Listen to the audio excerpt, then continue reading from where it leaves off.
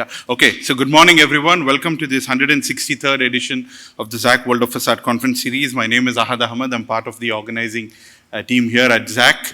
I'll quickly introduce the event to those who are attending for the first time around. Right. So we've been organizing this event since 2012. As I said, we've completed 162 editions across 43 countries as on date. And the events have been fabulous. There's a lot of interest for facade design and engineering. Globally, sustainability is a topic of discussion in certain countries. Certain countries, it's about cost control. Certain countries, it's about complex geometries. So no two events are same. They're completely different. So this is our lineup for the 2025 series. We've got almost 35 events all across the globe, right from New Zealand up until Canada. We're going to a lot of exotic places. We're going to Georgia, we're going to Uzbekistan. I never thought we would be going to all these places, but there's a market there. There are buildings being built over there, and it's imperative we talk about the latest technologies in facade design and engineering. All these events are courtesy our event partners. I'd like to start off by thanking Schüco. So Schüco is our presenting partner since the inception of this conference series here in UK and several countries. I need to shout out to Tanno for introducing us to this venue. I think this was back in 2018 when he first told us about this venue. Unfortunately, at that time, we couldn't afford this venue. It was a dream, but I think you've all made it possible, and in 6 years, we are able to afford this and for the next few years to come. So thank you, Stephen, for introducing us to this beautiful venue. It's a neat, clean layout. We've got more space. We've got more seating, so which means we can accommodate more people. So I'd like to thank him for introducing us to this event. Not only Schüco, all our other partners who have supported us across the last 13, 14 years. I'd like to start off by introducing Ephesus. Of course, most of you know Ephesus. Ephesus are our powered by partners. They're from Portugal. They have breather membranes, vapor barriers, and other products. They are also our lanyard partners for today. So all our lanyards are branded with Ephesus. So thank you, Ephesus. And also our associate partners. A lot of new first-time companies. I'll take a minute to introduce all of them to the best of my ability. AkzoNobel, again, they need no introduction. Powder coating and liquid coating solution. This is their powder coating division, Interpon. Aliva is originally from Italy. They've got rain screen cladding solutions. They are a leading fabricator here. Aluminium Duffel, as the name says, they're from Duffel, from Belgium. Solid aluminum cladding. Exalta, again, a global leader in powder and liquid coating solutions. James and Taylor are introducing their Barracuda brick slip system. Banks have a wide range of cladding products, rain screen systems, brick slip systems, and other products. Boston Valley Terracotta from Boston in the United States. Some interesting terracotta products they've got. Certus is a brick slip system by ACS Stainless Steel. First time with us. Cladmate, again, brick slip system and other products. First time with us. Cosentino from Spain. Their cladding product is Decton, which is now picking up popularity. Cupaclad from Spain, slate-based cladding, non-combustible. Daco is from the Czech Republic. They've got GRC solutions. Dow, again, world leaders in sealing and bonding solutions. Ductal, wholesome technology, is UHPC, ultra-high performance concrete. Facada Steel is from Belgium, Switzerland, so they've got steel profiles and steel sections. Fibrobaton from Turkey, one of the world leaders in UHPC, GFRC, GRC solutions, a global player. Fils from Italy, part of the Longhi Group, expanded mesh solutions. Fischer from Germany, fasteners, pacifier protection products, and a lot of other value-added products for the building envelope. Fixfast, again, distributor of several value-added products for the building envelope.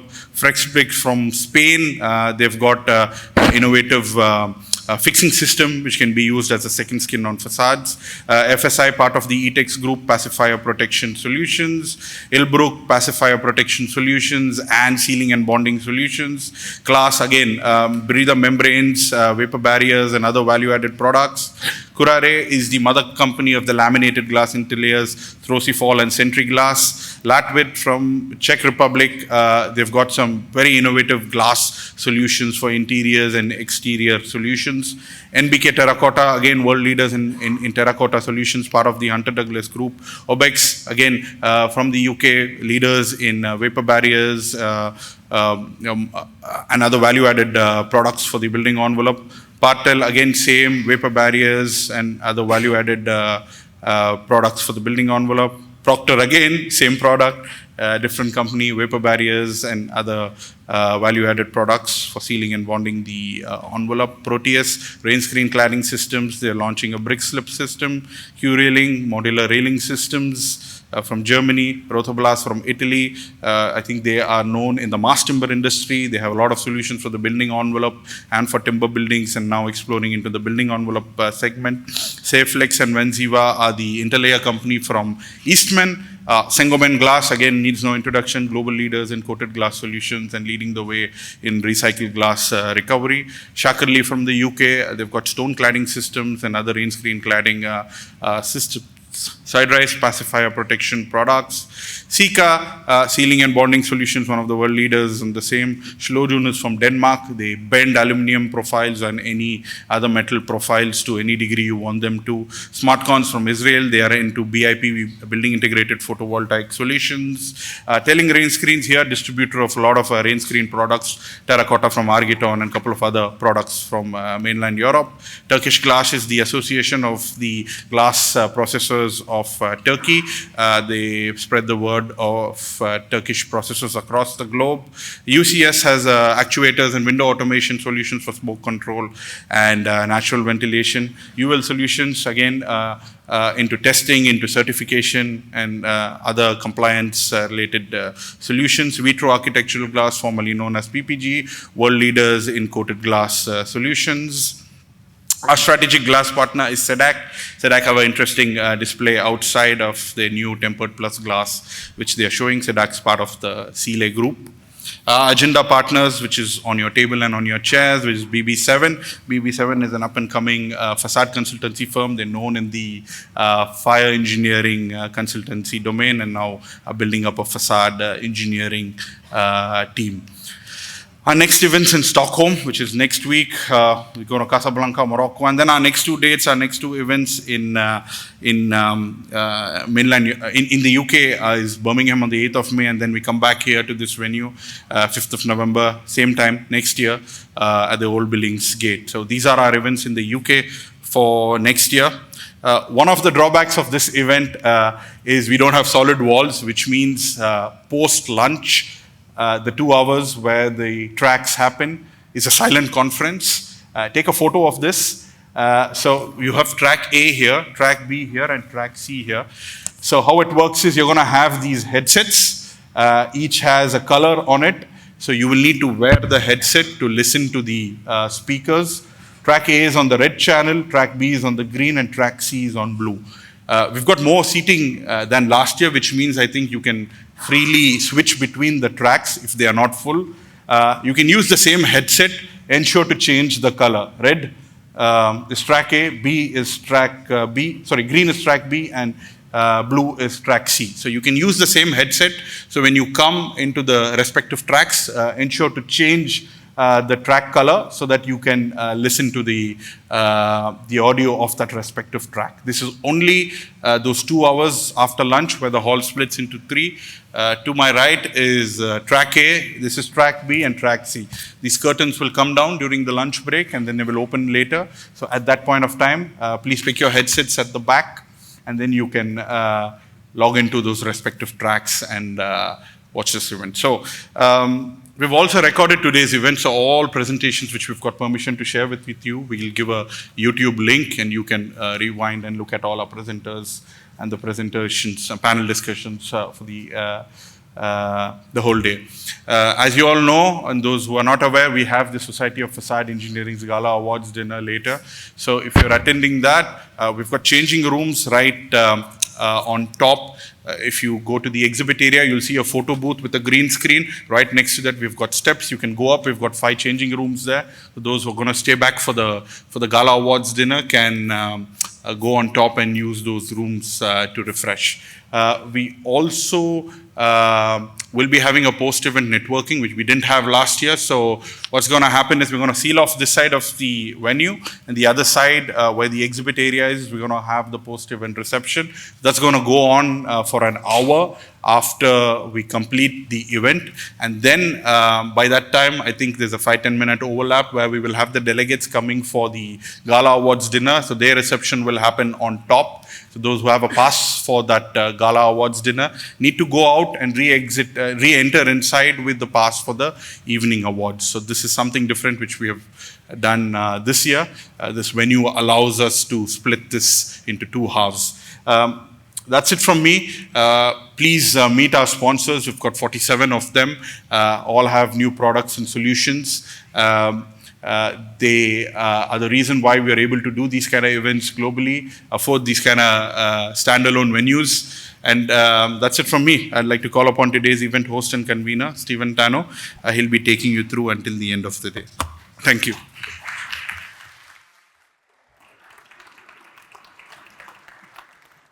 Good morning. I hope you can hear. Yeah, it's working.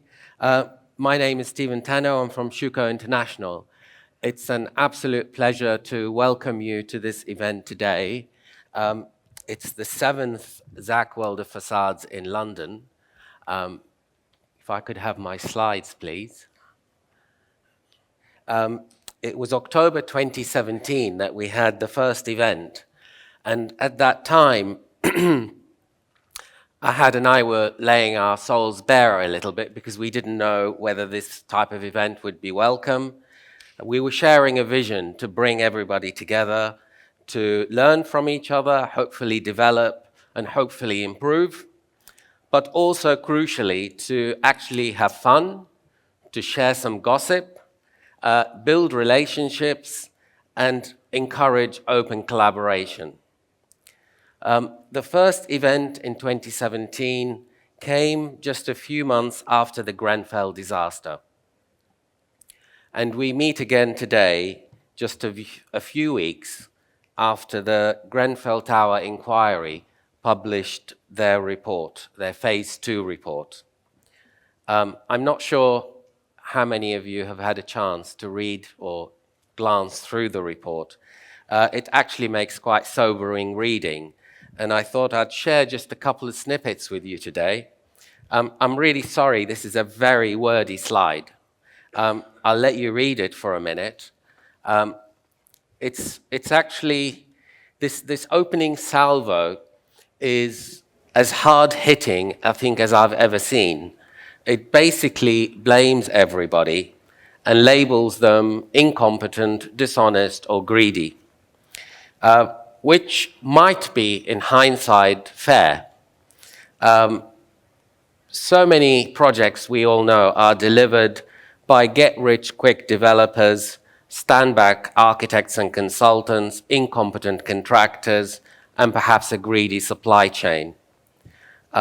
For decades, the developers and their lawyers, the architects, consultants, and their specification writers, main contractors and their buck-passing contract conditions all loaded the responsibility for design and fitness for purpose onto the subcontractor. This meant that an incompetent quantity surveyor or main contractor finds an equally incompetent and perhaps unscrupulous subcontractor who is happy to be the fall guy. Something goes wrong, the subcontractor goes into administration, the rest of the team say it's his fault, and walk away to the next job. But here for the first time, this tactic is exposed as not viable anymore, that everyone must bear their share of the responsibility. The Building Safety Act was introduced to develop a more professional approach. Now, another part of the report says that technical incompetence is widespread. Yet when I look around today and I see all of you, I don't see technical incompetence. I actually see the exact opposite of that, because the collective know-how in the industry today is the best it has ever been.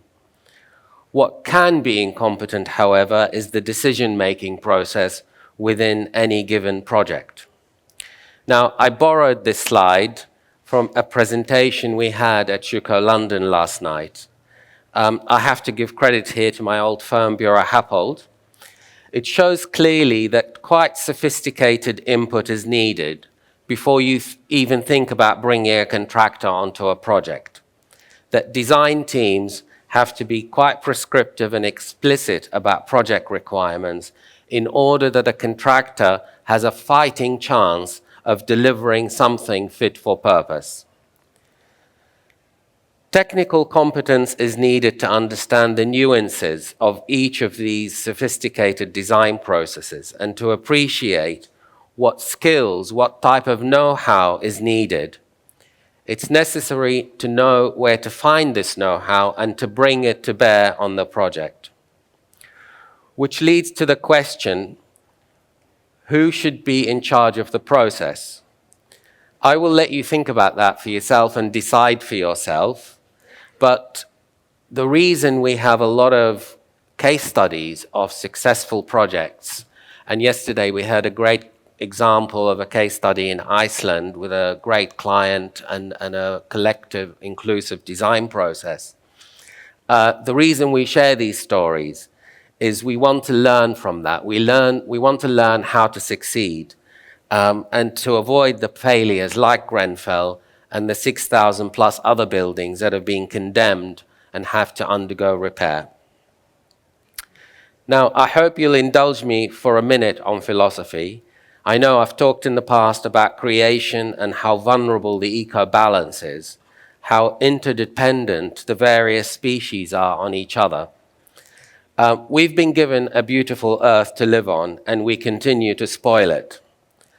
Global warming is undeniable, proof that the planet is injured and is hurting. Example being last week, Valencia. The extinction of various species is additional proof that the eco-balance is disturbed and deteriorating. So we have to ask, who is adopting the big picture view? Who's looking out for stewardship of the planet? Now, when you look at the world stage, and we've just had election results this morning, I think you'll agree with me that this lot, these are power-hungry, narcissistic supremacists. They're not really interested in creating anything. Mostly they're interested in destroying things.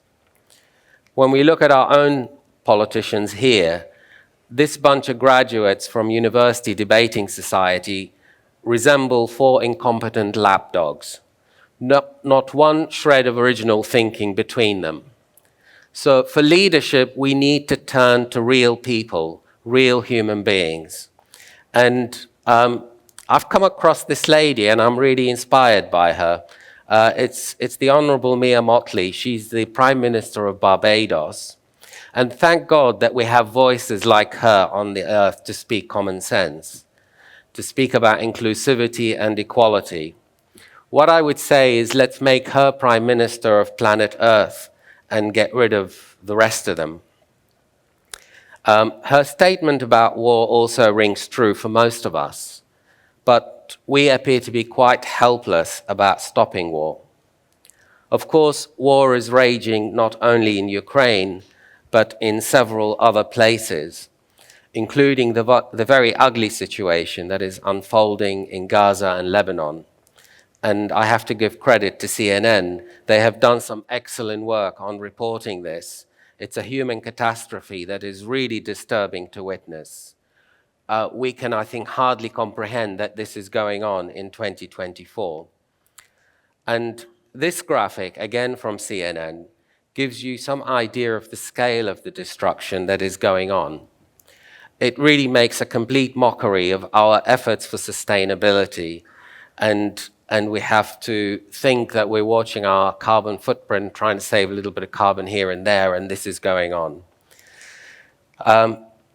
You can also be sure that the hard economic situation that we've all faced the last 3 years, and the financial crisis and the cost of living crisis and so on, a lot of it is down to these wars that are going on. They're sucking up a huge amount of funding, to produce great heaps of rubble and great heaps of carbon. So I want to move on to today's event, and before I invite our first speakers to come on stage and talk to you, I just want to make you aware of this report, which was recently released. We've been working on this in partnership with Arup for the last year to study the interaction between disciplines, with a focus in this case on facade and structure. The report studies and compares combined facade and structure embodied carbon, and compares lightweight systems against heavier facade systems.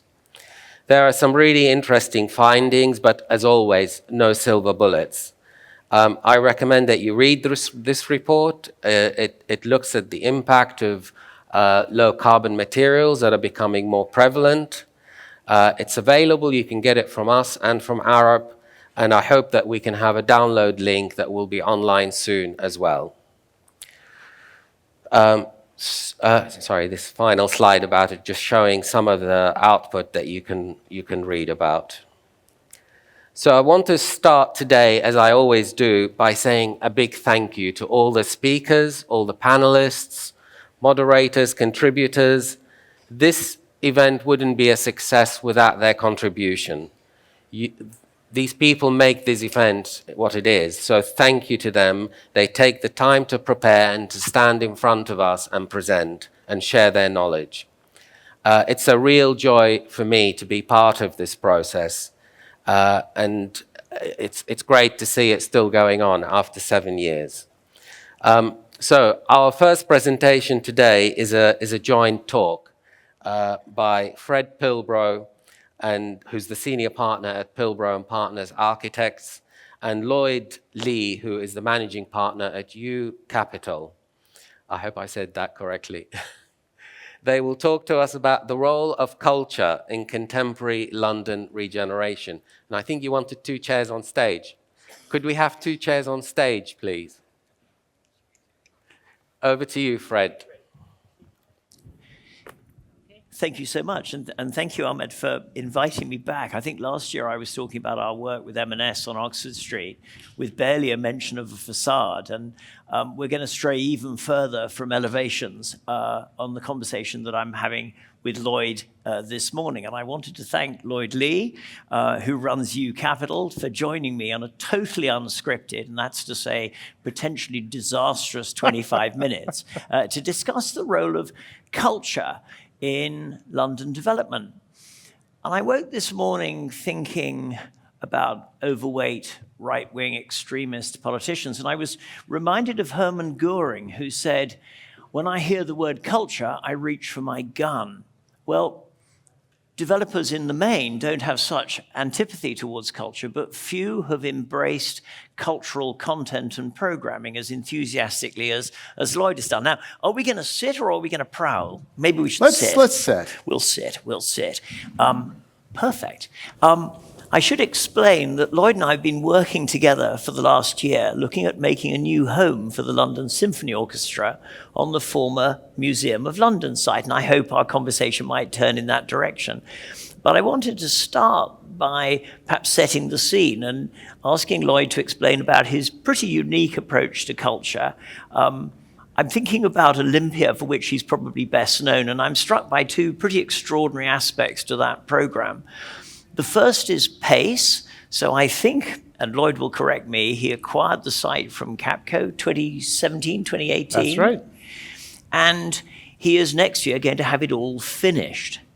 By way of comparison, to sort of say what an extraordinary achievement that is, I think ECDC acquired Earls Court, similar complexity, similar scale, and I think their planning application is yet to be determined. So he moves at an extraordinary rate.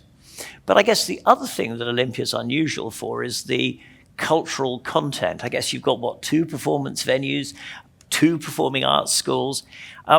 Why? Is culture pragmatic or poetic? Why did you make the work so difficult for yourself? So thank you for having us today. I think it is something that we're very passionate about. And I don't think we can frankly take any credit for it. The thing that I tell the guys in the office is, don't kid yourself. You ain't that great. you happen to be in London. There's a big difference. Take any other small city that none of us have ever heard of before, and to try to attract millions and millions of visitors, theater goers. People come from music, museums, galleries, showcases, product launches. London is an extraordinary city. And so the reason that we cannot take credit for celebrating culture is because it's already here. We are effectively creating showcases to allow people to enjoy, to celebrate, to experience the culture that London already has had for hundreds and hundreds of years. I think perhaps what might be unusual is the fact that we have created the financial commitment of several billion pounds of investment towards creating world-class new showcases in theater, in entertainment, in music arenas, in restaurants, in exhibition halls, in film and television studios. That, I suppose, is relatively new for some. Certainly at the scale level, where Olympia on its own represents approximately 13 acres in the middle of West London, and represents approximately £2 billion of investment.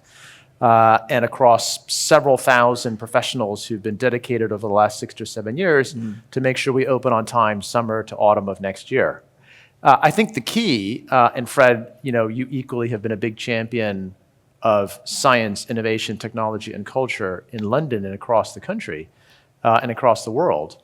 I think it's important that we recognize that in major urban cities, the idea is never to open a piece of a building from Monday to Friday from 10 to 4. It has to be that we can give back more to the built environment and to the people who live in those built environments where it's operating maybe 24/7. And I think that's something that is a bit of an evolution of what's happening in London that we see today in our work, which is by incorporating culture into the spaces and places that we are bringing forward, we're not just doing it in a way where it's open from Monday to Friday, 10 to 4. What we're doing is we're putting the offices, the schools, the galleries, the restaurants, the hotels, and the entertainment together so that that destination is literally offering great experiences to people Sunday to Sunday from 8 in the morning till midnight.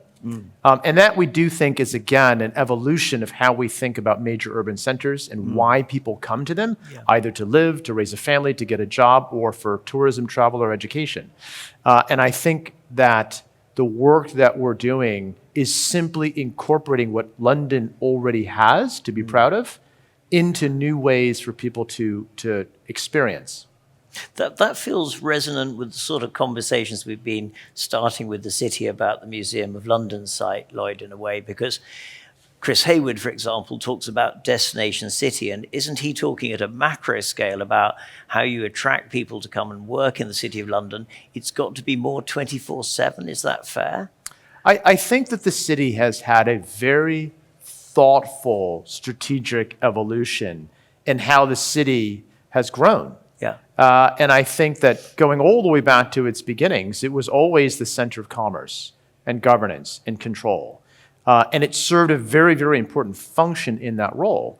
But as time has gone on, I think the city has recognized that being that seat of power in the city, in the wider kind of collective city of London, I think they've recognized that the responsibility they hold as the City of London now is expanding in what that means. And the opportunity to kind of weave together finance, commerce, business, government, power, global decision-making with global cultural destinations, entertainment, hospitality, all the services that either work to support those other important functions or in many respects actually allow them to each in their own way come forward as main stages of leadership and kind of showing the rest of the world what great hospitality, entertainment, and culture looks like. I think the city has recognized that its time is ascending now to be able to create that unique tapestry mix. And so it will be exciting to see what comes forward as the city starts to bring forward museums, look at Smithfield, look at the Museum of London, and a lot of other opportunities where I think in the next 10 to 20 years, they're not going to do anything like they've been doing for the last 2 generations. I think they're all going to be changing. I mean, do you think work has changed? We often talk about the pandemic and COVID and the way that we're now working more fluidly, more flexibly, fluidly hours, fluidly locationally. And do you think in a way the city needs to become a more livable place because our expectations for the workplace have grown? It's an interesting one. I think for many reasons, the infrastructural backbone of the city has always been about work. Yeah. It hasn't been so much as it is in the West End, where people live and work, and obviously there's tourism all at once. My gut tells me that the city will probably remain a place of work for its own reasons. However, there's work and then there's work. And I think the idea is today versus, pick a number, 20 years ago, people like working differently today. People like being able to do more than go to a cubicle from 9 to 5. They expect more. I think Zoom calls and team calls proved that if you're just going to go to work and sit in a cubicle all day, you may as well just do it from home and in front of a laptop. And so as a result, I think that the work environment is expanding to incorporate the restaurants, the streetscape, the collaboration spaces, the cultural spaces, to make going to work a better experience, but also to make sure that more people are coming back into work, which then in the work environment itself is already creating greater collaboration, greater communication, transparency, the younger generation basically learning from their mentors around a table rather than over a phone call. And as a result of that, I genuinely do see, even in a primarily work-oriented location like the city, that these changes are already occurring and will continue to increase pace at which they occur. But I guess, Lloyd, looking at, for example, a new home for the LSO on the Museum of London site, and I think that came from a conversation with Rikesh Shah, you're sort of picking up something of a poison chalice because that site had a long history. How are you or how are we going to do better? You know, poison chalice. We picked up a few of those. And I think it depends on how you see the world. That's kind of what being a contrarian investor is about, which is you pick up the things that people have forgotten. And if there's one thing that makes London a unique city, even in the global context, is we've got a lot of forgotten places. London is, in many respects, a remarkable global city that is kind of set back 100 years in time. And in many respects, I think that's to be celebrated. We don't just have a habit of tearing everything down and building it all back up again. So as a result, the sensitive nature by which we actually reinvent our fabric, I think is something that is what makes London really a fantastic place to come visit. It's charming, as big as a major city as it is, it's charming. You can't say that about a lot of big cities. And at the same time, I think that what it means then is you have to be able to look just like buildings like this one, and actually recognize the character and the quality of that work is slightly timeless as long as you can make it adaptable. And so when we think about these so-called poison chalices, we look at it in the opposite way, which is these are great opportunities. We just have to have the bravery and the creativity to bring it forward. And that's not for everyone. I know you love doing that. And that's why we admire you for doing it. And I would say that if you look at parts of the city, like the Museum of London, their time has definitely come. And the time of what they used to be 20 years ago has definitely passed. And so you kind of almost have like a moral obligation to bring it forward with bravery so that it can withstand the next 50 to 100 years of time. And I think that's where, in looking at where we see the city going as a great place to work, we see that these kinds of assets can create a wonderful place for people to come to work. Musicians, rehearsals, students, culture, hospitality, entertainment, nighttime economy. All of those things are embedded in the workplace. They are also embedded in the cultural places.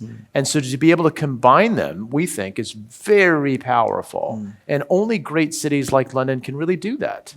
And that's, for us, really exciting. Yeah, I think that idea of adaptive reuse, I mean, one of the aspects of the proposals we have with the LSO that I'm most excited by is Bastian House, a rather fine Powell and Moyer office building on the site. And we think rather than tear it down, we could repurpose it. And although it doesn't make a great contemporary office, it will make a fantastic hotel. But one of the lovely things about it is the whole building is on 2 gigantic pilotti. So Powell and Moyer wanted flexibility between what happens at the top of the building and what happens at the bottom. And what that's allowed us to do is this concert hall, which has a public park on the roof, will then connect down to the Roman wall gardens through the legs of Bastian House. And it's a lovely weave of new and old. I like to say we're going to connect London's newest public space to its oldest one, I guess, if that's the Roman wall garden. And you think local authorities can be partners on that sort of journey? I'm thinking at Camden, you're proposing a new film quarter, Camden as Hollywood, perhaps? I think one of the things that we've recognized, being practical, is that in the end, it has to be public-private. It cannot be otherwise. It's just the law. If you're going to go and do something new, you need to go get planning permission. We all know it. In which case, don't kid yourself. You're already in partnership between public and private. The question is, what are you going to do about it, and how are you going to approach it? And that's where what we often find is people get into loggerheads about it, which we think is just purely counterproductive. And as a result, the approach we've always taken is one of partnership. Yeah.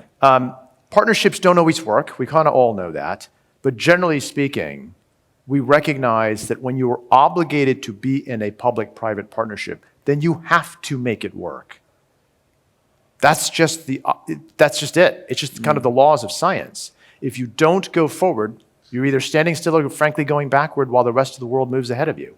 And so in the end, when it comes time to partnerships, we are partners with Hammersmith and Fulham at Olympia and in Shepherd's Bush Market and in the Goldhawk Labs.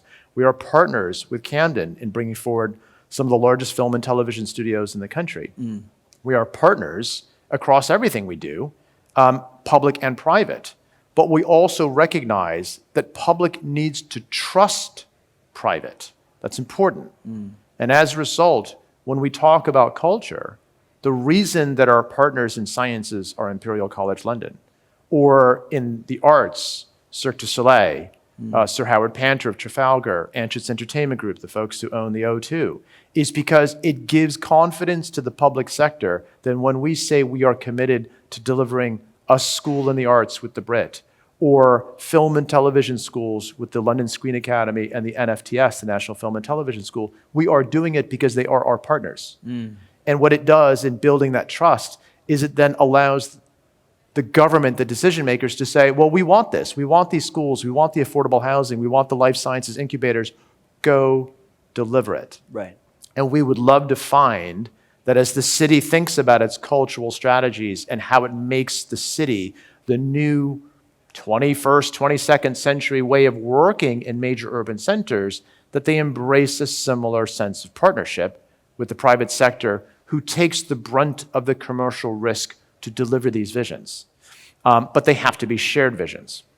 Because you're delivering those cultural assets at Olympia without public subsidy, is that right? Correct. It's 100%. So we're delivering across our portfolio 4 or 5 theaters, multiple sound stages, anywhere from 50 to 100% affordable housing on site, all of which is being funded privately. But you recognized earlier the pace at which we move. Olympia is 2.25 million square feet on a grade 2 star listed estate. And from start to finish, it's 5 years. We will be opening in the summer of next year. And I think that the reason for that pace is because the public-private partnership has worked. And when people in government saw what we were doing, they kind of said, we need that yesterday, so go do it. And it's actually quite funny because when we first met some of the key leaders in some of the key boroughs in which we're working, and we came up with the very, very first what do you think presentation. It was like 3 slides. They literally said, can you have it by December? And we're like, okay, that's in 90 days. We'll be right back. But the point was they embraced the vision and they said, we need more of this. go do it. Right. It's because we avoided the loggerheads and we actually created the partnership approach. And Olympia opens next year, so we can come and visit then. It does. 7,000 capacity live entertainment, 4,000 seats of restaurants, the original 19th century exhibition halls with capacity of 23,000 people, 500,000 square feet of offices, a school for arts and education. We're really, really proud of all the people who have committed themselves to partnering with us to deliver it. Brilliant. A huge asset for London, I think. I think we may have come to time. But do we have time for some questions? Would anyone like to ask either Lloyd or I some questions? Salija, I think you had a microphone.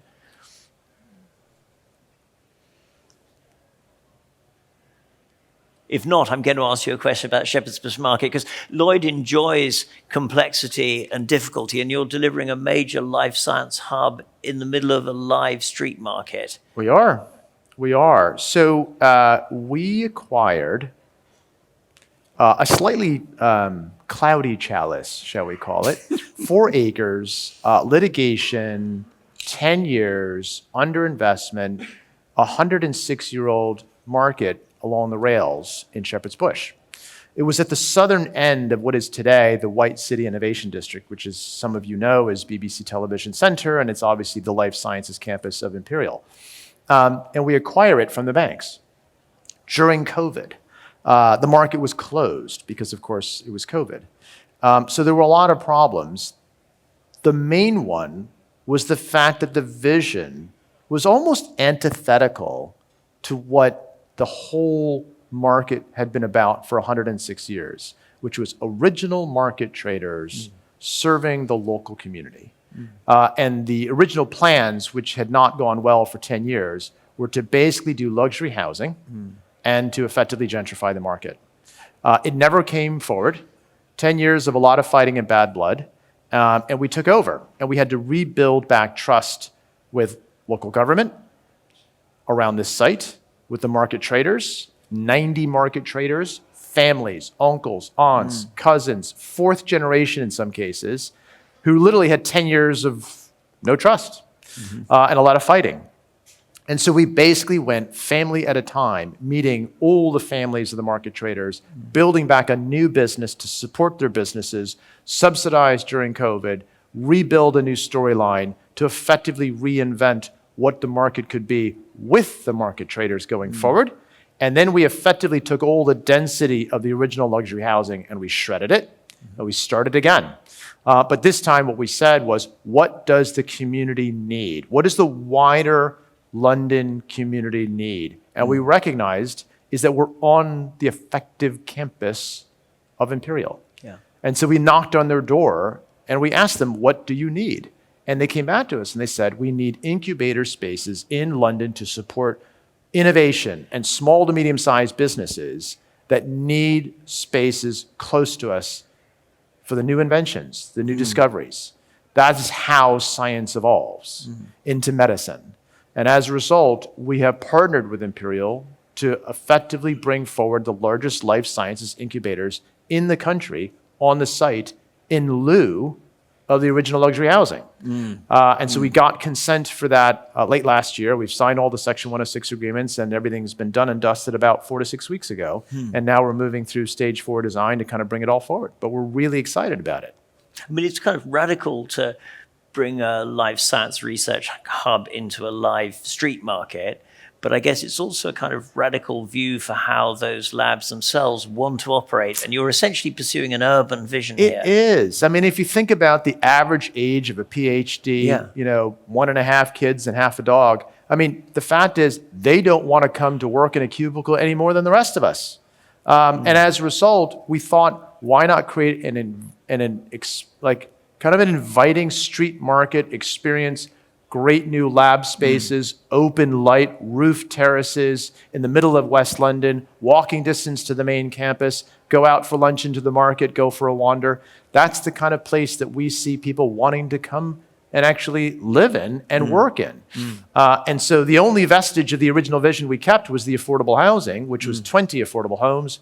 We doubled it to 40, and that will also go into the delivery. There's no private housing on the site whatsoever. And the market, you're confident there's demand for incubator space?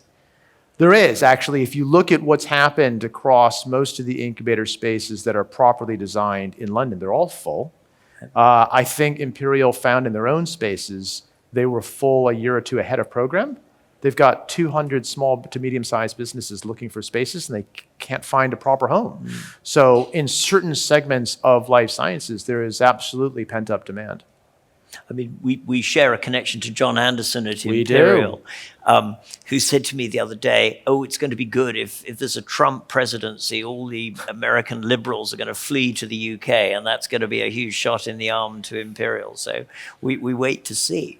I think it only remains for me, because I'm conscious we've come to time, we're being waved out. So if I can thank Lloyd very much indeed for joining me. Thank you.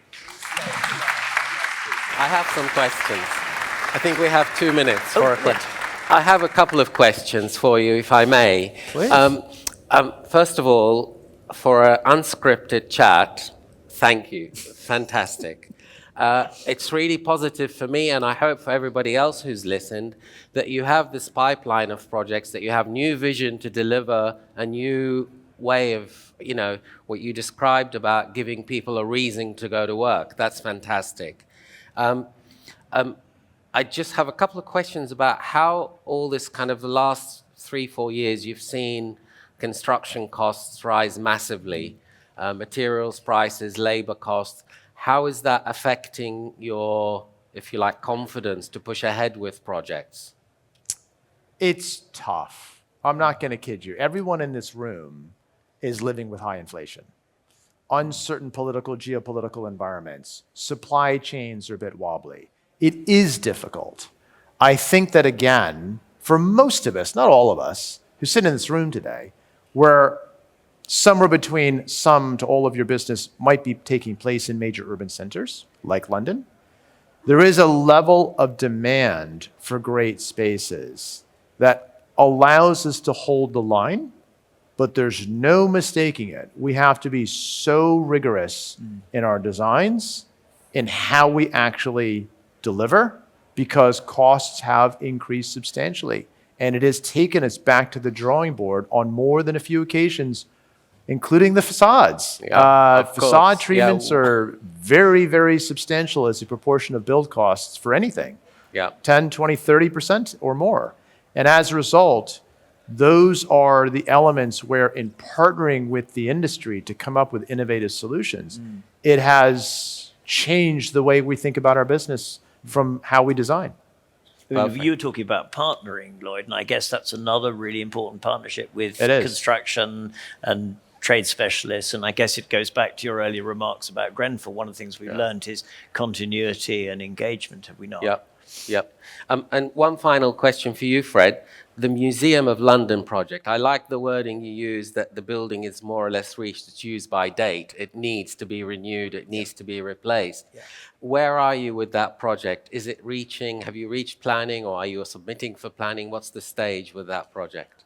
No, we're posing a challenge to the city. We're saying we think this site, with its long history of culture on that site, is in a pivotal location. It's a natural connector, north-south, Barbican, St. Paul's, the Millennium Bridge, a natural connector east-west, the new London Museum, back to Guildhall and the Royal Exchange. So we think it should have a powerful cultural component to link all of those disparate offers within the city. We think we can deliver it without recourse to public subsidy. We think we could deliver an extraordinary new place for the London Symphony Orchestra that would be at the kernel of a mix of uses on the site. And we think it's a better vision than where the city have currently been, which is an all-office, clear the whole site, start from scratch. We'd like to refurbish Bastion House. We'd like to deliver really something unique for London. So we're there as a provocation. Yes, I think that's fair. Are they listening to you, though? They are. Oh, good. Well, long may it continue, and I wish you great success with all the work you're doing. And what a great opening to our event today. Thank you both very much. Great. Thank you.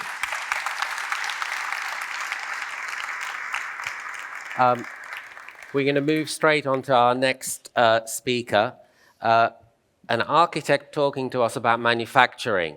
There we are. Wonderful. I'm looking forward to this. Our next speaker is Alison Brooks, who's the founder of Alison Brooks Architects. So over to you.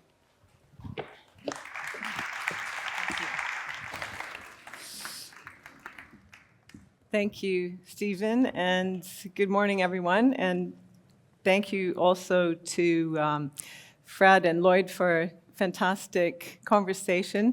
I think a lot of the reasons they spoke about culture and history being the great draw and great asset of London is one of the reasons I'm here. I came from Canada in 1988, and I think I've always been inspired by the place, the history, and the potential of architecture to express new layers of meaning, new senses of identity and community, and facades have been a big part of that in my work over the past 27 years. So my firm, based in London, we engage in all scales of work, from master planning, as you can see here, York Castle Museum, to education and arts buildings, to housing and residential at all scales, including private houses.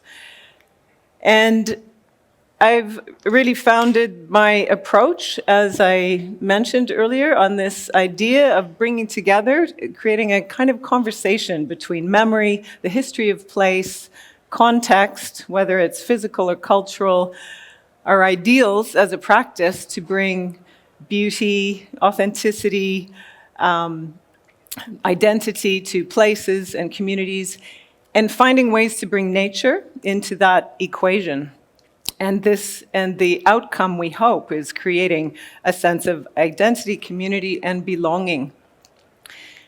So this approach to context and culture means that all of our projects as a practice have each a different form of expression, material expression in terms of relating to the existing context, relating to even more abstract ideas like our project in Tottenham Hale here, one Ashley Road on the left, which is inspired by the barrel pencil, the iconic orange pencil that was formerly manufactured on this site. Our orange brick, the sort of outer skin in brick, the inner facades in a kind of lead color, are a kind of abstract interpretation of that history and that identity. And all of our projects, as you can see, have a unique expression.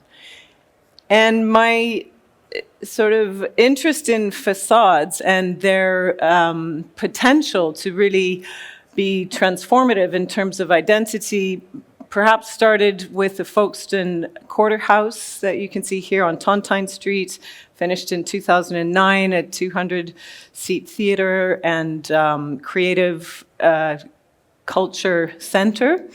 And this building is clad with expanded metal mesh, and the pattern is flutes, fluted, serrated, perforate finish that is intended to evoke the scallop shells of Folkestone. Scallop shells, scallop fishing was one of the kind of original cultures of Folkestone. And so this combination of fragility, but also robustness and expanded metal mats gave a new identity for the creative performing arts culture of Folkestone. So that was in 2009. That building cost £3.3 million. So it's amazing how construction inflation has grown since then. And more recently, we were a finalist in the competition for the London School of Economics Faraz Lalji Global Hub.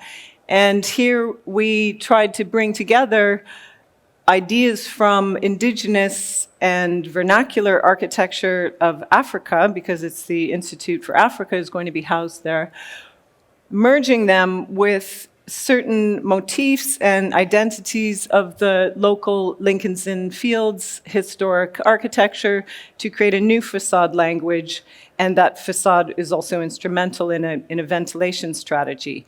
So I really believe that facades are are critical in conveying meaning, conveying identity, and bringing new forms of expression to place. So I'm going to talk about a project that really relates to the idea of sort of working with facades in new ways and also to reinterpret history. So the Cohen Quad, which was a project we won in competition in 2011, was the brief was to really reinvent the collegiate model in Oxford. And as probably most of you know, the archetypal Oxford College is a four-sided quadrangle or a cluster of quads. And the brief was to really bring together teaching and residential community in new ways and to express it in new ways. And so on the right, you can see our completed building, which is a more open and more sinuous and softer form that brings a new identity to a 700-year-old community and also creates a more livable and social format for an education institution. So here you can see the site we were presented with on Walton Street, very long and narrow site in comparison to the historic quad of Exeter College. There was an existing building on the site, Ruskin College, but there was a 1913 sort of original Edwardian Baroque building, and then sort of 5 additions, subsequent additions through the 1950s, 60s, and 70s, 22 different sets of staircases, nothing accessible. But the original building was deemed worthy, and we felt it was worthy of retention, and so that became a key part of the approach in terms of retaining that facade, but bringing a new organization to the building. And here you can see the format of we sort of optimized the long, narrow sites by bringing this S-shaped plan to allow a south-facing quad, a north-facing quad, and a really critical point in the middle, which became the learning commons. Don't quite know how to make the pointer work here. But, oh, there it is. That's the key new social space for the quad, and an idea of bringing the journey, sort of moving and talking, encountering fellow students and tutors in daily life in the quad via these 2 cloisters, which together lead to an auditorium that is another form of gathering space. So the project was all about gathering, but also about expressing community through the roof itself. And one of the most challenging ideas that planners also took on board through a long period of consultation was the idea that the roof would become the facade. And this is quite unusual, particularly in the context of Oxford, but it's part of a kind of interest I've had throughout my career of sort of reducing the number of elements of architecture to fewer than what one would normally find, and expressing the space inside, sort of the plastic quality of surfaces, so that the roof itself creates geometries and forms which create beautiful spaces inside. And so the sections you can see show the roof folding, being cut and folded, and forming a kind of cloak to the overall stepped volume of the building. And so the combination of the S-shaped plan, cloisters connecting the academic and teaching rooms, student rooms above, and everything within this unifying language of a folded surface. And it's a very complex building in terms of program. There's a special collections archive in the basement, learning commons, cafe, restaurants, seminar rooms, laundry, everything, and 90 student rooms. So it's a very hardworking building. And one of the other things I think is really critical in terms of facades and the way we use them is the idea of iconography. And I use the term iconography rather than ornament, but it's about using pattern and surface to reference craft and sort of identity from the past. So the checkerboard pattern on the roof of the Cohen Quad was inspired by the leaded spire of Exeter College's historic chapel, George Gilbert Scott Chapel. And so this is reinterpreted as a checkerboard surface in stainless steel. So those are stainless steel shingles. So another very nice thing about this project is that those shingles were made in Enfield by Reimagining. So there are still makers in London, and they were actually folded, sent to Germany to be folded to very precise tile shapes. And Rolls Broderick were the roofer who also became the facade installers. And it was really a kind of labor of love to produce this roof form that also completely. It helped sort of soften the additional height that we were adding to the site and bring it into, create a new context really for a historic part of Oxford. So here is a kind of close-up of the south facade, and you can see the kind of rhythm of student rooms and study room windows. Here is the facade that we retained. We lowered the windows, so the ground floor windows were up here. In the original version, we lowered the windows to make the building more open and accessible. And you can see the transition from the sort of 1913 facade to the contemporary as you move down the side street. And then the cloister, one of the cloisters is actually fully glazed, so it's a timber structure, glulam arch structure with curtain walling, and that leads to the Learning Commons, a sort of four-level central gathering space in the building. So this idea of the journey of making every space in the building a place of gathering, a kind of memorable place that responds to the weather. So this cloister changes character depending on the sun.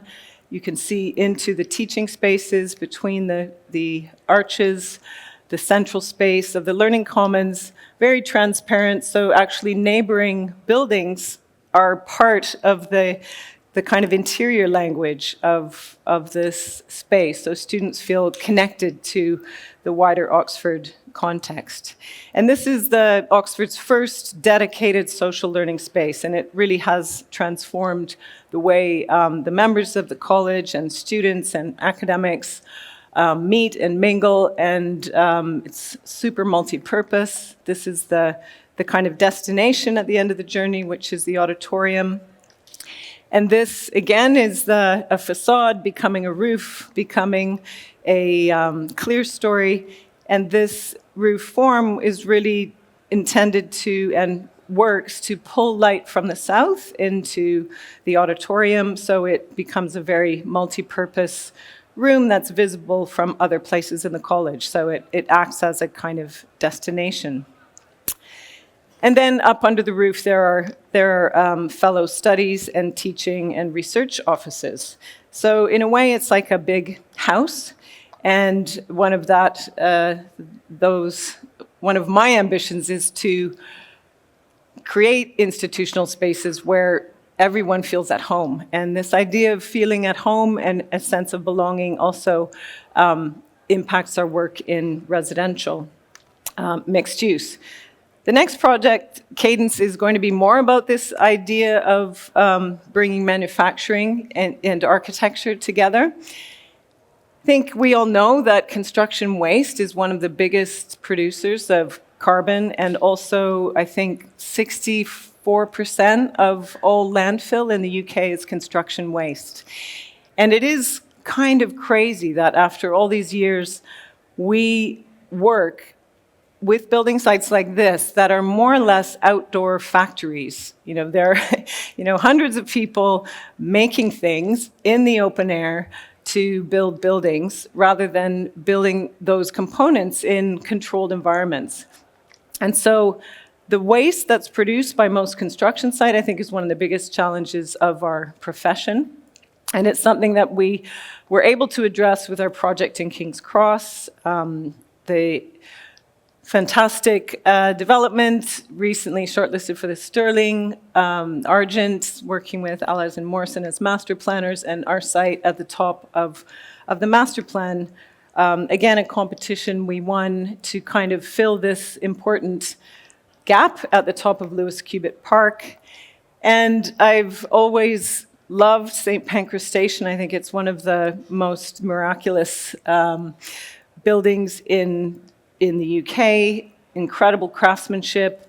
And, you know, the identity of King's Cross is very much about King's Cross Station, St. Pancras Station, and the kind of incredible workmanship, techniques, and craft that went into those buildings. And even they hark back farther to, for example, the markets of Trajan in Rome, and one of my favorites, the Place des Vosges in Paris. And this sense of architecture being in dialogue with histories that go much farther back than the immediate context is something I find one of the most exciting things about architecture is creating that idea of the future out of a dialogue with the past. So these are kind of early sketches, form finding, looking at working with the master plan. One of the great things about London is the master plans that guide development and limit it and create this sense of coherence and partnership with planners, because we work within very strict parameters. So our project is a kind of carving away of the maximum volume that was permitted on the site. We're also spanning Thameslink tunnels and bringing together a scheme you can see on the right. That is, there's 30% affordable pocket living, so 100 market apartments and 50 affordable market. It's a courtyard building, so it also has a cloister, commercial uses all around the base. And and this idea of the facade that was at the competition stage was very much about creating an urban scenography. So varying the heights of the elements of the building, but also animating its base and top with arches that refer to the sort of character of King's Cross. And these were our sort of concept images at competition stage. So this idea of threshold and welcome at the base has sort of run through the project. We did many, many models. We were tested to the limit, as I think all architects who've worked in the context of King's Cross. It's a very intense but productive design discussion with our client. And we explored many different ways of expressing arches in a contemporary way, how to translate these historic motifs into the future. And then finally, the planning consented scheme, which is very, very close to our competition design, that demonstrates this idea of a sort of urban tableau with an open and welcoming base signified by arches. So we were novated to Lang O'Rourke and produced full construction documents for this project. We set out all the brickwork using scripts, and we also produced all of our construction documentation specifically for the panelization that we knew was going to be the construction methodology once Lang O'Rourke came on board. And so this is an example of, and you can see the sort of organization of the facade and the openings and the arch, the voussoirs, the setting out of all of these bricks required very careful scripting.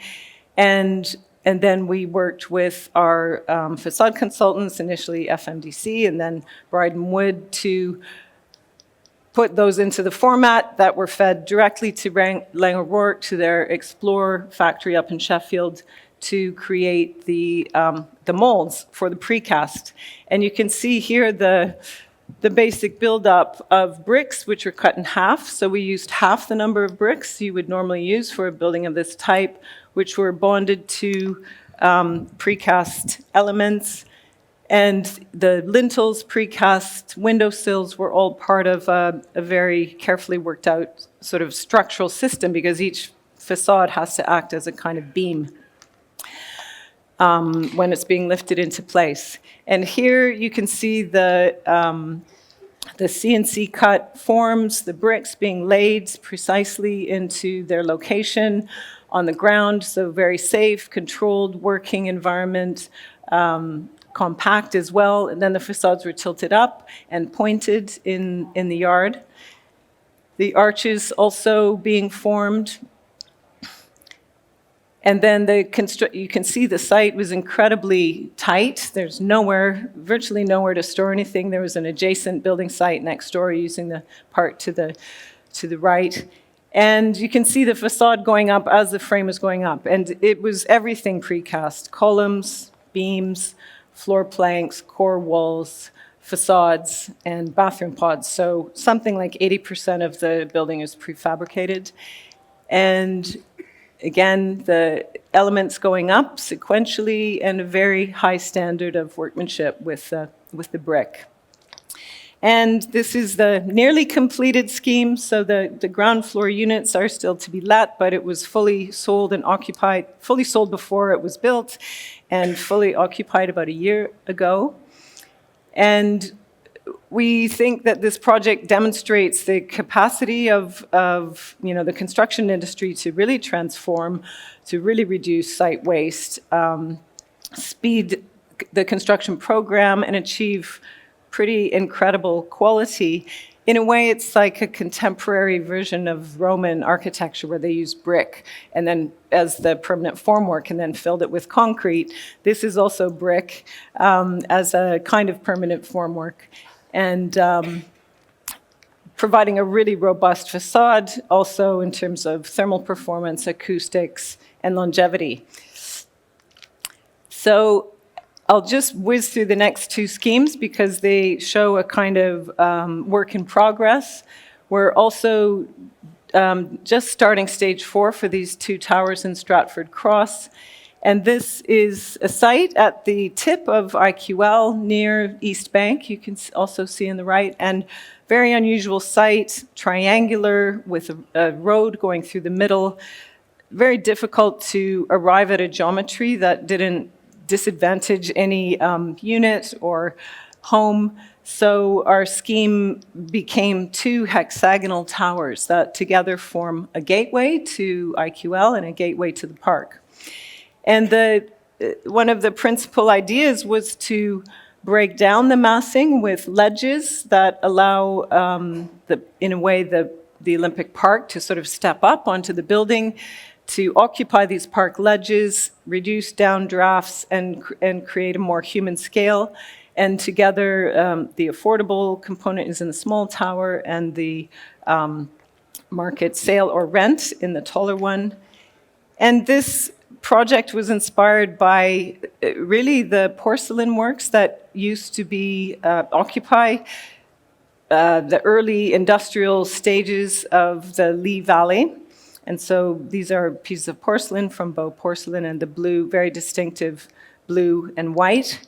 And it was really also about trying to find a language that would speak of a sort of residential occupation and not compete with neighboring buildings, and kind of merge into the sky. There are a lot of different colors going on in Stratford and materials. And so we were trying to relate to the kind of, and use the potential of terracotta to become more, to sort of merge with the weather, the sky, and be a kind of changing surface.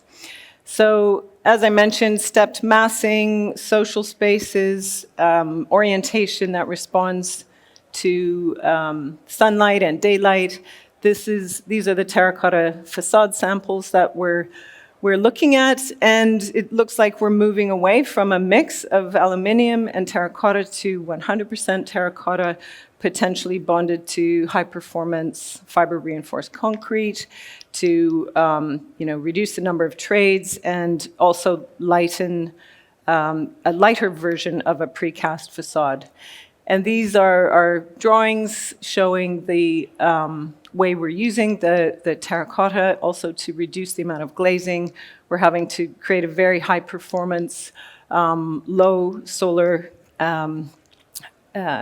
heating impact with the glazing. And so it's always about finding a way of expressing these, windows, domesticity, without dealing with the overheating problem.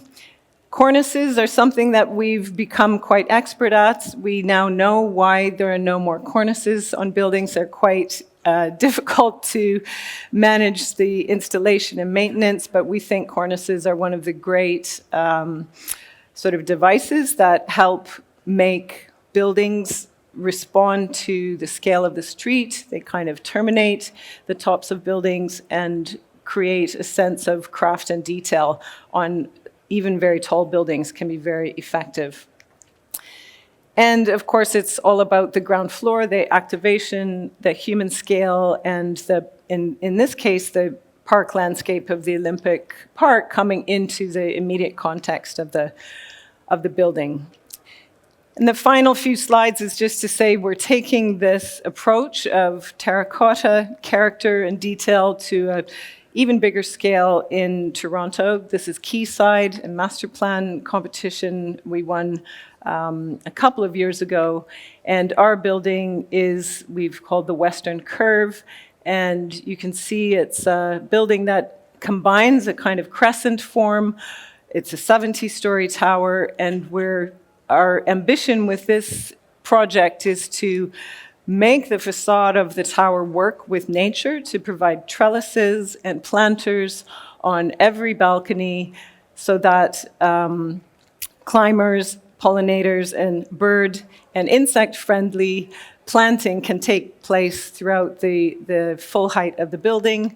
It's also about creating a generous and civic streetscape. So this is our incredibly ambitious challenge for a super tall tower to make it nature-friendly and transform the way that tall buildings and facades respond to nature. It's about identity, community, and belonging. Thank you very much.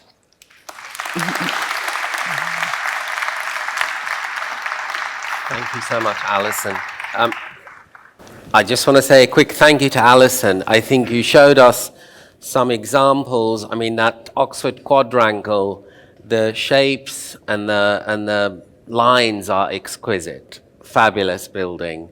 The sculptural quality to your work is really stunning. And you described how you work, doing scripts for brick layout and so on. It sounds to me as you're a kind of architect that listens to how people are going to make things and respond, which is absolutely fantastic to see. And it ends up, you have some fantastic quality end results here. So well done for that. Really inspiring. Thank you. We're going to move swiftly on to our next speaker. We're going to hear a little bit about powder coating and how sustainability comes into powder coating from Dami Babalola. Hi, good morning, everyone. My name is Dami Babalola from Axalta Powder Coatings, and I'm going to be talking about sustainable innovations in powder. So I'll begin with a quote from Juan Velasco of GCA Architects, who told us that specifications of materials is a key part of the practice's sustainable strategy.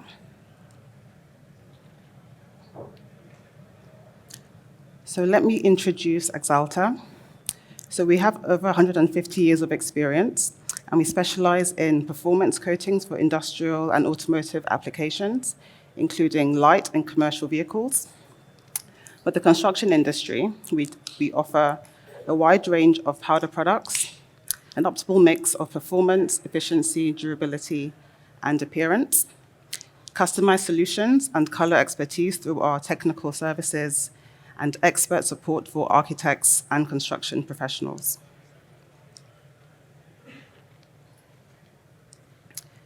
Axalta's color experience rooms offer vibrant environments to explore our collections, and you can visit them throughout Europe.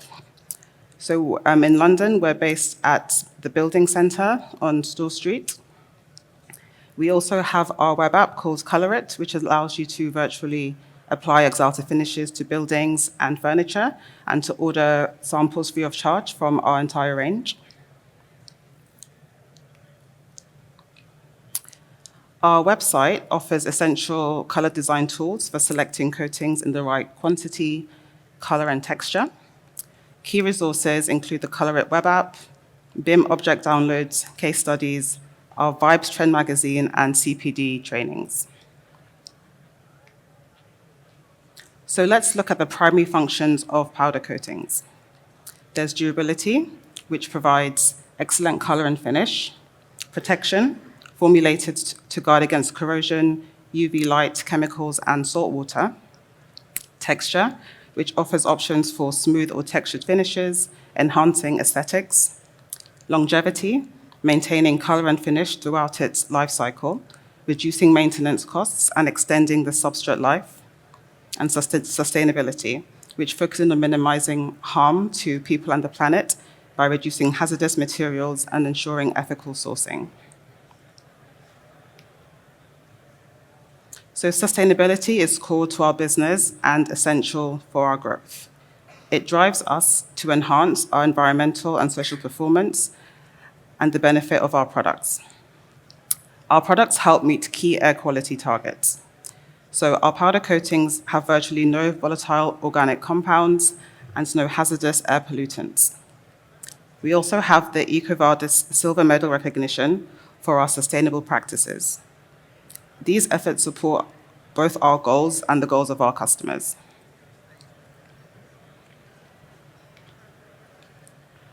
So sustainability in construction is crucial.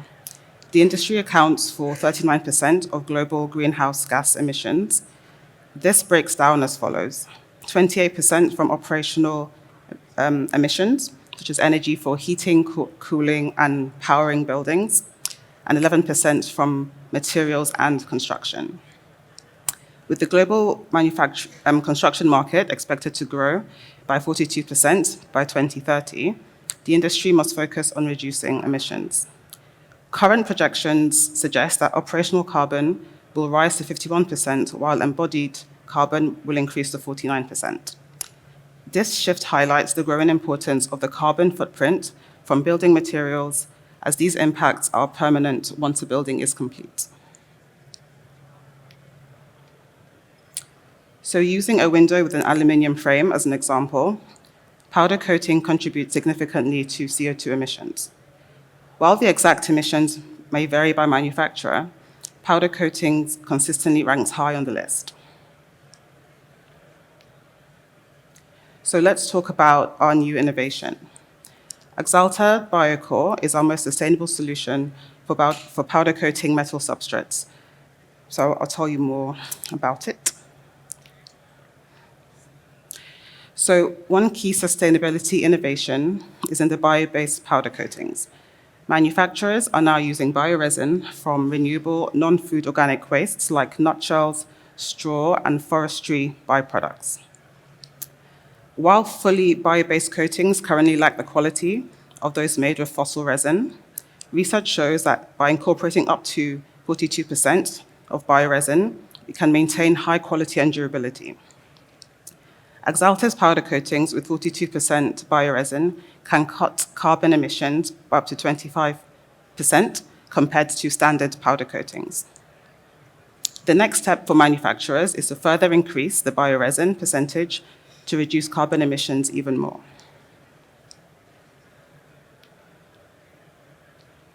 We use the mass balance approach in our manufacturing, which allows us to mix bio-based resins with polyester resins.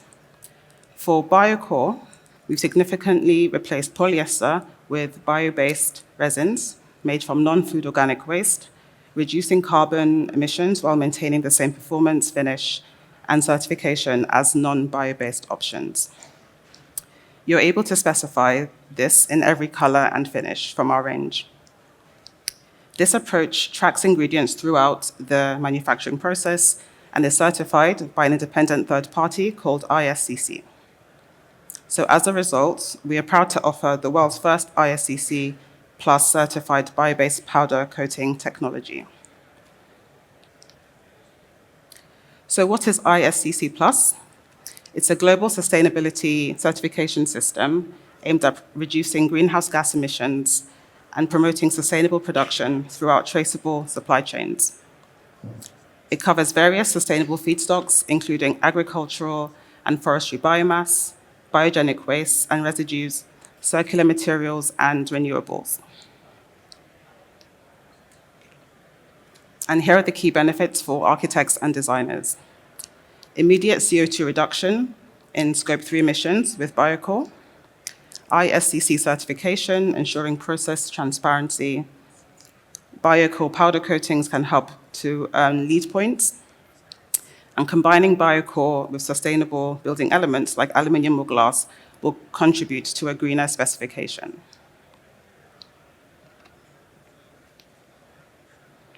So to achieve net zero by 2050, we must take credible actions. Biocore is a bio-based powder coating made from non-food organic waste. It matches the performance, finish, warranty, and certifications of non-bio-based coatings while reducing CO2 emissions by up to 25%. This provides environmentally conscious decision makers with sustainable and fully traceable coating solutions. So we'll look at a few Axalta case studies. So we face the challenge of achieving a high metallic effect powder to mimic liquid paint for the Chapter Living project in London Bridge by KPF Architects. The designers envisioned a dense grid of student rooms expressed externally through an arrangement of 3D bays. The result is a seemingly random fractal surface with a faceted facade that evokes sunlight playing on water. The facade was intricately designed using Rhino and Dynamo. Initially, PVDF colors were specified, but were all switched to powder with Axalta support. Collaborating with the project architects and the UK laboratory team, we created a new highly reflective powder with enhanced metallic content.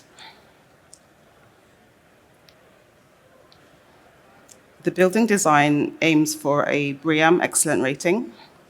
The high-performance facade is an integral part of the building design, and working with Axalta ensured the design met the architectural aspirations, whilst complying with fire regulations and securing a warranty of 40 years for color and gloss retention. The construction features a hybrid precast facade, combining off-site production with on-site assembly. And to address challenges of a compact site, 2,500 of the elements are being manufactured off-site, and the project is progressing rapidly.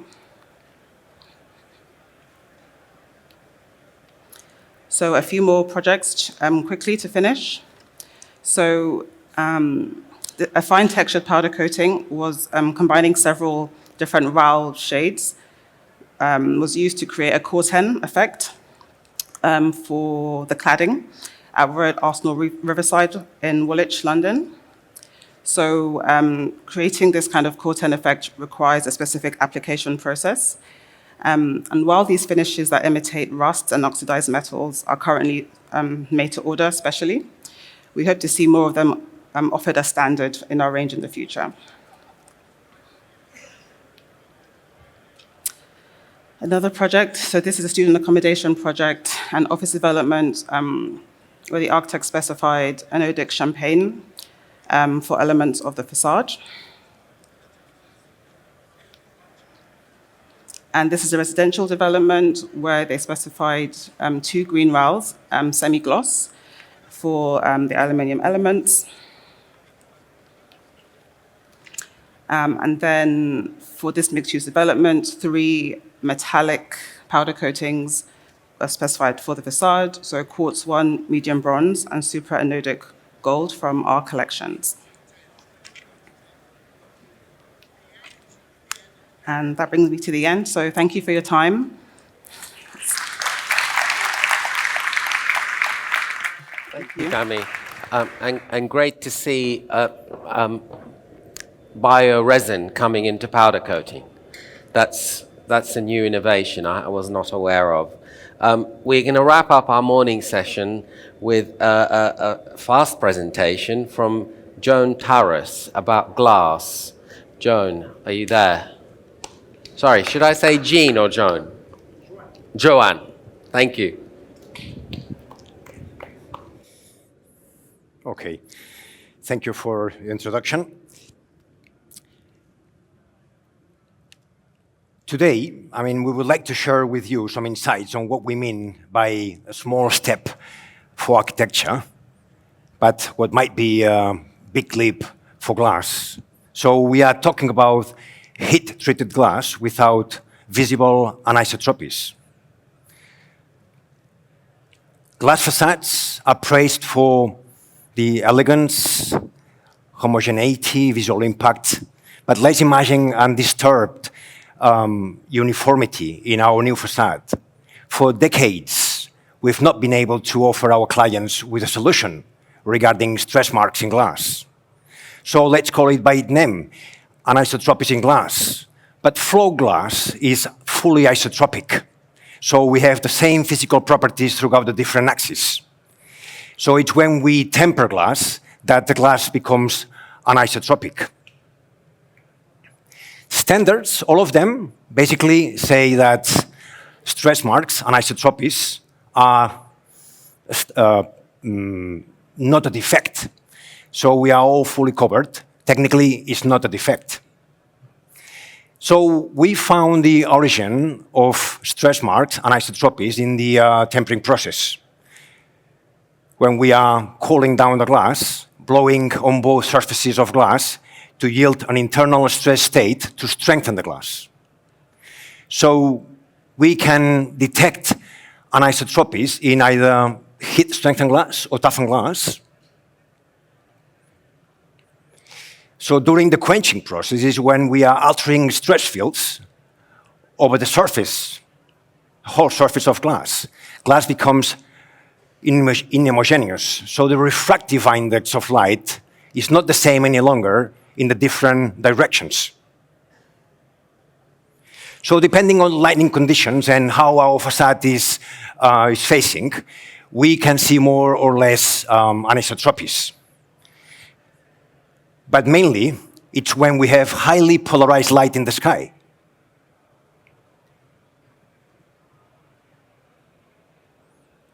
So two main scenarios potentiate the presence of stress marks, basically depending on the angle of observation. At 56 degrees, the angle of polarized light, when we can see the anisotropies by naked eye, or perpendicular to the surface, looking through a polarizing filter. So we have at the end of the tempering line anisotropy scanners that allow us for quantification of the also known as leopard spots or iridescence, and help determining the optical retardation over the entire surface. So by means of two different light sources, in continuous imaging, we get precise quantification and reproducible results that then we can use to compare glass from different sources. The standards, when we want to assess the quality or assess the results, the standards, basically, the DIN spec offers us two main methods, being the method A, the most used to assess the results. So we take the 95% quantile value and we evaluate that, being able to use that afterwards to compare glass from different sources. So this value actually allows us to categorize glass into different qualities. Being quality A, the best. But I think that we will all agree that visible anisotropies will still disturb our facades, even if we are at quality A, the best quality within the standard. So even at the highest grade, quality A, we get disturbed anisotropies in the facade. So that's why we at ZDAC decided to embark onto this scientific endeavor, developing a groundbreaking technology that for first time and after years of research and investment Now we are able to offer heat-treated glass without visible anisotropies. So even quality A within the standard shows visible anisotropies, and this is the quality that we would accept, maximum quality. So that's the highest classification within the current state of the art. Using our new advanced technology, we achieve uniform internal stress states throughout the glass surface. So our Zak Temper Plus shows no more red zones, no more visible anisotropies, staying below 70 nanometers. So yeah, indeed, Zak Temper Plus introduces a new specification standard, delivering superior quality, surpassing all current benchmarks in the market. So we are able to offer now optically undisturbed heat-treated glass for our facades. So it might not be comparable to bringing men to the moon, but we like to state that, yeah, it's a small step for architecture, maybe, but it's actually indeed an important step for glass. So no more optical anisotropies in facades. Good news is that we can also offer, this to our maximum sizes, 20 meters by 3.6. But we can also, by means of a new production line, and we can also produce glass up to just 6 meters, making anisotropy-free glass more attractive for large-scale projects as well.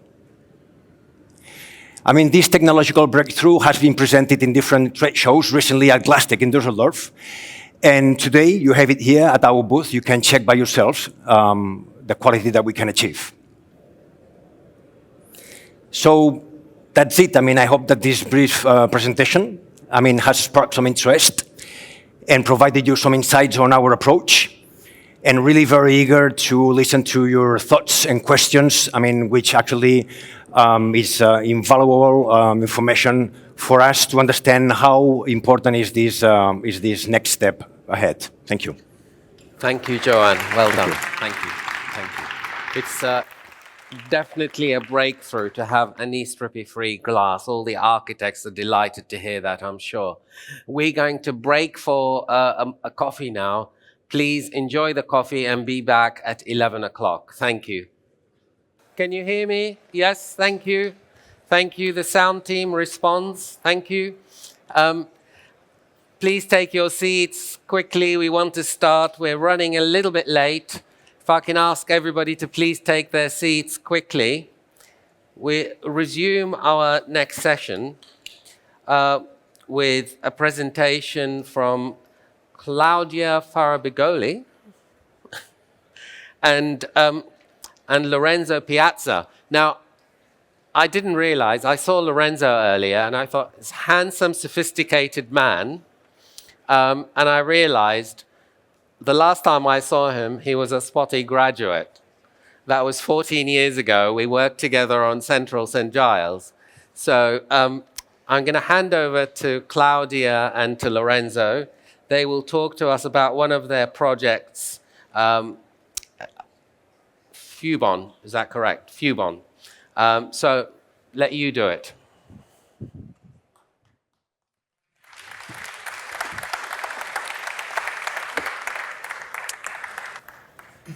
Thank you, Stephen.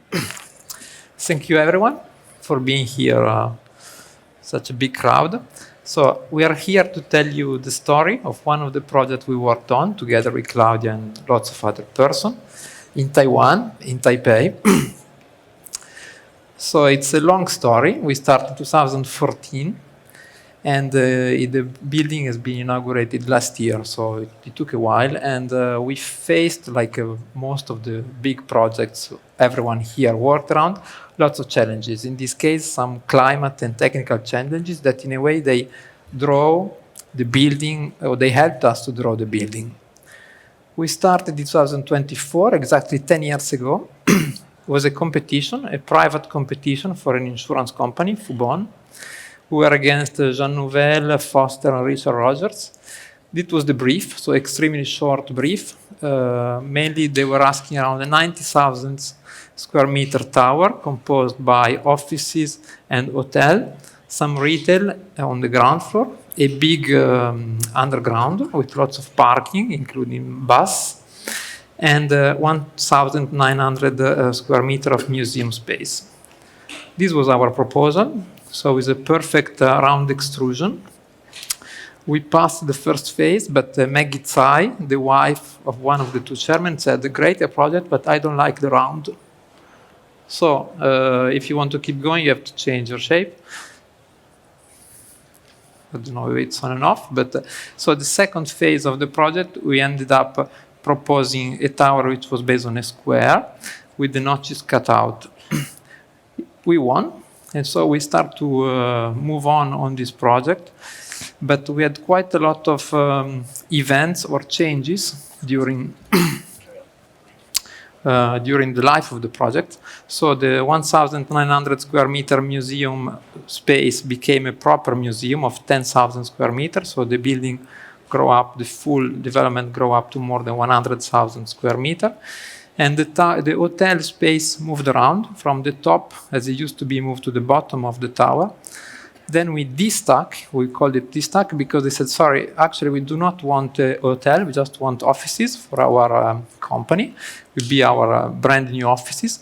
And then they decided, no, we don't even want to go there, so it's just a rental office. The reason why I'm telling you all this development of the story is because I believe that while one of the main mistakes of an architect could be to fall in love with his own ideas, I also think that good ideas and good design survive challenges and create a certain flexibility, because we were able to accommodate all of these program changes without changing too much the looking and the spirit of the building. So lots of the structure, the MEP and the facade were able to survive and to navigate through all these different events. And this is an image of the night view of today's building, which is built with the different construction all around. So the museum on one side and another building which is called Pavilion, which is on the other side, and create a full development all connected. As you can see here, so this is the ground floor where you can see all the different entrances of the building, and there are 265 trees that have been planted. But also what we kept on the top is one of the main entry point of the project was how tall are we going. So the original request was to go up to 280 meters, just to be higher than the neighbor nearby. Then we ended up to go to 265 meters on the top of the facade, and 240 meters, so level 54, is the last level, which is an event space. So this is the typical floor, 42 by 42, with cut-out notches that allow for a good resistance to the wind load. And the floor plate is 11 meters wide, deep, sorry. So this is the view of the Taipei skyline today.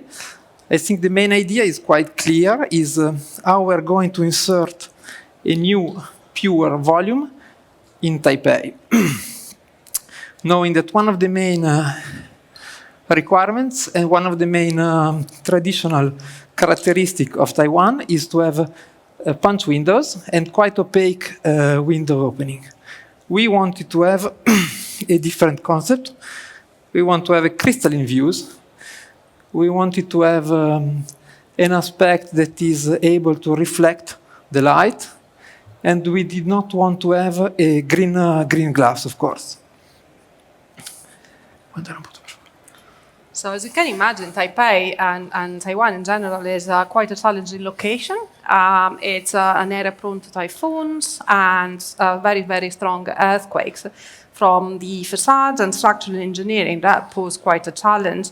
And I think it's a testament of the design. From the structure perspective, it was Arup. From the facade, it was us.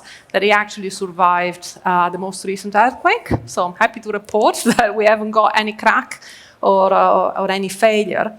From the structural perspective, the design is based on a steel diagrid that is starting from the bottom and going up to the building with very big steel elements with in situ cast concrete inside. One of the design aspirations was to have the diagrid as much as possible visible from the outside to express it, and stronger sort of perimeter view and inner view. From the beginning, the structural engineers were working on different options, both for the foundations and for the superstructures, looking at concrete and looking at steel as material options. The forces, as you can imagine, are extremely big. Maybe I can say what we asked our structural engineer to help us to visualize how strong are the force in a typhoon area like Taiwan. And so, as we are architects, sometimes we need some images. He helped us to create this image. He said, can you imagine how many Airbus A380s are pulling the tower? I had no idea. The answer is 63 A380 planes might pull the tower in case of a big typhoon, and they can go up to 100 in case of extreme event. And then we have the earthquake. So all this was quite interesting for us to integrate as soon as possible in the design process, because we could not design without it. And so, sorry, I've done a mistake.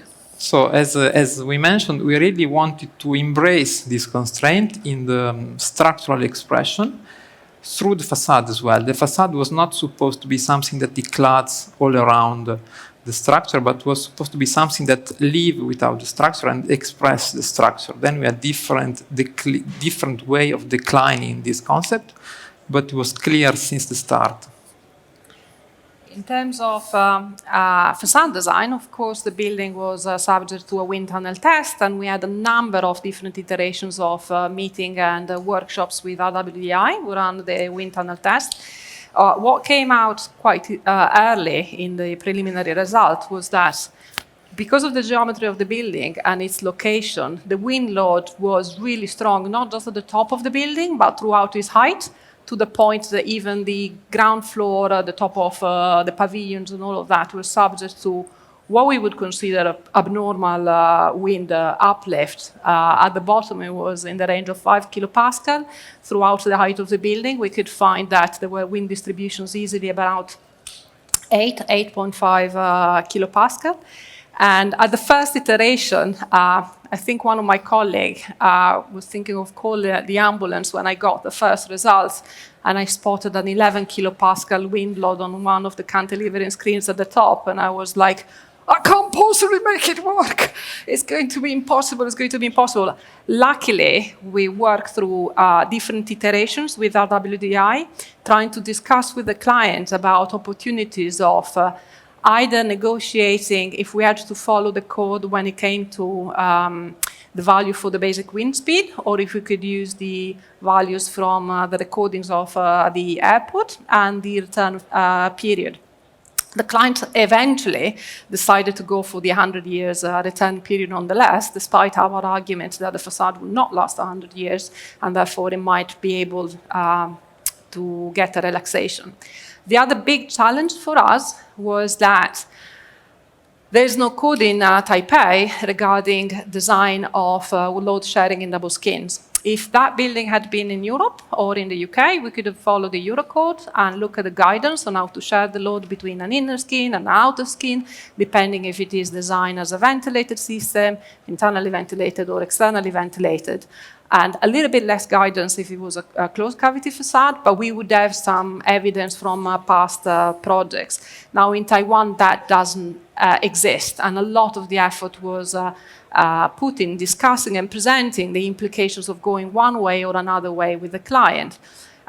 We designed for a very long time the facades as two separate alternative parallel systems that could be chosen depending on the feedback by the local industry. So we designed a ventilated double skin and a closed cavity double skin, like a closed cavity facade. And clearly, depending on what choice you have, you either have a ventilation in the cavity and therefore a certain wind effect that shares the load between the two skins differently, or you've got an engineer judgment on the effect of that. And of course, we had the notches, which have always been a double skin. The values on the screen are not the final one. I think the final one are in the range of 8.5 kilopascal, which means that the final design of the facade that we specified and visualized in the matrix as well was actually a fairly thick glass, particularly for the outer skin. And we were limited somehow by the maximum thickness that we could commercially find in terms of coated glass. Piano's aspiration was to use the Ipsol Bright. Ipsol Bright is difficult to procure, or was difficult to procure at the time on anything that was thicker than 10 millimeter.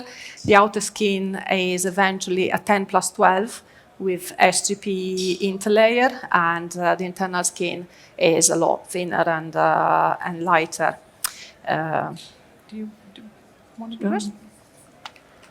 Okay, so this is more or less when we were ready for tender on the left. So unit 1.45 but 4.2 double skin. This is for the main facade, which is extremely repetitive. We have a very big repetition of units of the same type, which was clearly a wish, because we wanted to have this pure form. So we wanted to keep as uniform as possible the main facades, including the wing wall, so the two units, one each side, cantilevering out on the side, and the 6 units cantilevering out on the top. And on the right, you see the result, where, again, I think the main points we wanted to express is the difference between our pure volume and the rest of the town, which is quite dark. And also the sky in Taiwan is not only the earthquake and the wind, but also the sky is extremely, and the light are extremely characteristic in a way of the type, because we go from very dark and heavy sky to extremely intense energy and sunlight in the same day. So how to react also to this, which was another constraint. And as Claudia mentioned, we were in a way obliged, or we had the opportunity to develop for a long time 2 different two different technology of the facade. One airflow window and the other one the CCF. We understood quickly that the externally ventilated facade at its limit in these conditions, due to in particular to the difficulty of keeping clean the cavity because of the exterior wind. So we thought the closed cavity facade would have been a very good idea. So we just a pump, keeping the pressure constant, but a very low or no maintenance on the cavity itself. But there was a traditional or a more traditional way of building airflow windows. So with the cavity which was mechanically extracted to take out the the hot air. But of course, in this case, there will be openable interior skin everywhere. And so, because of a client requirement for both opening the market and also for a certain unknown that he could see linked to the CCF, we were able to develop the 2 options all along until the tender. So this is an expression of the typical detail in a way. So we have a corner where we see the notches, where we see the exposed structure. In the notches is completely exposed, so the facade is behind the structure. Structure which, by the way, is up to 3 hours fire rated. We were able to achieve a very good quality in intermittent paint, and it was all welded on site. And this is an example of the 2 different technology. So on the left, we have the CCF, closed cavity facade, and on the right, the airflow window, so the internally ventilated facade. The goal was to achieve the same appearance. So that's the same exercise in sections, where you could see that in reality the main difference is that on the top of the transom, of the interior skin. For the airflow window, there is a linear slat, linear hole, where a duct allow to extract all the air windows. And this, of course, has implication not only on the facade package, but also on the other technical packages. So this double design was probably for more than 1 year. It was including as well all the MEP studies and all the sustainability studies. And of course, in this case, in the airflow window, we have openable facades at every unit. And here it's really a zoom,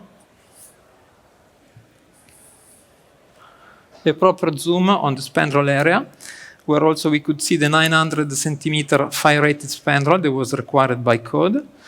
And on the right, on the same time, the goal is to show the relationship between the facade and the exposed structure, this skeleton that we really want to assume and make it as part of the design, and also the light of Taipei, which is extremely variable during the day. And here we go. Yeah.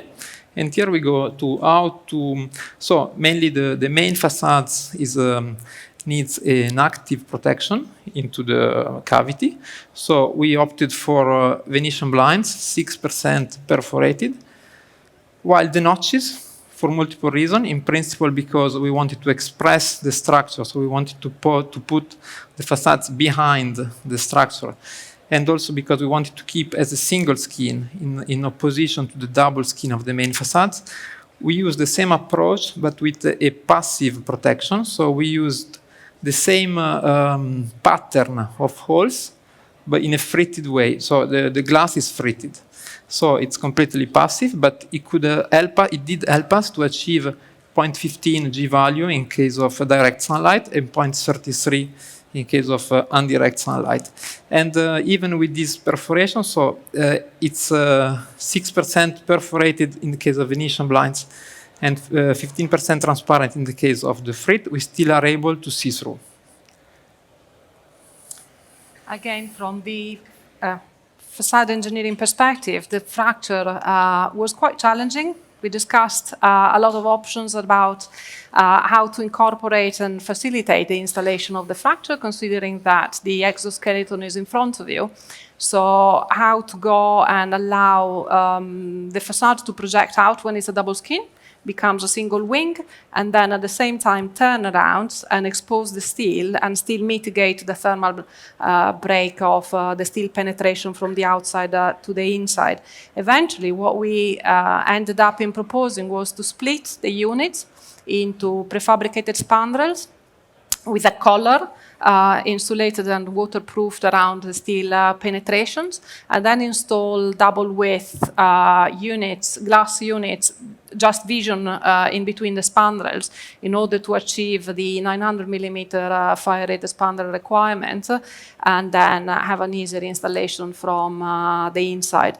That was not a given, and at some point we were discussing a lot of different options, including potentially incorporating an outer skin in front of the exoskeleton, but luckily we managed to get this option through. And I've got to say the quality of the steel finish for the exoskeleton is extremely good, and I think you can see it in the final result.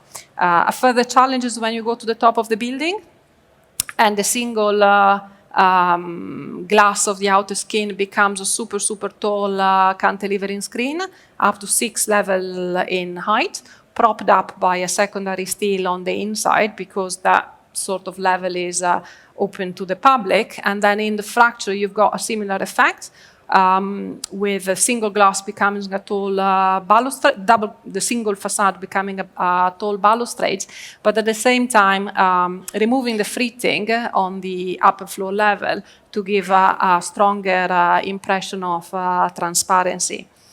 Then Piano really wanted to have a visual mock-up. That's not terribly common or was not terribly common in Taipei at the time, but they managed to persuade the client to invest in that. And they got 3 competitive tenderers providing visual mock-ups, trying to incorporate 2 units of the double skin and 1 unit of the fracture facade, visible from the inside and from the outside, which I think is really interesting. Most architects would be extremely lucky to consider one visual mock-up. They've got 3 competitive ones. Not everybody met the requirements, but a lot of discussion was the purpose of the mock-up was also to persuade the client about the importance of the quality of the glass, the procurement of the glass, and how different coatings coming from different suppliers and different countries could influence the final result, and how important it was to have, for instance, in the mock-up to the right, you can see different types of coating from different suppliers. How do they impact the reflectivity and the transparency?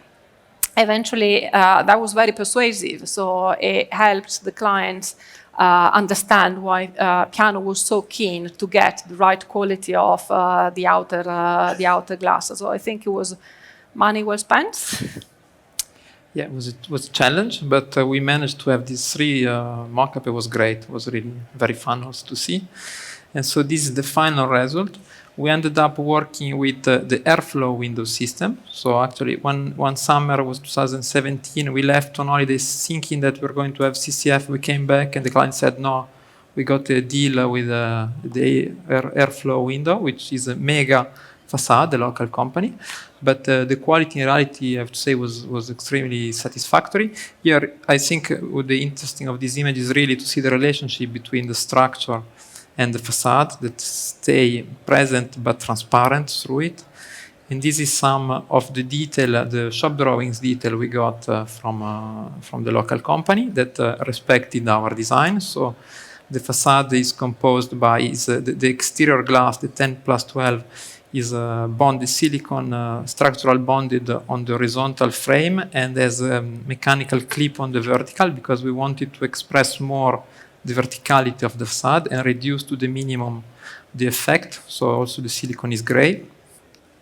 The horizontal line we were supposed to be the minimum. And so the result is here is in between transparency and reflection. We wanted to keep and to reflect, to work and reflect the light, to work with the light of Taiwan. And we wanted to be able to make disappear in a way the building in the sky. So that's why there are these 6 floors of screen on the top, while keeping a present which is strong and clear in the skylight of the city.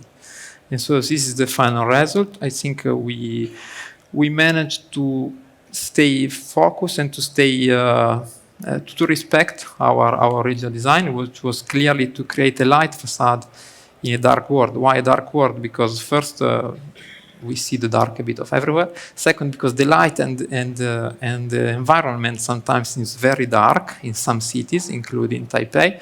And also in a way because the development of a project sometimes has some dark moments. We have some setback. We have to keep fighting and to keep express our ideas. But I think that we can sometimes be really proud of what we've done, or at least we do our best, thanks to a great team, because we didn't mention, but there was Arup, there was local architect, Chris Yao, there was Claudia, so we ended up built what we wanted. Thank you.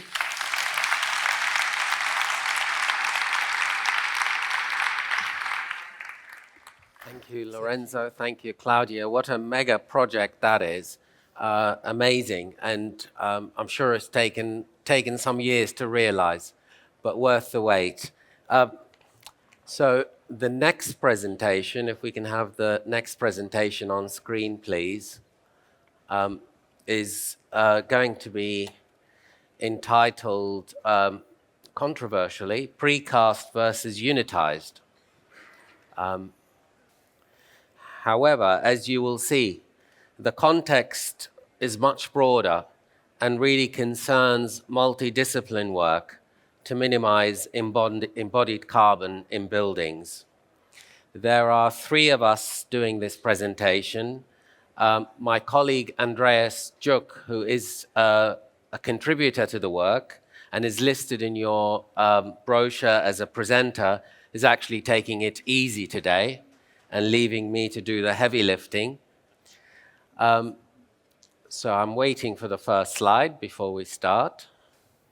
Presentation looks like it's gone into the wrong order, so we will find it and get it on screen. So, as I said, it's concerned predominantly with embodied carbon. And as we know from data from Leti, that 80% of embodied carbon in buildings is coming from the facade of the building and from the superstructure. If you like, the shell and core of the building, which is quite a high percentage.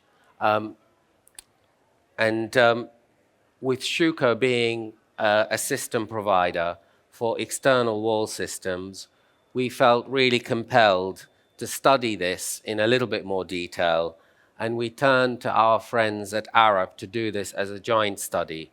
So I alluded to that a little bit at the beginning, and we still don't have any slides. So we will get some slides in a minute. As I said, the presentation will be done by the three of us. We have George Scott, who's a structural engineer at Arup, and we have Cristina Garza, who is a facade engineer with quite a strong bias towards sustainability, also at Arup. And there's quite a big team that was involved. Oh, we have a presentation at last, and I have a clicker. Great. So, as I said, the title is a little bit misleading. It's a much broader topic, as you will see. But for me personally, I have to declare from the outset that I am both personally and professionally biased towards lightweight systems. I prefer a 50-year-old Alfa Romeo or Lotus, which is as light as a feather, much more than a brand new 3-ton Range Rover. I'm also professionally scarred after spending quite a bit of time in the early 1990s dealing with the rehabilitation of precast concrete facades. So I'm naturally scared and defensive on that front. But to give a much more balanced view on the study and the bigger picture of embodied carbon in buildings, I invite George first to tell us a little bit, and then Cristina, and I will come back to wrap up at the end. Okay, thank you, Stephen. So, as we all know, there's a growing pressure on all of us to drastically reduce the carbon in our buildings. But by how much? So when you look at quotes like this, it puts it into crystal clear view. For buildings that we deliver in 2030, they need to have 40% less embodied carbon than those that we're delivering in 2019.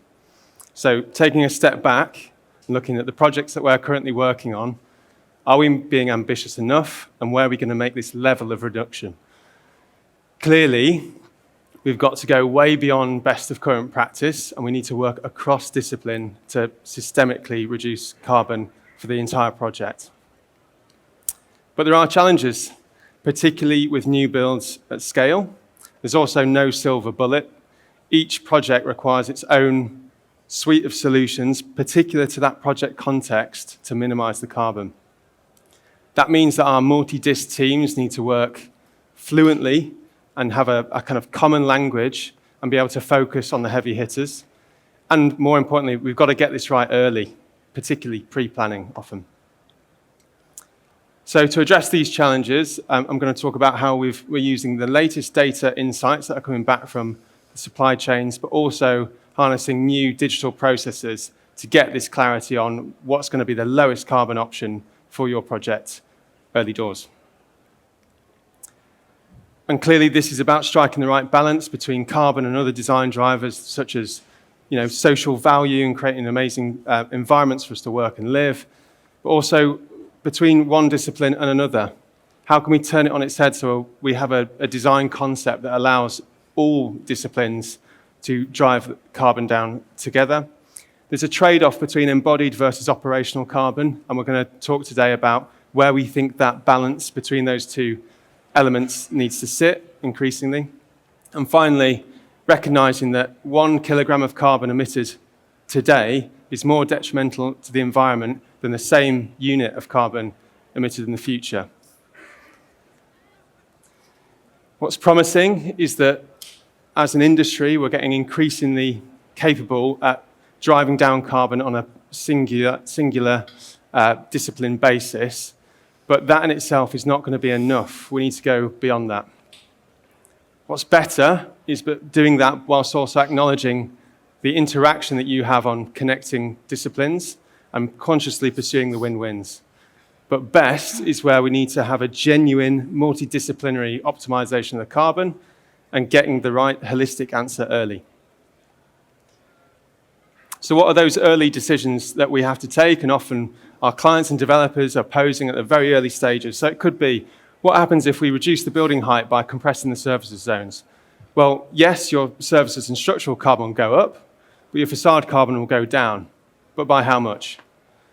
Or how about, what if we add storage to the building? Again, structure and services carbon goes up, but you get an enhanced building utility. So where does that land in the round for sustainability? Or finally, it could be, what about if we reduce the solar gain by adding more stuff to the facade, fins, reveals, etc.? Well, obviously you'll get an operational carbon improvement to your services in the building, which is great, but it will come at the cost of increased embodied carbon for the facade and the structure. So we need to be able to quantify those aspects and understand where the balance sits. And again, there's an enhanced value potentially to the development by doing these things, and is that worth that investment? So we need to quantify the holistic impacts to inform these trade-offs, but the opportunity at the start of the project is vast. So we need to kind of have that fluency to do it together, and it needs to be early on in the process. A great example of a project which kind of embodied this approach was 50 Fen. This is now in construction. This is now at multi-disc job with the exception of the facade. And for its height, we don't know of any office building that's lower carbon than 50 Fenchurch Street, which is a fantastic achievement. So how did they do it? Well, they went from old school thinking, which is big column grids, deep structure, ceiling and fan coil units at high level, to reducing the column grid. Then that gave them clear height, which they could then take the ventilation through the floor, allowing them to design out FCUs and ceilings systemically, giving a huge reduction in carbon. The reduction in column grid also gave big embodied carbon wins in the basement too. So where is the carbon? Well, according to Letty, 80% is in the structure and the facade alone, but please bear in mind, latest data insights that we're getting are showing that the contribution of internal finishes and the services kit is a much bigger proportion than currently shown by the guidance. So watch out for this guidance updating in the future as it catches up with new data insights. In the structure, the lion's share is in the floor plate, and for the facade, for both precast and curtain wall, you can see the split. So it's generally, for precast, it's in the glass and the concrete surround, and for curtain walling or unitized, it's in the glass and in the support frame. So that's where we need to focus our efforts. But how do we hold that in balance with the operational carbon aspect? Well, recent research at Arup is showing that reducing your embodied carbon of your services kit by 5% is carbon equivalent to reducing your cooling energy by more than 50% for 20 years. So clearly, we've got a far greater opportunity to make inroads into reducing embodied carbon if we focus on the amount of stuff that we put in the first place, as opposed to chasing diminishing returns in operational carbon reductions, particularly as the grid gets greener. Why am I raising this here? The facade has an important role to play with this part of it. So how can we find the best holistic solution early? As I mentioned, there's no silver bullet. Each project requires its own combination of systems to minimize the carbon. So hence, we need a way of looking at a vast array of options, particular to that project, and quickly doing the numbers, crunching the numbers to find out what's the lowest answer across embodied, operational, and multi-dis. So we've invested a lot of time in developing automated workflows in order to do this, to give us that insight early. It's at this point Schüco approached us to look at the impact on the structural frame due to precast or unitized systems.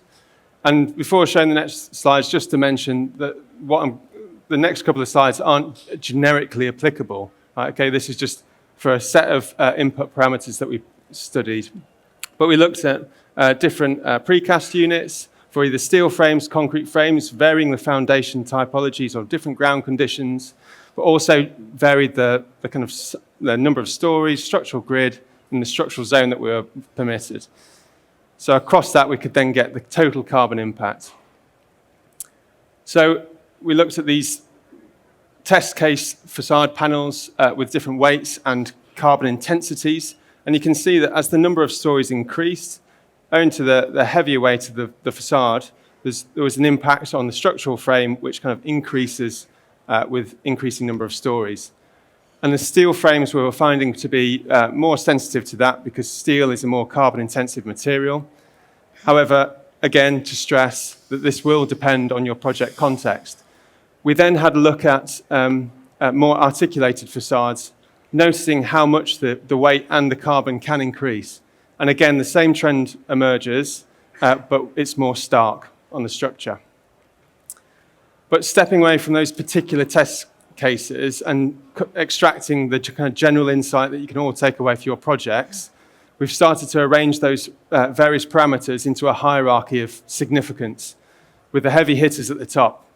So it remains the case that it's still, the heavy hitters are the facade panel carbon intensity, the wall-to-floor ratio, and the massing are fundamental to tackling this, but also making sure that we've got a modest perimeter grid. If we keep a small perimeter grid, we'll get significant embodied carbon savings in the frame. After that, it's about minimizing offsets from the facade to the slab edge and designing out the need for that extra layer of structure, that additional subframes, etc. And a challenge to facade suppliers and designers: if you're able to relax the deflection limits of your facade panels, it will pay huge dividends in the structural frame. If we're going for precast, span directly onto the columns if we can to alleviate the slab edges of that burden, and just be careful at taking heavy panels at increasing heights. I'm now going to hand over to Cristina, who's going to talk about these heavy hitters in a bit more detail. Thanks. So, in that hierarchy of design strategies, getting the massing right is one of the most influential carbon factors. And this is expressed, as we all know, as the form factor, which is the relationship between the building's total facade surface area and the total internal floor area. So, these are really important consideration for the designers, because we can see how sensitive the embodied carbon of the facade panel is to an increase in the form factor.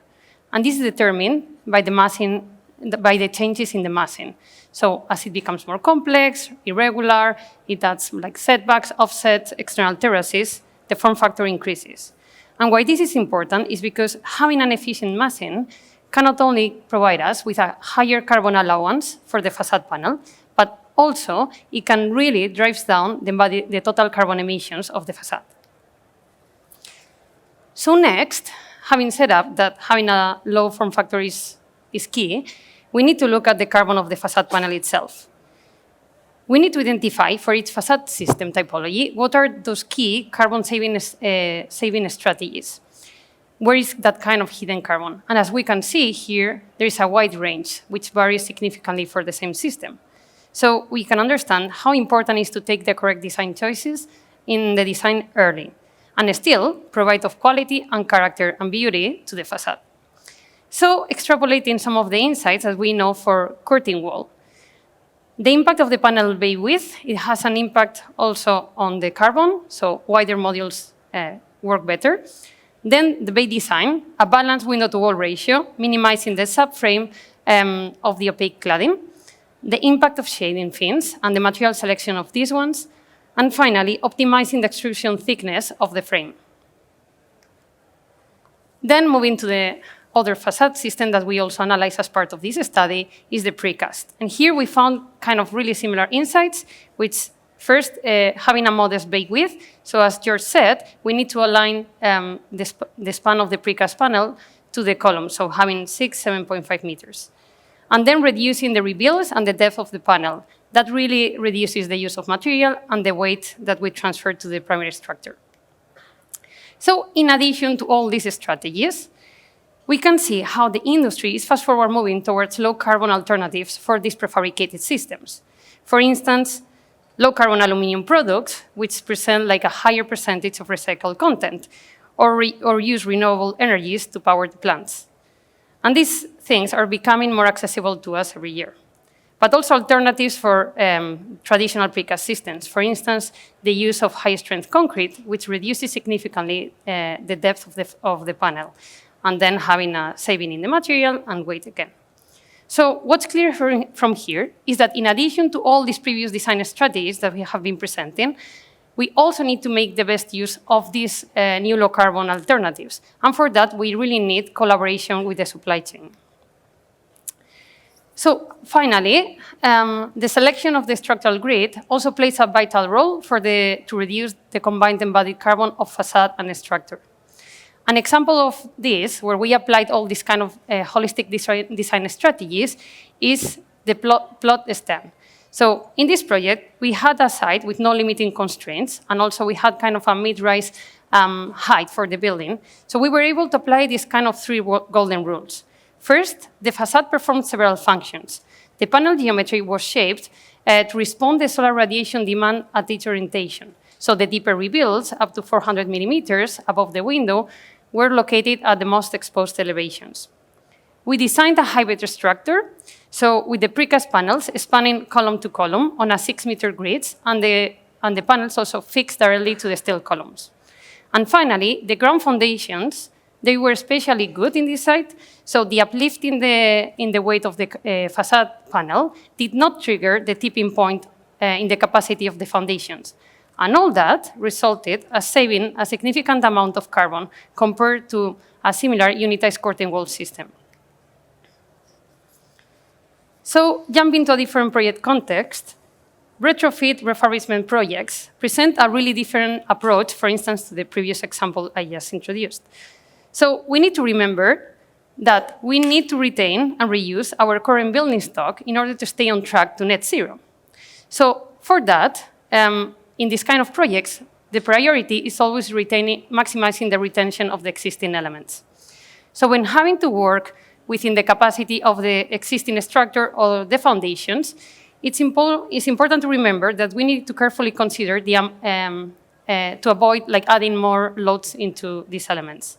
So minimizing any structural strengthening works, because that will suppose a huge uplift in the carbon and will add more complexity to the project.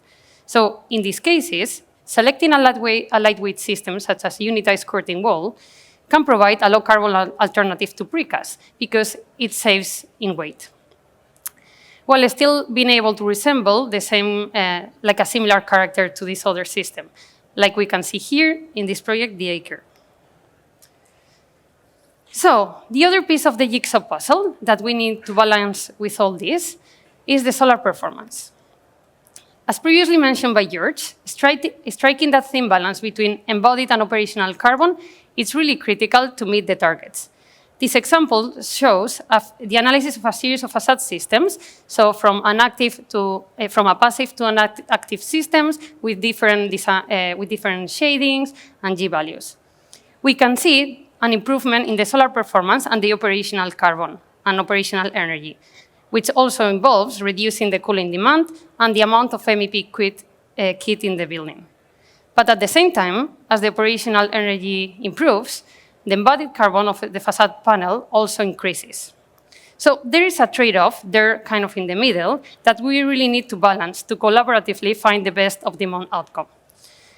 Although to do this, we need to gather and get reliable data. So what's new is that these predictive energy modeling tools and technologies can now test and assess more accurately a wide range of systems. So for instance, in this specific example, we managed to evaluate across disciplines the operational and embodied carbon for MEP and facade, getting more reliable data that could better inform the building outcomes and help us to take better decisions early on. So extracting again the insights in order to understand where to focus our efforts on the big hitters, the massing and the correct orientation of the of the elevations is key, and then the correct selection of the G value in order to reduce significantly the solar radiation into the building. So the insight for our designers is that we need to increase the solar performance, but without adding too much stuff to the facade. Quite a tricky business. So what does it mean for design? When having to build new, we need to make sure that first, we design buildings for longevity, buildings that are loved, integrating circular economy principles. And that means designing building elements to extend its service life and also enable upgrades and reuse. And more importantly, we need to reduce waste. So treating each component as a precious resource and ensuring that each building can be easily recycled so it doesn't end up in the landfill. These principles were followed, for instance, in Triton Square, this project, where we managed to retain the existing structure and retrofit the facade. So the existing facade was dismantled, cleaned, retrofit, and then installed back into the building. And that saved a lot of carbon while reducing operational energy. So to start wrapping up, we can conclude that there is not a unique solution that fits all. The facade systems, which are lean from a multidisciplinary perspective for both operational and embodied carbon, we have found that they tend to have the following characteristics: good solar performance without increasing the embodied carbon of the panel, a smart bay design with a considerate articulation and an efficient material use, avoid the offsets and layers of structure, and if a precast having a modest grid and fixed directly to the columns. And also, we believe that all these holistic design strategies can really help us to decarbonize the buildings. However, to get there, it requires multidisciplinary collaboration between all the stakeholders and clear communication from early design to set out the key priorities and extract the correct balance of criteria. So, final wrap-up, the key take-home messages. First, we need to think holistically. Unidisciplinary thinking is not going to be enough to meet the carbon targets of reducing 40% of the carbon emissions by 2030. Second, we need to quantify the impact of these measures to inform the design strategy, focus our efforts, navigate the trade-offs, and avoid false economies. Then, third, we now have the tech capabilities to harness emerging data, and that gives us speed, accuracy, to make informed decisions and influence better the design and early on. And finally, we need to use less stuff today. Reducing embodied carbon is often more significant than the marginal operational carbon gains, overall as the grid gets greener. So remember that 1 kilogram of carbon released to the atmosphere today is worse for the environment than actually 1 kilogram of carbon tomorrow. So now I'm going to hand over to Steve again, who is going to show us some projects from Schüco. Thank you. So thank you, George. Thank you, Cristina, for summarizing the situation on the carbon front. It's definitely a major driver, and we're all seeing it in our work today. But I think we're also aware there are many other drivers on a project, not just carbon. Things like cost is still a major consideration, and quite often we feel it's the main driver on the project. There's things like buildability, demountability, maintainability, and so on. So I want to wrap up with a quick rapid-fire examples of facades, of lightweight systems that look like heavy walls. In my examples, I want to explain the main drivers behind the facade system selection. Now, to a trained eye, you can spot immediately this is a unitized facade, but most people probably wouldn't be able to tell the difference, and most people probably wouldn't be able to care. So why was unitized chosen on this project? Well, that becomes obvious when you look at the plan shape of the building, where there are no straight lines. You need a lot of faceting, and you also have a very sensitive slab edge. On this project, Keybridge House in Vauxhall, again, a lightweight system. The architecture was driven towards a brick-looking building, but no one was going to build handset bricks at 45 stories high. Plus, there was quite a lot of drive towards speed of install, closing out floor cycles of 1 floor per week, and also no tower crane availability. So that kind of constructability argument also drives you towards lightweight systems where you can install facades from the inside out. In West London, on this project, it's not particularly tall. I think the tallest part of this building is about 18 or 19 floors. But the driver here was the proximity to a railway line. You would not be allowed to swing heavy precast panels over a railway line. Plus, again, speed of install was key driver to go towards a unitized facade. Aspire Tower in Stratford, they initially started this project. You see a lot of articulation with terracotta, a lot of projections. They started this project thinking they can't afford a unitized facade. They were thinking to build it in SFS with handset terracotta, and it simply didn't stack up from a speed of install, quality perspective, control over air tightness. So it ended up, when we showed them the benefits of unitizing, when they looked at actually what they can afford, they realized that it's the only sensible option. Here in Victoria Square in Woking, 2 residential towers.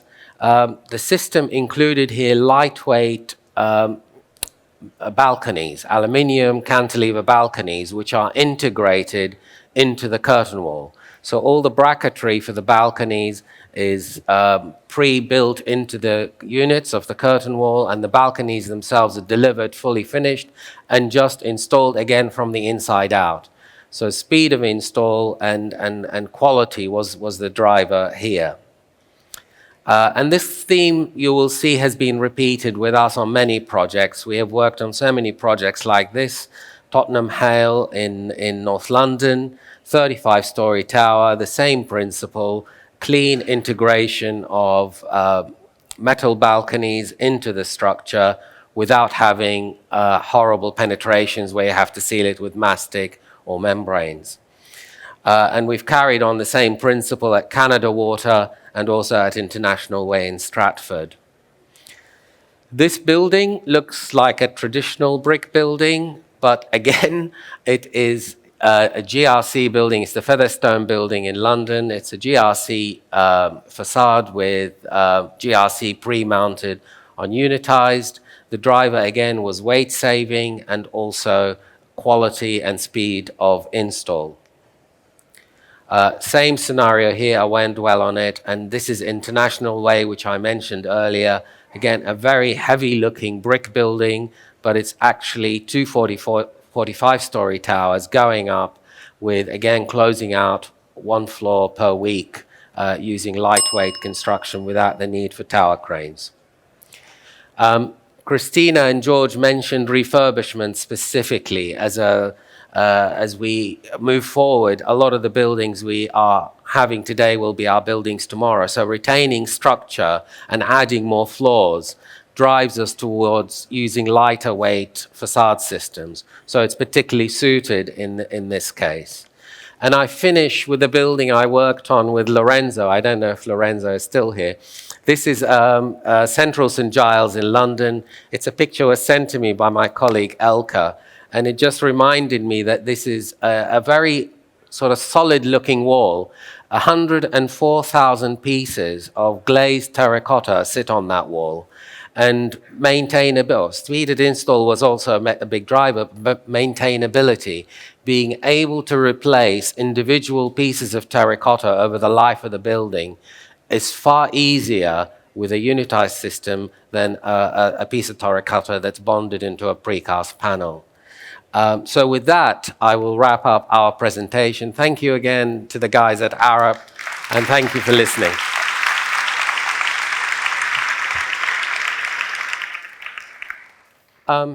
We move on straight to our next speaker. It's Andy Young. Andy is senior partner at Big Architects in London, and he will talk to us about a confusing world in which he's struggling to design facades. So over to you, Andy.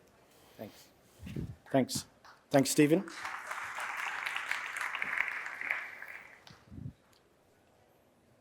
Before we begin, I shall wait for the first slide, if you don't mind.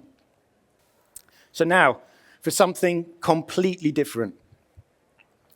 I do struggle to understand many things, and I think that it's worthwhile talking about that in the context of all the great engineering input that we see in the facade industry. And I would just like to plot my struggles with understanding the world we live in before we begin. So, year of my birth, 1969, to date, there is a kind of theory that says that you should, as you go through life, achieve more and more understanding of things. That might be a linear formula like this graph. But what I've found is that perhaps in real life, it's a bit more like this. There's a perceived level of understanding of things, which is that once you get out of primary education, with the help of supportive parents and great tutors at college and stuff, you can actually find yourself believing that you know a bit more than you actually do. And that puts you in good stead for climbing up the career ladder, trying to steal your boss's job at every opportunity, being kind of quite ruthless about things, which is what makes the world go around, by the way, in employment. But then there comes a point where I realized that my perceived level of understanding is actually kind of tailed off slightly, which probably means that my actual level of understanding is a little bit below even what my perceived understanding is. So for clarity, you're all sat listening to a guy that has admitted he doesn't know anything about what he's talking about. And thanks to Zak Façades for this 4-hour slot for me to take you through it. So here's some examples. Back when I was a kid in the 70s, there were 2 types of coffee. There was coffee with milk, and then there was coffee without milk. Now I understand there's actually thousands of different types of coffee. But we were also taught in the 70s at school that the change to oil and gas over coal and steam power massively reduced the pollution in cities. And actually that was an amazingly good thing, which saved us all from chest infections and early death. But of course, as time goes on, we realize that science and engineering improves, our analysis and understanding of clever people, of the world that we live in, it's a lot more complicated than that, and actually all fossil fuels are bad things. There's further issues which crop up every day, which are equally confusing, like you don't wear a mask in the pandemic. Oh yes, do wear a mask in the pandemic, and then it concludes with wear a mask on your way to a restaurant, but once you've sat down, you can take the mask off and then wear a mask again on the way home. So there's lots and lots of stuff that I simply do not understand and probably never will. Here's one, which we should just dwell on for a moment. Now, let's just consider 2 scenarios of making and selling orange juice and making and selling petrol. So, first of all, we'll consider the scenario where you don't have to set everything up and it's already going. To do orange juice, you have to let nature grow some oranges, pick them, squeeze them, bottle them, take them to any shop in the land and sell it. Petrol, you've got to kind of go out, try and figure out where there might be oil under the ground. You kind of like send some sophisticated equipment to there, some clever people. You drill under the ground. You then extract the oil. Then you take it by pipeline or tanker to an oil refinery, refine the oil, then put it into tankers, and then you drive it to shops which have been specifically made for selling petrol. And they also sell orange juice, some of those shops as well. But how can it possibly be that petrol is cheaper than orange juice? Now, you might consider there's a quantity discount because you tend to buy it in bigger chunks. But I mean, if it's anything like washing powder, you get kind of a 10% discount for buying a lot of stuff. So it can't possibly be that. And then also there's the matter that in the end, 50% of the price you pay at the pump for petrol is tax. And unless the orange juice people put sugar in the orange juice, the taxman can't get near them. So the only thing that I can really kind of think is that we're probably paying too much for our orange juice. But there is another way of looking at it, and that is to say that there's probably a lot more engineers and scientists involved in petrol than there is in orange juice. And I think that speaks, there's the point of my presentation, is it speaks of the power of engineering. So how many of you are engineers? Or have got a background in engineering? Look, probably about half of the audience are engineers, and it's you who have the power to work magic in the world. So I've studied a bit of engineering, but I'm not an engineer. But thank you for your service, everybody who's an engineer, because it's you who are capable of making magic happen. So how is it then that the people that are involved in orange juice are generally regarded as sort of like people in straw hats struggling to make a living, doing great stuff in the world, and yet the people who are producing petrol and other industrial processes are generally regarded as kind of like awfully bad people? I don't understand. But I must say that engineers have a particular perspective on things that most of us don't. And that is, they're very conscious of the fact that they must be correct in everything they do. Engineers, if you're not correct, people die, right? Bad things happen when engineers are not correct. So engineers have a very kind of important bias towards correctness. Whereas everybody that's kind of not an engineer, generally, we do stuff that, whether it's correct or not. The majority of people simply do not care whether the thing they're doing is correct or not. And that's all part of us being humans. Now, if we're facing a crisis that hasn't happened yet, doesn't matter which one it is, let's say, for example, the environmental crisis that we all face at the moment, there's kind of, in my mind, a guy that doesn't really understand a great deal about the nuance of all of this stuff, there's an observation. We can go onwards towards oblivion. We can just continue to do all the stuff that we do anyway. Or there's another possibility that we could put ourselves in the hands of others who we can submit to others who will tell us all the things that we absolutely must do in order to resolve this potential crisis. Or we could do something else, and maybe you can draw your own conclusions shortly. But from a political perspective, anything which is to do with telling people what they must do in order to avert crisis is very difficult, because us humans, we do not accept lifestyle downgrades. At least they're very difficult in a democracy. So let's move straight on to the business of the 2050 net zero carbon targets that everybody has signed up to. In fact, the government of the UK has signed it into law that we shall meet these targets. We've been making great progress, particularly in the building industry, and it's something that not many people talk about, but electricity in this country has actually, in the last 10, 15 years, come down enormously in its carbon impact. So if we take a look at what might happen in the future, I think electricity played a big part in the reduction of carbon emissions in buildings.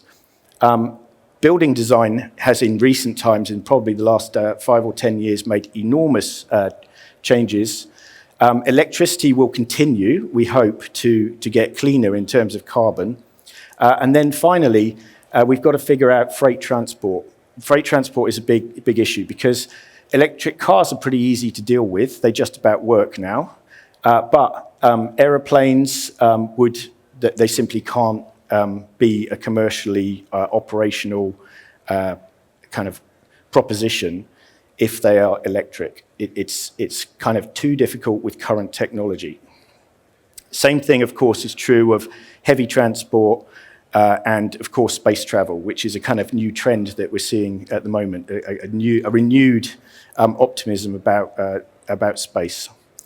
Now, it's not just freight transport we've got to worry about.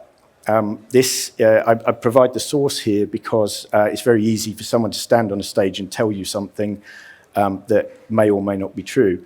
But every single year, CO2 emissions in the world are going up. They're not going down at the moment. And cloud computing is a thing. So it's not just phones and apps and social media and BIM and AI and cryptocurrencies and warfare and natural disasters, and of course space travel. In my household, we also do our bit and we recycle our yogurt pots and stuff, but it's not necessarily going to have, the yogurt pot thing is something we do because we must do it, but it's not necessarily the answer to everybody's questions. So at Big for many years, probably about 10 years, we've been speaking about the idea of hedonistic sustainability. That is the idea that there is a human element to human action. So we should try, as architects, to make a world whereby we don't have to suffer this basic idea that to do something good, you kind of have to give something up or have a worse life.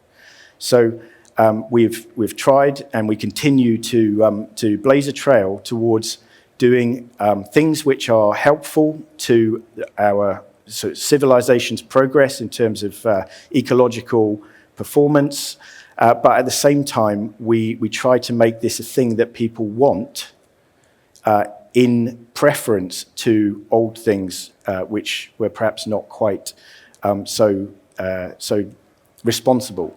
So case in point is a power station that burns rubbish to generate heat and power for a city. The rubbish exists anyway. It can go in landfill and it could just slowly emit methane over the next 50 years, or it can be burned up to make energy into a useful form for heating and for electricity. Into the bargain, adding a nature trail, a dry ski slope, a climbing wall, visitor centre and a cafe to that thing, I think is somehow a symbol of a particular future which we would like to see and we would like to help to deliver, whereby amazing things that are engineered by clever people, much cleverer than me, can actually deliver a better world for everybody. So we were debating this a couple of weeks back to say that hedonistic sustainability is a thing which has been around for a while and perhaps we should vamp it up a bit and do something different. But in actual fact, we decided it's still pretty good and we would still like to continue along that route. And it is also an observation that as a whole, buildings are good. Right? If you're outside on a winter's evening holding a newborn baby, you want a building to go to. Otherwise, you're not going to make it through the night. Fundamentally, buildings are good things, but we must do cool things with buildings to make people like them, and we must also do responsible things so that we are better than our forebears in terms of the way that the world works. Now, we already have the technology to put the grid to zero carbon, right? Here's a particular scenario that we've looked at. So imagine the world, 8 billion people at the moment, but let's consider a situation where there's 10 billion people in the world, and let's also say that those 10 billion people all live at the level of comfort and convenience that we do in the West. That means we need 10 billion. We need 10 billion people in the world living at the same standards as like people in Singapore and Copenhagen and so on. So if we look at what you would need in terms of solar power to actually deliver that in the world, it's a possibility. Right? I think this diagram here shows you that it is a possibility. It's not like that the maths works out that we need an area that's 6 times the size of our planet's surface area. It's a possibility to do it. It's same with wind. You need slightly more room, but it can be done. So if a surplus of electricity was produced in the world through renewable means, and some of that was turned into hydrogen, for example, then perhaps there could be some improvement in freight transport. On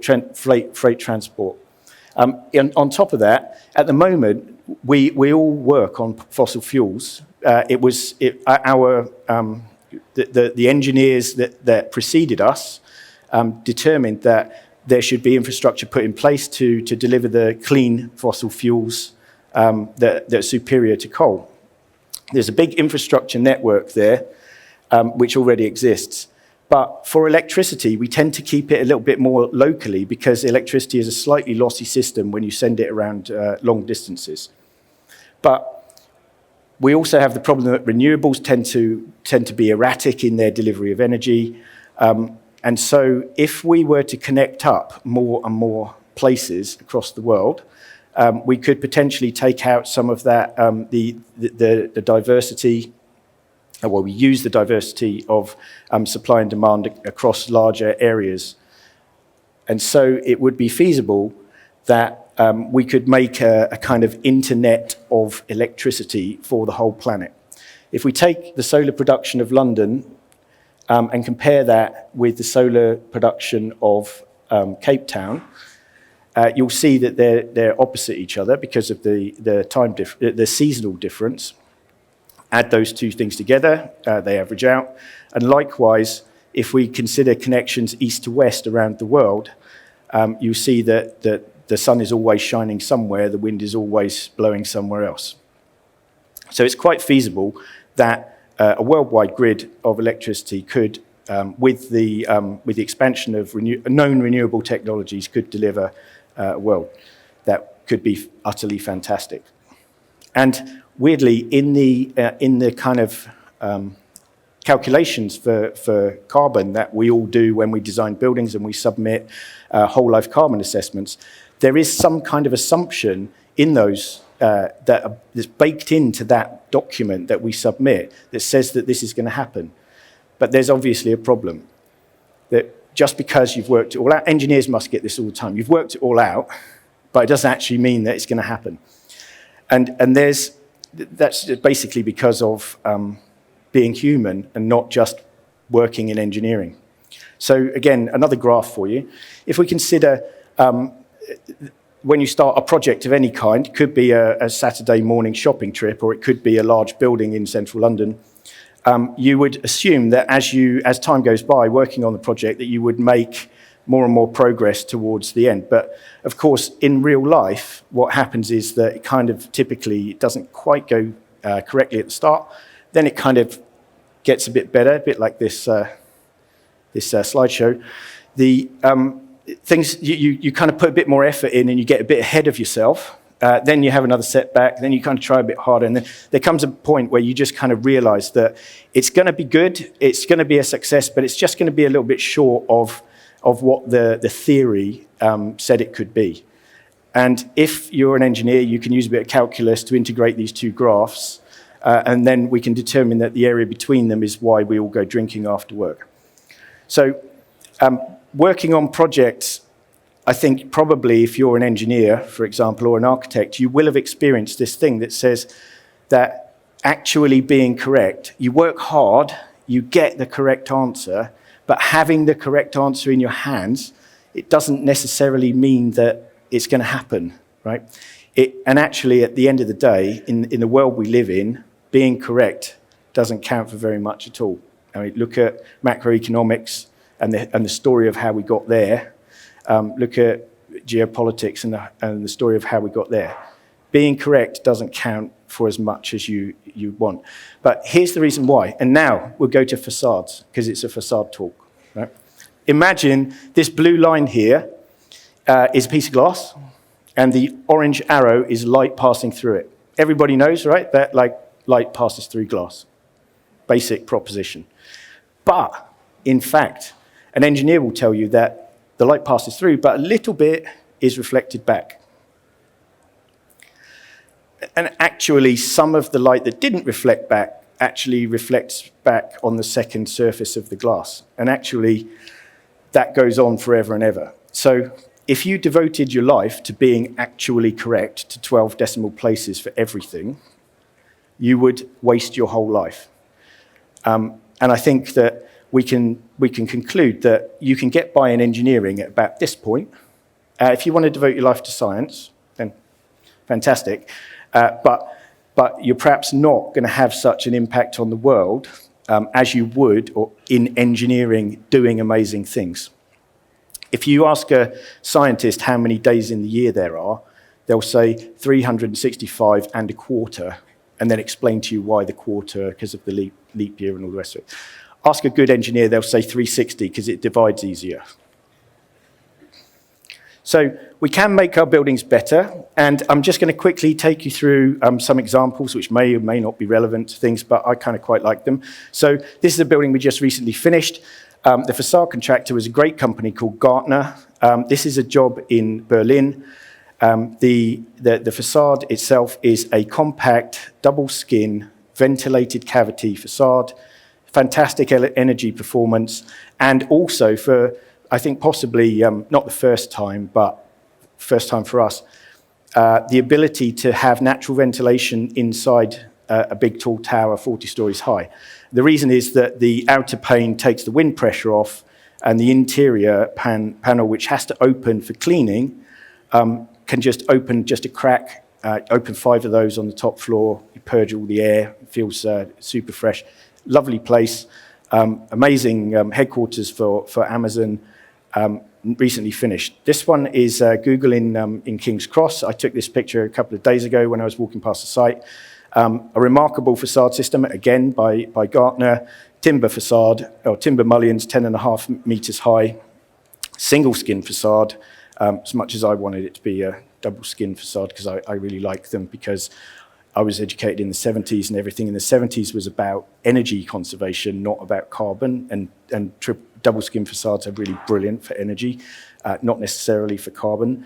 But on this one, I think BDP took, as the executive architect, took a lot of the weight on this one, so I won't dwell on it. Ask Julia, who's sat over there, if you want to know details about this one. And then here, this is a job in Fleet Street. They were doing for Core, amazing people.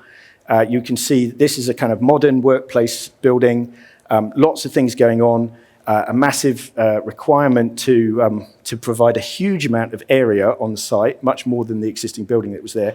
That was for a simple reason, economics. If the economics of a project do not work out, there is no project. Unfortunately, that's the world that we live in. It's one of the few things that I have learned, and I do understand now after 30 years in the industry. If it doesn't work economically, it's probably not going to work ever. So on this one, we had to design a building which was kind of like on Fleet Street next to the gorgeous Daily Express building, which is a grade 2 star listed building. We had to make a building which was a kind of polite cousin that sort of snuck in there next to the building. And that led us to make this building, which was a crazy shape, but it's basically lots and lots of single-story buildings stacked all on top of each other. So a complicated overall shape delivered by very, very simple single-story systems. We even snuck in a little new alleyway so you could see the St. Bride's Church. So the planners chairlifted us out of the room as heroes for a day. A building which is spectacularly loaded with tons and tons of useful, state-of-the-art MEP and smart systems and all the rest of it. But it's worthwhile saying that this project started out as a refurbishment project. Now, we did loads and loads of studies to reuse the existing building that was on the site. Now, because the existing building was built not very long ago in the 1990s, but it was built, and the engineers were a fantastic company called Arup, and they had an incredibly optimized engineering solution for the building. There was not really very, very much fat in that building, unlike a building from the 1870s that was designed for stealing steel plate, or, storing steel plate on edge before it was shipped off someplace, which is fantastically useful for the future. The building that sat on the site was incredibly optimized, and it was designed around about the time when computers were used, to do brilliant engineering. So, in actual fact, it turned into for economic reasons, it turned into a building which had to be a new build above ground, but the basement was retained. Now, what that means is that there are statistics that we can draw out of this project which say that, if you take, again, the area of some graphs, not quite as simple as this diagram, but doing the new building over a 60-year lifespan will give you a carbon saving, which we calculated to be equivalent to 30 acres of woodland converted from brownfield site. That may or may not be exactly accurate, but I'm pretty sure it's close. Stay with me. Now, it seems obvious that we have to look at whole life carbon rather than simply embodied carbon. But you would be surprised. The embodied carbon metric of projects is a very, very easy one to grab hold of and a much easier one to calculate iteratively and frequently than the whole life carbon. Now, our colleagues in Denmark are always focused on whole life carbon, because in Denmark there are different ways of working out what's a good building, what's a bad building, and it's always around the embodied, the overall carbon performance over a 60-year life. But you would be surprised how many people that we speak to in the industry are chasing after the metric of embodied carbon. Now, that means that often we put forward designs which are for double skin ventilated facades, gold standard for energy, fantastic possibilities of how we can engineer brilliant things in the future, and I'll come on to that in a minute. But you would be surprised how many people in the industry are just latching on to a number for a building design that can be quoted for ESG purposes or for the purposes of attracting tenants and so on to buildings. And I think it's worthwhile thinking that, yes, if you have lower embodied, yes, you can do better because fundamentally you've done less. But if we're not careful, we will end up in a place where there is nowhere to move in design. We will just end up doing the minimum thing at every step of the way. And actually, I think that there's an opportunity that we can, obviously, if you have like, this looks like a bad number, but that looks like a good saving. The next graph will show a kind of derivative of that, which is, good number, less saving. But on this particular project, we worked with a fantastic company called KFK, and we did, from the first sketches, we're looking at a ventilated facade system, a bit like the Berlin job, very compact system requiring opening lights inside. We gave, the building basically has a ventilated cavity, double skin facade, active shading by blinds, natural ventilation because the outer skin shields the wind.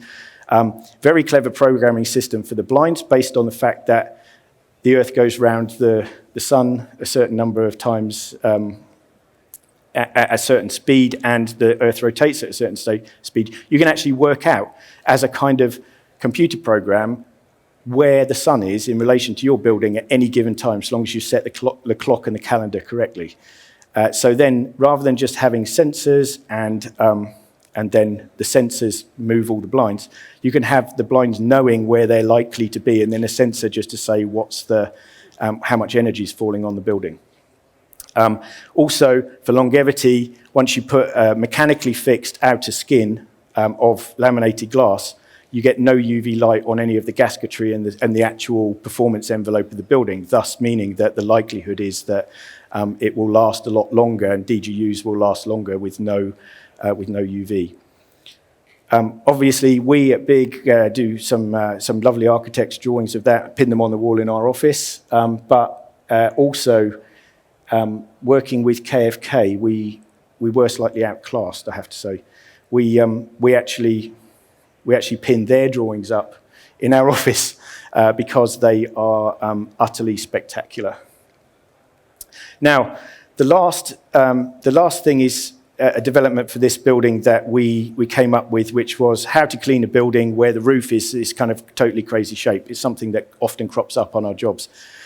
So we kind of went down the route of saying, look, recent advancements in other fields, drone technology, knowing for little autonomous vehicles to know kind of where they are in the world, plus power from e-bike batteries, plus a bit of old-fashioned car wash technology means that, plus the linear shape of all of these spandrel panels all the way around the building, means that we could develop a kind of robot that you power up, fill with water, send it off around the building. It knows where it is. It knows that it's going to run out of power or water at a certain point, comes back to where it started, change the batteries, fill it up with water again. It goes swiftly to that place where it stopped and then carries on again. So we were very proud of that, and we worked with a company called Kite, who are a crazy bunch of engineers from the Netherlands, who helped us to develop that in terms of doing the actual engineering of how to motor the thing around the project. So then just the last couple of things. It makes me think that if we're going to do stuff like that, why is it that we are not investigating kind of really cool stuff that people generally don't do? Like, people generally don't do developing a new robot to ride around the outside of the building to clean the glass and stuff. But there's an idea that I worked on when I was back at college, and I kind of stole it off of a guy called Marcus Andrews, who was a year ahead of me, which was this idea of having double-skin facade with operable vents. And you could make it work like they normally do, or you could potentially shut it to the outside, and you could let it passively heat the air in the building, or you could passively kind of ventilate the building, or you could configure some really dumb things to deliver some really cool stuff. All, of course, motivated by saving energy, not necessarily saving carbon back then. And then further to that, here's an idea that I stole from a guy called Will Thorne that I used to work with, which is to say, why don't we make facades for buildings out of really robust, solid things that will last our lifetimes, that perform all the things that are to do with physics, and then for the controls, we could use a small autonomous thing, which is the bit that will always get replaced because it will always get outdated or it will break down, and just have like a little device in your facade cavity that just runs around and then just twists all the louvers to the right level and adjusts the vents and stuff to optimize everything. And then runs back when it's finished to recharge itself, a bit like the Hoover does in your home, that returns to its little docking station to refuel. And I think that it's all too easy in an environment where everything is about saving things and doing less and trying to pare everything to the minimum version of itself. We, as architects and engineers, should actually take a little bit of time to embrace how clever engineers are, what they can deliver for the world.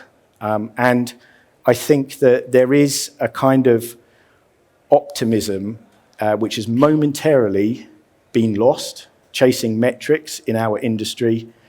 And you've got to chase the metrics anyway. It doesn't matter what you do, you've got to do all that stuff, but it's not enough. I think we, as a collective, my message to you as a guy that doesn't know what he's talking about is, relax, do your best work, and make the world a better place, please. Thank you.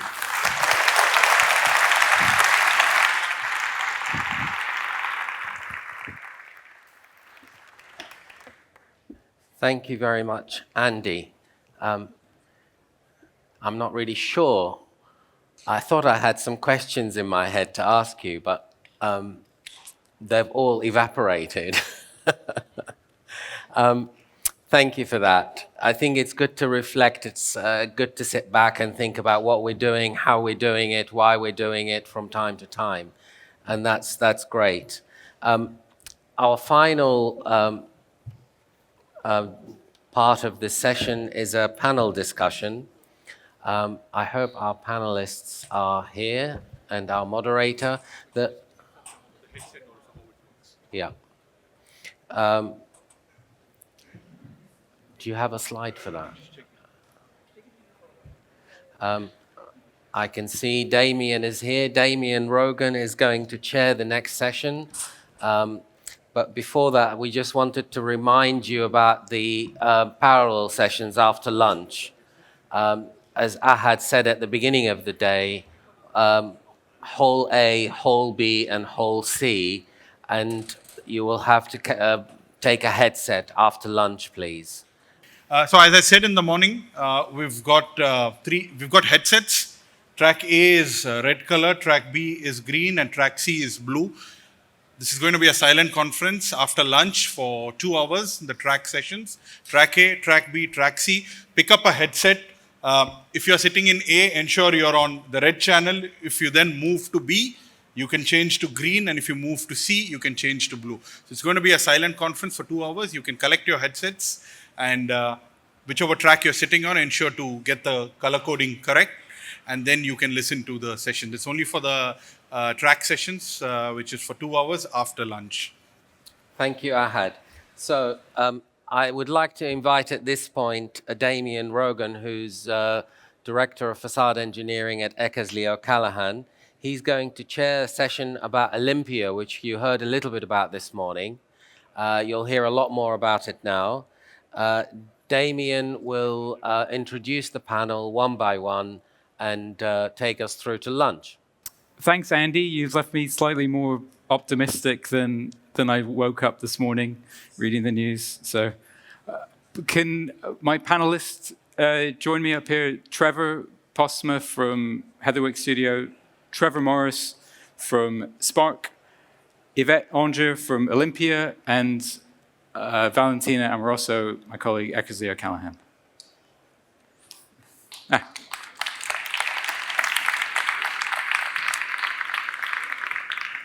So we've been working together for 5+ years on Olympia, which, if you were here from the beginning of the day, Lloyd Lee talked about. It's a project that I think has been under the radar a bit in London architecture sort of conversation recently. It's a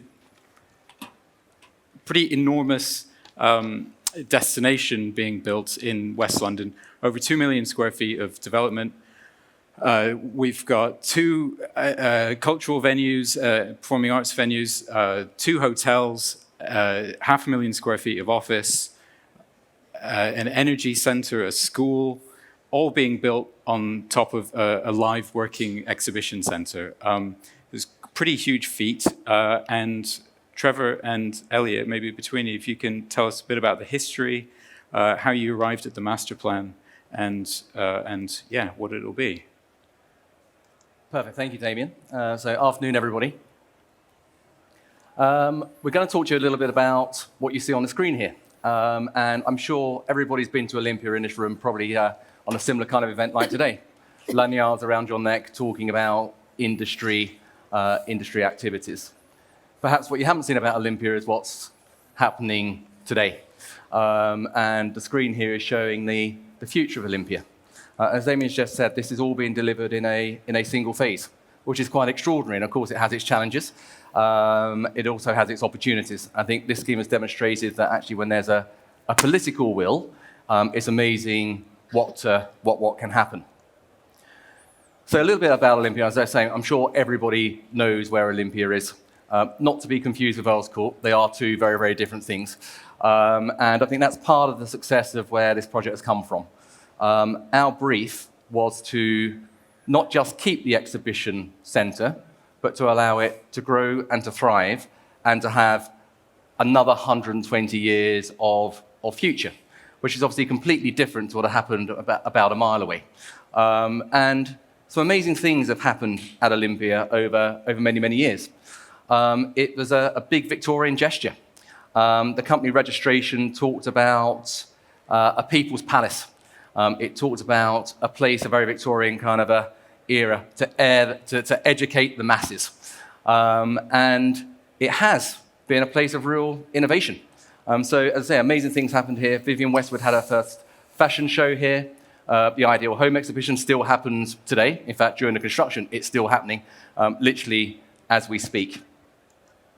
Jimi Hendrix played there. We are bringing a new music venue, a new music hall to Olympia to ensure the acoustics really work well in this version of life. But all these amazing kind of cultural icons have happened at Olympia. But I think it's also fair to say that since the 1890s, when the first exhibition hall, the Grade 2-star Grand Hall, was first constructed, there hadn't been a holistic review of that vision. What had happened is that it was successful, So then the National Hall arrived in the 1920s, then followed by the Empire Hall in 1929. And then it continued to grow and grow and grow. And often there was an issue, there's a challenge, another piece of M&E kit was required or a fire escape was required, and it just kind of get bolted on. But what we were inspired by, us collaborating master plan and architects, was going back to this bold vision, of a people's palace. Can you imagine this arriving in West London? Just the scale and the ambition of it was something that we wanted to be unapologetic about as we started to think about the future and what that entailed. And I'd say before I hand over to Elliot, our brief was rather amazing from our client. This is going back to 2017 when we inherited the buildings. And the brief was twofold. It was we have to keep the exhibition business open during any construction activities, effectively talking about the commercial realities as the previous speaker. This is about ensuring that we brought the income, so we have to keep the exhibition business live. And the second aspect was optimization. How do you optimize value? And think about how we optimize value on pretty much everything which was listed. So the Grand Hall, Grade 2 star listed, the National Hall, Grade 2 listed, Central, Grade 2 listed, the G-Gate site, the empty site, the only bit of breathing room we had. Then the West Hall, Kirsch is listed, the Pillar Hall, Grade 2 star listed, and the old multi-story car park, Grade 2 listed. So a lot of heritage constraints and opportunities to kind of live in and around, and for us to, I think, fundamentally be inspired by that original ambition and how we can bring these buildings forward for the future. And Elliot's going to kind of talk through a little bit about how we unlock that. Yeah. Thanks. So yeah, I'm just going to give a little bit of an overview of the design journey that we went on to try and transform this, as Trevor said, into a new kind of cultural destination for London. And it certainly was a bit of a puzzle. When we first were commissioned back in 2017, and our first approach back to the site, I'd been to a few shows there over the years, but I live in a different part of London, so it wasn't very frequent. But our first impression when engaging with it again to think about how could this become a new public destination, we were struck by it's got a kilometre-long frontage, Olympia.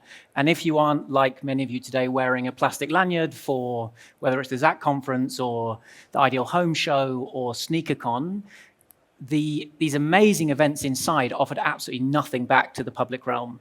And it felt like a bit of a fortress. This amazing 14-acre piece of West London was completely inaccessible to the public.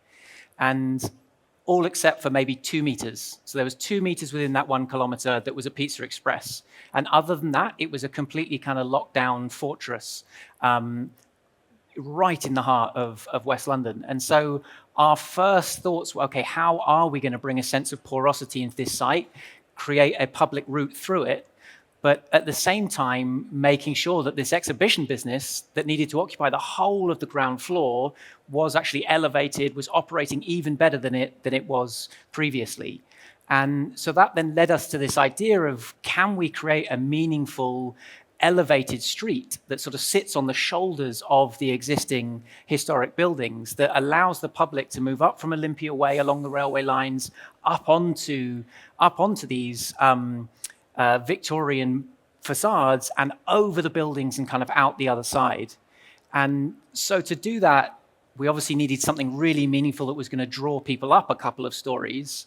And so I guess the iconic image of Olympia in the past has been Grand's Arch, like this amazing Victorian barrel vaulted roof, and then National came to complement that. And so we were interested in the idea of, could we create a third arch for Olympia that would become this Olympia's roof garden that, bring restaurants and bars and create like a social heart to the scheme, 2 stories up with these amazing views out of London, across London. But then to start complementing this exhibition business and really create a vibrant destination, this isn't just a singular project. In a way, there's 7 different projects that happen in and around it. And so anchoring the other side of the site are 2 cultural destinations. We've got Olympia Theatre, which is London's first new ground-up theatre for 50 years of 1,500 seats. And then we have a live music venue right next to that for 4,000 people.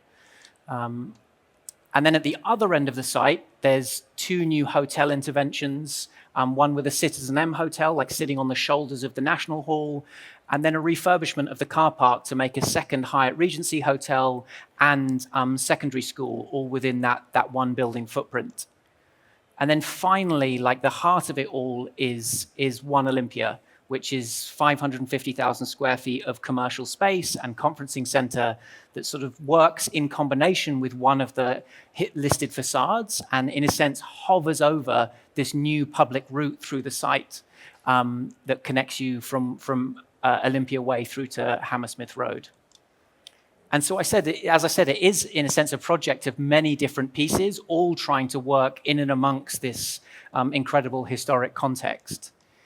And so as we start now, we're going to highlight maybe 3 of the different facade elements within the project, and just to talk about how we approached an architectural language on the site. We wanted to celebrate the fact that, even over its history up until 2016, it had been a site of different architectural languages coming together and had like a sense of diversity, which sort of helped the feeling of like a little district. And so we wanted that with the new interventions too, that each piece could have its own identity, but at the same time, we wanted a thread that would tie it all together. And so the original Grand Hall, there's this amazing pleated glass facade that's kind of a bit of an iconic emblem for Olympia. And so we wanted to take a nod to that geometry and see if there was a way of bringing that pleated language in as a thread that tied all of the new contemporary elements together. And so the first one just to talk about is One Olympia. So that main sort of 550,000 square feet of commercial space. And this is an interesting site because it's building this enormous office building right on top of an Art Deco facade. And so it's these 2 pieces trying to create a lightweight feeling glass, jewel-like building hovering on top of this monolithic podium. And maybe, Trevor, you could talk a little bit more about the podium first. Yeah, sure. And we talked about the heritage of Olympia, and that's such an important aspect of the design process to ensure that it has that same familiarity at street level, but also a hierarchy as we start thinking about the ambition above. And I'd say we were unapologetic about the ambition, as the same way the Victorians were unapologetic about when the Grand Hall first arrived. But that unapologetic thought process didn't want to turn its back on what was really important, which was the origins. And here we're seeing the Empire Hall as it was originally named and constructed, now Central, built in 1929. Now, when we got involved, it didn't look quite like this. It has a fairly harsh environment on Hammersmith Road, and I think it's true to say the adaptation which had happened over the years hadn't been particularly kind to the facade, and it certainly hadn't been kind to the interiors in between. It also hadn't been kind to some particularly important features. And here what we're looking at is the canopy which we are reinstating. And we only kind of stumbled across this during our detective work when we started to evolve the design thinking. It is almost like a Wurlitzer, the underside of this canopy. It is a really incredible entrance and arrival experience into what is now the Central Hall. And what we want to do is not just be respectful of it, but in many respects kind of wind the clock back. How do we reinstate something like this? When we took off the fabric, the original steelwork was still there. And so we have done a really kind of close analysis of the canopy, bringing back the bronze detailing, bringing back the lantern light. And the proposal is to have a really kind of faithful reconstruction of the canopy, but also to reinstate the windows, going back to a very slender mullion system, working closely with Crittall, and also bringing back the 1929 emblem, which has actually just disappeared. I'm not too sure when it happened, but the 1929 stamp had gone. So what we're looking at here now is a work in progress photograph taken, the blue skies, so not taken that long ago, a couple of weeks ago. And you can see the beginning of that pleated glass for the office building, which is sitting above. But you can see the love which has been given back into the heritage assets, not just the canopy, but also with the facade and the attention which has been to ensure that facade has its own future. It was struggling with Regent Street disease. That's all been resolved. It's been sorted. And it has now become this kind of perfect plinth for the rest of the scheme to grow. And so then hovering above that facade, so first of all, we built a kind of new extension to the back of that listed facade, which maintains sort of a monolithic, monumental feeling base of the building. And then this lightweight, unitized system that forms that 500,000 square feet of office space feels like it's almost hovering above that podium and that new public route, as I said. And so this was a long journey and exercise in how we could break down like a bulk of massing of this scale, make sure it stepped down and was respectful as it met the original facade and also Hammersmith Road adjacent to that, but also just break down the tower. So using this unitized system that was complete with 3,000 glazing elements that came in combination with the aluminium banding that runs along with them. It was a long exercise of rationalization and optimization that took those 3,000 elements down to 8 different profiles or 8 different angles across the entire length of the building, and it being 100 meters long, it's got several different conditions. But we went through a long exercise of making sure that there was a system that could come and be accepted onto the precast pleated concrete floor plates that you can see there. So the entire system came in single units. So you can see that the aluminium bands are broken up in line with the glass pleats, so that they came as one unitized component and were clamped onto the precast floor slabs that you can see. This gives you an idea of the kind of the early renderings and how we're starting to look now on site. And then also ties through to the second element that we wanted to talk about, which is this third arch and the new canopy. So this is essentially like a weather protection for all of the bars and restaurants and that activated public realm that's going to sit on it 2 stories in the air. And so this is made up of these 5 steel arches that are 12 meters wide, 7 meters tall, then support these ladder frames that then hold the, I think, 520 different pieces of rectangular glass. And again, this went through a series of optimization to make sure that the canopy was symmetrical in 2 directions to minimize the amount of types and to minimize the amount of profiles and ease of construction. So those arches almost came in singular pieces with then these very long ladder frames that stitch them together and give them stability, and critically kind of met the ground at these very specific points where we could bring structure down through the listed buildings below.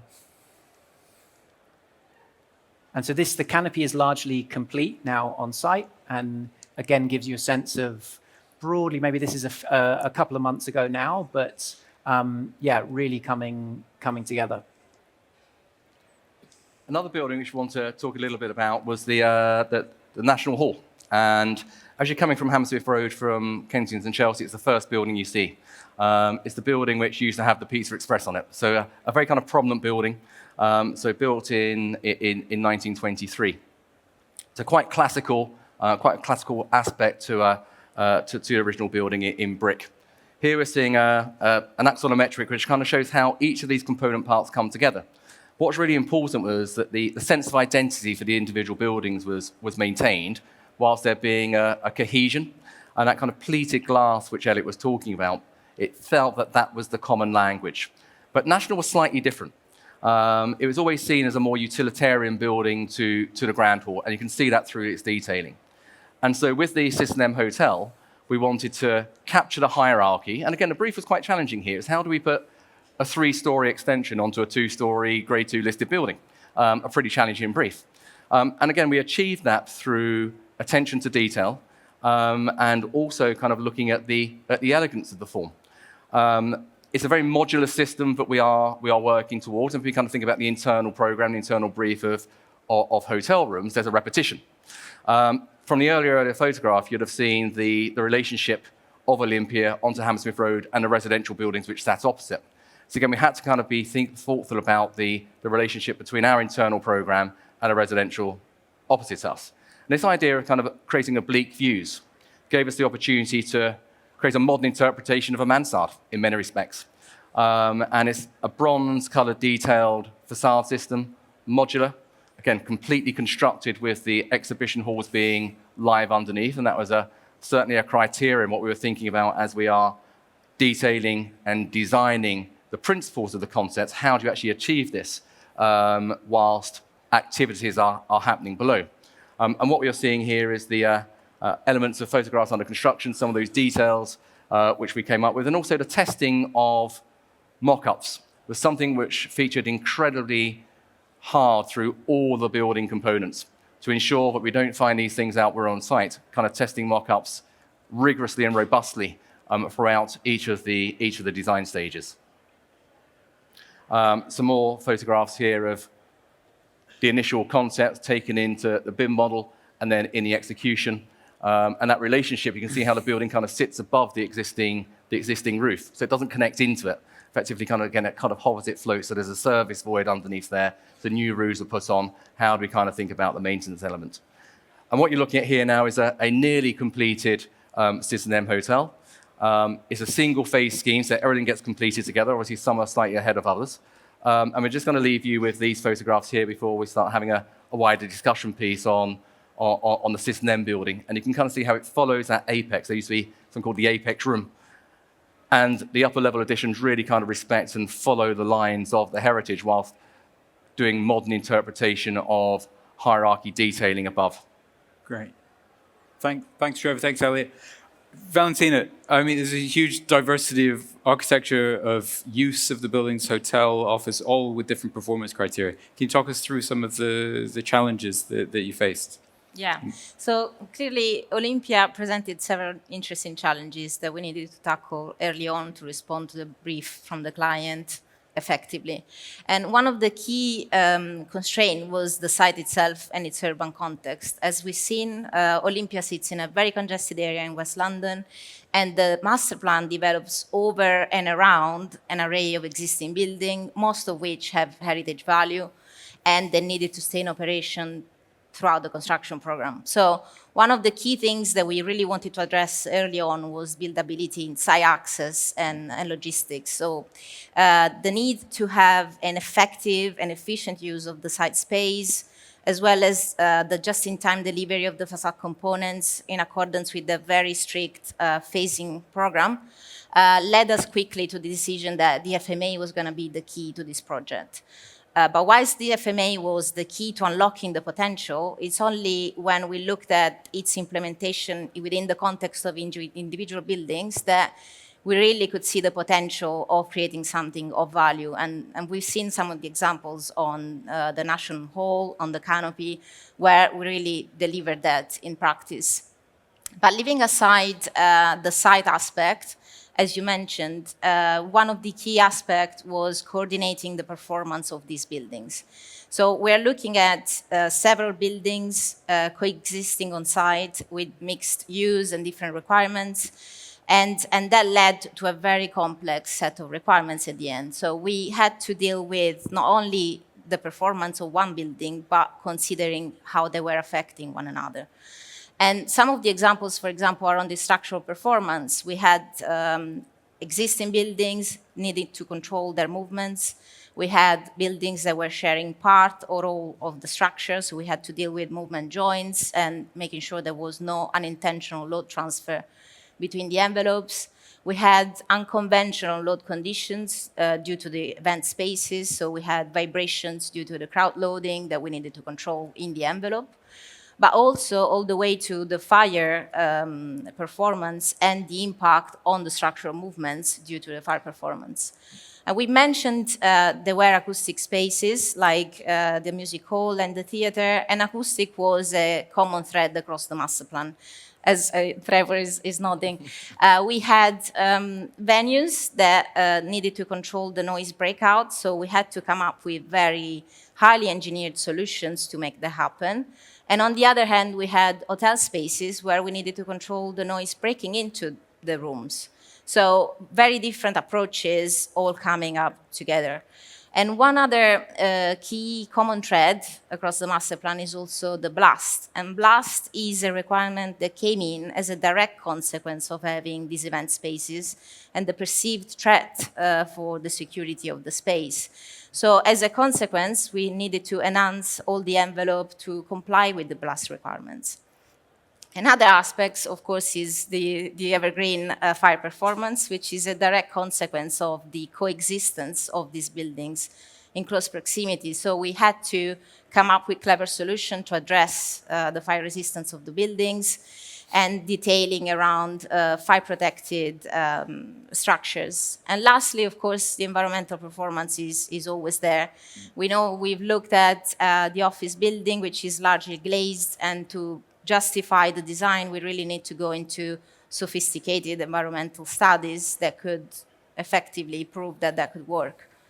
So yeah, it was very interesting. It was very challenging, very good experience for us in terms of testing our engineering knowledge and also have some fun designing some innovative solutions. Yeah. So we would do it all over again. Great. And it's all well us being, designing these fantastic things. These have to be delivered. Yvette, your background, you're a client here, but your background is in delivery of facades. I mean, how did that impact your role as a client and herding all these cats to make something that was going to be, what the reality that we see today? Okay, so it's probably worth just giving a bit of context. So I actually have a background, I'm an engineer by background, and I'm also a contractor by background. And then I came into development and joined the Olympia project in 2020.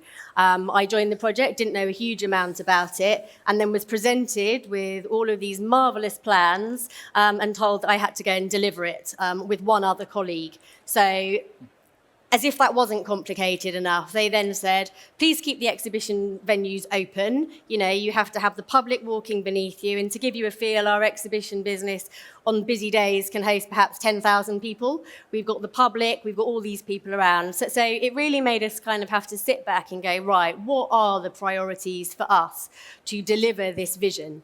And for people certainly on the contracting and the delivery side of things, facades, the biggest risk we have is how do we build these things safely?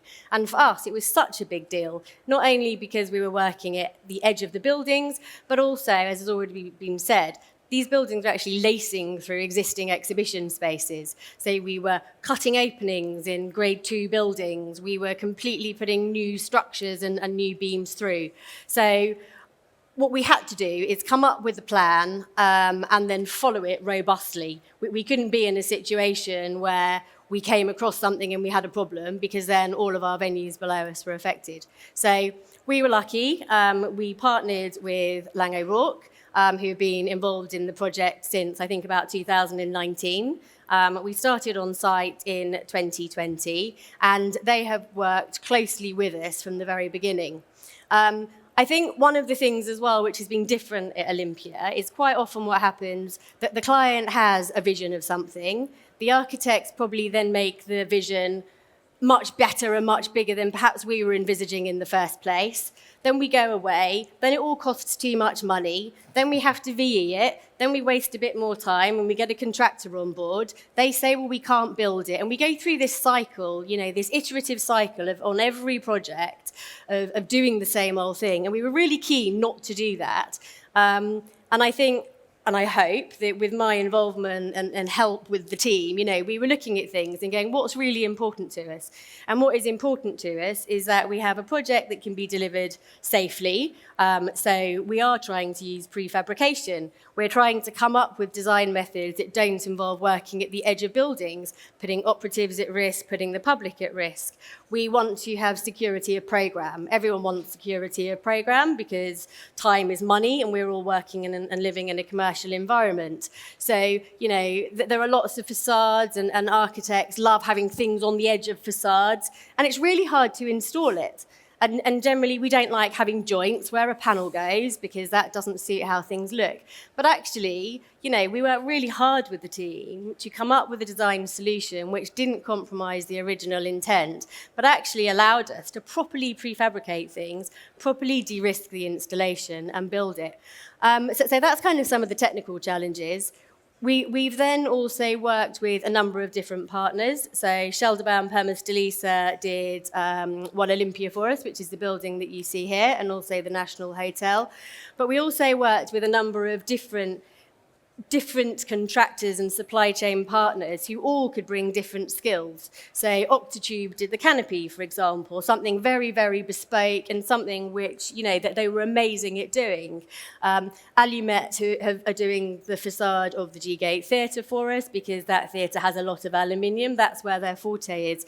And I think that's really helped us because it's meant we've spread the load amongst the supply chain and also our suppliers, and it has allowed us to actually build all of the different plots together.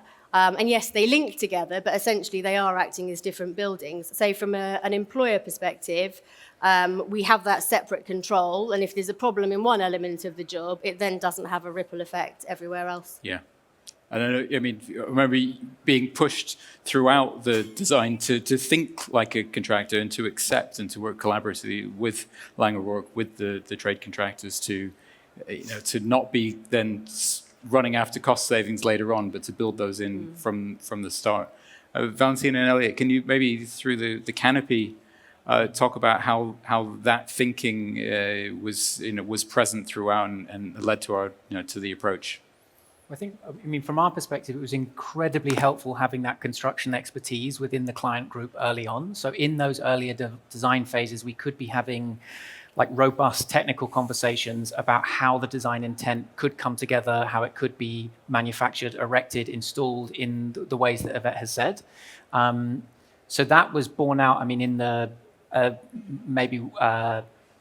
one Olympia as an example. In the facade of that, I mentioned about the optimization of that pleated facade. Right off the bat when we were thinking about the scale of these pleats, how that's going to work. Immediately talking about glass sizes, maximum jumbo sheet glass sizes, making sure we were at 1.6, which was a divisible element of that, and minimizing wastage, making sure that it was a size that was manageable in a unitized system to be, brought onto site and installed in one go. And as Yvette mentioned, that accepting and understanding of that unitization, that it could work with the design, so that that aluminium banding that was all part of that same system was divisible in the same way that the glass was divisible, that made the install possible, and yet kept with the design intent and allowed us to work the details into the aluminium banding and soffits. That could all be prefabricated off site and allowed us to have control over that and yet maintain the vision when it came to completion. Yeah, and then going back to the canopy, I think the brief was to maximize the clarity and expose the structure. So clearly we needed to go down a route where we could be honest about what was going on. And so we went through a series of exercises during the design stage where we looked at very, very bespoke solution to make that happen. And then we quickly realized by workshopping that was simply not going to be viable for the project. So we looked at alternative options very early on to try to simplify this design and bring it down to simpler elements that could be delivered in a different way. And we started to look at the way we could deliver this into modules that could be installed on site very quickly and glazed on site. And then when Octatube became involved later down the line, they just took that design, further refined it, and found some additional cost savings in designing the support for the glass. So we moved away from a trapezoidal glass panelization to a rectangular panelization, and that brought more cost saving.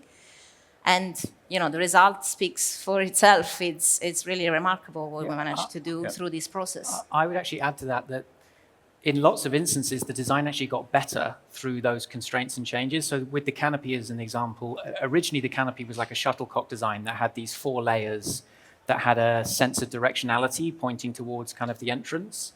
And through that optimization and the desire to have a rotational symmetry to it to maximize repetition, it actually became mirrored around the central axis, which ultimately I think has made the design far better. And it meant there was more repetition of panels and there was more efficiency in that way.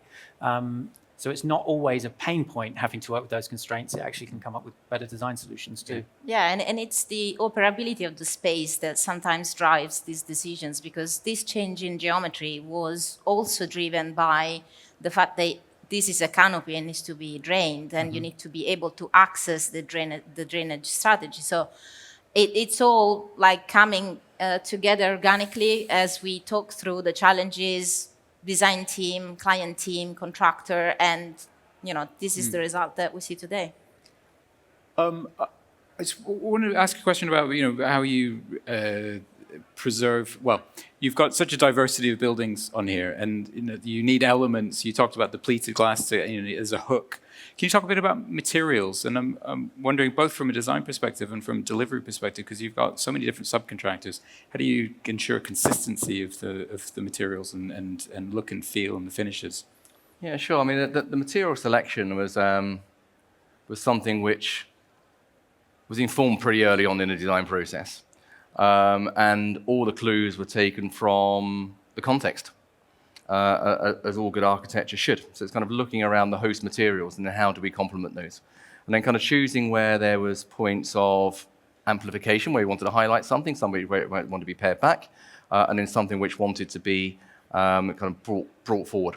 And that kind of hierarchy was very important. So, for example, on National, it was about a 3-story addition above a 2-story building, but the verticality of the proposition, but also the curved nature of the metal, allowed it to be subservient in its approach. And also the privacy for the hotel room, meant that actually that kind of combination between glazed and metal elements was absolutely right. I think similar on the canopy of the glass, which Elliot will talk about, but also onto other buildings like the music hall. Obviously, acoustics being a fundamental part of that. And how do we start using those materials which can reflect the host buildings, but also do the performance job, both thermally, acoustically, and also aesthetically. Okay. On the delivery? Yeah, I think it's challenging sometimes from a delivery perspective, particularly when you've got lots of very different types of building on the same plot, that somehow it cannot end up looking cohesive at the end. Obviously, we have one main contractor overseeing everything, but ultimately they were delivering the project as different buildings, really. And what was helpful was having a core team, which is us, who are sat here from a client side, but also a core team within the main contractor and within their design teams. You kind of had an oversight across all of the different projects. So that did allow us to make sure really simple things, and I know I'm saying it sounds simple, but sometimes we lose sight of the really basics. Making sure that all of our aluminium specifications are the same and everything is actually the same colour. Making sure that if we're trying to come up with the detail of something and actually we have that detail somewhere else, let's try to replicate that so that we're making everything fit in and work well together. I think just one thing, because I'm conscious of time and everyone wants to go and have their lunch, I think that the really positive thing for us and me with 2 hats on, me with my employer hat on, but also looking at how I was as a contractor, and what has worked really well for us at Olympia is that we have properly integrated the employer, the employer's team, and the contractor and the subcontractors and the supply chain together. It's really easy on jobs, and my experience has always been, unfortunately, as a contractor, that you have the employer and their team, and then you have the contractor. And we all talk about collaboration, and it's a nice word to say, but does it really happen? How many times are we all arguing with each other over the size of a joint or where something goes? And actually, rather than looking at what the overall vision is and are we achieving it, we get stuck, in this cycle of arguing over 3 millimeters here and 5 millimeters there. Doesn't actually matter. No one notices that when the building is finished, but what they will notice is if there's something glaringly obvious which is wrong, or what will be a problem is when the building finishes late or when someone gets hurt, and that's the stuff we need to focus on. So Lang O'Rourke had direct line calls to Trevor and his team, into Elliot and EOC, again highly unusual, but they would call and say, we have a problem, we don't know how to fix it, what would you prefer, rather than going through this long protracted exercise that wasted time.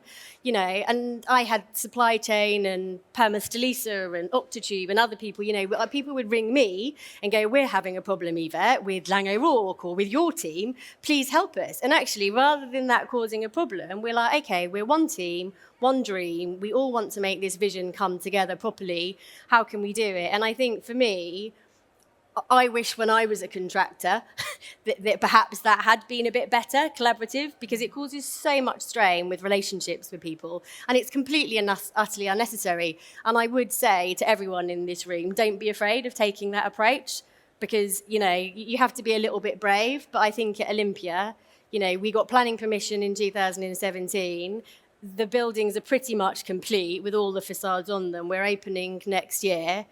It's unbelievable what has been achieved. And if you're not familiar with the site, go and have a look. And we can't wait to welcome you next year. But really, what this team and what Lang O'Rourke and all of our partners, some of whom are in the room, have achieved is phenomenal. It can be done, but just be brave. That sounds like an excellent place to finish. Thank you very much, Yvette. Thanks, everybody else.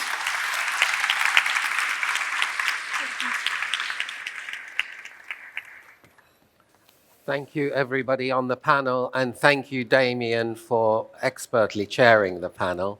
I think you're probably all hungry and want some lunch, and I expect this lot are as well. So please enjoy lunch.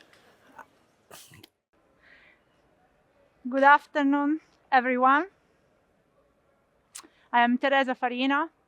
I am an engineer, an Italian engineer, and I come from Italy. So in the background, you can see where I come from. So some of you may recognize the quarry and the terrific view over it. I studied very close to Massa Carrara, and I think that place, the mountains, inspired what I did then. So design and engineering. I'm also a member of the Society of Facade Engineer. And today I am delighted to introduce few speakers that are going to touch and discuss one of the many materials that I'm very interested, and I hope you're going to find interesting as well. So on the stage, we have Brian Spring, director at Kohn Pedersen Fox, Craft, Context, Performance, Ceramic Facade Detailing, from concept to completion.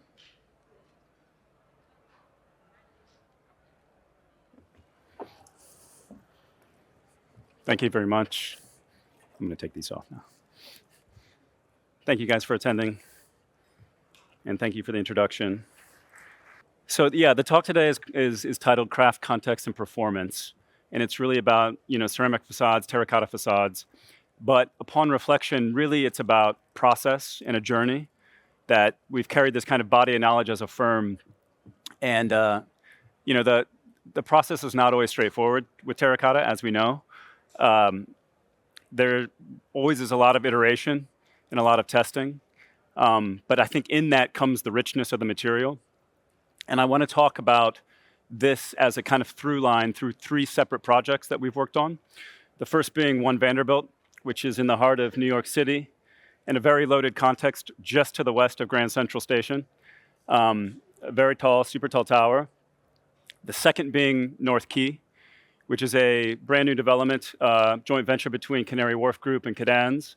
It will be the tallest life science tower in Europe upon completion. This is just now under construction. And lastly, 176 York Way, which is a project we're doing with Delancey. And it's in a very constrained site at the northern edge of King's Cross. So keep this in kind of context, but I think I'm going to talk about terracotta as a kind of topical thing and the challenges and some of the kind of discoveries through each one of these projects. So starting at One Vanderbilt, what's interesting about this is obviously you've got a lot of the kind of Midtown East kind of building stock. And a lot of that is made out of Indiana limestone. You have a lot of detail, a lot of filigree, a lot of ornamentation. So I think our charge as designers, as architects, was really about how to kind of adapt to this context, how to relate to the context in a very modern building, of course. And thinking about the scale of difference, obviously, is quite extreme. But the kind of first urban gesture that we thought about is you've got Vanderbilt Avenue right in between the 2 structures. So how do we, in a way, pay deference to Grand Central? So we've done that by a big diagonal urban cut, which basically opens up the bottom 4 floors of the building. And by doing that, I think as a diagonal motif, it seems like a very kind of simple urban gesture. But then what we've tried to do is trace that through multiple iterations in multiple kind of guises in the building. So it reappears at the crown of the building. Crown is a very important, especially in Manhattan. You've got the Chrysler Building just down to the east. You've got obviously the Empire State Building just to the south. So in a way, this thing is in dialogue with all of the other kind of height in Midtown. Also, looking at the horizontal spandrel condition and thinking about how can we reprise that diagonal in a way that, I think I'm a firm believer that the best buildings in the world kind of reveal on multiple scales. So, from a distant skyline view, from a kind of middle distance view, and then also kind of right when you're up close, the kind of, on its doorstep. So I think this, in a way, was the thought about, this is about detail and filigree, and thinking about terracotta as a means by which, we want to try to get away from aluminum in buildings as a practice, to be quite honest. We know that it works well for embodied carbon. But also, I think the richness that terracotta as a natural material brings is something that we're heavily invested in. And again, this body of knowledge that we continue to kind of build upon. So in a way, we're working with Boston Valley. This building is complete, but we had a 5-year journey with Boston Valley Terracotta on this project. And we ended up with a scooped profile because we were trying to amplify this notion of depth within the spandrel zone. And again, the kind of diagonal cut relating to the bottom and the top as a kind of total work of tracing a motif through the building. We only have about less than 2 inches of depth on the scallop profile. So a lot of the research was about how can we best use surface effects via glazes, via texture, to really amplify that notion of depth in the way that light rolls off the surface. So you're just seeing a handful, but we had more than 70 samples in iterations through the life of the project. Every couple of weeks, they would send another batch. And a lot of this was always viewed through the lens of, is it going to relate to the Indiana limestone? How does it look under different lighting conditions, sunlight, in shade and shadow? Because we wanted to establish, a relationship clearly. So you can see a number of these samples were taken out and literally held up in front of Grand Central, kind of looking like idiots or like tourists. But this is all in effect to simulate how the scallop plays with light. How the scallop, in a way, looks at different conditions depending on the gradations of light. And when looking at the system, obviously, you have your kind of various clip systems in place, but I think what we didn't want to do is butt the terracotta next to one another. So we always wanted to have a trim piece, and that started off as a flat piece in some of the early mock-ups. Eventually, we went to this slight little recess in kind of curvilinear, kind of half-circle rebate. And again, that was, again, about revealing, as you get closer to the building, the kind of subtlety and the nuance in this kind of drapery of the diagonal in the spandrel condition. And what that allows the sun to do is kind of track and hit a little bit of aluminum. And again, it's about tracing that vector, again, and tracing that diagonal. This is one of the very early mock-ups in Boston Valley's workshop. And effectively, we had kind of 2 pieces, the long runs, and then we had basically 2 chamfer pieces at the top and the bottom of the facade panel. And you can see here what this does. And there was lots of exploration when it came to the kind of glazing type. And using a scallop profile, obviously the glaze has a viscosity. And that's something I'll talk about a little bit later. But it tends to pool in the belly, and it's a little bit kind of less thick on the ridges. And it seems like a subtle thing, and it is. But that is really what gets you the kind of variation in the play in color and light on these panels. And again, when you start to put this together, and then obviously this is a very kind of close crop, but you get this scrim and these layers of kind of depth on the building facade. So you have some brise soleil, then you have obviously the shade and shadow from the terracotta bands. This is obviously at a mechanical floor. When it comes to the base of the building, again, the diagonal cut is very important. It lifts up the whole body of the building. And thinking about what that material wants to be as well. We wanted it to be terracotta, but we didn't want it to be kind of white or off-white or the Indiana limestone. We wanted it to evoke something warmer tonally. And I think a lot of that was driven about how the kind of emanation of light coming from the station, it's always slightly warmer in temperature. And a lot of the kind of the best spaces in Grand Central, if you haven't been there, is the kind of underbelly. So you've got the oyster bar, all the Gustavino tiling, All of this is kind of micro filigree. You get like little scratches on the surface, expressed joints, but it carries a warmth that is kind of immediately inviting. And I think that's something that we were very interested in. So all of that soffit material is kind of in direct dialogue to basically the kind of Gustavino, the kind of warmth, the areas of public access in Grand Central. So through all of that exploration, we basically had a kind of a research piece with Boston Valley. And this was part to do with an outreach program with the University of Buffalo. But we were using, the kind of charge was to use all of their stock shapes in a way, and to recombine those and configure those in multiple patterns and multiple guises, just as a thought piece, really. And a lot of this was driven out of the kind of scalloping of the terracotta for one Vanderbilt. And then to layer onto that, what we really became fascinated with was working with a glazing artist, a ceramicist. And you can see the kind of micro dimpling, you can see some of the abrasions on the surface. But this is, kind of like a fusion glaze, so to speak. And we were really interested in how this animates the surface further from just a simple, 1 or 2 coat glaze. So as a segue, we kind of carried that body of knowledge onto a very different project in a very different context. This is 1 North Quay, and it sits just to the north of the Crossrail. But carrying with us, that residue of knowledge about glazes was something that we were wanting to explore here for North Quay. The charge from the client immediately was about setting a different kind of direction, and this is all about the evolution of Canary Wharf and diversifying use, getting out of purely financial services. So this is a new master plan, life science led. Again, this will be the tallest all-electric lab tower in all of Europe upon completion. And we wanted to, it was the first building to go, and we really wanted to be a paradigm and to kind of set a precedent and to be very not, just metal and glass, but actually have some character, color, and some punch, so to speak. And conceptually, it is effectively like a 6 to 8 story lab building stacked up 3 or 4 times, all clustered around a heart of communal space, which we call the zipper, that runs up the building and forms this kind of, what you can see here, the yellow diagonal or the yellow axis that is the new kind of master plan arrival. So in a way, the building, quite simple, is kind of 2 lobes on either end, and then it has this zipper of social space that goes up. To further animate that, what we tried to do is think about if that's going to be warm and inviting, and thinking about, those are kind of touchdown spaces, pantries, places for people to come together. How do we think about the facade in a way that is dynamic when viewed from all locations on a very simple building? So I think the kind of impetus to adapt a gradient facade, starting from this kind of darker oxblood, grading out to a kind of natural terracotta color, starting from the zipper and then coming out. And then as it works out, it starts to wrap around the south facade. And this is all an attempt to think about, the docklands, the shipping, the industrial heritage. You still have the gantry cranes along the quayside, something that's really, really important to kind of mine. And again, it was all about setting, differentiation from the wharf proper.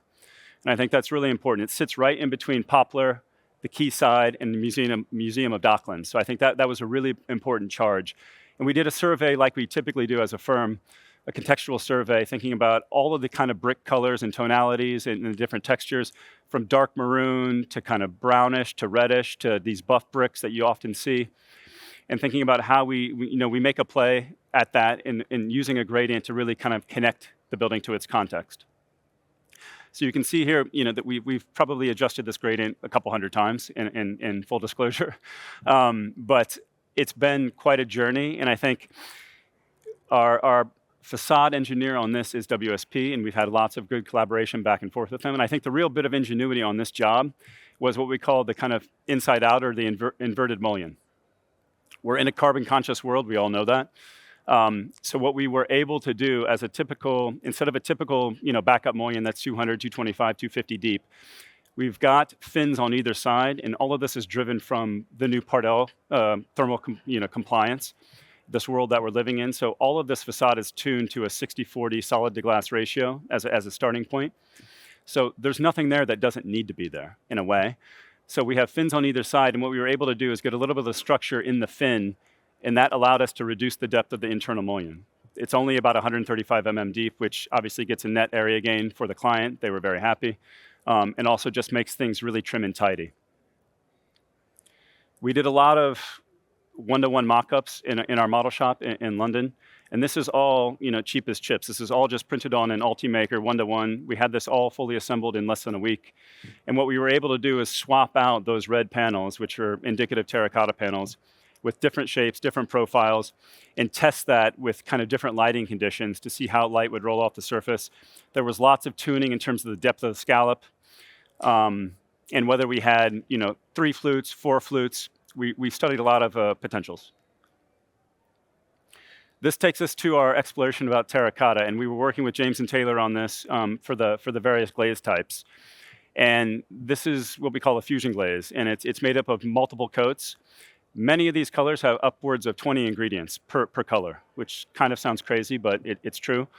And what we really liked about this process is, in a way, it's a bit unpredictable, because it is really like kind of alchemy in a way. It's all of these materials reacting. It's the base, it's the top, it's how they kind of interplay. And a lot of this spotting is a result of the chemical process. And that's something that we really, really liked. We didn't want something that looked monotone or monotonous. We really wanted to embrace the kind of character, texture, the tactility, the evidence of making. And that's something that was kind of near and dear to our heart. So you can see tons of little tiny test swatches that Bob brought in. And a lot of these are from the same exact color batch, but you can see the variation, just the swing and variation from tile to tile. So it's been a challenging journey, I would say, to get all of the colors right. We're still not quite there, but we're well on our way. And I think KFK has done an amazing job as the facade contractor. And through this, we found so the inside-out mullion basically saves us about 15% in terms of embodied carbon, just by pushing aluminum out of the system. On top of that, what we found is from a swap to terracotta from a typical aluminum solid panel, we were saving anywhere from 8 to 15%. That was all this was during a PCSA process, so we had multiple returns, and we were kind of trying to gauge parity about where things came in. Obviously, that number goes up even higher if it's all electric fired in a kiln. So I think there are kind of wrinkles to play out in due course, and it's only getting better. These are hot off the press. These are only about 3 weeks old. This was in Moding's factory in Munich. These are the full-size panel, 570 by 1400. And you can see, the kind of pocking, the dimpling of the surface, the way that the glaze and the light rolls off the surface, the sheen, something that we're very, very interested in. Looks very different under kind of different lighting conditions. Again, going back to the kind of Vanderbilt, we know that it's a natural material. The glaze handles light differently. The geometry handles light differently. And it's interesting, though, because there's a subtlety to, some of the colors take pocking very well. Others don't really at all. So I think it was trying to get a commensurate level of kind of surface deformation. So it really looked kind of natural. And we were, in the variation from panel to panel, something that we actually really wanted. We were also thinking about the kind of gradient step change. We only have 6 colors. So I think getting the step change to be right from color to color is really important. Those two aren't quite different enough, in full disclosure. We've got about 4 of the 6 colors firmed up. Hopefully in another month we'll be almost entirely there. Again, kind of the drama along the key side. This is what you would see coming out of the cross rail, kind of looking directly across. And again, the color rolling around the gradient, from the middle out to the edges and then back to the zipper on the other side. Last but not least, because I'm running out of time, I can see, is York Way. So this is a building for Delancey. It's a life science building. Eckersley O'Callaghan has done a tremendous job helping us along the way. This is still in its infancy. It's only stage 2. So again, Vanderbilt built, North Key under construction. This is still being designed. This is a very constraint-laden site. It basically sits 4.5 meters directly above 3 network rail tunnels. So effectively, the arches are a direct response to that. I've learned a lot about extradosses of tunnels and displacement of kind of brick-clad tunnels recently. But basically, the arches are entirely structural, and they're a way that we can span the loads. All the grid above needs to be predicated on a life science grid. And then everything that comes down, there's a big transfer structure, and the arches are basically taking all that load and spreading it in between the tunnels. all about this project is about weight reduction over the tunnels. So we set up a very, very simple, kind of kit of parts for the facade. Based on orientation, the solidity could wax or wane. Very little solidity on the north side, much more on the south side. We had a party wall condition, so even more. But really, we were thinking, what is the status of this kind of vertical element? And thinking about how do we kind of think about the arch as a motif that then can be reprised in the cladding. So from a very simple gesture, just one arcuated line, and then thinking about how we then mirror that. And then by the mirroring, you get these kind of diagonal shapes that then we can play with the depth, so to speak. Because we didn't want just a flat pattern. We wanted something that had some depth and surface texture and something that would play with the light. We also happen to be right next to a Leslie Green tube station, York Road Station, that's been decommissioned for over 90 years. But it's in his kind of typical dark red oxblood faience ceramic facade, which is something that we obviously picked up on when we're thinking about the distribution of color. And again, maybe we like gradients. It's not a horizontal gradient, but it's a vertical gradient. So basically, it kind of mines Leslie Green at the base and then comes up to something that's much more light and ethereal as it reaches the sky. And again, the kind of waxing and waning of that panel. Again, we did lots of kind of prototyping and one-to-one assemblies. And really what this came down to was thinking about toolpaths, oddly enough, using MadCam and doing a lot of this stuff in-house. And what we wanted to do was evoke the nature of the arches in the kind of detail filigree and actually representing the tooling as something and not, having a kind of totally smooth surface. Some of the earlier tests just had horizontal tooling, and it was kind of indifferent of the geometry itself, which we thought could be enhanced. Hence the reason why we ended up going to something that felt, that was kind of representing of the peak and the valley, and then you had these series of kind of concentric arches that then formed the kind of depressions within the overall body of the vertical panel. We did lots of this because we love to kind of test and cast and tinting. This is all done, again, in our model shop and using very simple means. These are all just simple plaster casts just to kind of get the color gradient right, understand how the kind of textures might reprise, in the various small little cast samples. The overall gradient we're kind of working with. And again, this is all just kind of in-house studies. We're at a very early stage of development. But we love the way that the kind of light and shadow play off these panels. We love the fact that it abstractly relates to the arches, or at least was informed by the arches to make the pattern. And just a few other kind of model shots. But again, I think we're carrying this body of knowledge, and it's really about embracing the kind of tactility, embracing the kind of crafted quality of a terracotta facade. And thinking about how, performance-wise, we're only going to keep getting better and better and exceeding and reducing carbon, especially if, all electric fired and things of that sort. But hopefully, that was my little journey. I think we all have our own little journeys as well. But hope you enjoyed. Thank you.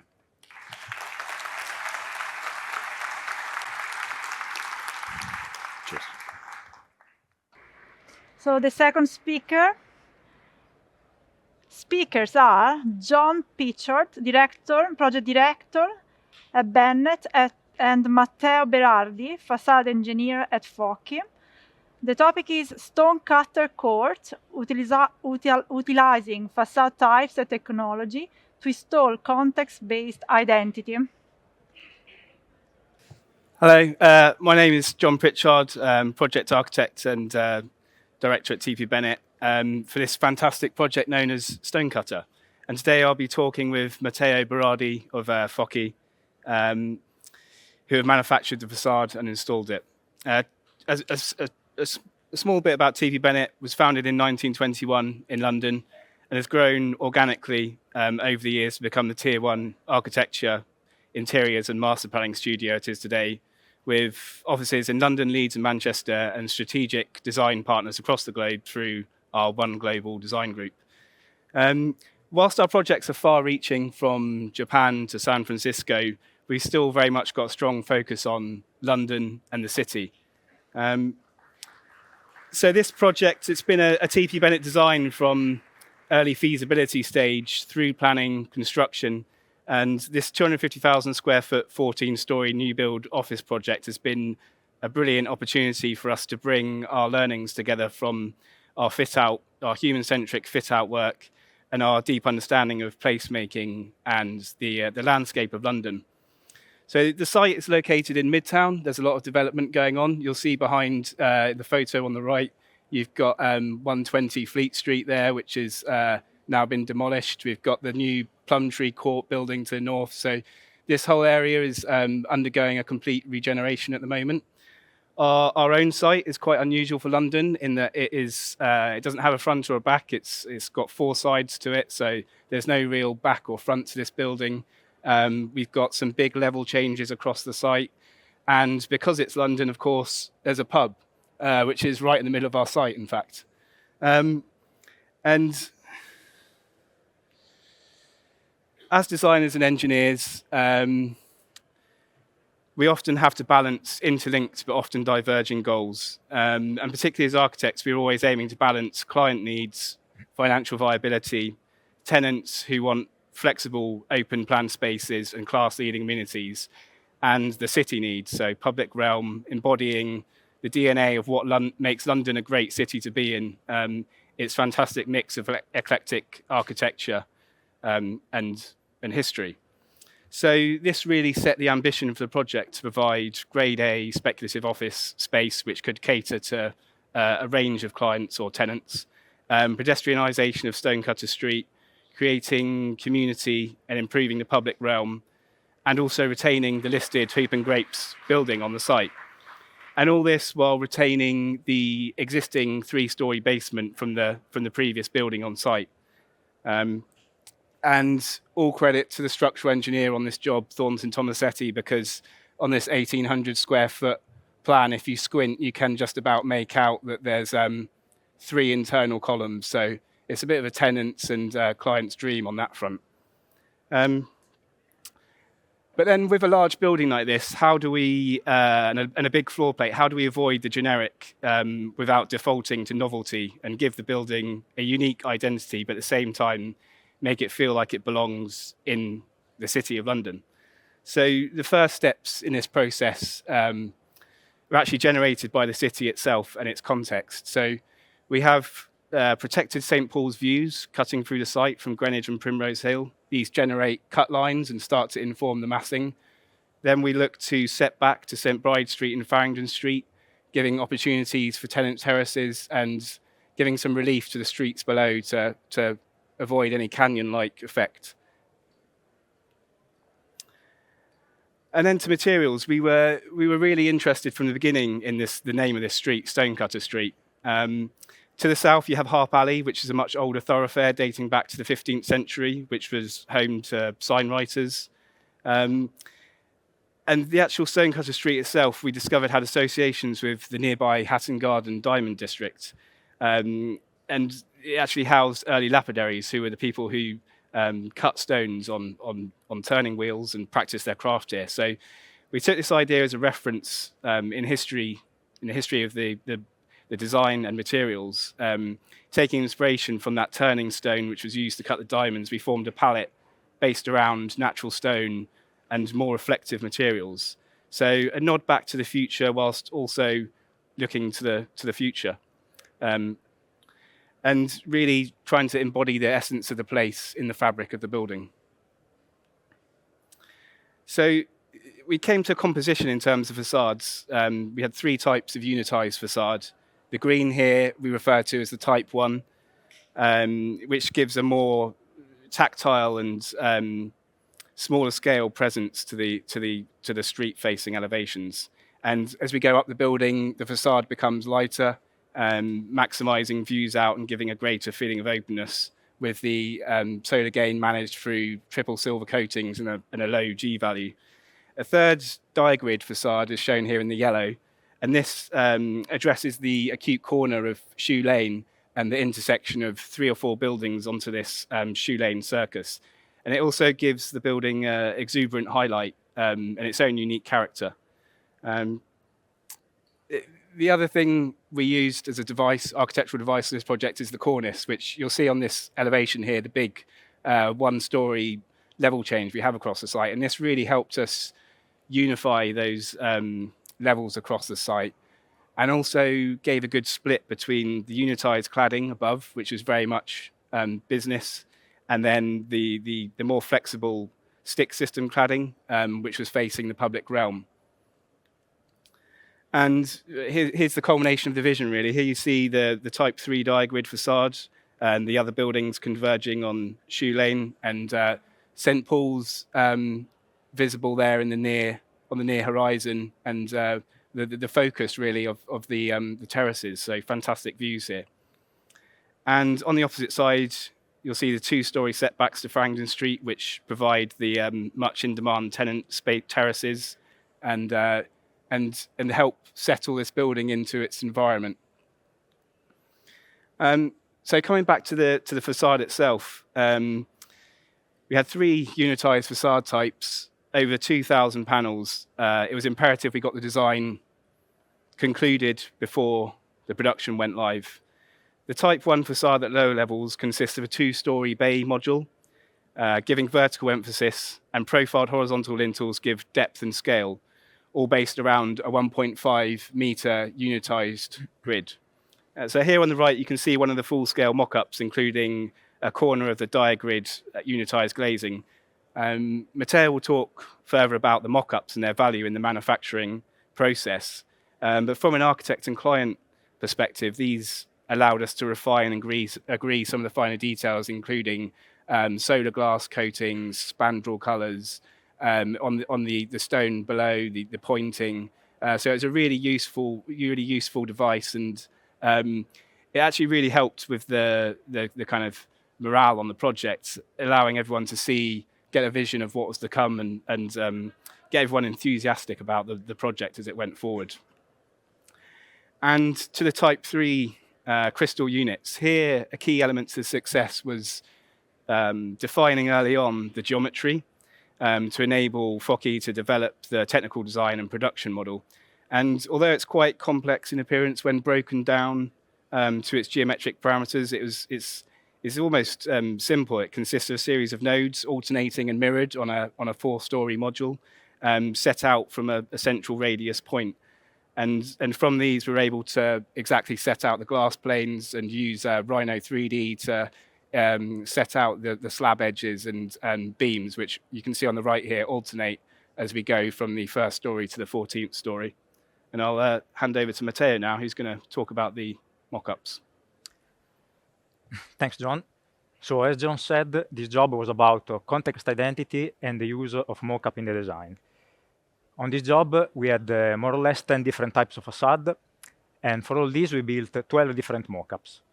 So the obvious question can be, this was a big job, of course, because the job is quite small. It is about 12,000 square meters, so it's more or less 1 mock-up every 1,000 square meters.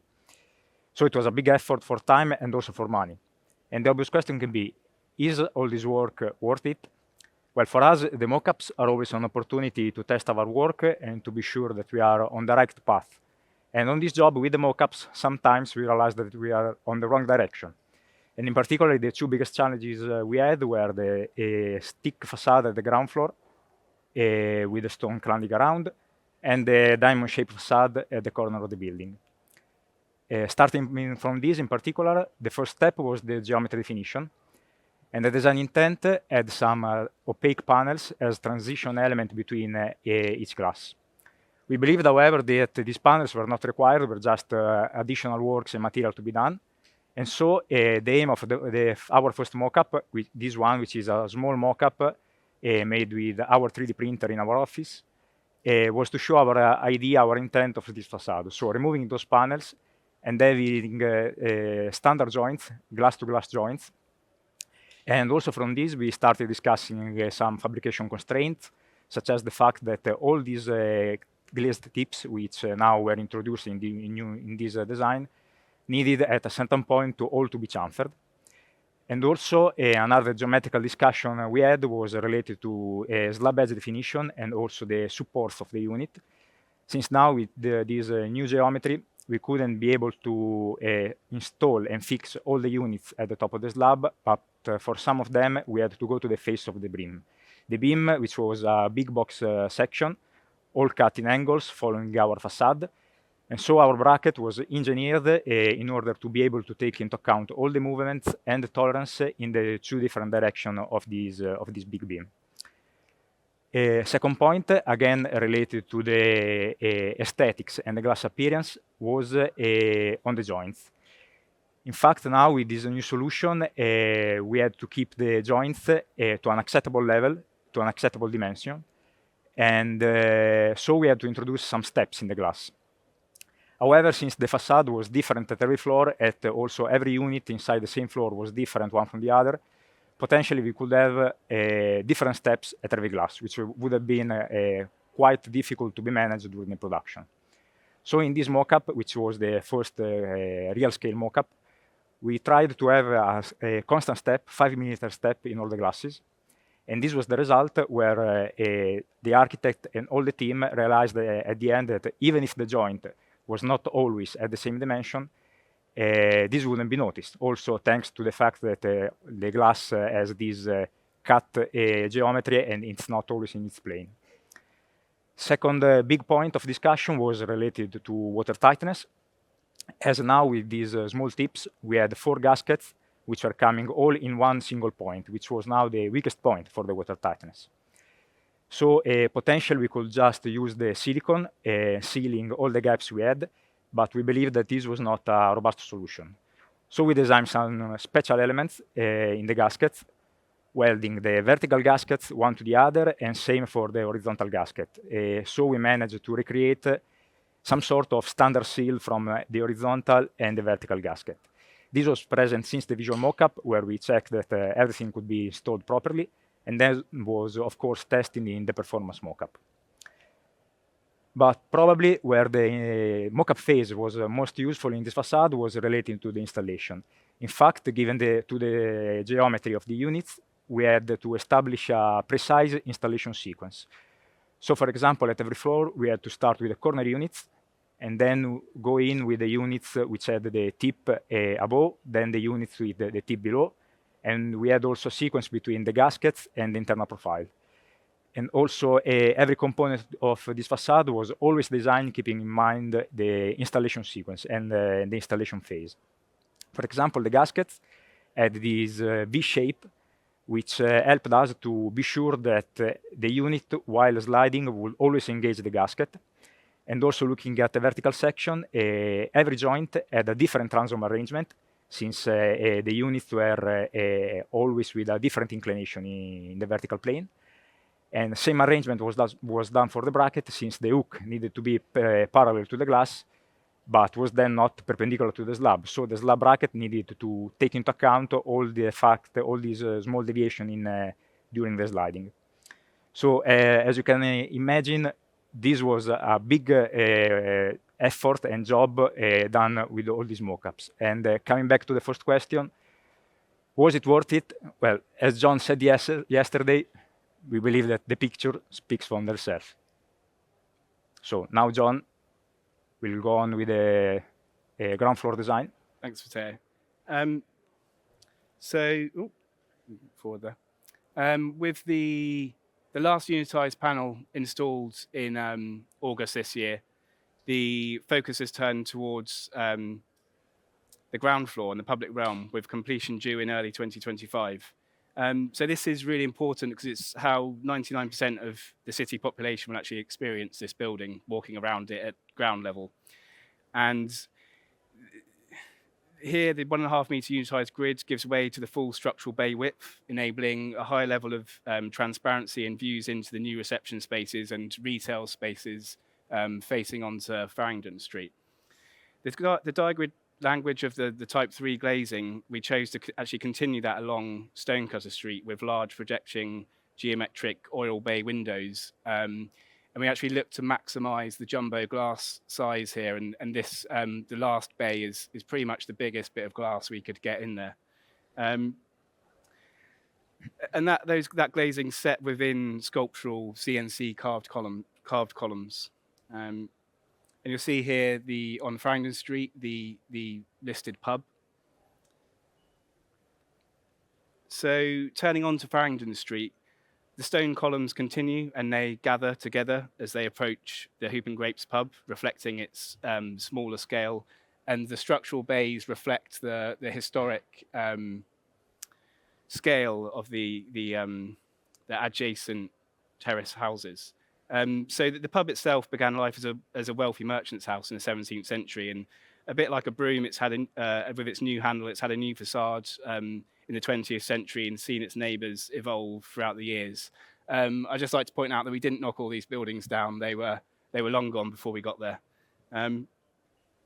So another kind of key aspect of the public realm on this project was there was an existing small, hidden, rather dark and unpleasant courtyard behind this pub. And we looked to open that up to create a new pocket park and connection back to Farringdon Street with a pavilion cafe marking its location on the corner. And this new community space I think it's going to become a great hit when the Fleet Street quarter is fully occupied for office workers to have a spot of lunch and gather in the cafe in the morning. So this building's really contributing to the city as a whole, not just its tenants.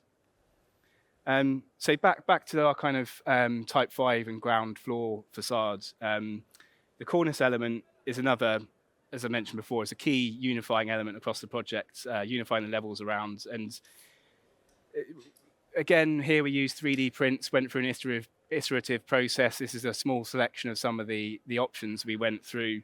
And it really helps us explore the options for the column geometry as well as the stone carving to the pilasters. And so the actual stone cutting, we were able to, through our 3D modeling and visuals, etc., we were able to take forward a preferred column geometry and cornice through to the visual mock-up. And we actually had the opportunity to install 2 of these geometric pilaster carvings to the front of the column to actually see these on a full-scale installation and allow the client, again, to have some interaction and part of the story. So it was really great to see that on there. And so, yeah, are there any architects in the room? You put your hands up. I've got a few, not all engineers then, so, yeah. So I've got a theory that wherever you find architects in the world, some things are quite ubiquitous. Silly glasses, black polo shirts, sketching on napkins, and more often than not, a love of natural stone. So when we had this project called Number 1 Stonecutter Street on Number 1 Stonecutter on Stonecutter Street, we did have certain materials in mind from the beginning. But 5 long years later, we found ourselves selecting stone Portugal in a quarry in Portugal with LSI and FMDC, who are the facade consultants on this project. And we were able to identify a medium density limestone. And again, here we were able to put a couple of types onto the mock-up to actually see 2 carving options and 2 types of stone, which was very useful. And we actually ended up going with the option to which we all thought we were going to choose when it came to the installation. And yeah, sadly on this day I did actually forget my steel toe cap boots in London, so I've had to edit my toes out there. And unfortunately, I was not allowed by the airport security to take back this small sample of our block, which you see in the background. So I will hand over back to Matteo now. Yeah. Thanks. So as John explained in the introduction, this job is in Farringdon Street, where many buildings have stone cladding on their facade. Usually all these buildings are made with end-set stones, so stones installed one by one on site. However, our job was a bit different from the others on Farringdon Street, because we had stone cladding all around the building on all the elevations. We had our ground floor was actually 3-story high, not just one. We had stone columns, which were 12 meter high, stone beams 9 meter wide, and just to give some numbers, we had 1,900 pieces of stones, all different from one from the other, with a different shape and also with the pattern John was showing before. And the stage 3 design, of course, was with a end-set stone solution, as it was obvious, But we believe that given the magnitude of this job, we had to try to do something different, to try to pre-assemble as much as possible. And so this was done since the first mock-up, the visual mock-up we did in our factory, where we built some small units, 1.5 meter high. However, during this phase, we had many problems. For example, the stone fixing were not always in their correct position. And also the steel substructure we designed was mainly welded. So we had many distortion during the fabrication. All these, we weren't always able to keep the correct alignment in the stone. Also, the stone itself was, of course, big pieces of stone, so a bit difficult to handle and to put in position. And also, we had a lot of joints because the 12-meter column was made with 9 units. But with all the mistakes we had in every single unit, every joint was a sum of all the mistakes. So the mock-up went well. At the end, we managed to install everything, but it took more or less 3 months for this bay, which was even a scaled-down bay because it was not as big as a typical one. And the job was in total 35 days. So we knew we had to change our design. And immediately after the mock-up, we analyzed all the issues we had, starting from the stone, where together with the supplier, we implemented a strict methodology for the installation, arriving to have up to 0.5 millimeter tolerance in the fixing position. And also our structure, the steel structure was completely changed because we removed all the weldings. And now we had simply some steel hollow sections cut and machined, and some steel horizontal panels to give support to the stone and also stability to the system. Also, the stone installation was improved because now these units were installed inside our factory on these dedicated supports you see in the picture. And so we were able to work from below the units and also to lift the stones with the sucker and with the crane inside our factory. So everything was done in a controlled and safe procedure. And the biggest achievement was the reduction of the joints because now the 12-meter column was made just with 3 units. Of course, now the other challenge was that these units were very big because the biggest one was 5 meters long and 3.5 tons, including steel and stone. So the final step was finding a way to install these columns. Also because now we were totally crane dependent and we had also to agree a crane schedule with Mace, with the main contractor. And so we did a first trial inside our factory with a mock-up column built just for this test. However, this procedure was a bit complicated, tricky, and it took also a lot of time. We had a dedicated steel element just to support the column and to rotate it. And it couldn't work on site because the site is in central London, so a very congested place, where the site boundary was in some location 1.5 meters from the facade line, so with little space allowed. And so we designed some special equipment dedicated just to the job, to the stone installation. And the first one was a standing table, a rotating table, which allowed us to put all the columns in the vertical position quite easily. And then with the crane, we just needed to hook them and install in position. And the second was a counterbalance beam, because the other challenge was that all the facade at the floors above, the unitized system, was already installed and was also projecting with respect to the columns below. So we needed this to be able to go below the soffit and below the units and install all the pieces of stone, in particularly the top ones. So now the time is almost finished. So some pictures of the almost finished job, not really finished. And to conclude, a big thanks to all the team involved, Focchi, TP Bennett, Mace, and FMDC. Thank you, everybody. Thank you.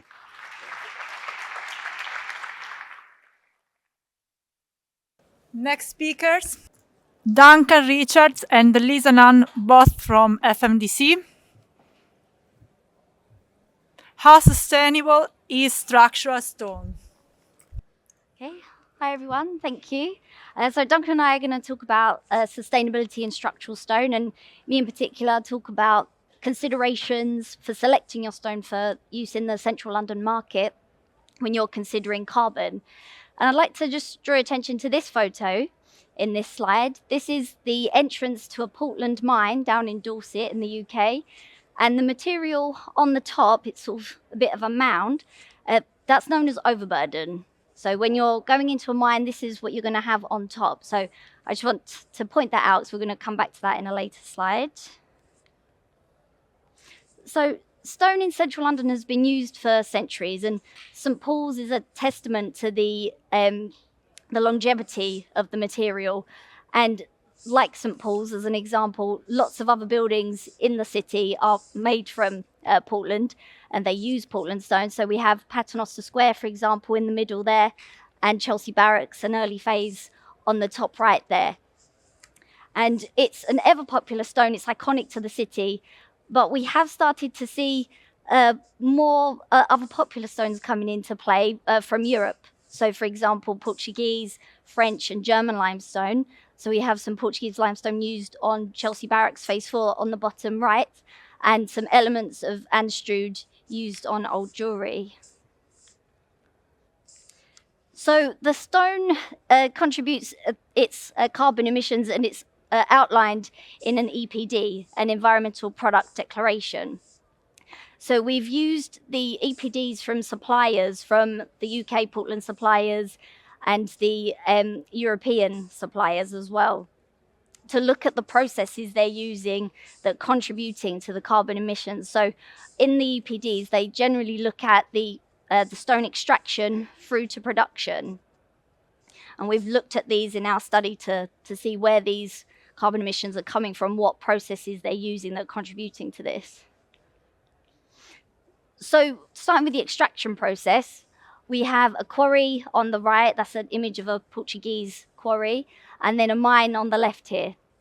So we need to look at the differences of these extraction processes and how that's going to affect the amount of energy used in terms of what processes are used here. So for the quarry, if we look back to the first slide again, the overburden on top of the deposit of stone that's there, the overburden has to be removed so that you can get to the stone to access the blocks.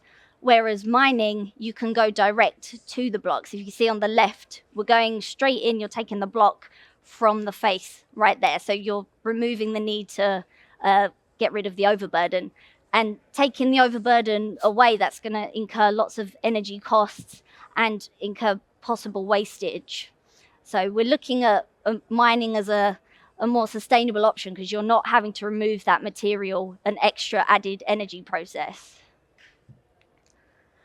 So moving on to more of the stone production process following extraction, we spoke to the various suppliers in Portland and across Europe, and we were generally finding that some of their processes, they are doing what they can to reduce the carbon emissions throughout the whole process. And we started with machinery. What tools are they using? If they can improve, are they able to improve those processes? So mostly we found that in the factories, they're using electric machines where they can. If the technology exists, they have started to use it, and it's being used in those factories. But what we did find, it highlighted in the quarries with heavy loaders moving lots of heavy stone, obviously, they're still diesel-powered machines. I did speak to one company, and they have managed to introduce some different cutting machines in the quarry situation, but it did highlight a bit of a gap where there's still some development needed for more electrical machines. Also, the type of extraction, some of them have gone straight to mining. They're no longer quarrying, so that's helpful for them. And the others are mainly quarrying, and some are doing a bit of both. But again, having to remove that overburden is going to increase their energy usage. And with material wastage, like the overburden, that being removed, that is an increase in wastage. But we found that if the material is suitable enough, it can be reused or repurposed. And linking into offcuts from the production process. Usually the production process is actually optimized, so there is minimal offcuts that they need to do anything further with. But usually, if it's suitable, it can be used still in the industry. If it's not suitable for dimension stone, it can then be crushed for aggregate in concrete, or even down to the dust or sludge that's created in lime for cement. So we really found that nothing is being wasted completely. None of it is not being used. They're finding ways to use all of the stone coming out, even going from the overburden. Okay. So those are factors that aren't really measured in the EPD. They're what contributes to some of the energy usage, the overall GWP. But here we have some figures, and outside of the EPD is actually the transport to site. So that's outside of the EPDs we were looking at. But obviously, Portuguese companies, the stone is having to travel a lot further. So that's going to put it up straight away. But then we had some surprises with some of the UK supplier with the actual total energy usage and the overall GWP. And this sort of correlated with a supplier that's still quarrying. They're still having to remove that overburden. They're still using more energy in that process. So they possibly have to look into what they're doing. But we have the energy from renewables. So one of the UK companies and the Portuguese company, they're using a lot of renewable energy. And we know that they've invested in lots of solar power. And that's obviously giving them some good figures there. I need to point out the France company, it's saying 1% energy from renewables. This is mostly because they're using nuclear energy. And whilst it's a green energy, it's not considered renewable. Another correlation we found was the use of fresh water with the higher energy from renewables usage. Speaking with these suppliers, it seems that this wasn't confirmed, but it's our belief that it's possibly linked to the washing of the solar panels. So they're having to use more water. They're using the solar panels a lot, having to keep them maintained. And basically with the EPDs, we have to take into consideration that there is an age range here. We've got from 2021 to 2024, and we've had quite a lot of data updates in that time. They're using different EPD providers and using different data sets. So that has to be borne in mind with these figures. And to keep it comparable, we did base these on 1 kilo of stone. But with all this said, what we were looking at with the EPDs, talking to the suppliers, they're doing what they can to improve their contribution to the sustainable way of producing stone. If they're moving to mining, some of them have fully, some of them are on their way.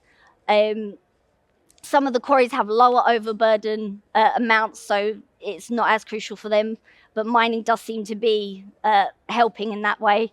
The use of renewable energy, if they've got the use of solar panels, that's definitely going to help. Keeping the machinery up to date, it does seem where it's available, they are taking that on board and using electric machines where they can. And using the waste, it doesn't seem that any of the waste created from stone production is actually waste. It can be used in lots of different ways. And to be honest, as a geologist, it's really good to see that the stone industry is really taking sustainability on board. They want to make a sustainable product even more sustainable. And I'm looking forward to seeing how we can carry on with it and where it's going to go next. And I think that's where I'm going to pass over to Duncan to see where it's going to go. Thank you. So I'm going to talk about methodology. So specifically thinking about structural stone and comparing that to a handset stone solution or a stone face precast solution, which is sort of pretty common in the UK at the moment. So there's lots of interest in structural stone, and we just wanted a deep dive into that to see what it really meant and how viable it was. So to do that, we had to come up with an exam question. So this is our exam question. We were able to work in this study with HTS as structural engineers that helped us looking at the primary frame and the connections of the structural stone back to the frame, and also with Shirelmi that helped us with the subcontractor elements of daisy chaining the stone panels together. So we had some help from our friends, which was great. So this was our exam question. We thought we'd go for a sort of low, medium rise London city office, maybe 6 floors, sounded quite sensible. We looked at 2 different, so that's the Royal We, HTS, looked at 2 different primary frame options. So a steel primary frame with CLT inserts, and also a full-on CLT frame, CLT beams, columns, and slabs. Structural grid, we went, oh, that was wrong. There you go, that never happens. 6-meter structural grid, which works well for CLT inserts. We went for opening windows, now super important in the London market for ventilation and for well-being. It's an office, so floor to floor, 4 meters seemed pretty sensible. In terms of U-value target, thermal performance target, for the wall elements, we went for 0.18, which is sort of the aggressive end of targets that we normally get set by sustainability consultants, so we thought we would go for that. Letting agents, don't you love them? They're all super keen on their floor-to-ceiling glass, so it'd be rude to disappoint, so we went for floor-to-ceiling glass as well, and a sort of sensible window-to-wall ratio. But we played a game with that also, in that we thought it would be sensible to put a perforated metal sheet in front of the glazed opening vents, so that provides containment, but also some degree of solar shading to the glass at the back. So that was our exam question, and we looked at solving that problem in the 3 different build methodologies. So the first one, handset construction, done, very, very common in the UK. So this is the wall build-up would be an SFS wall, vapor barrier, insulation, cavity, stone. So it's a stone veneer, it's a rain screen, so it'll be about 75 millimeters thick, probably. You'll have external scaffolding required. The stone facade zone, we thought full facade zone about 650 to get the U-value target we were aiming at. It's a relatively slow program, but it probably doesn't really matter. The stone will be off the critical path. You put the SFS in first, then the windows, then you're watertight, weathertight, so you can get on with your internal fixings. Stone comes on later, so it doesn't really matter. This is particularly well suited for smaller scope packages. You don't really see handset for big buildings. There's a lot of site work, little DFMA. The stone will be supported at every floor. It's fairly common in the UK. There's a lot of precedent. And the building on the left is the copyright building that we did a while ago with Piazza for Derwent. And if you look, that's not far off the exam question. Second methodology is stone-faced precast. Again, very common in the UK. You'd expect 50 millimeters of stone and 150 concrete backing. These are big, heavy panels, so they'll be installed from a tower crane. Glazing probably done from the floor plates from the inside without external access. Facade zone, similar to what we were seeing earlier with the handset, about 600 to get your U-value. It's a quick program. You'll probably get 5 panels in a day. It's a low-rise building, so you'll get no winding off or little winding off. So it is quite quick, which is good. There's options for pre-glazed donut panels, which will increase off-site production and make the program quicker, very common at the moment. This type of construction, very well suited to larger packages, less so for smaller buildings, because you don't really get the economies of scale and repetition, so good for big buildings. Very little on-site work, lots of DFMA. It's a self-supporting idea. So the precast panels will be supported at ground floor, probably on a pile cap, and then stacked on top of each other with just lateral restraint rods, so small rods coming back to the primary frame, to the slabs. So, very good thermally, very good for carbon in that regard. Very common in the UK. So the example we've got on the left is for Cannon Street, which we did some while ago with PLP and for Pembroke. So again, not far off the exam question. And if you look carefully, there's a structural stone building cheekily in the background. So the last one, structural stone. Now these are, so the idea here is you've got structural stone piers and beams, which enables you not to have internal columns. So, but these need to be big blocks. So it's not a veneer. So they're sort of 350, 500 millimeter thick stone blocks, so big blocks. And they're pre-tensioned together into piers and beams and then brought to site, craned into place. Again, the glazing probably done from the floor plate without external access. The penalty, or one of the penalties that we're getting, is that it is a big facade zone. You do lose the internal column, but you've got a significant amount of insulation in the SFS at the back, as you can see for the plan section on the right, to be able to get the U-value close to what we want it to be. We think the facade zone here is 965, so it's significantly bigger. And that can be important, more important on other projects. Some projects it's important, some less so. The stone is on the critical path for the structure, which you try to avoid, but it's just management and planning. It's not the end of the world. Not much site work, good DFMA again, no internal columns, which is the big win. So that the stone again supported at ground floor and then stacked and then fixed back to the primary frame beams as you go up the building with steel brackets. It's not very common in the UK market at the moment. There's a lot of interest in it. There's some precedent, but not much at the moment. You need to think about progressive collapse also as the stone is part of the primary frame. So the building on the left, the example here is 30 Finsbury, which my colleague Simon Webster, I think he's here, there's Simon, did with Eric Parry some time ago. So again, not far off the exam question. So this is the build methodology. Now you'll have to pretend that there's a stone pier underneath, which we omitted for clarity on this occasion. So we've got the structure, we've got the fire stops going in, we've got the steel bracket. So this is the fella the fabricated fella that fixes it all together. So fixes the stone pier at the bottom to the internal beam, and then ties it onto the stone piers and the stone beams.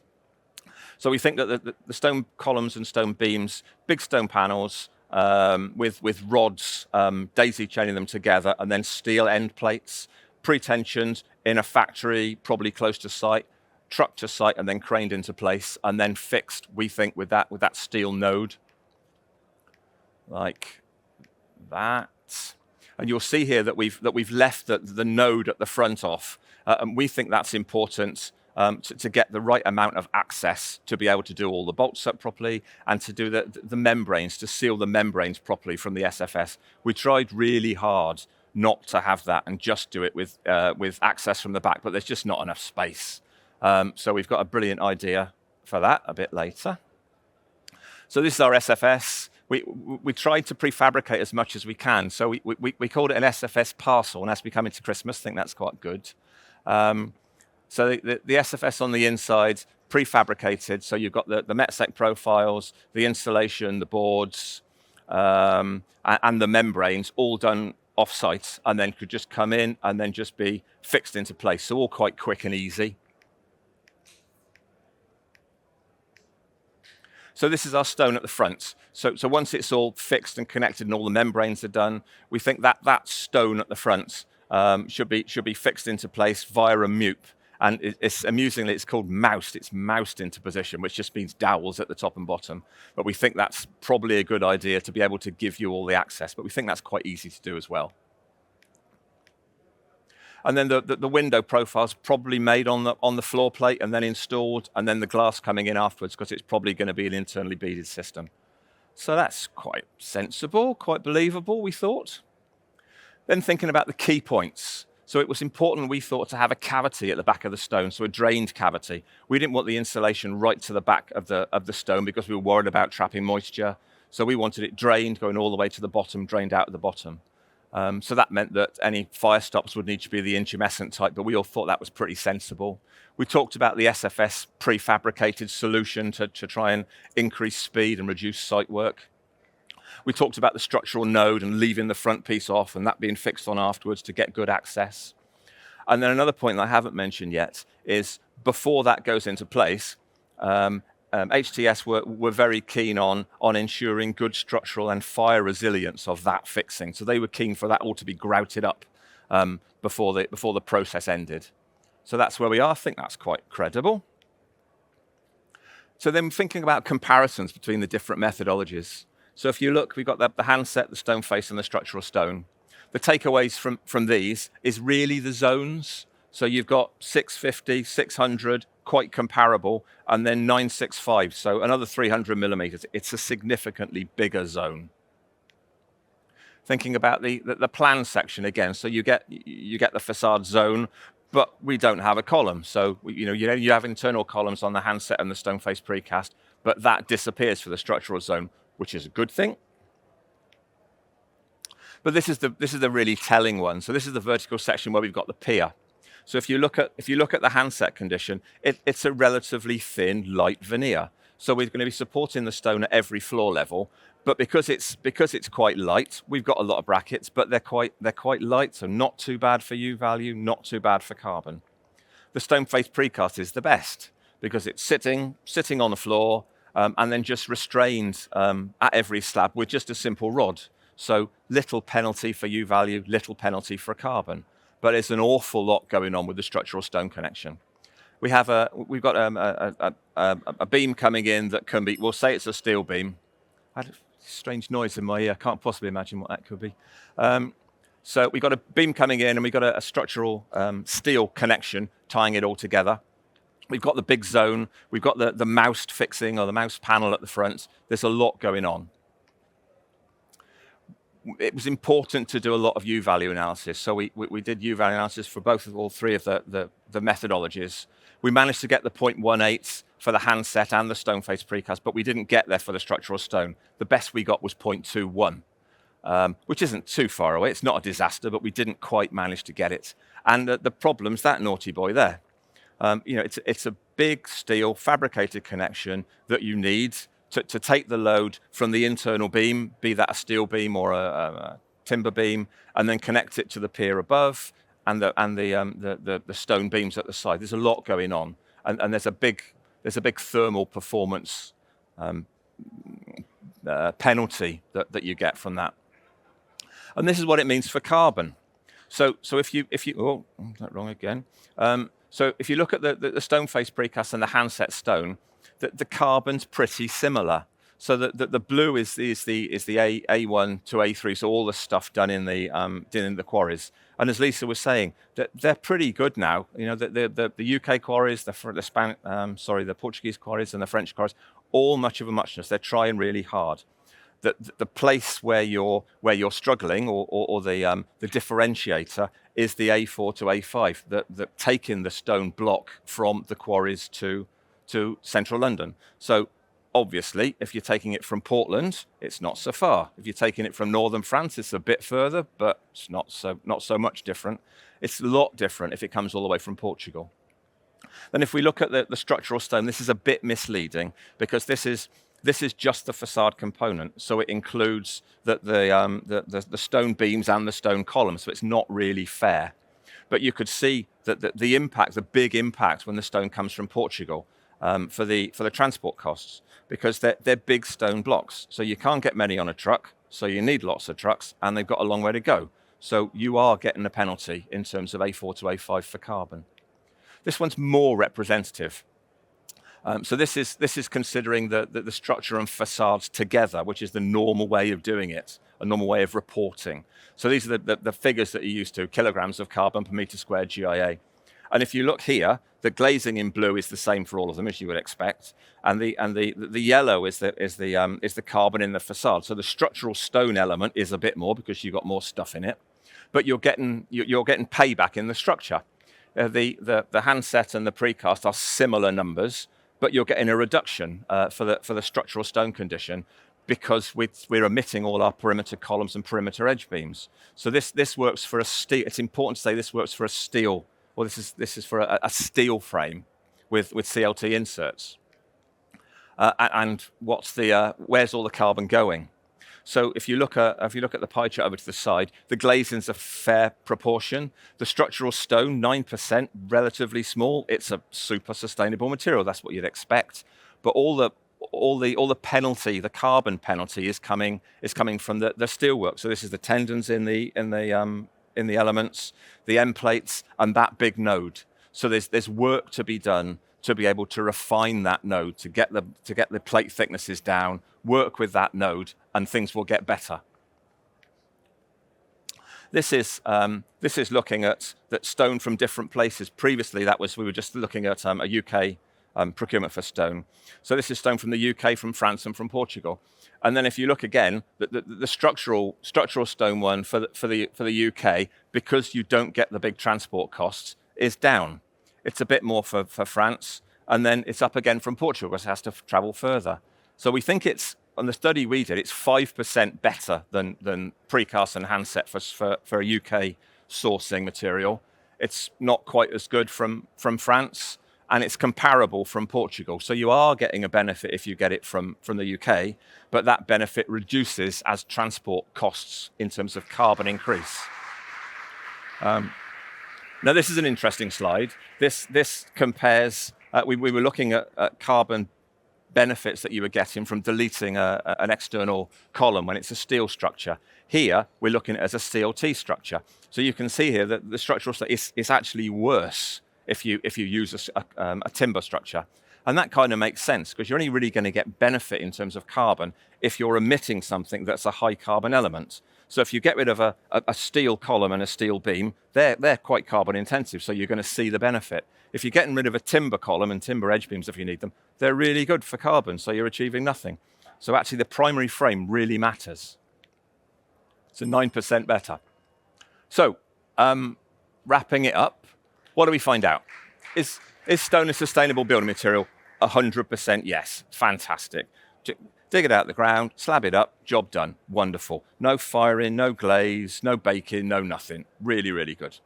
What are the quarries like? The quarries are really good.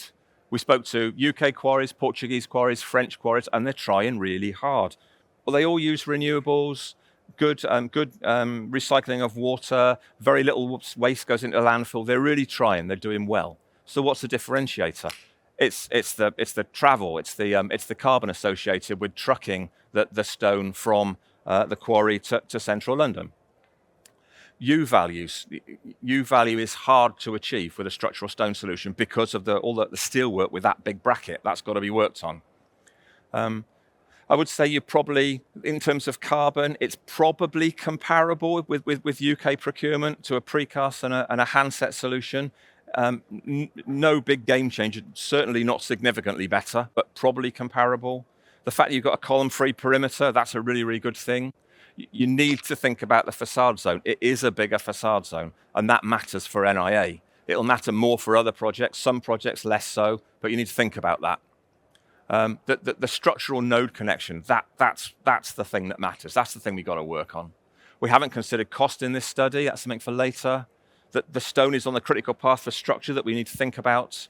There will be more stone testing required for a structural stone element, but it's not the end of the world. I need to think about progressive collapse. So key takeaways. Is stone a sustainable material? Yes, it is. Is structural stone a viable alternative to put up against handset and put up against precast? It is, but it's not easy, and you need a really good team to be able to make it work for you. And the third point that really matters is the influence of the main structure. If we're thinking about carbon, it works, you get maximum benefit by emitting columns that are high in carbon. So get rid of steel columns, don't get rid of timber columns. And there we go. Thank you very much. Good job. Aaron Capon from National Facade Manager at Cosentino, UK, Sustainable Facade Design with Ultra Compact Stone. Thumbs up if you can hear me. Perfect. Thank you all for coming. As said, I'm the National Facades Manager for Cosentino, UK. For those of you that don't know Cosentino, we are a Spanish manufacturer of large format slabs. Everything that we make is produced in the south of Spain, in Almeria, and we ship internationally, globally. So,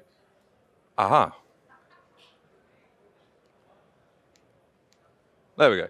So to kick it off, I'm going to show you a very short video. It's 3 minutes. It's a very good summary of who we are as a business. As I say, we manufacture all of our products in the south of Spain in Almeria. It's a 2 million square meter site. And we're going to talk about its carbon neutrality, the different thicknesses and systems that we have available, the different colors and unique ability to create custom colors, what some of the main unique selling points of the material actually is in terms of its design, and also some case studies on some local projects that we've done in some major cities in the UK. So we'll start with the short video.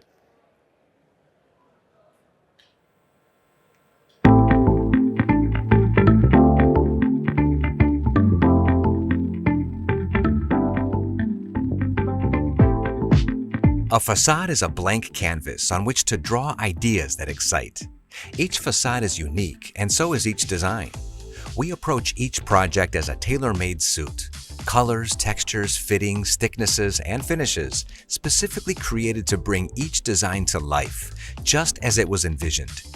Cosentino offers comprehensive, customized, and sustainable solutions for timeless facades. We marry performance and strength with endless installation possibilities and ease of maintenance. Decton transforms buildings into functional works of art. Composed of a mineral blend, it's sintered, heated, and pressed to create an ultra-compact inorganic material that unites performance and beauty, creating a technically superior surface. Decton doesn't expand or degrade with UV rays. It's resistant to extreme weather conditions. Available in large formats and with great dimensional stability, Decton panels can cover every corner of the facade with minimal joints. Decton boasts never-before-seen technical properties. It's non-combustible, impermeable, and with minimal maintenance needs. It's also available in thin thicknesses, offering maximum lightness and performance. Decton is cradle-to-grave carbon neutral, a commitment to our planet and our value chain. Decton's sustainable production process and high energy efficiency contributes up to 15 LEED and 14 BREEAM credits for facade projects. A world-class product coupled with world-class service. Cosentino, leader in architectural surfaces, offers a robust global distribution network, delivering materials in record time to every corner of the earth. Additionally, Cosentino City showrooms, located in the heart of key cities, have become a meeting place for connection and collaboration with the architecture and design community. Cosentino's team of experts accompany clients every step of the way, from specification to on-site execution and post-sales services. Decton has become the material of choice for renowned architects, including Ron Arad, François Pienaar, and Ville Arret. The material clad some of the world's most jaw-dropping buildings, such as Toha, Leonardo Tower, Cap West, and countless more. This is only the beginning. Decton, limitless facades. So, as you can see there, that summarizes quite a lot in terms of our facades cycle, but as a product, Decton and what the composition of that is. Decton was actually invented around 11 years ago, so it's not been in the market for very long, but very quickly it's gained a lot of traction in the facade market. We talk a lot about our carbon neutrality. All of the EPDs are completely downloadable on our website, but we are a true carbon neutral cradle to grave product. So if you have BREEAM or LEED projects, it will contribute points towards those in achieving those just by specifying Decton. We talk about Decton today in facades, but actually Decton as a material can be used for all applications. It can be used for flooring, it can be used for internal cladding, external facades, bathrooms, vanity units, tabletops. It is completely versatile and can be used everywhere. We achieve the carbon neutrality by two main sources. One, we are still a family-run business. Everything is made in Spain, as I said. We own the largest private solar farm in Europe, and all of the energy that creates on site in the south of Spain goes straight into the production of our material, which of course is Decton. Aside from that, we also harness the grey water from the surrounding villages, and we go through a desalinization process, and then we recycle 100% of the water usage in all of our materials. Anything that then we can't capture is then offset. It's around about 17% that we offset based on energy that we can't produce ourselves already, which is a very, very low percentage based on other manufacturers. So cradle to grave, so all the way from manufacturer, all the way through to delivery of it actually on site, which is very different to gate to gate or cradle to gate. So there's a lot of greenwashing in the market, which we don't do. In terms of different thicknesses, which allows flexibility on your design, especially weight when you're designing these buildings, we have 4, 8, 12, 20, and 30 millimeter options. In the UK, specifically 8 millimeter and 12 millimeter are the most popular. You can secret fix 8 mil and 12 mil, or you can rivet fix, and there are also options for bonded at low level if you're looking at villas and apartments and residential application as well. We work with all system suppliers in the UK as well as outside of the UK. So we have testing with those partners, and you can come and find me afterwards to learn more about who they are. So we have lots of different fixing methods. This is just some of them. The most common in the UK are DKR and DKT1. So as I mentioned, rivet fix and secret anchor fix. We have many other options as well in our guides that we can talk through. But for the UK market, for non-combustibility, of course, a secret fix, mechanical fix is always the preferred option. Some things that we can also do, we own the largest in-house cut-to-size service in Spain on site. So we are not under the mercy of any other fabricators outside of our establishment, which means that we have full control, and also we can mitigate any liability from your point of view in terms of cutting, drilling, and installation of third-party applications as well. We can also produce 3D elements. So we get asked quite a lot. There's not a lot of space within return details of windows, for example, and so we can create 3D elements in order to complete the project quickly. Aesthetically, it's more pleasing because we do all the joins ourselves, and it's delivered on site ready to install. Here's some examples of some corner details here. Over in the corner here, you can see that we miter the edges. We can bond and then use an L channel through the middle for wind load pressures. So we have over 70 different colors and textures as standard in our range to choose from. If you have a project that is big enough where we don't already have something that you are trying to achieve, we have something called Dekton ID. That is basically a custom color. Not only color, but texture as well. So if you have, as an example, a Portland stone or a terracotta or something like this in the market that you're trying to achieve, we can actually create that. So that's quite a unique service that we have to offer. There's many different advantages of Dekton. I've highlighted just some of the ones that I think are pretty important. So it is, of course, a non-combustible material. It's an A2S1D0 classification in terms of Euroclass. It's very easy cleaning. There is no maintenance regime for Dekton. The reason for that is because the porosity of Dekton is 0, which means nothing chemically or not can get into the material. Also, it's completely thermally stable. So what that means is there is no expansion or contraction of the panel in any climate. 54% of all of our sales comes in North America, and as you probably know, their climates are 50+ degrees Celsius and in some areas -50. So it means that in terms of shock, there is none, and no expansion and contraction of the product, which means you can get very, very tight joins. Your only limitation at that point is the aluminium or stainless steel itself, which of course will have some movement, or the building itself. Because of how dense the material is, it's, as you saw in the video, made with extreme heat and pressure. There's 25,000 tons of pressure that goes on the front face and the bottom face of our material to give it its form. That means that it's extremely abrasion and scratch resistance. You get a lot of accidents on sites, unfortunately. If there's a lot of scaffolding, a lot of people moving around, using tools, etc. The only two products that can actually damage Dekton in terms of the surface is diamond or topaz. The reason for that is because we have to use diamond to cut and drill this material because of how dense it is. So that's great because it means that you're not going to have accidents, and if you do, we've got a little test rig over in the corner today. Come and have a look. You can try and deface the Dekton yourself and see for yourself that it's true.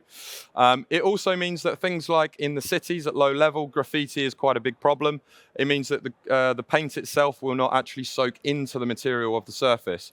That means you can use very harsh chemicals and wipe that off the surface and not have any degradation of the finished products at the front face. So that's another benefit of the material there.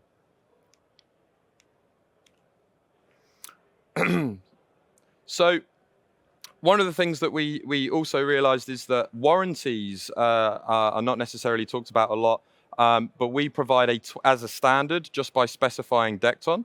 In any application, especially facades, we will give you a 25-year warranty. That means if there is any defect on the panel for whatever reason, that will be completely taken care of by Cosentino. We haven't had a warranty claim to date on the material as a facade, so hopefully you won't have that option, but it's there as a peace of mind. And here's some very quick examples of some projects we've done. This is down in the southwest with a company called Kubo Homes. They build about 8 houses a year, residential, but very high end. It's coastal, and their problem was saltwater rain ingress coming into the side of the building. Because of the properties of Decton, it will not degrade, so degrade over time. So it was the perfect solution. Archway Tower in London, this was actually installed 8 years ago. It's had no maintenance. This picture was taken 2 months ago. You can go there for yourself right now. Busy environments, things like cars, buses, etc. You get a lot of soot up a lot of the building over time. You have nothing on Decton because nothing can actually stay on into the material. Union Wharf, London, another project here where it has a mixture of traditional brick and then our panels on the right here. This is a recent project, Streamlight Tower in London, 9,500 square meters of custom color. And they have a sister building further down, which is this building here, which was the opposite color, sorry, a lighter color. Holiday Inn, so now hotel chains are coming out to us quite often because one of their key points is trying to reduce their maintenance costs as well as damages. So Decton is a very good choice for them as well. Openshaw College in Manchester, so at lower level plinths, is still a very good option to give a deeper detail. So this is using our 12mm product. This is Stockport Exchange, the redevelopment. So even showing the smaller areas here, as you can see, it doesn't always have to be huge facades. It can also be the trickier bits in between glazing. We find that a lot of glazing contractors are now coming to us wanting to install Decton because they're already on the facade, so it makes sense. Hotel shop front, sorry, in a lot of shopping malls, etc. We also are very familiar with and using, very clean. And this is a project, it's now complete very recently, called Chiswick High Road in Chiswick, of course. It's the tallest tower in Chiswick. Those 3D elements I was talking to you about earlier. So every single window detail here has a return 3D element already fabricated so that they could install. There wasn't enough room on this window return for any substructure. So we did that internally and delivered, and that project is now complete. We're on many more projects in the UK, of course. And if you have any questions at the end, our stand is at the bottom right. But thank you very much for your time.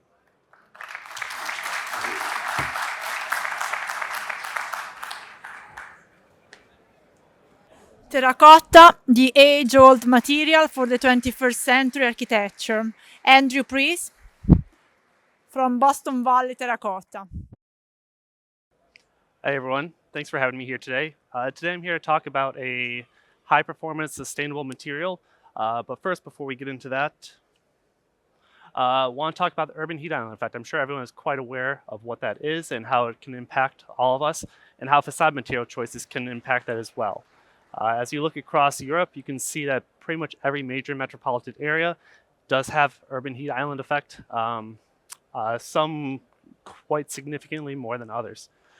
When you couple this with the carbon emissions that we produce annually, 42% of that is from the built environment, and digging into that a little bit deeper, 27% is from building operations. So you can imagine how the carbon emissions and urban heat island effect go hand in hand. So how do you solve for that? Well, that's what a team from Danish Arkitekten, Nippers Helbig, Transolar, and Tri-Pyramid looked to solve at our most recent ACAW event. They looked to harness the rainwater and actually slow and control the flow of water across a facade to increase its evaporative cooling potential.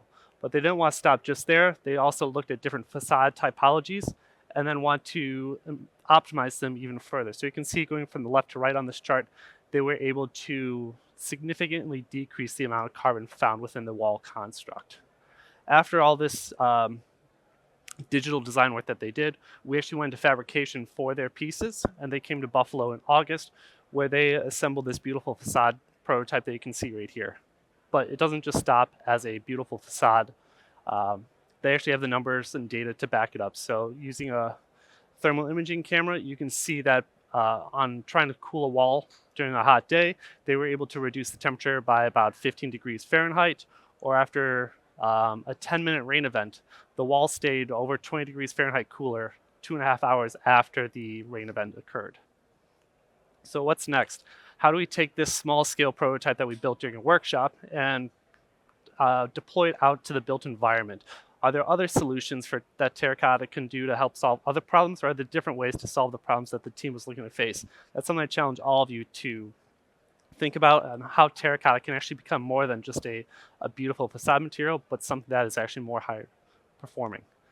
For those of you who don't know what terracotta is an ancient, timeless material that has been around for hundreds of years. It's known for its versatility, durability, and malleability. It's a 100-year-plus facade material. It integrates great in historic neighborhoods and also modern contemporary facades. The coloration as either a natural clay or a glaze is impervious to UV degradation, and it's also mildew resistant.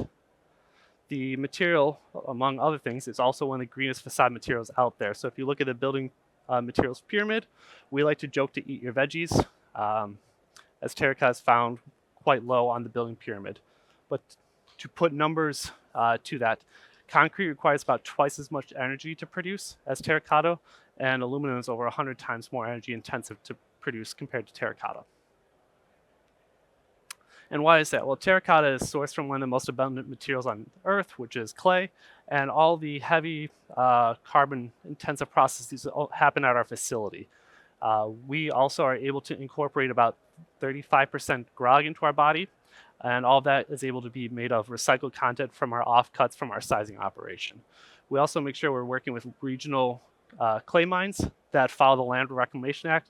We don't want to leave scars on the earth when the clay pit's been exhausted. We want them to restore it back to a thriving ecosystem like it once was before it turned into a clay pit. So terracotta can take on many different sizes and shapes and everything. It's kind of known as a great shape shifter. So I want to walk you through a couple projects that we've completed recently. The first one is Richmond Muse by Alice Morrison. The bright green faience was actually developed as a way to reinvigorate the streetscape. And the unique thing about this project is it actually featured all 4 of our production forming methods, which are hand press, slip cast, ram press, and extrusion. We're the only terracotta manufacturer that employs all 4 forming methods, and that really gives us a competitive advantage because we're able to realize the architect's design intent without compromise. The next project building upon that and also featured all 4 forming methods is Marylebone Square by E8 Architecture. This project is an entire city block and actually features 4 unique faience colors as a way to break up the large city block. This project featured some what most people think to be large extrusion profiles from us. This profile is about 500 wide, 250 tall, and 650 long. That's kind of a walk in the park for us. And Zarome did all the installation on this project. We also handcrafted some really unique transition pieces to make sure we're keeping a seamless flow and not, again, breaking up the architect's design intent. And I have to say the building turned out quite stunning and it really does fit quite well into the urban context around it. Going from new build to reclads, this is actually a reclad down in Austin, Texas, known as the Robert D. Moore building. This was an old, or is still current government building. But as you can see on the left-hand side, it was in need of a bit of a facelift. So they say the greenest building is the one that's already built. So why not clad it with a material that is one of the greenest facade materials out there? Again, changing scales a bit, this is one Vanderbilt. I'm not going to do as much service to this project as Brian did, but it was a lot of fun to work on this project with them. As he mentioned, KPF and us worked on the glaze development for quite some time to help reflect the light onto Grand Central Station, which is next door. One Vanderbilt was unitized by Permis de Lisa. They had about a 14-month schedule for the project, so it was imperative that we partnered with them for our production schedule so that everything arrived on time for them. And by all accounts, is a resounding success for everyone involved. And also, again, as Brian mentioned, the soffits have a really unique detail where they pay homage to the oyster bar and other Guastavino tiles found within Grand Central. And as a part of our business, we also do restoration and heritage work. We actually did the heritage work on the oyster bar as well. So we got to be a part of both of those projects. Changing typology a bit from a New York skyscraper is the Orange County Museum of Art by Morphosis Architects. this project is unique as it actually started as an ACOT project, and I'll talk about ACOT in a little bit more. But this workshop, the team wanted to explore not only the malleability of the terracotta, but also its environmental responsiveness, such as thermal mass, the evaporative cooling potential, among other things. After the workshop, we continued to work with them to refine the design, and we were able to figure out how to produce the roughly 6,000 curved panels on this project with only 80 unique forms. And we produced all those panels through slump forming extruded panels, so the entire facade is comprised of one extrusion die that we were able to manipulate the terracotta to create the facade you see here. Additionally, we hand carved in the OCMA 3333 lettering just as another feature for the project. Continuing with ACOT is a project that Arup also just completed this year for ACOT, where they're looking to reimagine different wall typologies. They want to reduce as much embodied carbon as possible, while also keeping a wall type, developing a wall type that's friendly to not only contractors, but also developers as well, among many other things as well. Before they got into the design process, they looked at different typologies to understand what had the least amount of carbon as a typical wall buildup right now. And for the most part, those were site-installed facade materials. But as you drill into those facades, you'll see that a majority of the carbon found within those typologies are actually the substructure supporting it, the aluminum or stainless steel. So they challenged themselves, how do you eliminate as much as possible? Well, you do so by taking advantage of the structural capacity of terracotta. Terracotta has compressive strengths approximately 3 to 4 times that of typical concrete. And so they couple the terracotta with a foam glass made from recycled glass cullet to create a very sustainable structural wall that I believe it could go up to about 6 stories tall. If anyone knows Lex Harrison, I would talk to him more about it. He's going to do a much more service than I can. But not only did they come up with this design, they put it through the rigorous tests of making sure it performed thermally, understanding where the condensation line was, the structural analysis, and moisture control. So it was truly could be a built wall system. And again, they came to Buffalo in August, where we had all the pieces waiting for them, and they put the wall together. And I have to say, it turned out quite stunning. The 2 different glazes are really, really quite beautiful. But again, it's not just about making beautiful facades. It's their performance. And here you can see their wall system compared to handset brick and terracotta, somewhere between 25 and 40% less carbon in their system compared to 2 other conventional wall systems. Arup continued a long lineage of pushing the limits of what terracotta is possible of doing.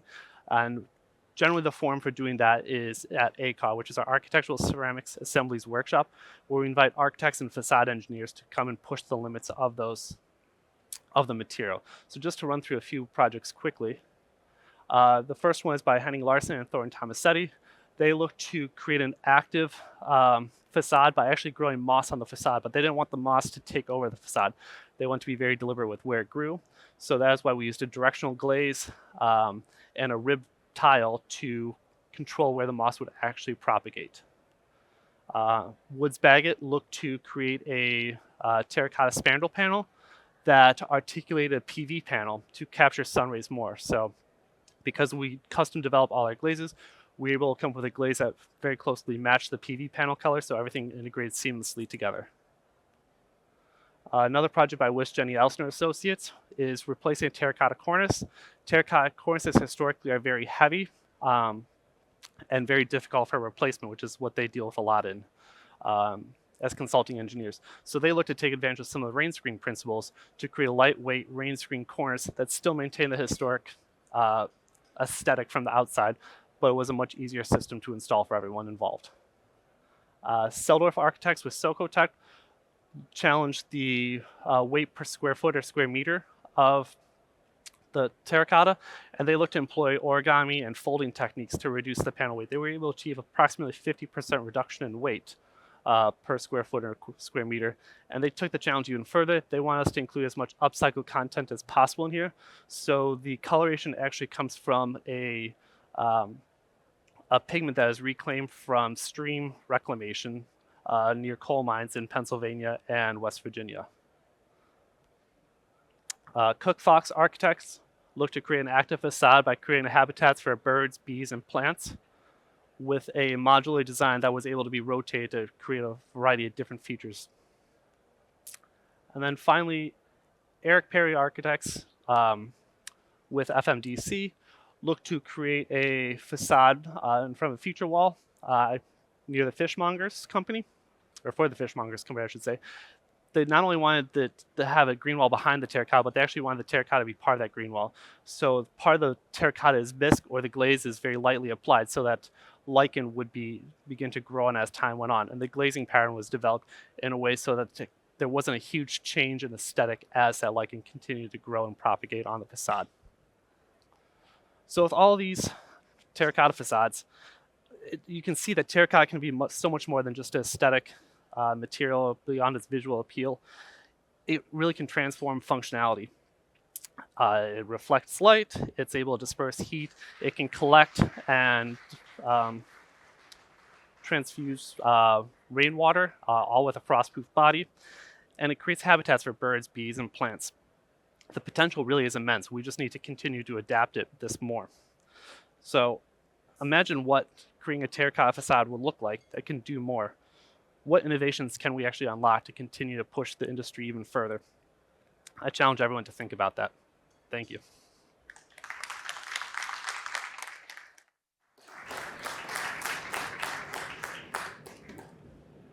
Perfect. Recladding revolution, tackling challenges and mastering efficiency. The moderator is Riccardo Texera, director at FSS. Hello, good afternoon. My name is Ricardo Teixeira. I'm the director of building of Business Competence Center of Ephesus. I have the pleasure today to host this wonderful session with these distinguished guests about a very key topic for our market and for our sector. With me, I have Sheldon. Sheldon is an architectural engineer. He is currently working as a senior facade engineer for AKT2. Welcome, Sheldon.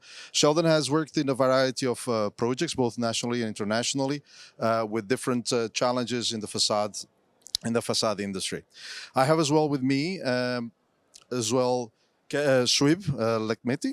Schwib, welcome. Schwib is the external wall director for CHPK Group. Schwib has a vast career in the UK and internationally, and he has been designing and delivered many high-level iconic buildings worldwide with different levels of complexity, such as the Selfridges building in Birmingham and the World Trade Center in Abu Dhabi. I have as well Kevin Yin. Kevin, welcome. Kevin is as a facade technical director of EOC. Kevin has been, with his over 20 years experience, has been instrumental in pushing the boundaries for facade design. He has been leading some of the most technical advanced projects in the envelope facades worldwide. And we have Leandro Heine. Leandro is a build and envelope consultant and associate director at Thornton Tomasetti. With Leandro, work is all about cladding, right, Leandro? So Leandro's work goes from the concepts, design, specifications, testing, fabrication, and installations. He particularly works into investigations, forensics, and this area of recladding. And finally, we have Abdullah Quadri. Abdullah, an architect and currently the specifications manager for Ephesus here in the UK. And he has an extensive international experience as well, which specializes in developing and implementing innovative solutions and looking towards the... Are you hearing as well? Yeah. And looking towards efficiency and performance of our buildings. So the idea today is to have a conversation about a buzzword that we hear and we talk a lot, and is very key for us in our sector, that is recladding. And particularly recladding has become a key issue for us after this incident that we had with Grenfell and its consequent actions that were taken from that. Maybe I start then with you, Schwib. How has this incident affected the work in the facades, particularly with recladding? Yes, definitely. On after the Grenfell Tower fire that everybody remembers, tragic one, but we've seen literally a huge amount of changes in the UK's framework regulating fire safety in buildings. Starting right from the top, the primary laws, to regulations, to statutory, non-statutory guidance. If I were to pick something that were more like impacting the recladding, I would say that we started with the government issuing those advice notes, between 2017 to 2020. Initially, it focused mainly on addressing the ACM cladding similar to the one installed on Grenfell, and for buildings above 18 meters. Then it later extended to include all type of combustible material within the buildings, all heights, regardless of the height. Then next one probably is the 2018 introduction of update of Regulation 7. To be honest, it's actually more like an introduction because nobody used to hear much about Regulation 7. So 2017, the government updated that regulation and used a vehicle to ban the material, combustible materials in the installed on building above 18 meters, and set the minimum fire reaction requirement to A2. The everybody remembers better of A2 S1D0. So no material should be used except certain components can be found in cladding, such as seals, gasket, thermal breaks, and membranes. Though we have to remember that membranes actually are picked up on ADB. They have to be minimum BS3D0. So you have to part in that. Then it followed with a series of updates of ADB. And then 2021, we saw the introduction of the Fire Safety Act, which actually made a huge shake into the cladding industry. So what happened at that time when it was mandated? So the principal responsible person in the building has to carry out what we call the fire risk assessment on external wall. So the fire risk assessment on external wall became integral part of the fire risk assessment of the entire building. So by law, you have to carry out. How this might impact the recladding? We all know the fire risk assessment of external wall will lead to determine whether the risk is acceptable or not acceptable. It's not about compliance. But when it's not acceptable, the risk is high, then it has to remediate. Then that has created a wave of mostly the culprit behind the building being high risk is the inclusion of combustible insulation and the lack or defect within the cavity barriers. That will lead to get into those components within the car will lead to partial or actually full recladding of the building, because it depends on how the extent of the wall type that cover that. That creates a huge wave of work, and given the fact that Regulation 7 will not allow the minimum A2 S1D0 to be put on the building, then that creates strain on the availability of compliant materials and availability of specialist contractor as well as specialist consultants, because we see a lack of how to deal with volume of work. Then after that, we saw the introduction of ADB 2022 that actually lowered the threshold of the application of Regulation 7. It was above 18 only. Now this dropped to 11. So now we have a large number of buildings that are affected. So instead of above 11, now above 11 meters have to go through the assessment, and it will mostly lead to remediation and recladding. Then we saw the introduction of the Building Safety Act, which introduces a new framework to regulate high risk with HRBs, high risk, and namely introduction of the BSR, so the Building Safety Regulator, introduction of the gateway systems, introduction of the enforced the golden thread of information, in addition to giving a new definition to the HRBs. Usually only the criteria was above 18 meters. Now it's not only above 18 meters, the stories, the number of stories. If you have 7 stories, your building will fall under the HRB category, regardless whether it's above 18 or not above 18. Then what happened after that, we saw the introduction of the PAS 990 that everybody knows probably about. 990 is a standardized methodology, because up to 2022, we used to use the guidance notes that introduced by the government in 2020, which used to be known as the CAN, so the Consolidated Note. So everything is referred to as that. Now the PAS created or provided a standardized methodology by which to refer to for fire engineers, facade engineers, to determine whether the building is high risk. So it creates some of a common playground for people.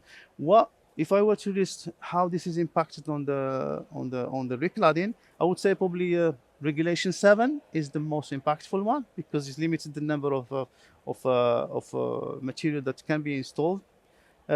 Followed by the lowering of the threshold height from 18 to 11, that massively extended the number of buildings, and therefore the amount of work that we have to cope with, either as a specialist contractor or specialist consultant. We see the lack of or very shortage of a number of particularly fire engineers, facade engineers, that key to successful remediation of this building. In addition to the BSR and the gateways, so the HRB has to follow a certain procedure. Now we understand the review time is up to 12 weeks, and 12 weeks is from the time they actually acknowledge the application. So people now becoming very concerned about submitting the application. So a lot of work is being done before you submit to BSR, so to avoid these delays. So it creates a huge amount of delays. Obviously, delays means cost, and this has strained more on the because of the longer time you spend on the remediation, the costly it becomes. However, I have to say it's not all doomed and but we actually these challenges have created a ground for innovation, and then since 2017 we saw a number of either improved or new product that came actually on the market, namely for example, membranes, ACM cladding, that's A1, chips A1, as well as some of the cavity barrier that you can actually install it with a little or no disturbance to the outer layer. So that's some positive of that. Perfect. Thank you. Thank you very much, Rib. And maybe, Leandro, from your perspective, when assessing a building envelope for recladding, what are the main issues that you're currently identifying? Yeah. Hi. So yeah, following up from Shoaib, I think Regulation 7 has a major impact not only on recladding work, but on our day-to-day facade engineering work. Luckily for that, we have the SFE and CWT guidance, which helps navigate the complexities of membranes, non-membrane materials, etc. But I would say that when we start to assess a project for recladding, there is a number of key issues that are quite recurring. I've got a few down here. If we take aside the fact that we have to remediate due to fire regulations or concerns about fire, I had a figure this morning, there's about 6,000 buildings yet to be remediated. Taking aside the sort of the forced remediation with regards to fire materials, I would say that it's typically related to end-of-life systems. So facades which are 25 or more years have reached end of life. There's a series of things that we find common. It may be failure of seals, leaks. We find failure of glass. There's maybe condensation or mold. Typically, tenants or asset owners are clearly concerned about deterioration of finishes, facades that are not aged well.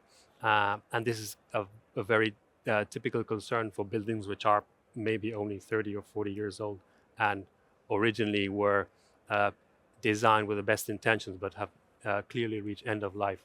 So that's a key assumption. So common issues which revolve around 25 or 30-year-old buildings are sometimes very practical. There is a lack of reliable as-built documentation. So it's very important where us professionals come in for surveys, either intrusive or non-intrusive surveys. There's a lack of a reliable maintenance log. We don't know how often windows have been cleaned or why they have not been cleaned. It's also one of the most practical issues about recladding, particularly when where the existing deteriorated facade has to be removed is the suitability of the existing structure. So that's where we have to work collaboratively with structural engineers and other surveyors. Other aspects which are quite common in terms of assessing building envelopes are understanding the limitations of the performance. Which parts are we going to remediate? Do we accept a lesser standard of thermal performance? Typically, fire is a non-negotiable aspect of performance. We have to upgrade to current fire standards. So there's conflicts between standards of performance. There's tensions between fire, but we don't have to forget, weather tightness, air tightness, and other types of performance. And then some other common themes which happen today in our projects are obviously sustainability. We've heard a lot about whole life carbon versus embodied carbon, operational carbon today at the conference. Circularity associated to sustainability. So what happens with all these materials that can potentially have to be removed? Are they recycled appropriately?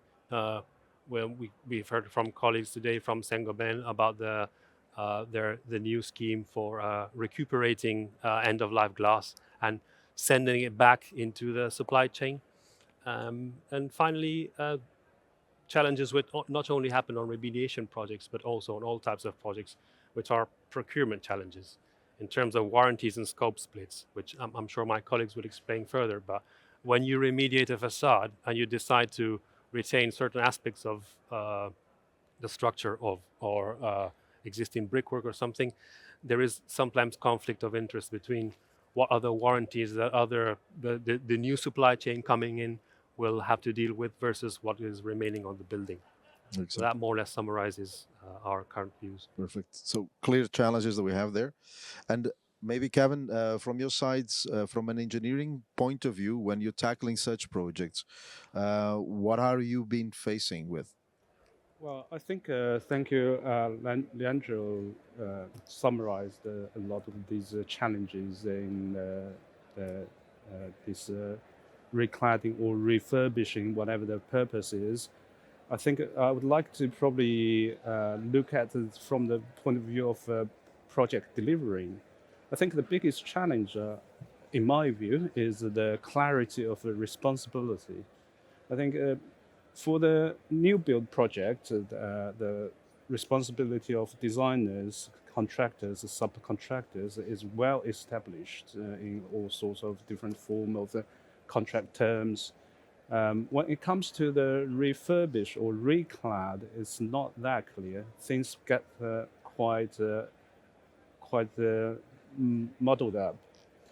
It's a result of a mixing of retaining part of the material which has been installed years ago, and like Leandro said, sometimes you don't have much information about it.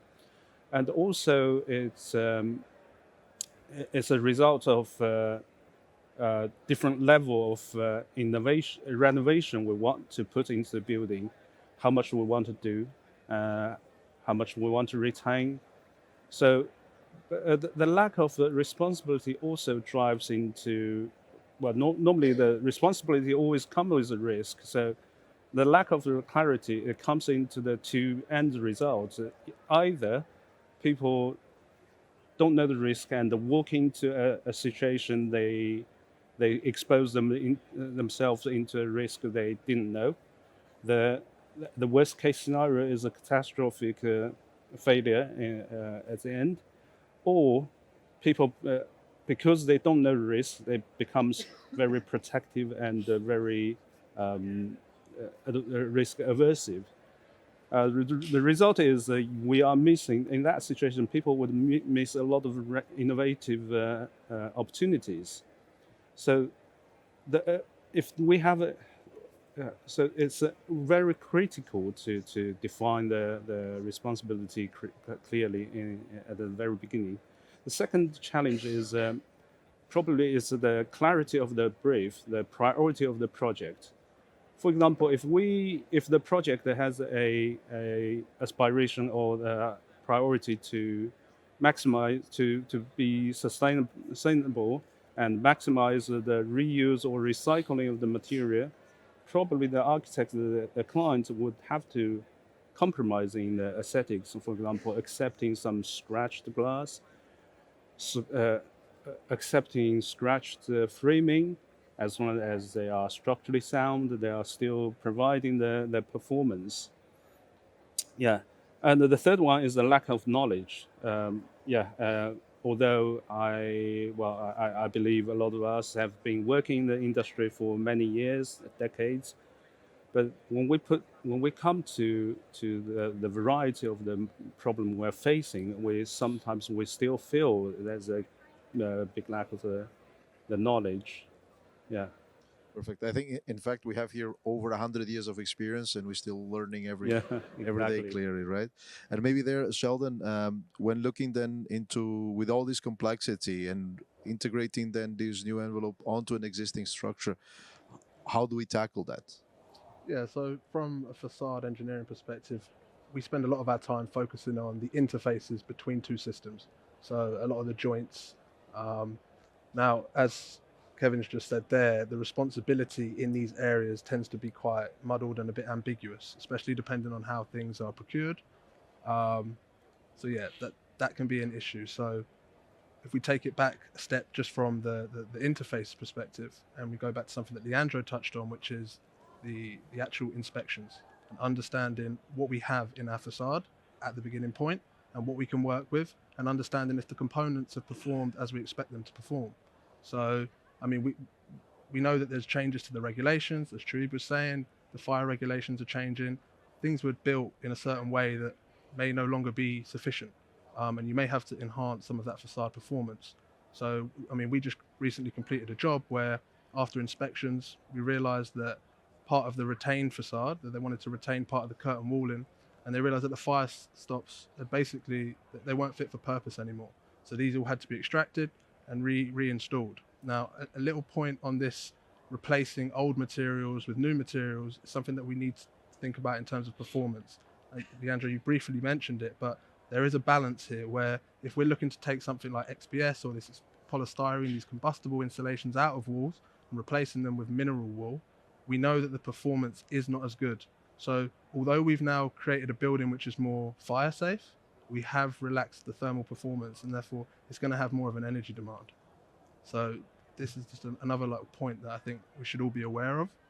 Now, assuming that all of this is fine, we'd always say to focus on the interfaces. The interfaces between the two systems, the existing and the new.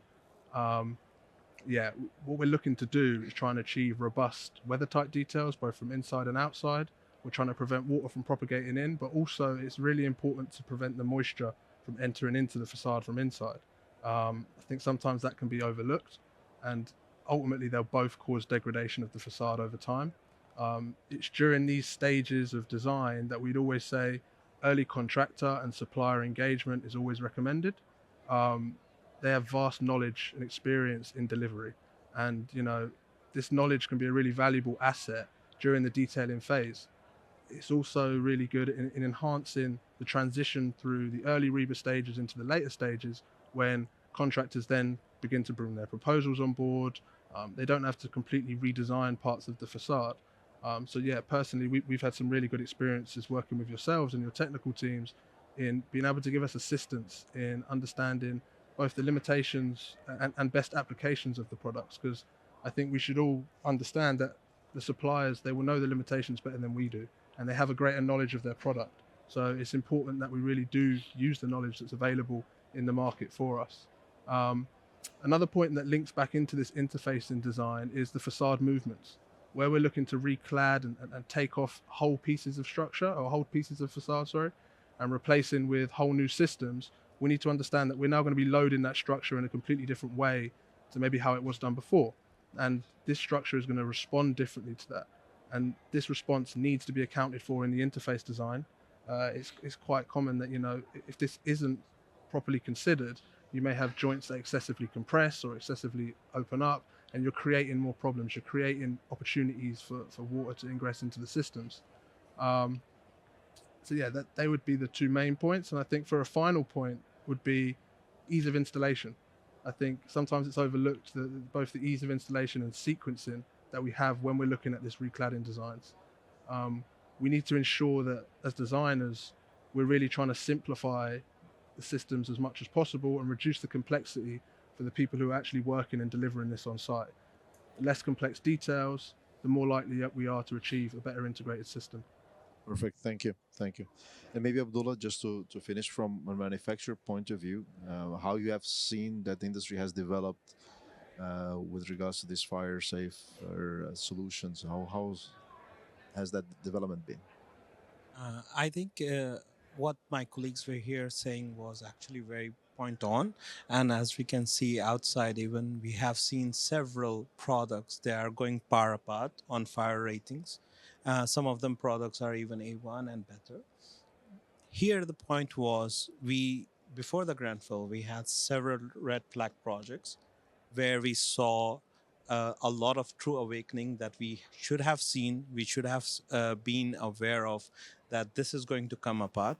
One such example was the Duncan house in 2009, where it went through the remedial process. Over a 10 million budget was spent over for exactly this thing, because we were running after thermal efficiency and energy efficiency, but we neglected the fire aspect. Later on, the tragedy happened, and we saw, oh, here we needed to wake up, but we didn't wake up, and Grenfell happened. And at that time, we are still now chasing the new trend of fire and fire and fire. But the products were there at that time, and products are there at now. So innovations have been happening. We have been working on a lot of different aspects. We were considering movements. We were considering high-rise building fire protection aspects. But at that time, we were running behind energy aspect. Now we are running behind fire aspect. So what is getting neglected is either one of them. So moisture control, energy efficiency is on regular basis. If we are living in any building that requires this, is on regular basis.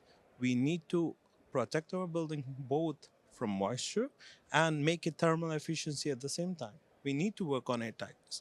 Fire is an insurance policy. God forbid, it doesn't happen every day, but when it happens, we and our end users are protected and safe.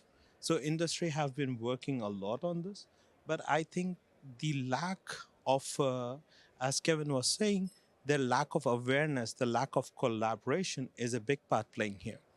Many of the industry players have been just running behind checklist after checklist.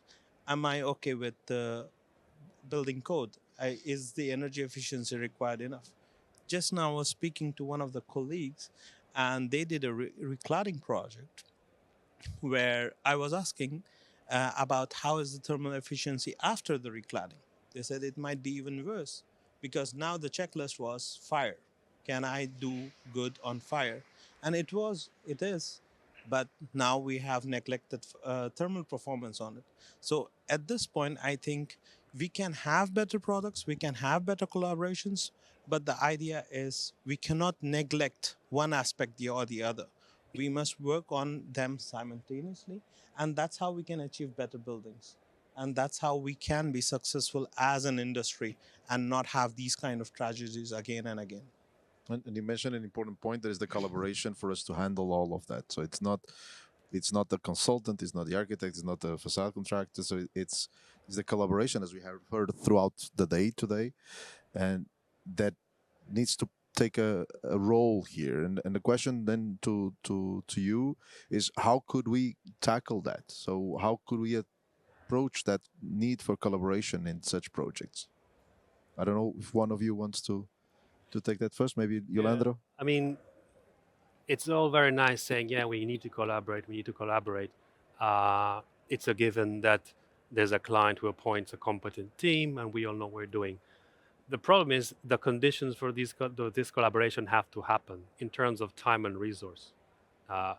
We're all squeezed for fees, and programs become shorter. But a smart client will recognize that the fact to be able to collaborate is not only sitting in the same teams meeting week after week, but giving the conditions for that collaboration to happen. And that unfortunately needs a bit of time and trustworthiness. So we are finding ourselves having to educate clients and other colleagues about what are the things we need to tackle first, and how that collaboration can happen in a weekly or monthly program. So the conditions for collaboration have to be understood by all parties. That's one thing. Schwib? If I want to add to what Leandro is saying is, yes, collaboration is a key. I think what we collaboratively say that if we focus only on one thing, then we might lose the other, as everybody is saying here. And the focus, because the focus is on fire, we might end up compliant with a compliant building but not performing. So the key here to collaborate, as Leandro was saying, is having, of Kevin said earlier, the priorities, and those priorities need to be defined by the client. The client is the key, because there's certain elements of, especially in the recladding bit, that will have to, the client will probably have to step in, and some of the responsibilities needs to be taken. Because if you have to retain, I'll give you examples, because when we know what's happening in the UK at the moment, a lot of recladding are due to fire safety. And then to remove something that is not safe and then put it back, then is that element is been there for 12, 15 years. So theoretically, it's still going to run for another 10 years in theory. But the moment you take it out, you want to put it out, who's going to take that responsibility for it? Who's going to give you the warranty? And that gap needs to be filled up somehow. And the key is probably here is the client to have to take a little bit of initiative here. I think we ran out of time. I'm sure I was aware that this is a topic that we can go for the rest of the day with, and I think with the interest of everybody. But I thank you very much for the participation and for the inputs. I think at the end, this is a matter of really us looking into our role in the facade industry, in the facade envelope design, execution holistically. We cannot look at it independently on checklist basis. We really have to look at it together with all the aspects of the building, all the aspects of the project, together collaborating into having the best possible holistic solution that is executable for this project. So thank you very much for your time. It has been a pleasure.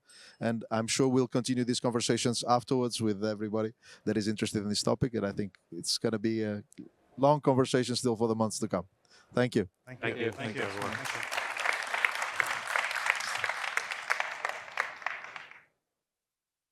Welcome to this track B. I unfortunately am your chairman. My name's Patrick Ryan, and I'm chairing this track for you. Just to say, if you're a speaker, when a speaker comes up, if you're the next speaker, please remember to go to the back and get yourself one of these head mics. Because otherwise nobody's going to hear you. So welcome to track B. You've chosen the right track. Track B is the track that's going to make Zak World of Façades great again. So thank you. Yes. Okay. No, we're not going to. No more jokes about the American election. Okay. So I'd like to introduce our first speaker to you. Our first speaker is Andrew Baker, who is a director at Rio Architects. Andrew is known for his work on educational-based projects across primary, secondary, and higher and further education. His ethos is that good design can profoundly benefit the well-being of building users and enhance their educational experience. So I'd like to welcome Andrew to the stage. His subject is a catalyst for change. So please, would you give a warm round of applause for Andrew Baker? Hi, hopefully you can hear me. So yeah, just a quick introduction because you won't have a clue who I am or what the business is. We're architects, interior designers and master planners. And we set our business up about 25 years ago with a kind of an ambition to really kind of bring a little bit of passion, design and ambition back into the architecture in South Wales, which we felt was a little bit corporate and commercial at that time. And we're a small team. We're based in Cardiff. There's about 30 of us. We're a nice mix of genders, cultures, and backgrounds. Not by design. We don't try and employ people to tick boxes. We just employ the right person for who, you know, the best fit for our business. And lo and behold, natural selection ticks all those diversity boxes for us. And you know, we see facade design as a really great opportunity for us architects who really like, you know, bringing design and art into architecture. We see the facade as a really great opportunity to perhaps bring a little bit of joy to the building. Some examples here. So the building you can see on the left is the Royal Mint Visitor Centre in South Wales.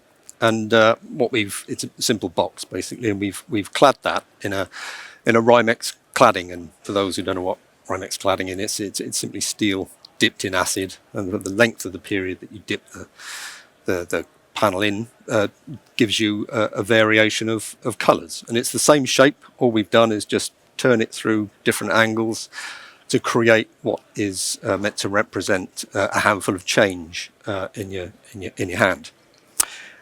Nobody has money anymore, not physical money, so that concept is kind of lost now. But and the building on the right-hand side is Cardiff University Biosciences building. We work with solar glass specialist facades on this to represent something about what the people in that research team were doing at the time, obviously biosciences, and again, really kind of bring that. It's a kind of a back street, kind of bring that back street to life through the building, and then, you know, replicate that internally so that, you know, people inside the building as well as outside the building can just have a little bit of joy and fun with the building, and the facade gives us that opportunity. So I'm not here really to talk to you technically. There are far more technical people in the room than me, and I would be found out to be a bit of a charlatan if I did try to go too technical. But the purpose of our presentation is really a kind of reflective piece to look back over the last 20 years on the evolution of facade design in Cardiff. So the introduction about education was probably a bit of a misnomer, but that's not what I'm here to talk about today. And the context of what I'm talking about is Cardiff. And for those of you that don't know Cardiff, it's capital city of Wales. And it was a major exporter, exporter on a world stage, and that was supported by the coal, copper, iron mining industries. And in its heyday, you know, Cardiff exported 11 million tons, and that was back in 1913. So it was a really bustling, thriving city with a healthy commerce. And at that time, we built some really fantastic buildings. There's a couple of examples here. So the top left, that's the Coal Exchange building, which was built in 1888 in a kind of a Renaissance revival style. And it was originally built as the market floor and offices for the export for the port. And famously, it was the signing of the first £1 million cheque in the UK. And it was built largely, as you can see, with a pale Corsham limestone. Alongside that, the Pierhead building, Grade 1 listed, built in 1897, designed by William Frame, the famous English architect, but under the tutelage of William Burgess, who was a famous Welsh architect. And you can see the kind of lovely French Gothic Renaissance theme with hexagonal chimneys, carved friezes, gargoyles, and something really fantastic. And just below that, City Hall, built in 1906 by E. Turner and Sons, who were a local contractor to Cardiff. Apparently, according to Wikipedia, the first fully electric construction site in the world. So, you know, some pretty impressive stuff Cardiff was doing back in the turn of the century. And, you know, these are the kind of iconic buildings that you will see around Cardiff, but there are many, many other examples of buildings built at that time in arcades, in back streets, that really reflect how architects were really enjoying architecture at that time. And then in the last couple of, well, in more recent times, we've had more of an influx of what I would call poor quality architecture. And many cities have suffered the same fate, unfortunately, but Cardiff has, I would say, suffered a little bit more because these sites are really in important positions in the city centre, and they still really dominate the skyline, which is a bit of a shame. And we, and I include me in the we kind of let ourselves down in what we were doing back then. So, and part of the reason for that is that the values in Cardiff are much more suppressed than here in London, or perhaps other cities around the UK. For example, office rental values in Cardiff are a fifth of that of London. Office rental values are half of that of our nearest English partner, Bristol. But our construction costs are the same as Bristol and not that much less than London. So we're, in our defence, we're starting from a very, very difficult point. But in early 2000s, there was an opportunity for us to, or an opportunity for the city to develop a new site. So this is Cardiff Central Station on the left-hand side. So it's right in the heart of the city, a gateway site. And the client bought the site with, you know, an ambition to build something pretty special there. And the planning authority were, you know, there's a lot of political pressure for them not to build what they'd seen being built over the last 20 years and really have a kind of a step change. So we were very lucky in that we were appointed to do the first building. We wanted to sort of step away from the traditional cost-cutting, corner-cutting way of doing things with this building, because there was a little bit more budget to play with, and there was obviously a lot of pressure to do something special. And we wanted to look at modern methods of construction. So 20 years ago, we did the building in a precast panel system.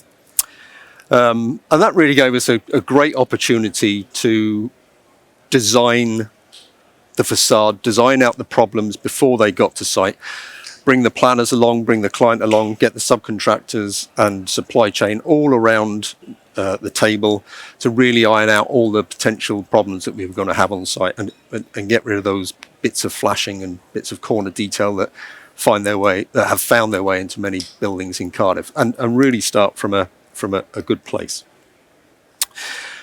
And again, you know, we had to be cost efficient. We had to be mindful of the budget. So, you know, we picked a very simple pattern, a repetitive pattern, single, a double, and a triple. Curtain walling or glazing put in that pattern, and it was something that was repeatable and manageable. The contractor loved it because everything could be built from mast climbers, so there was no scaffolding. Health and safety was much better, and we ended up with a facade that we felt was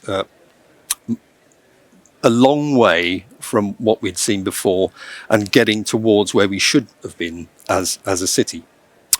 And that ambition quickly grew around the rest of the site. So on the left-hand side, Foster's designed number 2 Central Square. The Fosters then designed the BBC building, which is immediately opposite the station, and Gensler designed the tax offices. And this was all part of the same development. So you can see now that the city has seen a step change. Our client took a bit of a risk, expected the values of his properties to be higher, expected his rental values to be higher, and so spent a little bit more on the architecture. And we were beginning to get a much better looking development, much better facades. I mean, obviously Foster's and Gensler's tried to replicate what we'd done, but you know, they weren't quite there. And then that began to spread throughout the rest of the city. So this is a planning application we put in a couple of years ago. We're not part of the delivery team for this, but that ambition, that expectation for quality was beginning to migrate to the rest of the city. And critical to us getting there was the modern methods of construction, particularly with the facade. As I say, we're not part of the delivery team, but we looking at it this morning on my way into London. I could see that it's being built now as a unitized cladding system, and things are going up the building quite nicely. And that ambition for better quality architecture and design began to kind of radiate around the rest of the city. So this is a student accommodation scheme that we've done with a different client on a different site on a different part of the city, but immediately it's a site next to a conservation area. So immediately a planner said, right, well, there's a new expectation on buildings in Cardiff now, and we want that to continue. So we designed something that was a far cry from what we'd designed, what we'd seen be designed, particularly for student accommodation previously. And it was a couple of firsts for us. So this is a unitized cladding system. So it's the first unitized cladding building that we'd done.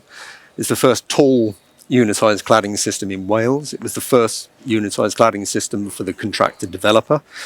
And it was the first time we worked with a facade consultant. So there were a number of changes, or a number of firsts that were going on with this development. And, you know, the materials, GRC, anodized aluminium and glazing. And again, the unitized cladding system gave us the opportunity really to get into the detail of the facade and make it look like a city centre building. So KFK were the subcontractor on this project, and, you know, I thought we were technically minded architects, but by God, they really knew what they were doing in terms of the technical aspect of things, and really held our hands through the whole process, and we learnt a lot. And it also allowed us to ensure quality, and that gave the planning authority a lot of comfort in the design process, and kind of made the whole planning process that little bit easier. The contractor loved it because, again, quality control was there. You're only dealing with one subcontractor for the whole facade, so there was no finger pointing when things were going wrong, and all of the issues were really dealt with before we got onto site. So it was a really great system, and you know, 5 guys were essentially doing the whole facade of this building, and they were doing almost a floor a day. So health and safety, the sort of disruption to the city in terms of around the site were greatly reduced. So, you know, everybody was kind of loving this new way of building in Cardiff at the time, and the quality was excellent. It was absolutely excellent. We designed out any issues before we got to site, and it was like buying a car. You see the car in the showroom, you order it, 6 months later, you get exactly that car, and we were getting that with the envelope. And, you know, the eventual quality was, like I say, it was a huge step away from what we'd seen previously in Cardiff, and, you know, the sort of MMC was helping us to get there. And, you know, a corner window on a student accommodation scheme in Cardiff 20 years ago, the QS would have probably threatened us with physical violence, but now it was coming part of the norm for a building in the city centre. And then next door, new developer, new client. Again, we did a unitized cladding system, which we wanted to do, but now the planning authority, because they'd seen the quality of the student accommodation scheme, weren't insisting, but they were very much encouraging us to go down that unitized or some form of MMC to ensure that we get a good quality building. So the visual on the left and the delivery project on the right. And you can see that, you know, kind of what you're seeing in our visual is what you're getting at the end. There's no deviation in terms of quality and the look of the building. And, you know, it was really, really focused on quality, detail, and precision. And then you can just see the building. We used a brick-clad system just on the plinth, which we designed in some nice reveals to give it a little bit of character, and then you can see the tower in the background. TGM were the subcontractor on that, and they used their own system on this one, which was manufactured in the Netherlands. And again, we're always trying to design efficiencies in Cardiff, because that's basically the world we live in. And so on this project compared to the previous project, the panels were smaller. We used quite a flat panels, so it was 100% sort of standard components using on the previous scheme it was the Schüco system, 90% standard products and 10% sort of add-on bits, and then this one was 100% standard components. So we were sort of learning ways to become more efficient, more cost-effective, but still achieve a really kind of good-looking facade. And something that we learned through that process is that we needed to make that decision on whether we're going down an MMC route, particularly unitized cladding, early, so that we could design that in early, because it doesn't just affect the architecture or your kind of direction of travel with the design and the architecture, but it also affects the frame itself, so the structural frame. So, we were learning that if we're going to go down the MMC, we need to make those decisions early and get it designed in early.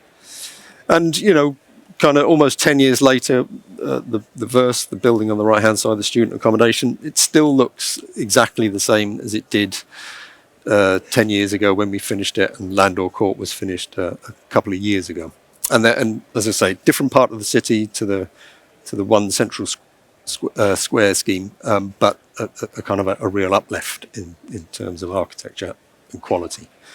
And then we're starting to see that ambition for architecture and design begin to spread into other parts of Wales. So this is further into Wales, further west in Bridgend. It's an education facility.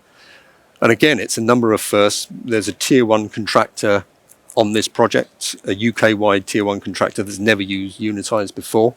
So this would be their first introduction to it. And it's certainly the first unitized cladding system outside of Cardiff in Wales. So Bridgend is quite a depressed town financially, and this is going to be seen as a regeneration scheme and something that hopefully is going to help the town centre re-spark itself into life. So again, the facade is really important to get it right. We need to lock in that quality, particularly in the detailing proportions. We need to lock all that in really early and make sure that we get the building that we wanted. So this is quite early in the process still. The contractors are on site now, but we're working with DeFore on this project, and we've already been out to Poland again to see the sample panels. And again, we've got a great chance to sort of comment on the quality of detailing, the look and feel of the facade, and make sure that we lock in all of those elements early. And again, hopefully what we see is what we're going to get on the building when it's finished. And again, because it's Bridgend, the budget's lower, we've really tried to stick with standard components as much as we can, and still deliver a scheme of, I would say, kind of high architectural quality. And then, so what's next now? So we've seen that change over the last 20 years coming through in the buildings in Cardiff, and then we've got developments coming up. So this is in the Bay in Cardiff. We've got a new arena which is going to break ground in early part of next year, and we've master planned the buildings around it. We're not involved with the arena, but we've master planned the buildings around it. And so there's going to be a huge amount of development, over £1 billion worth of development over the next 10 years in Cardiff Bay, which is going to kind of transform Cardiff Bay, really. And there's a great opportunity now for us to design some wonderful looking buildings, not just us, other architects and developers, to design some really wonderful looking buildings using MMC and different techniques and really kind of elevate the city. And, I think that will happen. There is a slight word of caution. Again, with any system, we're always looking at how we can make things more efficient and how we can bring the costs down to deliver these schemes. And MMC is great for doing that, but it could be that we become too standardized, too samey, and we end up with something that's, lost its charm and character. So I'll just leave you on that. note, because I think my time's up, and thank you very much for listening. Okay, thank you. Thank you, Andrew. That's brilliant. I just had one question. I'm not quite sure we can take questions from the audience because I don't know how this works with questions, but anyway. It's brilliant to see MMC, modern methods of construction, used and on your projects. What was the driving force for using MMC? Was there a site constriction? Yeah. Originally, there are always site constraints, particularly in city centre developments. So there's a natural tendency to try and get things built off site. But we weren't doing that in Cardiff at the time. But for us, we knew we had to deliver a scheme of high quality. Otherwise, it could have basically broken the practice before we got started. So we wanted to lock in quality in design by using that. And was there? How did the sort of the QS cost, the whole cost model work? Was it because obviously MMC is going to cost more initially? It might save you in the long term in terms of construction cost. How did that play out? It was difficult because the QS sees the cost on paper and says this is just simply not affordable. Yeah. So we've got to work to this budget. So it took a lot of convincing. We had to get the contractor on board to get them to see the benefits of it, and then pass that down through the QS. So it was a long, difficult struggle. But I think now people are almost going there first before the old way of doing things. Great results. Yeah.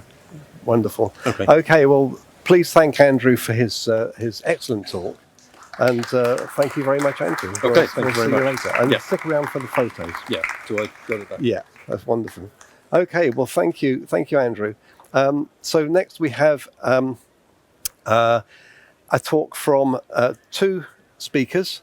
So we have David Walker, who is an Associate Director at WSP. And David is the Facade Engineering Lead at WSP for HS2 Curzon Street station, and he has been working closely with Grimshire architects and other disciplines since 2018 to develop building envelope and other facade-related items for the project. His rail infrastructure experience extends to other projects, including HS2 Old Oak Common and HS2 Euston and Paddington Crossrail, which I also worked on. Our second speaker this afternoon is Paul Thompson, Associate Partner at RSHP. Paul is an associate with RSHP and has worked on award-winning projects, including Mossbourne Community Academy and Maggie's Centre in West London, which won the Sterling Prize in 2009. He is currently leading the London team for the design of the 5 metro stations in Melbourne, each station drawing on local character in their design and transforming the city by improving connectivity and acting as a catalyst for urban renewal. Paul was the project lead for the recently opened Emery Hotel in London and the redevelopment of its neighbour, the Berkeley Hotel. And the Berkeley Hotel is the subject of our second talk. So please welcome to the stage David and Paul. Thank you. Over to you guys. Thank you.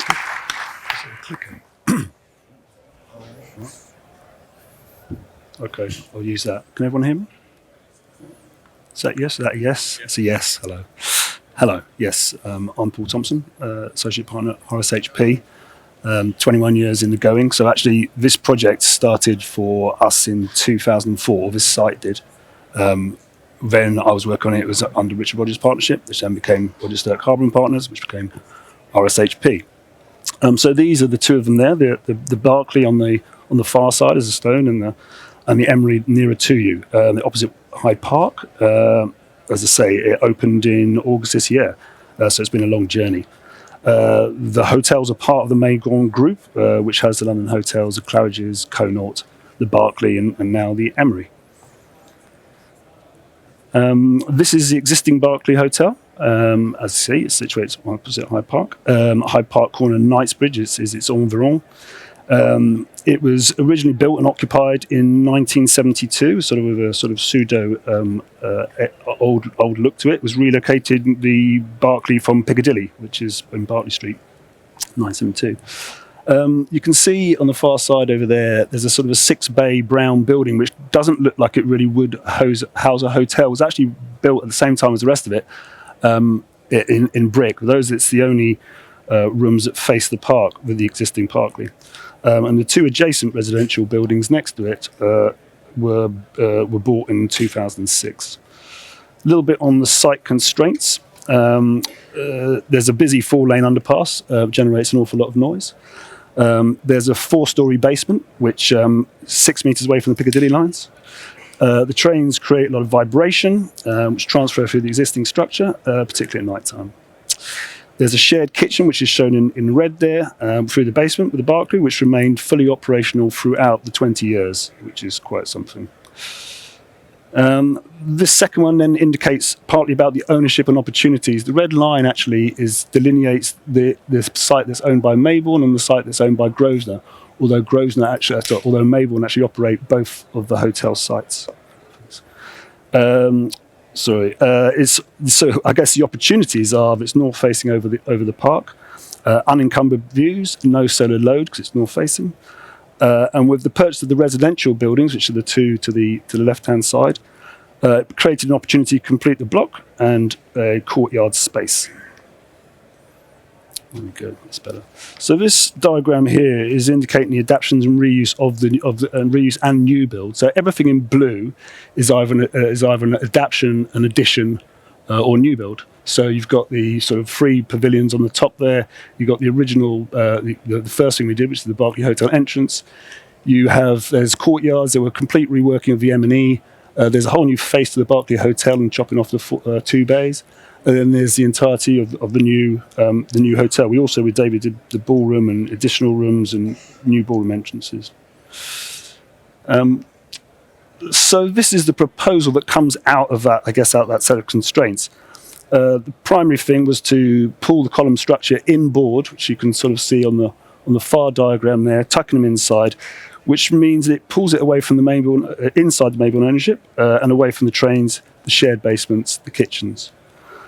That then drives the structural system, because you essentially then are forcing a hung system, which assists with the associated cantilevers of those beams. The place above the brown structure, so the whole of that structure is then sat on a series of, I'm not going to be very good at this, springs. So those springs hold all of the above ground structure. Anything below is in a box-in-box construction. The other, therefore, necessity, in terms of its brief, is there to have a high-performing facade, minimise the road noise, and then sort of look to having full floor-to-ceiling facades facing the park. So I guess this is the manifestation of that. It sort of highlights the scale and the grain. There 2 of the 6 bays have been removed off the... I'm not getting that to work. 2 of the 6... Let's try that again, actually. Yeah, so it goes from 6 bays to 2 bays. Reclad, it's actually realigned back to the street line. Reclad in stone to match the existing, to make it a pair, to make it much more part of the Berkeley. There's a raised ground floor underneath the emery that sort of makes a defendable space at street level. And then we've got a glazed links between the 2 buildings. So I'll try to... that one there. That then, as David will explain in a moment, sorts out resolves the movements and the floor level disparities. And then what you end up with is a pair of blocks that sort of complement the urban grain, and they are set up separated by stair core and balconies. Here are the sort of the 2 distinct hotels, if that makes sense. There's a little diagram on the side there about how we then married the 2 together. So the reclad Berkeley building sort of echoes that existing corner. It has a base, a top, a middle, and a mansard. And then it uses a double height sequence in order to sort of mitigate that scale issue. Therefore, that enables that whole Berkeley to have a clear park view, and from the street you can see it's got a park view. And it allows the emery to have that sort of distinctive individual brand floating sort of glass box. This is just an image of the ground plane. What's really about, it's about sort of completing the block, which then sort of enables You get your discrete front door. If I can get those guys down there. So it's discrete comes off a private street, a private internalised courtyard, separated yet connected ground plane. So actually it operates essentially as one hotel. You're switching between two brands. But it has that sort of clear differentiation between its surroundings, you can see in the far one there. This then goes up to the crown structure that sort of is a sort of manifestation of that sprung system and then needing to bring the column inboard. The bracing climbs up to the top. There's a sort of 4 bookend pieces on either side of the 2 pavilions. That supports the penthouse. It then supports the cigar bar. Then the tension cables. You can. Oh, sorry, I'm terrible at that. Sorry, fail. Got the tension cables there. So the main support structure is this one here. Then you've got the tension cables holding up the sort of the cigars or the masts, and then that in turn hangs the whole of that system, which takes out all of the dead loads, sort of the live loads. Cantilevered floors. Okay, so this is about sort of connecting the inside to the outside. You get the floor-to-ceiling glazing. You get these Juliet balconies that sort of give you that sort of sense of smell, fresh air, sort of an engagement with the outside if you want it. And then there's a sort of the stone-clad doors resolve any of the planning issues related to solidity.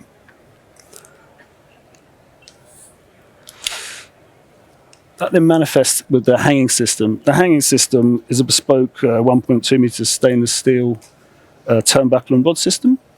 So these are quite large, these things. It visually connects at the end walls, which is...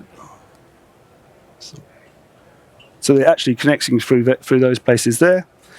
Then you get that raised plinth.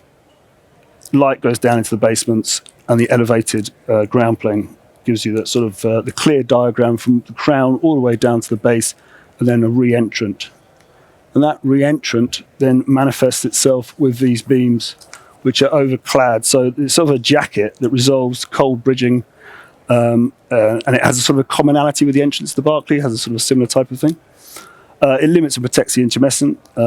It provides those unobstructed park views, and it's sort of an internal-external celebration of the cladding system, facade system, structural system.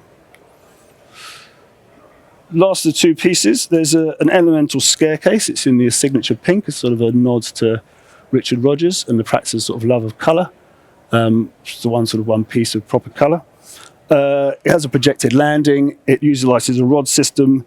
It creates that sort of ability to in the backside to also have the clear 2 glass dual boxes, and it has a hung glazed landing system that David will explain.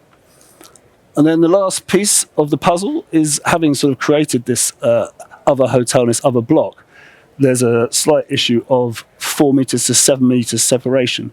So in the existing building, which is to the south in this diagram, we opened up the existing small windows, punched through fully floor-to-ceiling windows, put in these balconies, utilised a sort of hexagonal cast glass panels that then sort out the sort of the viewing in, viewing out issue, and then give you some rather lovely clear sky views.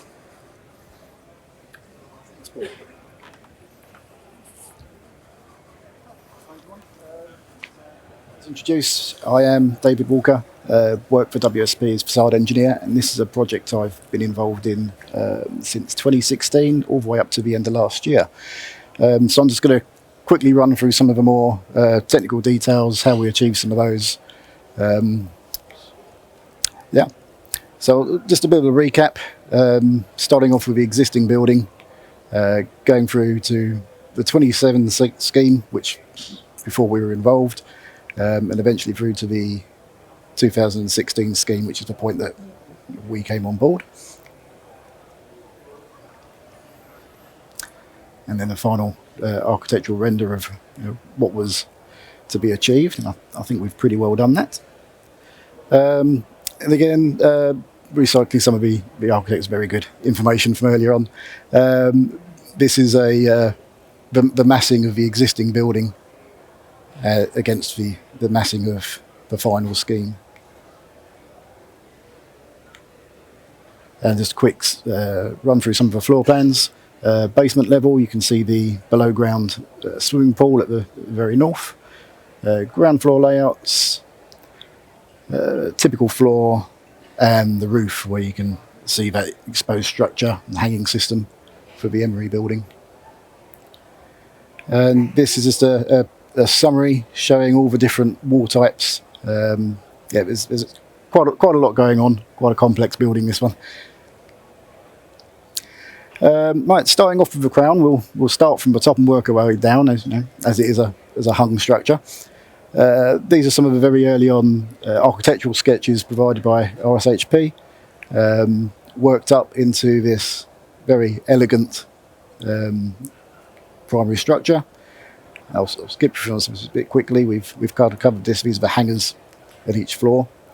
And then going on to the typical facade that makes up the north and south of the Emery building, we've got full height glazing, so floor to floor glazing. We've got a internal stone cladding system which masks the floor zone, and then an internal opening door leading onto, opening up to a Juliet glass balcony. Some development of that system. This is how the same facade system returns around the corners onto the east and the west, where that hanging structure then becomes exposed at each floor level.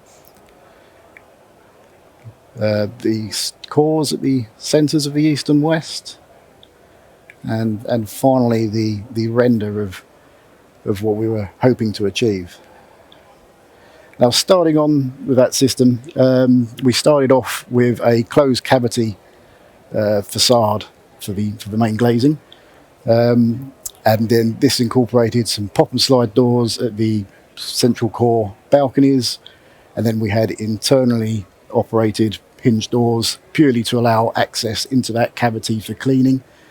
There was an intent early on that inside that cavity there would be some vertical elements, whether they be timber or wood, yet to be decided, which would also act as privacy elements. But as the design moved on, that's something we moved away from.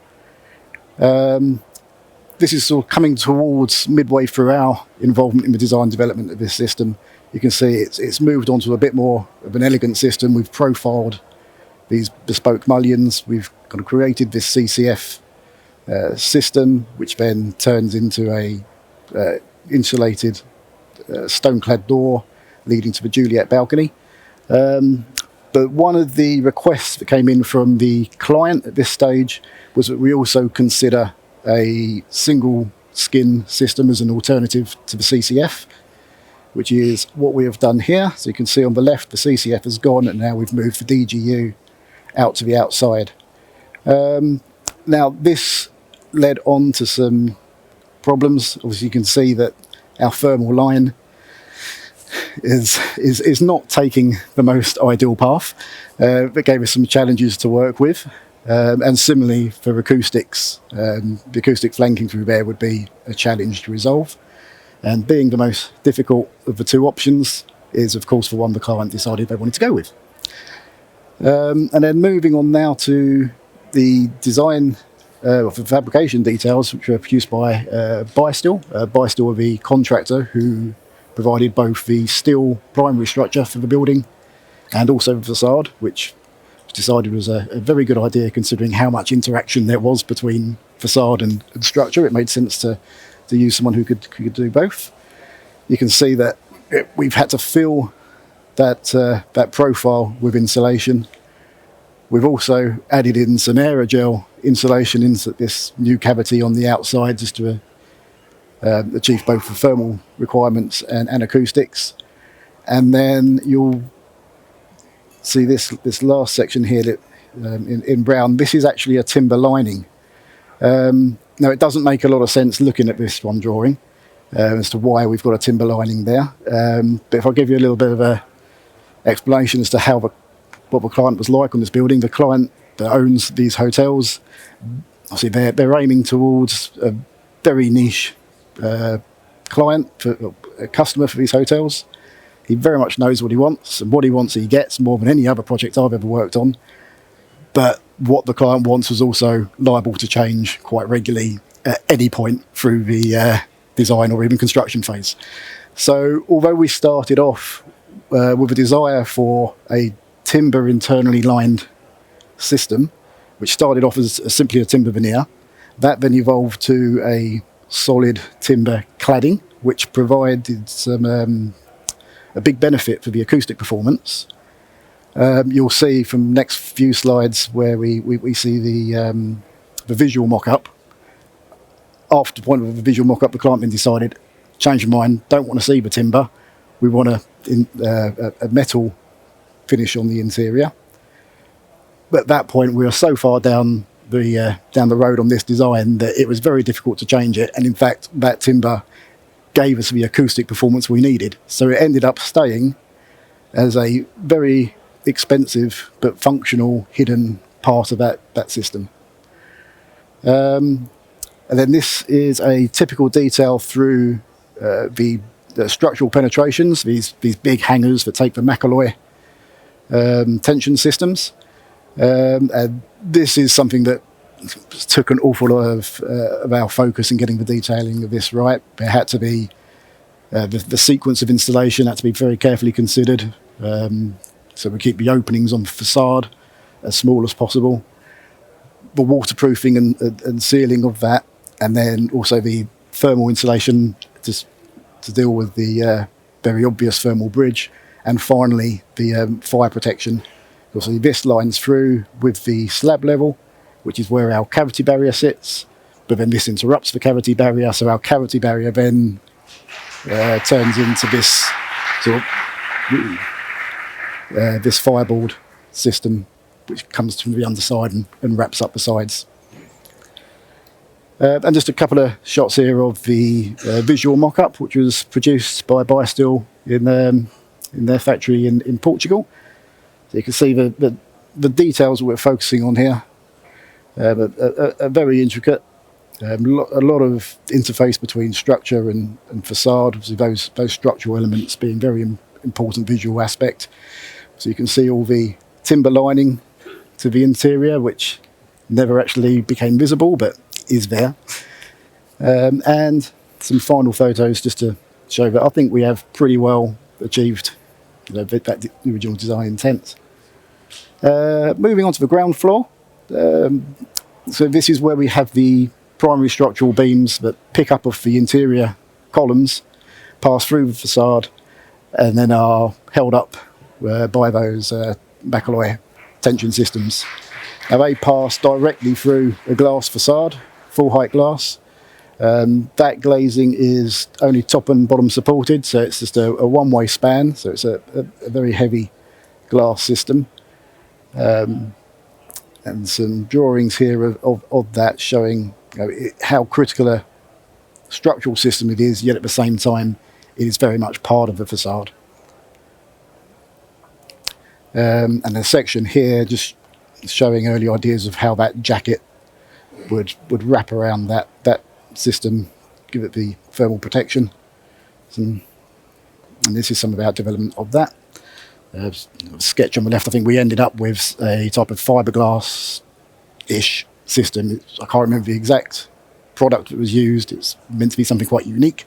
But you've got a insulation directly applied to the beam, and then wrapped in this on site in this casting. Casting comes in two pieces and then is joined, filled, sanded, painted, all on site. And again, that's what we were left with. I think it will come out rather quite well.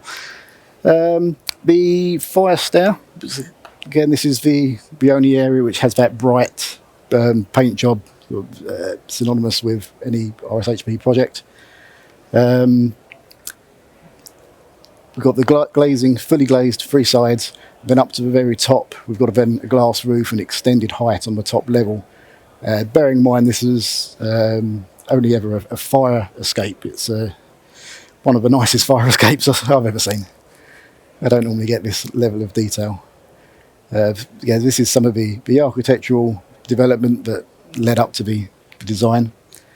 Now you can see here what we've got is a ring beam which is cantilevered off of these stringers which sit on top of the landing beam.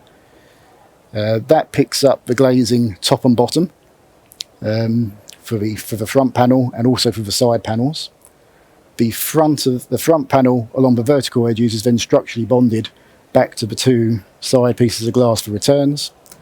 And then those returns are bolted back to the structure. Now these is some of the very early development sketches that we came up with, showing how we'd have a there we go. We've got a structural post here with a bracket picking up those that ring beam, while at the same time we've got a mechanical connection to a bonded on profile onto the glazing, which restrains that edge. And then this is the section through the ring beam, so it's a very elegant T-profile, fabricated T-profile with a toggle system. So we've got no external caps, it's all very nice flush glazing on that. And again, this is the bi-steel details of how it was actually constructed. So they've managed to very much keep up to that design language. And although we don't have some particularly good photos of the finished stair core, these are some through construction, but try getting into that courtyard now that the hotel's open to get some photos. You've got to try and wriggle past some very big security guards. So these are unfortunately the best photos we have from that area. But if you ever stay there, you'll please go and have a look. And then on the top of the emery, which is kind of segregated out into the two blocks, we've got the two penthouses. These are some their own contained penthouses that we've worked up here, full height glazing, again following similarly to the levels below, where we have the bulkhead internally, so we get that full elevation of glass. Some typical details here. I'm not going to hold on these for too long. And then this is not actually the penthouse itself. This is yet another addition which came late from the client, but this is on a rooftop bar which is on top of those penthouses. So what we're actually looking there is what was our roof system, then became a floor for a new bar. And then moving on from the new build, we've got the existing part of the hotel, which was mentioned earlier, was cut back by a couple of bays. And then what's happened there is that facade has been shifted out to realign it with the pavement and to tie through to the new building. And then this here is showing how that structural system, how that structure has been brought out. So here we have the existing floor slabs. There's an extension, a cast in place concrete slab for the floor, which is supported by some new steel work out here.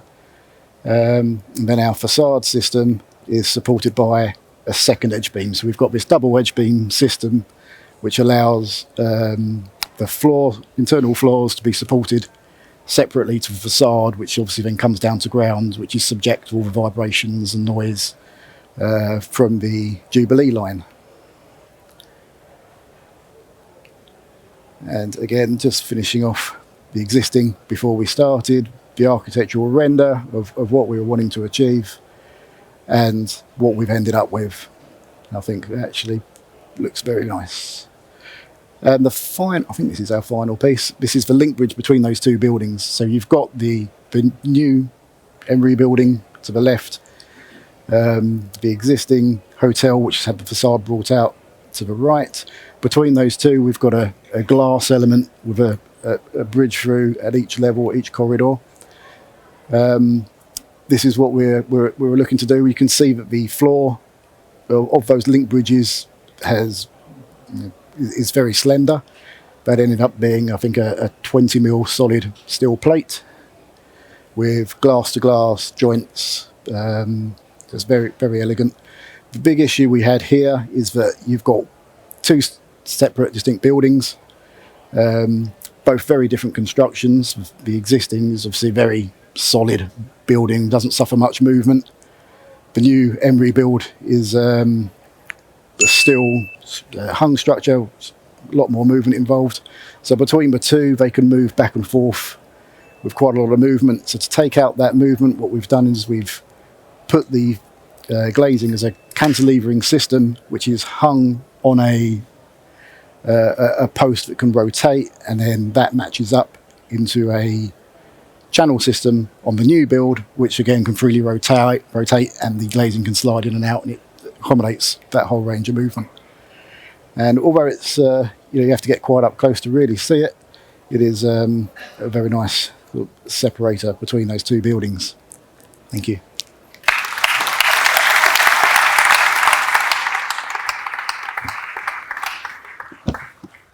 Okay, thank you. Thank you very much, David and Paul. And we don't have time for questions because we are running a little bit late. And so we're going to go straight on to the next speaker. Thanks, David and Paul. Our next speaker is David Metcalf, who is the director of the Centre for Window and Cladding Technology based in Bath. And he is going to be speaking to us with an update on CWCT and fire guidance. David, welcome to the stage.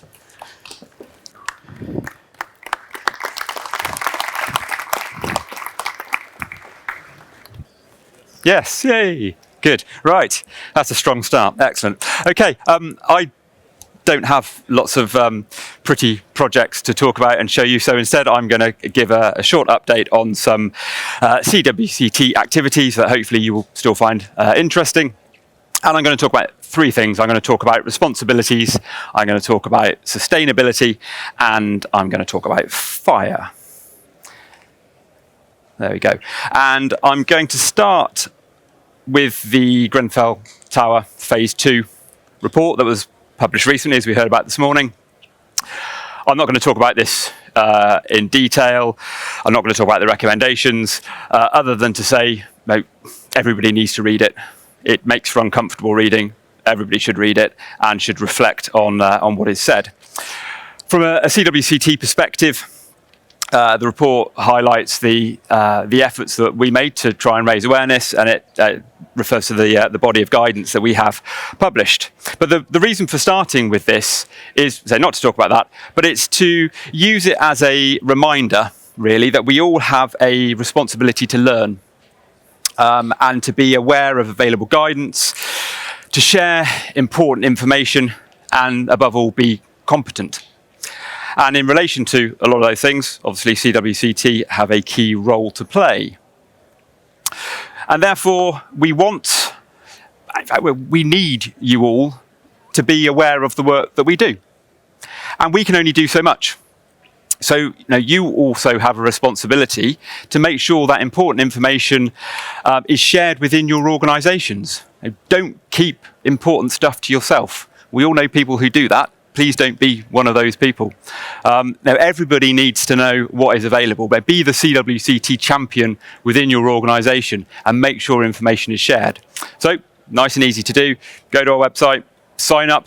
As you can see there, you'll get a monthly email with all of our latest news. That's available to anyone, members, non-members, so please share that the best you can. For those of you who are members, hopefully most of you, again, please ensure that we have the correct contact details for your companies. You'll be surprised how often it turns out that contact details have changed and nobody has thought to tell us. Again, don't be one of those people. Please tell us, make sure we have the correct details, and then we can share important information with you. And again, we're trying to do things a bit differently to make that process a bit more straightforward, to make it a bit more interesting. So we've done a few webinars, for example. So here is one from a series of technical notes that we published earlier in the year. We had a webinar to share that, to talk about the key takeaways, go through that note. And it was really well attended. And best of all, we actually had some really good discussion and some really good questions were asked at the end of it. So it was I think a successful way of launching that guidance, and we intend to do that with future notes. A recording of that, again, is available to everybody on the website, so again, please do share these things. Another introduction has been our health and safety platform. So in addition to raising awareness about certain facade health and safety issues, which is obviously really important, We also hope that this would prompt debate and discussion and sharing of ideas and experiences. And we encourage comments on the posts that we have on the website. Some of the issues raised are not black and white. Take the use of outward opening windows at height, or bonded brick slip systems, for example, a couple of the posts that we have. There are situations where the use of those may be perfectly safe. There are cases where it may not be safe. So there are some deliberately contentious issues there we hoped would prompt debate. Unfortunately, it hasn't worked as planned. It hasn't been very successful, and we haven't had a great deal of feedback. But we're not going to give up, because we think it's a good idea, and we think it's really important. So again, please engage with these sorts of things. We all have a responsibility to share information, especially if things go wrong. We have a responsibility to share that, to learn, so we don't make those same mistakes again. So please take a look at that. Comment on some of the posts that have been made. If you have suggestions for additional posts, again, let me know. We can add those to the list. Again, help sharing that information. It is really important. Another area where CWCT have a key role to play is obviously with our courses, and in relation to competency and the demonstration of competency. So we've revised some courses this year. We have further revisions planned, and we've had lots of people sign up, which has been fantastic.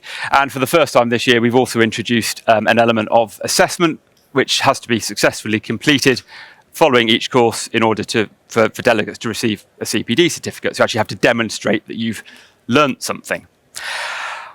On the whole, that's gone well, with a few interesting observations.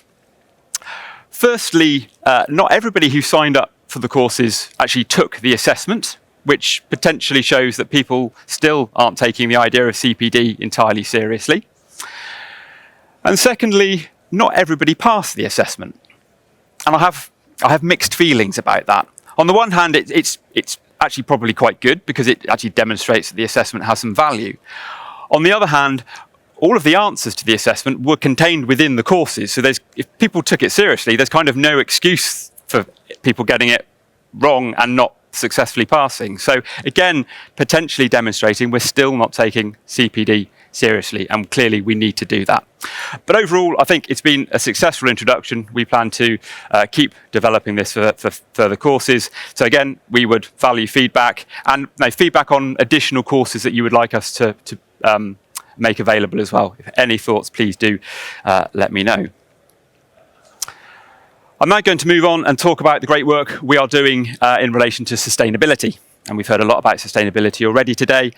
The work streams that we have established are all progressing very well. I'll talk about the work stream on EPDs shortly. We started a minor update to the embodied carbon methodology to bring it in line with the latest RICS guidance, and that will be, we're currently working on that. We're working on other short guidance documents as well, which should be published soon. This includes guidance aimed at early stage embodied carbon calculations, in order to make sure that the complexities are taken into account, so that the embodied carbon is not underestimated at that key early stage. And we also have a document on the complexities of Module D and why it's treated differently to other life cycle modules. As I said, work stream 6 will conclude soon with a publication of the work on EPDs, so environmental performance declarations.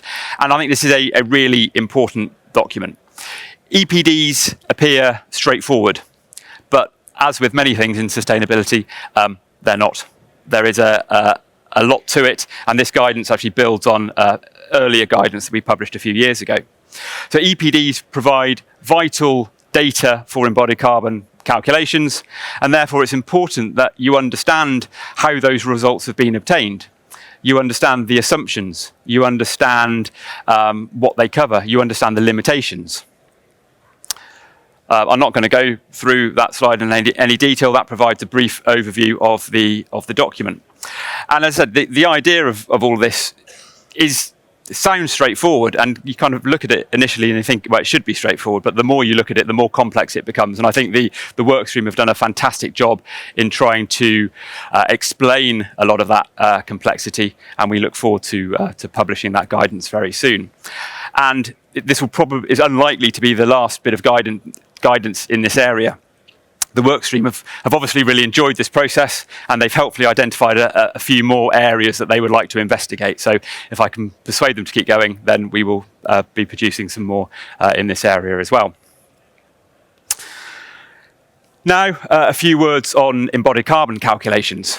And this is an area where we've made excellent progress, but despite the guidance available, our methodology, the worked example, there is no getting away from the fact that these assessments are complex. And that complexity is potentially a barrier to widespread adoption of the methodology and of the assessment. And that's a problem. If we're serious about reducing the impact of our facades, which we need to be, their assessment needs to be consistent, and it needs to be comprehensive. And it needs to become commonplace on all projects, not just the high-end projects that we've heard a lot about today. And that's, again, particularly challenging, particularly for smaller organisations. And this is something that we have been considering ever since we published the methodology a few years ago. And we kept coming back to the idea of whether an embodied carbon tool could be developed or made available to help wider spread adoption. We kind of recognised it could, but we have limited resources and other priorities, and it was sort of always on the to-do list. At this point, enter WSP, who earlier this year approached us and said they had developed an embodied carbon tool, and would we like to make it available to CWCT members? Unsurprisingly, our answer was yes, we very much would like to do that. I think it's an incredibly generous offer, and I want to say a huge thanks to Steve, to Rimi, to Michele, and all at WSP for this. Now, it's an example of the sort of collaboration that we need to move forward in this area. So thank you very much, guys. It's incredibly good of you. We're not quite ready to launch it yet. We're going through a little bit of a testing process, but we intend to launch this very soon. So the aim is simple, to simplify the analysis, reduce the time taken to calculate facade embodied carbon, and by doing this we can better understand the major contributors to the embodied carbon, and we can allow for easy optioneering to see the impact of different decisions. Within the tool is a material library that can be used in the absence of project-specific information or system information, and we want this to be as comprehensive as possible. So again, we need a bit of engagement and a bit of feedback. So we would like users of the tool to share their EPD data with us so that we can update this, make it as comprehensive, and include as many materials and options as possible. And we also want feedback on the tool in general, again, so we can improve it for future iterations. So we're giving you something, you need to give us something back and make this process better in the future. And the last word on sustainability. Again, I've done this before, but I just want to highlight our sustainability stories, which you can find on our website. So this is where you can tell everyone about the amazing work that you're all doing. And we've heard loads of great stories today already about sustainability, the projects you're working on, the products you're developing. It's an opportunity to show off a little bit. So another area where we want your engagement. So I encourage you all to take a look at the stories we have. Please consider submitting your own story and help share, again, share knowledge, share information, and help inspire others. The final topic in this short update, if I have time to get through it all, is fire. And despite all the work that is going on in this area, it remains a challenge. As hopefully you all know, we produced a comprehensive guidance document in collaboration with the Society of Facade Engineering a number of years ago, providing interpretation of Regulation 7.2 and how it applies to modern facades. We produced an update of that document last year, and we were feeling quietly proud of ourselves. However, At our AGM last year, it was kind of established that outside of our little facade world, this document wasn't very well known. And again, that's a problem because we need a consistent approach. And therefore, it is a complex area. We all need to be on the same page. The wider industry needs to know about it. So we spent some time this year promoting this document through articles, through webinars, via LinkedIn and things like that. And so again, sort of returning to the point I started with, please help disseminate this guidance to colleagues in the wider industry. We need as many people to be aware of this sort of stuff as possible. It's freely available from our website, so there really is no excuse not to have a copy and not to share it. And it also remains a live document. Again, it is an area that is developing, so if you have any suggestions for items that you think should be included and interpretations that you think need developing, please do let us know and we can try and take those into account in future updates. A couple of weeks ago, we published 2 new technical notes on fire, TN 113 and 114. So technical note 113 provides an overview of the various recommendations for relating to fire performance of facades given in ADB. After all this time, you might ask why there is a need for that document. The fact remains that ADB is still quite confusing. The guidance is not necessarily straightforward. It's contained in lots of different sections. So we've attempted to try and put all of that together, summarize it, and provide interpretations where necessary. The second technical note, TN114, focuses on the use of combustible materials, and I'll talk a little bit more about that on the next slide. And with both of these technical notes, I'm pleased to say actually we had really good engagement with the building safety regulator and the Scottish building safety division in putting these together. So they provided really good feedback, which is obviously encouraging, and we need more of that. We also have a couple of other technical notes in preparation that I'll briefly talk about at the end. So in terms of those reaction to fire combustibility recommendations, there are a number of them in ADB.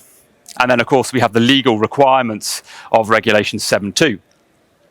In relation to ADB, we have an overarching requirement to consider the effect of combustible materials in the facade. And then there are specific recommendations relating to external surfaces and materials and products. And if you consider all of those recommendations in isolation, they're quite straightforward. Try and consider them collectively, and it becomes a whole other challenge. And that's really the point of this technical note. So in relation to external surfaces, for example, there are some fairly fundamental questions that we need to deal with. What is an external surface, for example? Now, if you have a monolithic material, that's pretty straightforward. But what happens if you have a composite? Is it just the outermost material, or is it the full composite? Our view is it's the latter, and again, we go through that in some detail here. We then need to consider where the recommendations for external surfaces apply. And we started by asking ourselves if there were any problems in applying the recommendations to all materials. And the answer to that is, unfortunately, yes, there is. Now, we end up with some inconsistencies. For example, in relation to exposed sealants and gaskets, which are specifically exempted from other recommendations in ADB. So you can't just apply the guidance everywhere. We then have to consider the exemptions given by Regulation 7.3. I've got a timber window frame shown here, which would be exempt from the requirements for a reaction to fire of A2 S1D0 in accordance with Regulation 7.2. It therefore wouldn't make a great deal of sense if the recommendations for external surfaces in ADB said that timber window frame needed to be A2 S1D0 or better. So we have some complications there. And then if we need to take into account exemptions for relevant buildings, what does that mean for non-relevant buildings?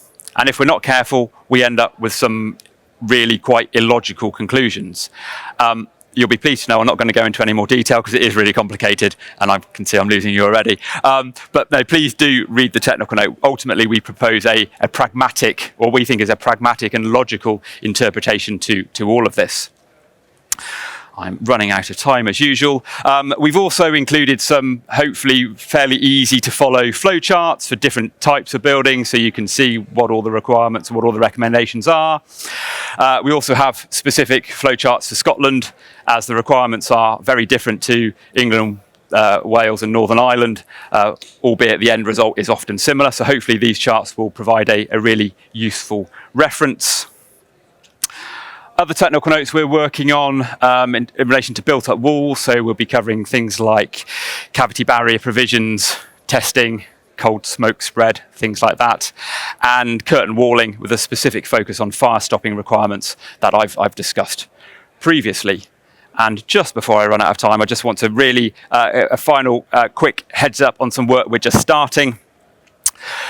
As we have before, we are collaborating with the Society of Facade Engineering to provide guidance around the Building Safety Act and in particular Gateway 2 submissions.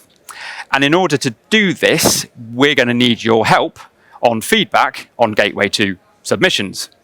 And therefore, when the time comes, I urge you all to engage with us so that we can work together to try and navigate our way through this particular challenge that we're facing at the moment. So please look out for surveys and guidance that we will be producing. Please do engage with us.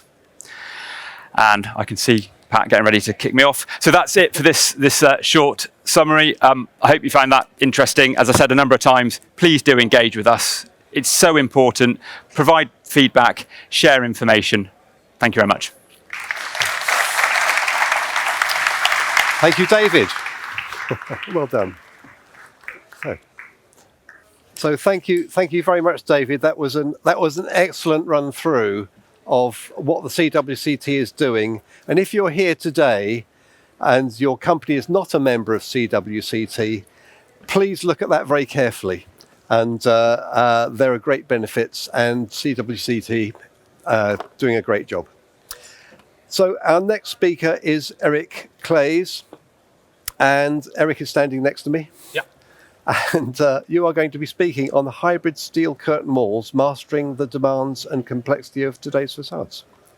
Please, a big round of applause for Eric. Thank you. How does it work?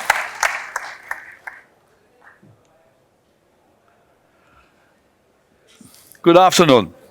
I'm going to try to do my best in English. English is not my mother tongue, but I'm going to try to explain as good as possible what was the subject of this conference, mastering demand and complexity of today's facades.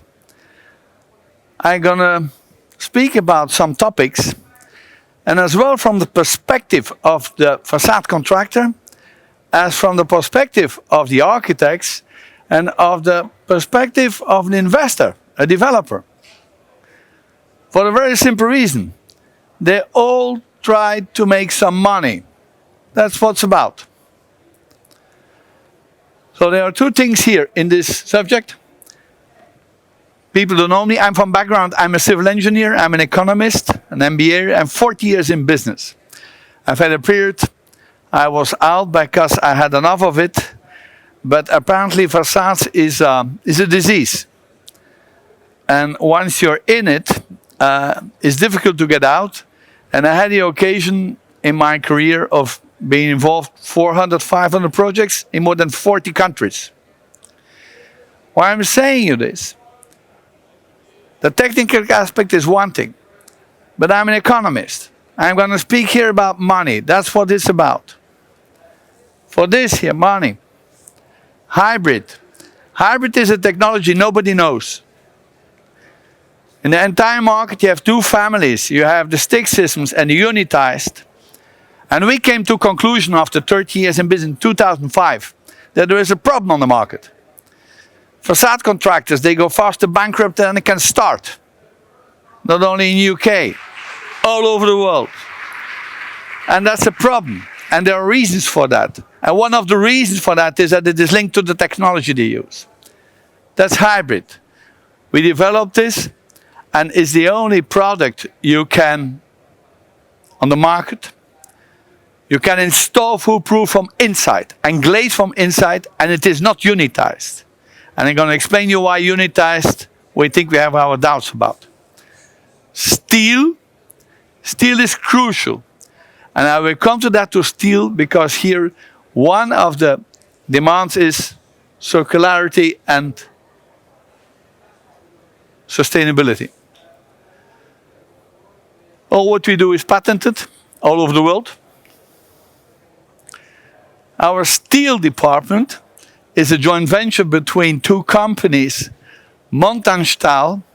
Montanstahl is a company based in Switzerland, established in 1983, and probably one of the main players on the market in what they call fabrication of high-end steel and stainless steel products.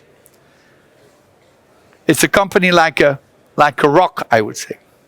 We in Belgium, Façade is more a deep tech firm. So we are a system supplier, but with a completely different approach.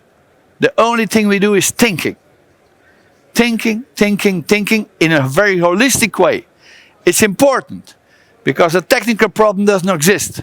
A risk does not exist. It has all a financial consequence.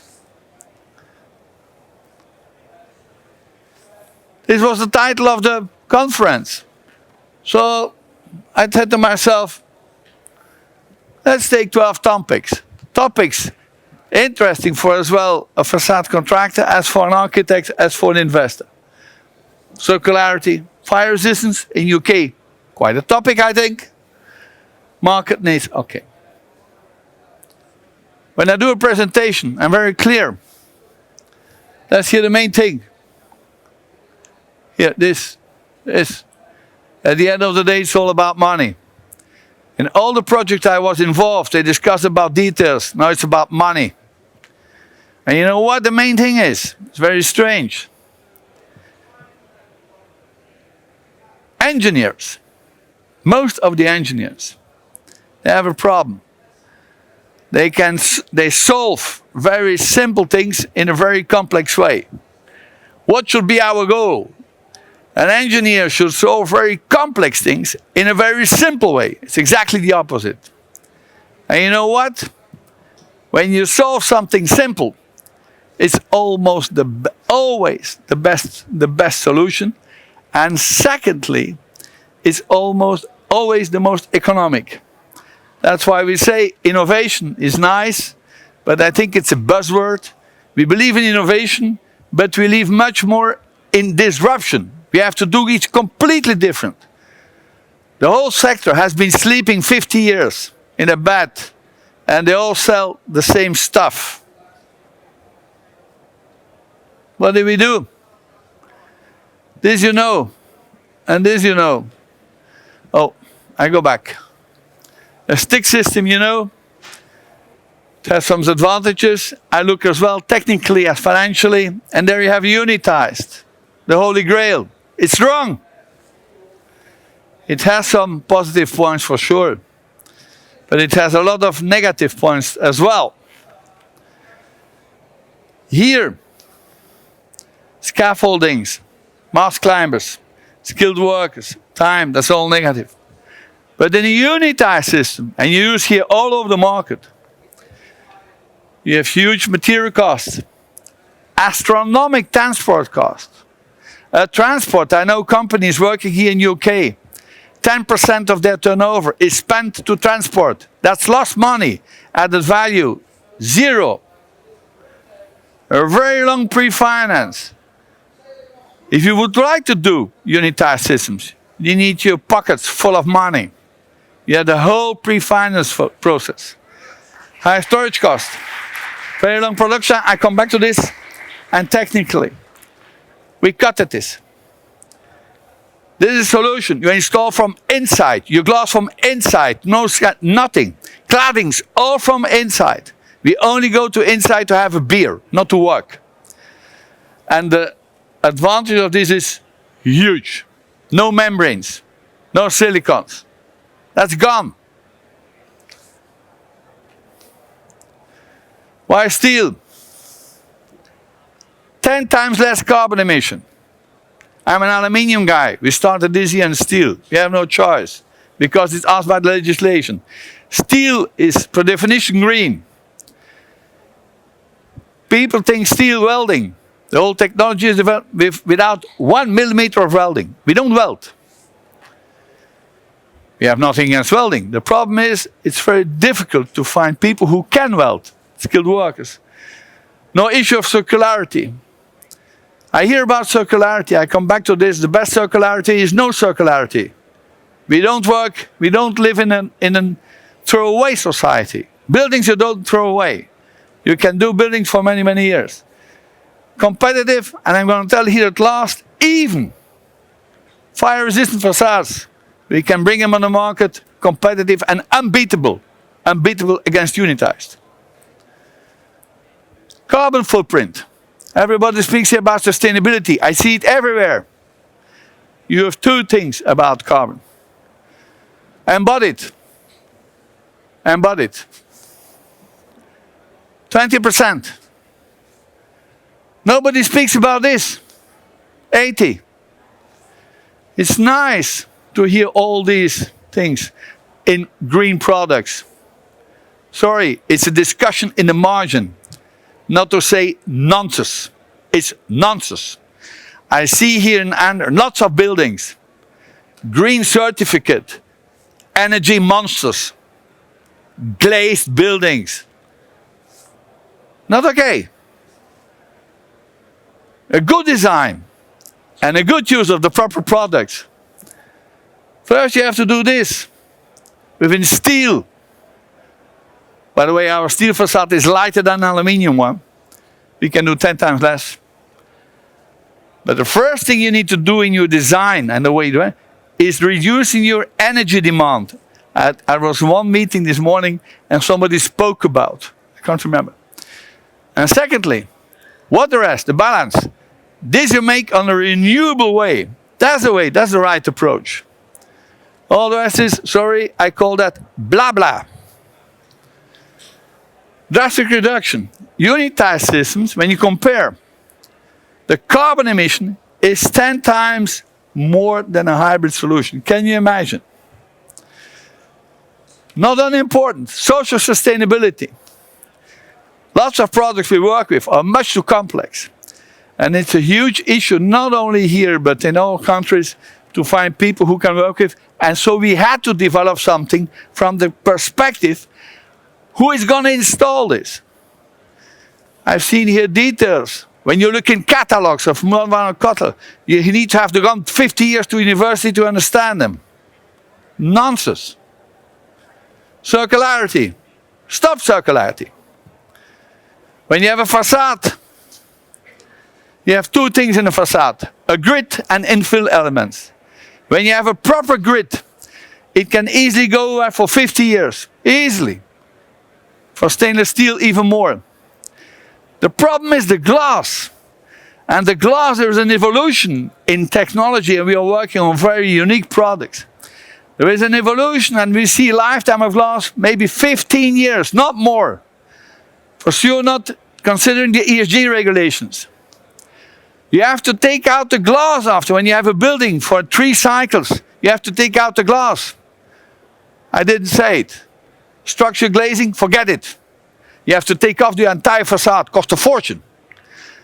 Unitized system with glazing from in the factory, it's also a problem. Nobody thinks about.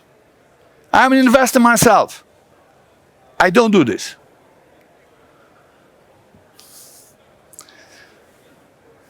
That's a challenge. Pollution. Challenge everywhere. Eh? This is the way we solve it. Solve it like this. Completely in stainless steel. Don't think that it costs a fortune. It's not right. Stainless steel facades, they have, I would say, a not significant extra cost compared to an aluminium. And inside, outside, so you can sleep for 50 years. It cannot corrode. Lead times. Shorter execution times. A challenge. Demand. Don't misunderstand me. I have nothing against unitized systems. Don't misunderstand me. But I don't promote it because it's too expensive and you have too lot of negative points. But that's here the main problem. Your lead time is huge. You can install fast on condition that you have your panels. That you mean these panels, these units, you have them in your factory. You need months of prefabrication. The pre-finance cost is huge. If this is a conventional stick, that there. Oh, sorry. That there. Oh. Oh, I don't know how to do it. That thing there. I think lead time, when you can shorten the lead time, that's not only good for your client and for your developer. It's good for your turnaround of your working capital.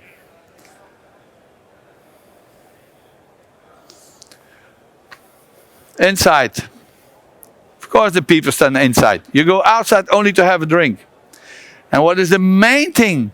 When we started developing this in 2005, we made a whole table of hundreds of risks, hundreds, and how to solve them. And there are risks even in procurement phases, which are crucial. But this is, I think, the main things for minimize risk. You have to install from inside and ensuring safety and no mast climbers. Over. This you have to look later. People who want this presentation, you can have it. These are movies. We don't. I'm lack of time. We launched a couple of weeks ago. Fazzi. And Fazzi is our famous master installer. He's an old guy, you see, and he's going to show everybody who is working. You know, Fazzi, he doesn't have manuals nobody can read. He has smart glasses. And all what he's doing on site, we can follow it in a control chamber in our offices, at our back offices. One guy is following 100 building sites. And when the poor guy, he has an issue, he has a touchpad, he can call us, tuk. By the way, everything is registered. So when they come back at the evening and they'll say, we were working on the south side. No, you have been working on the north facade. These are some buildings we did. So everything is installed from inside. Look at our website. Look at this. This here is, we spoke about, architecture, I think contemporary architecture. These glazed facades in Europe and everywhere, we don't see them anymore. This is a combination of what we call our steel facade, steel curtain wall, and how do you see cladding? A building is an envelope. You should make it wind and watertight. That's basic. And all the rest is pastry. You hang it from outside on the millions of your structure. Faster, 10 times better. Never problems. That's a building, by the way. This is our proper office. What's a sustainable building? That building is equipped with integrated heating and cooling in the curtain wall system. We have a reduction of energy, about 30%. It's fully with what we call dynamic shading. These are all, I don't know if you know, architecturally building integrated panels. That building generates about 60 megawatt a year, extra energy we don't consume. We sell that energy, and the sales income, so the balance of that energy is relatively significantly more than the interest rates we have to pay to our bank. So this building is paid by sustainability. That's real sustainability. You need to make money with this. Some solutions I go over. That's what you need. When you want to make money as a developer, it's the only key. The rest is concrete. The skin is your barrier between in and outside, direct related. You remember this? We had elections. In 92 they said, is the economy stupid? All developers, they complain. That's it. It's a facade. It's in your facade that you can make a difference in the investment. As you know, we are speaking to developers here in UK, and with one question: if you would like it in your brochure, in your sales brochure, that you can put that this can never happen anymore. We can guarantee this. First we think, you know the guy, and then we build to last. That's what we do. Thank you very much. Okay, Eric, thank you very much indeed. You've given us lots to think about. Thank you. I think so. I hope so. Okay. So our next speaker, this is the last speaker before our moderated discussion. Our next speaker is Alan Gibson of Carrare, and his subject is laminated glass, use in retrofit of heritage buildings. Please give Alan a warm welcome. Thank you. Thank you, Patrick. Okay, so I would like to talk about the use of laminated glass in retrofit or heritage buildings, where it can provide safety and also provide the opportunity of using natural light as opposed to artificial light. My name is Alan Gibson, and I've been involved in the supply and specification of specialist materials in the construction industry for over 26 years now, both in the Middle East and also in Europe. I have a BA in management, a master's in facade engineering, and a supply chain manager. And this presentation has been brought to you by Carrare, and it underlines their commitment to serving the ever-changing demands of the global glass industry through innovation and leadership. So I'll first introduce you to Carrare, the types of projects that we have been involved in, a little information about laminated glass and how it's used in retrofit and new projects, providing a new lease of life and additional attributes in addition to security. So Carrare's advanced interlayer solutions business is a leading global specialist of laminated products that we develop, manufacture and supply, both being PVB and Sentry glass interlayers for laminated safety glass applications in architectural, automotive and also in marine industries, all provided by a truly global network of locations with 900 employees, 20 different countries, 7 manufacturing plants and multiple research and development and sales locations, all providing that valuable customer service at a local level. So when we talk about solutions for our heritage buildings, they often fall into 4 categories: restore, preserve, protect and revive. And this particular one is the Royal Garrison Church in Portsmouth. It has played a varied role throughout its 800-year history as a medieval hospital, a Tudor ammunition store, and eventually in its current guise as a church for the armed forces since the 1580s. Now, the objective was to replace the entrance with UV extra protect interlayer, laminated panels, protecting the internal artifacts from weathering and UV degradation. Now, beautiful building, the ruins of the Augustan Temple in Piazza in Italy, has been restored with a glass facade that consists of laminated glass fins and panels, outlining the shape of the original columns that were there before. The glass manifestation applied to the glass is there to duplicate the pattern of the columns. Replicates the appearance of the previous columns, making the temple weather-tight, now protected from the elements. With UV filtered light, it now allows for the internal area to be safely brought back and restored to its original beauty. Part of Scotland's architectural heritage is this beautiful botanical garden in Edinburgh. It's currently under restoration. It's a 200-year-old palm house, which includes 600 meters square of the original structural ironwork, supporting 5,720 individually curved panels. It's a glass processor's nightmare. But it also boasts 6.7 meters of high arched windows, all being carefully upgraded to contain laminated safety glass using Sentry glass natural UV. And this is an important consideration because it allows the plants to get the valuable ultraviolet light that's required to sustain growth, but also the Sentry glass is able to minimize the weight of the glass that's needed to give the structural support to meet current standards. Now, this is the Laverstoke Mill. You've probably seen this image many times, but it wasn't until I dug deep into its history that really this is a building that is unsurpassed. So it was formerly owned as the Abbey of St. Peter of Winchester in the year 902. During the devolution of monasteries, it was acquired by Henry VIII in 1538. In 1702, it became a paper mill.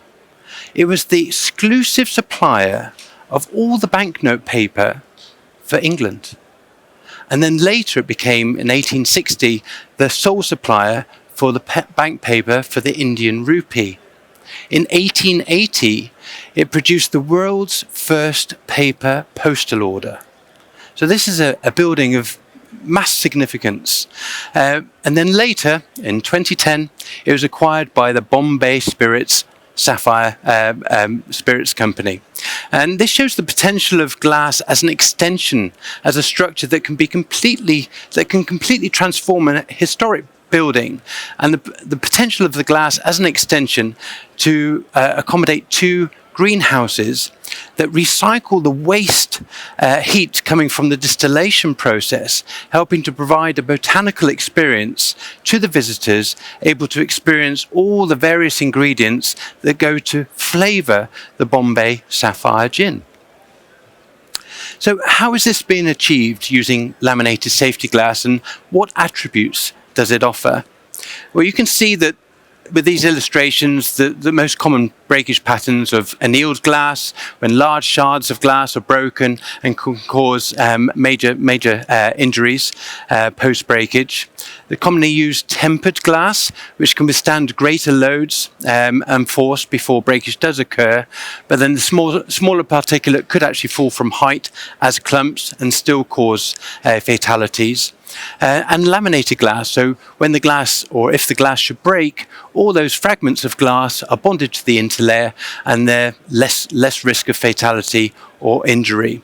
So laminated glass is when two or more plies of glass are bonded together with an interlayer, and that is then referred to a laminated safety glass panel.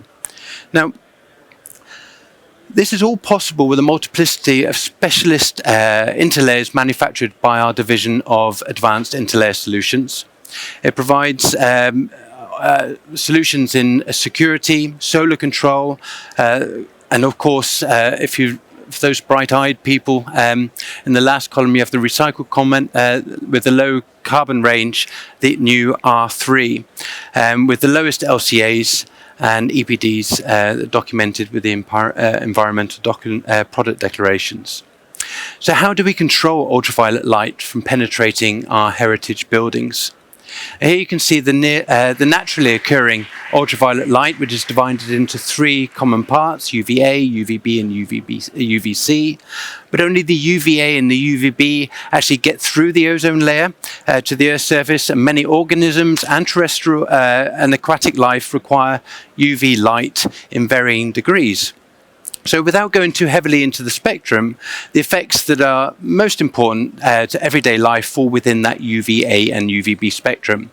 Without the protection with an additive that offers UV stabilization, many materials will degrade from the effects of excessive exposure to UVA and UVB radiation, ultimately causing damage, fragility, and the effects in visual appearance. But actually glass and standard PVB and Sentry glass do block UV wavelengths, but this may be too much or may be not enough. There are the requirements to block UVA and UVB due to the damaging effects in overexposed on certain materials, but in other cases it could be necessary to allow that filters UVA and UVB to enter our buildings. So it's important to have the choice of both options. We have two solutions, both in PVB and in Sentry glass, to allow UV with the natural UV options and to block UV with our UV Extra Protect options. The heritage building, a museum or library will require the protection from UVA and UVB in excess of 400 nanometers. And they could be museums, they could be galleries, shop windows, which will need to control that UV from entering the building from the sun's radiation, but still managing to maintain safe levels of natural light transmission, so reducing the carbon use of artificial lighting. And it's important to note that standard PVB naturally blocks some of that UV spectrum. So we've also produced a product that allows filtered UV light to penetrate our buildings. So when and why would you consider either or? When do you need the UVA or UVB, and when would you not require it? Our Century Glass Natural UV allows a controlled, unfiltered broad spectrum of light, including UVA and UVB, and this allows the levels to maintain healthy plant life, also insects, any form of biophilia, and in this instance, by using Century Glass, you're able to reduce the glass thickness that was used on the existing frame, 30% less glass, in fact, which obviously reduces the need for natural resources and reduces the embodied carbon content. Now, as well as protecting our heritage buildings from ultraviolet light, we also need to look at the irreplaceable historic artifacts that are within these buildings, and this is where protection comes in. So here is an example of a display cabinet protected with laminated glass, and you can see it doesn't take too long before the aggressor is able to enter that cabinet and would then be able to gain access to whatever valuable item was in there. Now you'll see what will happen using Century Glass and also another product that we produce called Spool Shield. Here you'll see there's a timer on the left-hand side. The aggressor is trying desperately to gain access to the cabinet. Now these could be artifacts within a museum, priceless artifacts, irreplaceable artifacts, and of course the splinters or the spool dust could actually damage those artifacts that are on display. And the unfortunate thing is that we're getting more and more riots around our urban communities. We're also getting a lot of vandalism within our museums and our galleries, so this type of protection is becoming more and more popular. So where safety, security and UV control is required, very few solutions are available that still enable that high light transmission of filtered sunlight, helping with the show of the color, the design, while still protecting them and offering safety and security at the same time. By decreasing the demand for artificial light, we can reduce the operational carbon of our heritage buildings. We have a holistic, sustainable solution for many specialist applications, and we'll be very happy to assist you. So please do get in touch, and we have a stand on the far side, near the Thames. Thank you very much for your time.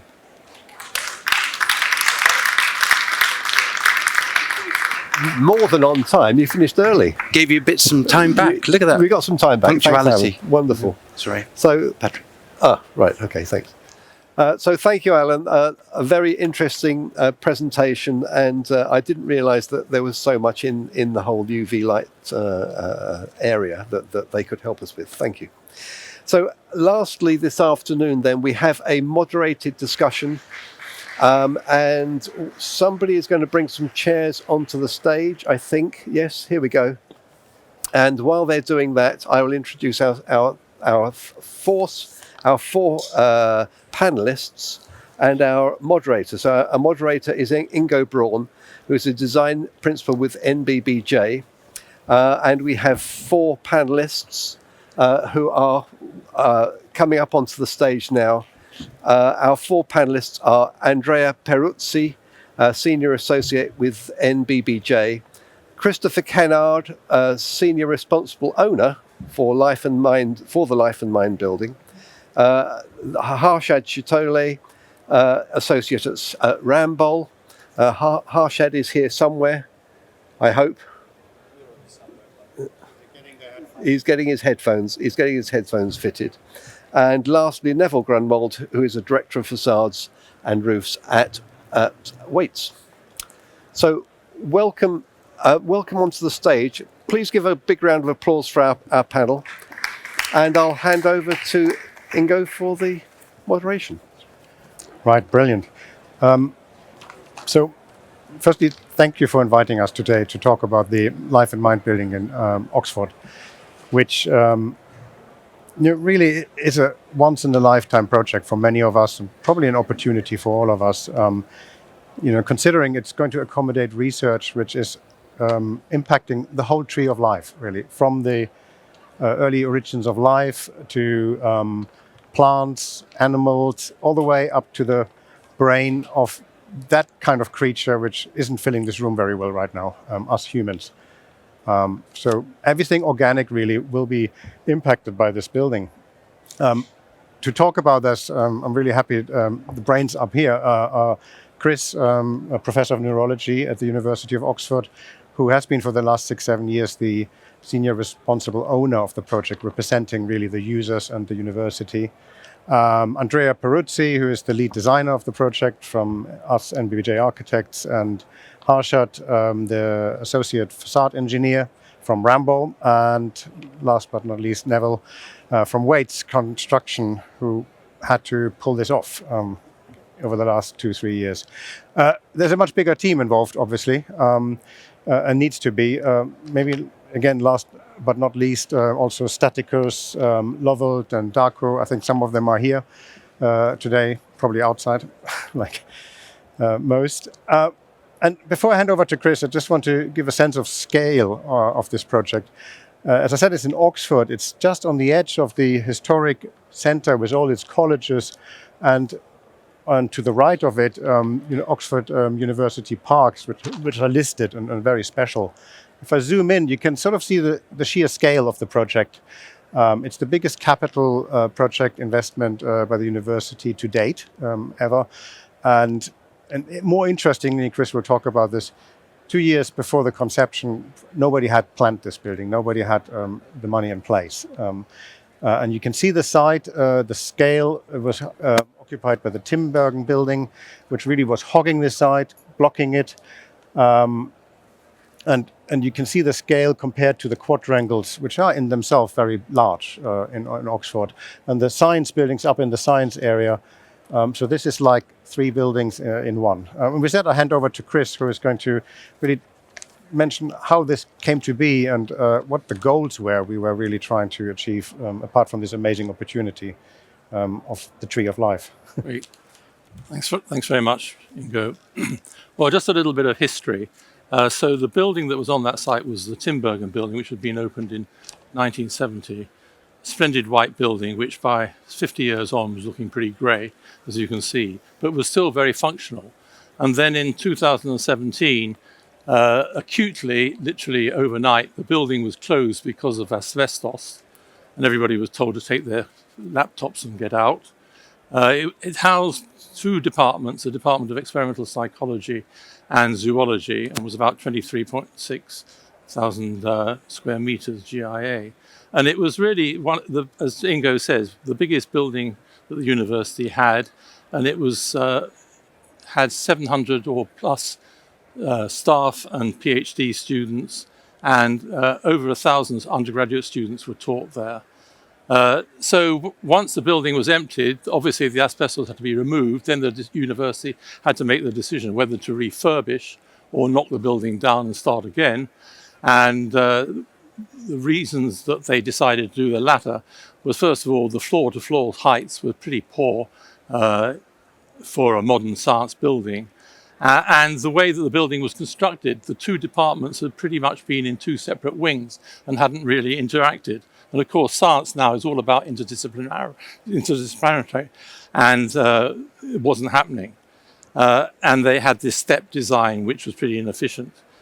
To make the matters worse, shortly before the building was closed, they built on the south end a new chemistry teaching block, which integrated into the Timbergen building, with the flues going over the top of the Timbergen building. The big one. A big one, right. Should be. Sorry.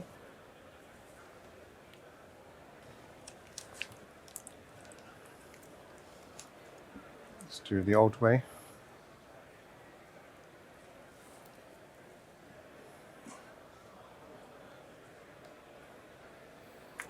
Right. So just to, okay, I think that's just to give you a flavour of what goes on in these departments, and they all three of them were really world-class departments, ranked very highly in the UK and abroad. Experimental psychology was involved in understanding psychological neural mechanisms for human behaviour, conflict. Also, a lot of 6-week-old babies were investigated in that building.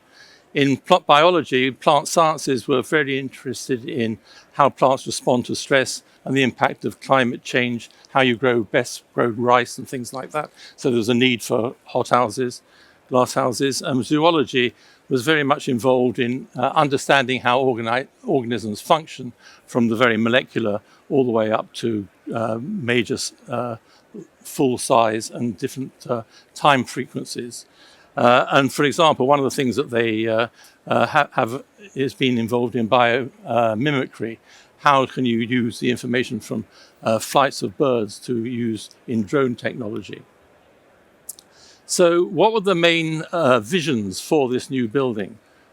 First of all, as I said before, there was a need for collaboration.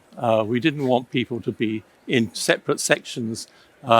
And in fact, once everybody got together, they found that there are a lot of areas where they could actually have worked together over the last 10, 20 years, and hopefully could do so in the new building. Obviously, crucially important for Oxford University to not only be able to retain staff, but high quality academic staff, but also recruit the best from all around the world.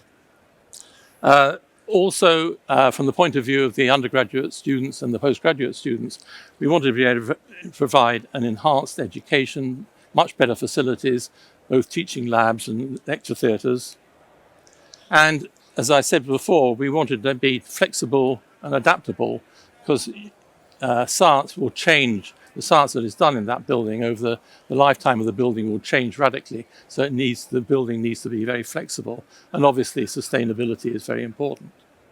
And then lastly, we wanted not for the scientists to be locked away in their buildings. We wanted to open it up to the general public. So there's a big area at the front of the building on the ground floor, and a cafeteria where the general public can come in. There's a lot that the departments plan to do in terms of public engagement and showcasing the science that goes on there to everybody in and around Oxford and beyond. And finally, we wanted it to be some sort of identity of the building in relation to biology and experimental psychology. And as Ingo said, the building was closed. There was a great urgency to get the new building up and running and open, because for nearly 7 years now, those two departments have been working in prefab buildings, although they're quite high quality, I have to say. So the first thing that we had to do, of course, was to work out exactly what was required in terms of the different laboratories, for different academics, for the teaching, both the lecture theatres and the teaching laboratories. And we came up with, Ingo and his team came up with a requirement of about 25,000 square meters GIA, which could be over 4 floors and 1 basement. And here you can just see the outline. On the left, you can see the original footprint of the Tinbergen building, which is about just over 23,000 square meters. And you can see on the right-hand side how, with an interesting shape, which had a public area at the front, which went down very well with the planners, where there's a sort of a scoop that goes down to the basement. So all the students can go down into the basement for their lectures, etc., and the rest of the building can be used for the research. And that turned out to be about 25,000 square meters. And in addition, there are the blue areas, which are two very nice terrace areas, which have most amazing views over the Oxford. And you can see all the streaming spires. So I'll hand over to Andrea. I'll take over, thank you.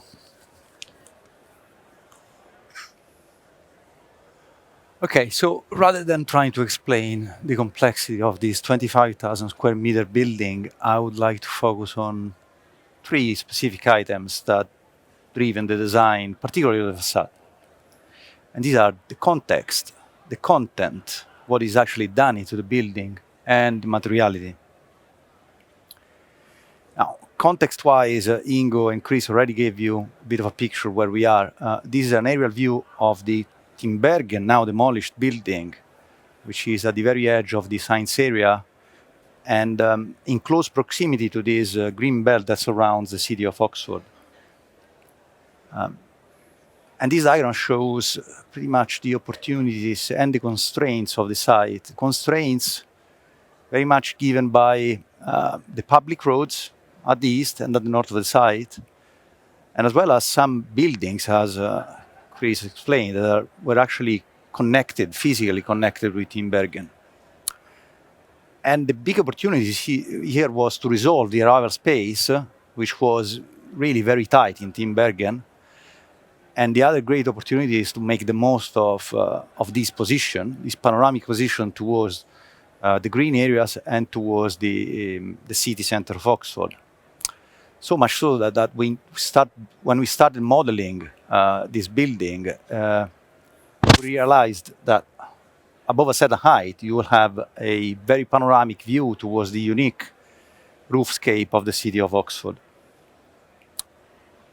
And when we were reminded that the opposite is also true, so if you are tall in Oxford, you're going to be visible. So for the planning application, we had to study several protected views, which very much informed the massing and the shape of the building. So these are the big ideas, really. First is to give a public space back to the site and to create this clear, wide entrance. Second was to split this big mass, if you will, into 2 wings. One fully flexible for research, for laboratories, and the other one a bit lower spec, which is more adapted to the office use. And these allowed us to keep it lower floor to floor, and to be, allow us to play a bit with the massing of this building and to make it more contextual. And as I said, the big opportunity here was to make the most of the connection. We wanted people to be connected within the building and to be connected with the surrounding areas. One of the key elements to obtain these results was to make the most of the basement floor. In the previous Tinbergen, the basement floor was pretty much just back of house space. Now it has become a space which is completely connected with the public space, and it hosts all the teaching spaces of the building. And it connects externally, as you can see, and internally through this stepped atrium, which connects the 2 wings of the building throughout the full height.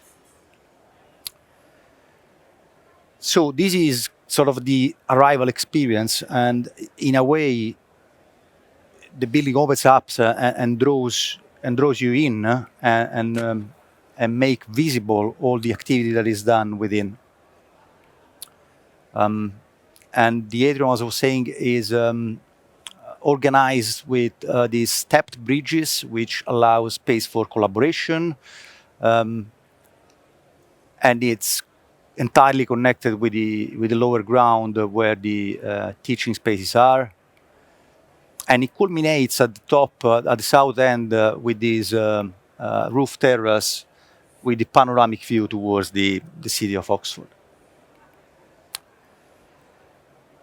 Now, on facade, I want to go back to the context. Since the beginning, we had the idea of playing with brain waves. So with the research that is done by the specific department of experimental psychology, which will be into the building.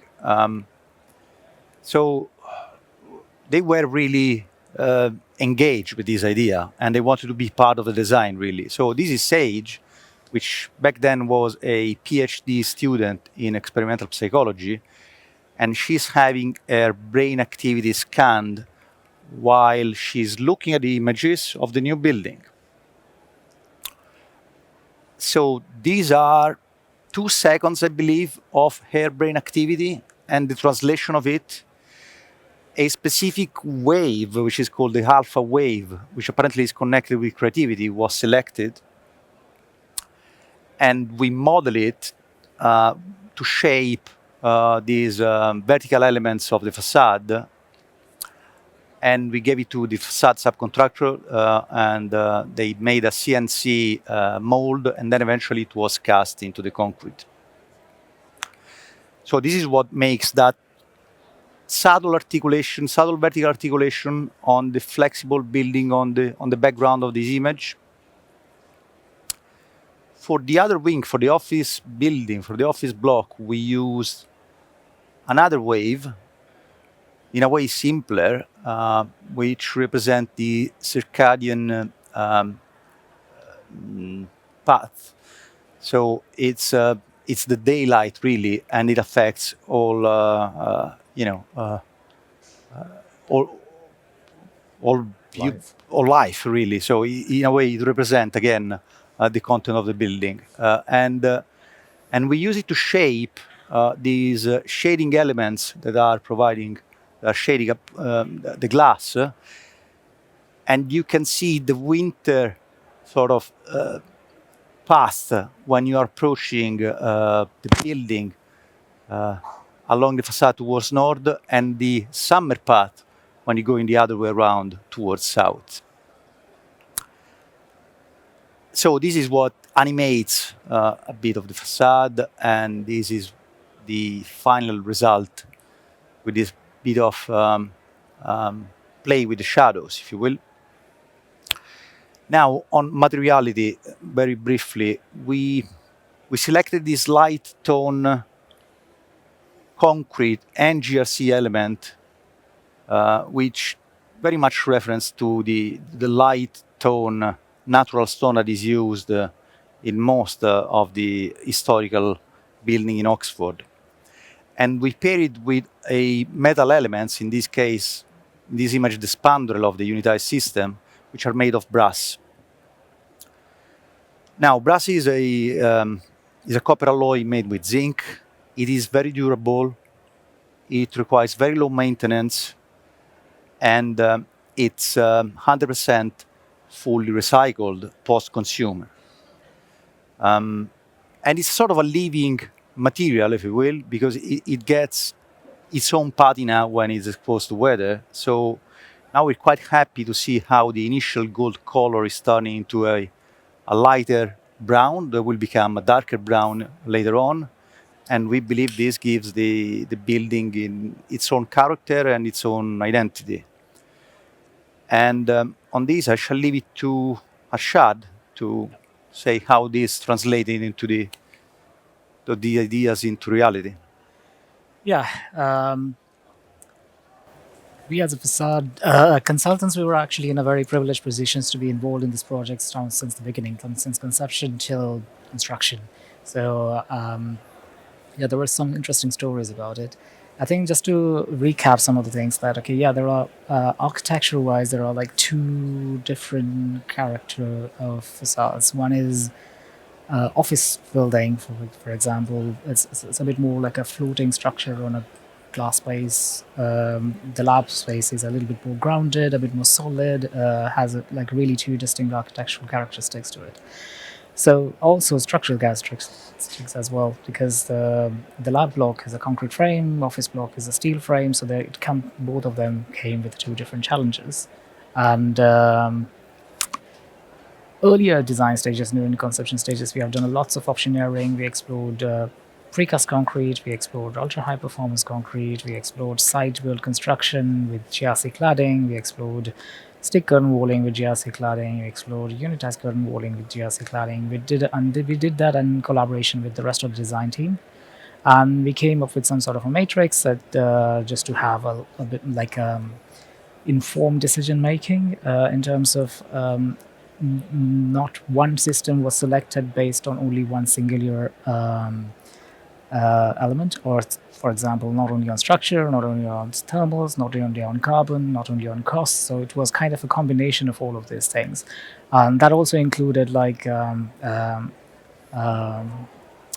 facade access and acoustics, which also had like a little bit of onerous requirements. So, and what we ended up with was, if Stephen Tanno was in this room, I would have said that, okay, 1950s Alfa Romeo as well as a Land Rover, effectively as a unitized curtain walling for the office block and precast concrete facade for the lab building. So I think interesting about this is this was kind of derived by lots of different things. Because of for office building, the mass was floating, we couldn't get lots of support from the ground. So yeah, it meant that, okay, yeah, we had to go for a bit more lighter weight system than the other block, which gave us an opportunity to go with a bit heavier block. And also because of the architecture, which was a little bit more opaque and a little bit more heavier. Design process wise, I think it was quite interesting that, okay, this kind of process shows in terms of like early conception stages sketches to design development sketches to PCSA and the contractor design stage sketches. So I think what has happened through the stage is like the principles of it has remained the same. Staticus did a really good job and improved on some of the detailing, and actually we were able to optimize in terms of materiality and so forth. So similarly for precast block as well, it was quite the principle had remained throughout very similar. Importance of visual mockups, as Andreas already said, that the choice of material and understanding how the material comes together, all the materials comes together, and this is quite important. Like one of the key things is the historical context of Oxford, which Andrea mentioned about use of stone. So this was effectively a modern interpretation of use of stone in an historical context. But also because we had like two different facade systems. One was precast and the other one was GRC on unitized.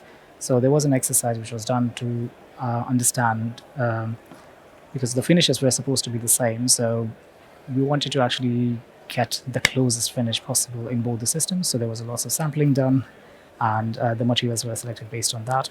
The second thing, as you also can see here, the use of brass. And the graceful aging of brass throughout the whole process. So you could actually see a small sample next to the golden color one, which how the brass is going to age. And it will actually give also quite a good contrast with the lighter stone, concrete and GRC as well. So that's quite an interesting story which has come out of this project. Similarly, for unitized GRC on unitized, it was quite important to do, like understand like how all the materials come together and stepping off the shading and stuff like that.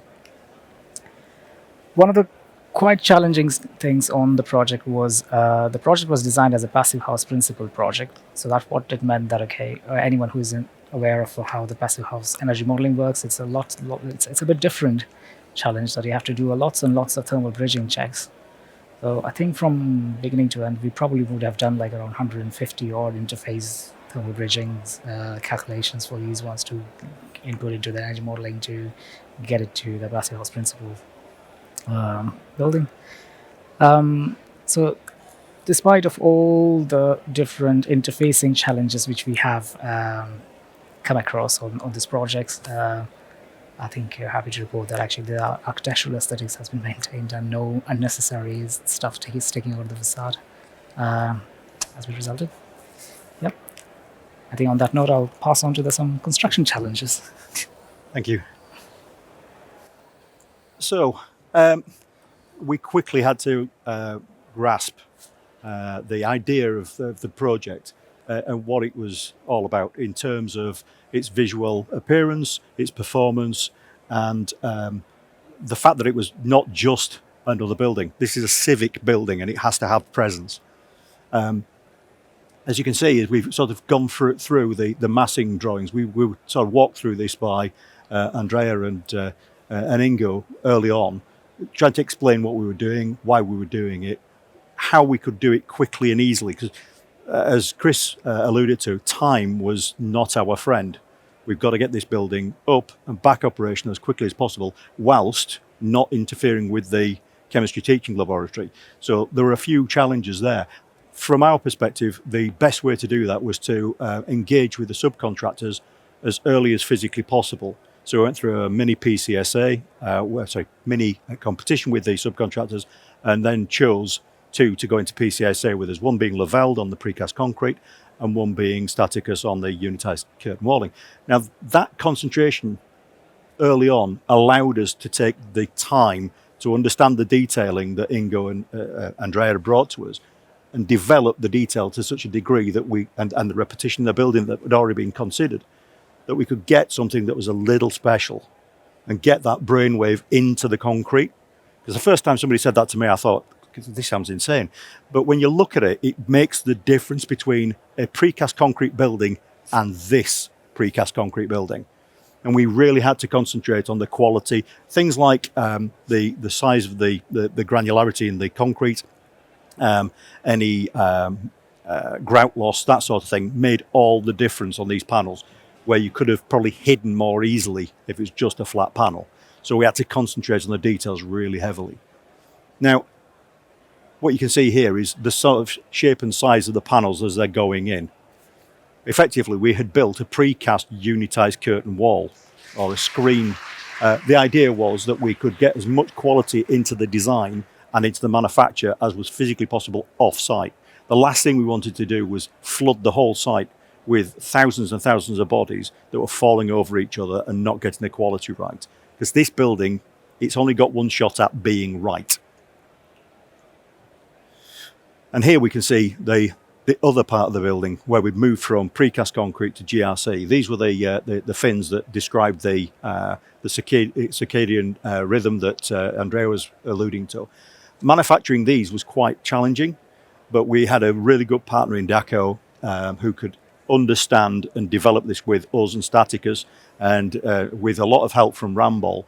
We spent an awful lot of time talking about the shapes and sizes and weights and the fire stopping, the cavity barriers within that, because again, that was important to us. We want to make sure that it was going to go together, look sharp and be safe. Not an easy trick, but as it's gone up, the thing you can see is you can actually start to feel that the brainwave actually makes a difference to that facade. It brings it to life, and it went up nicely, quickly, and became watertight very soon. Being brutally honest, we could have probably done better at weights in the coordination of some of the design details. We had really good handle in PCSA on the big elements, but we got lost in some of the small details. And if we're to do it again, I think we'd probably change our control mechanism slightly. I think we'd have more coordination meetings with Rambol and MBBJ to improve that. But I think overall we did a pretty good job, bearing in mind that this was pretty special. So you can see here as we're starting to put up the unitized curtain walling, we've got big areas of non-vision panel that are overclad with the GRC. The GRC only being the dressing, so to speak.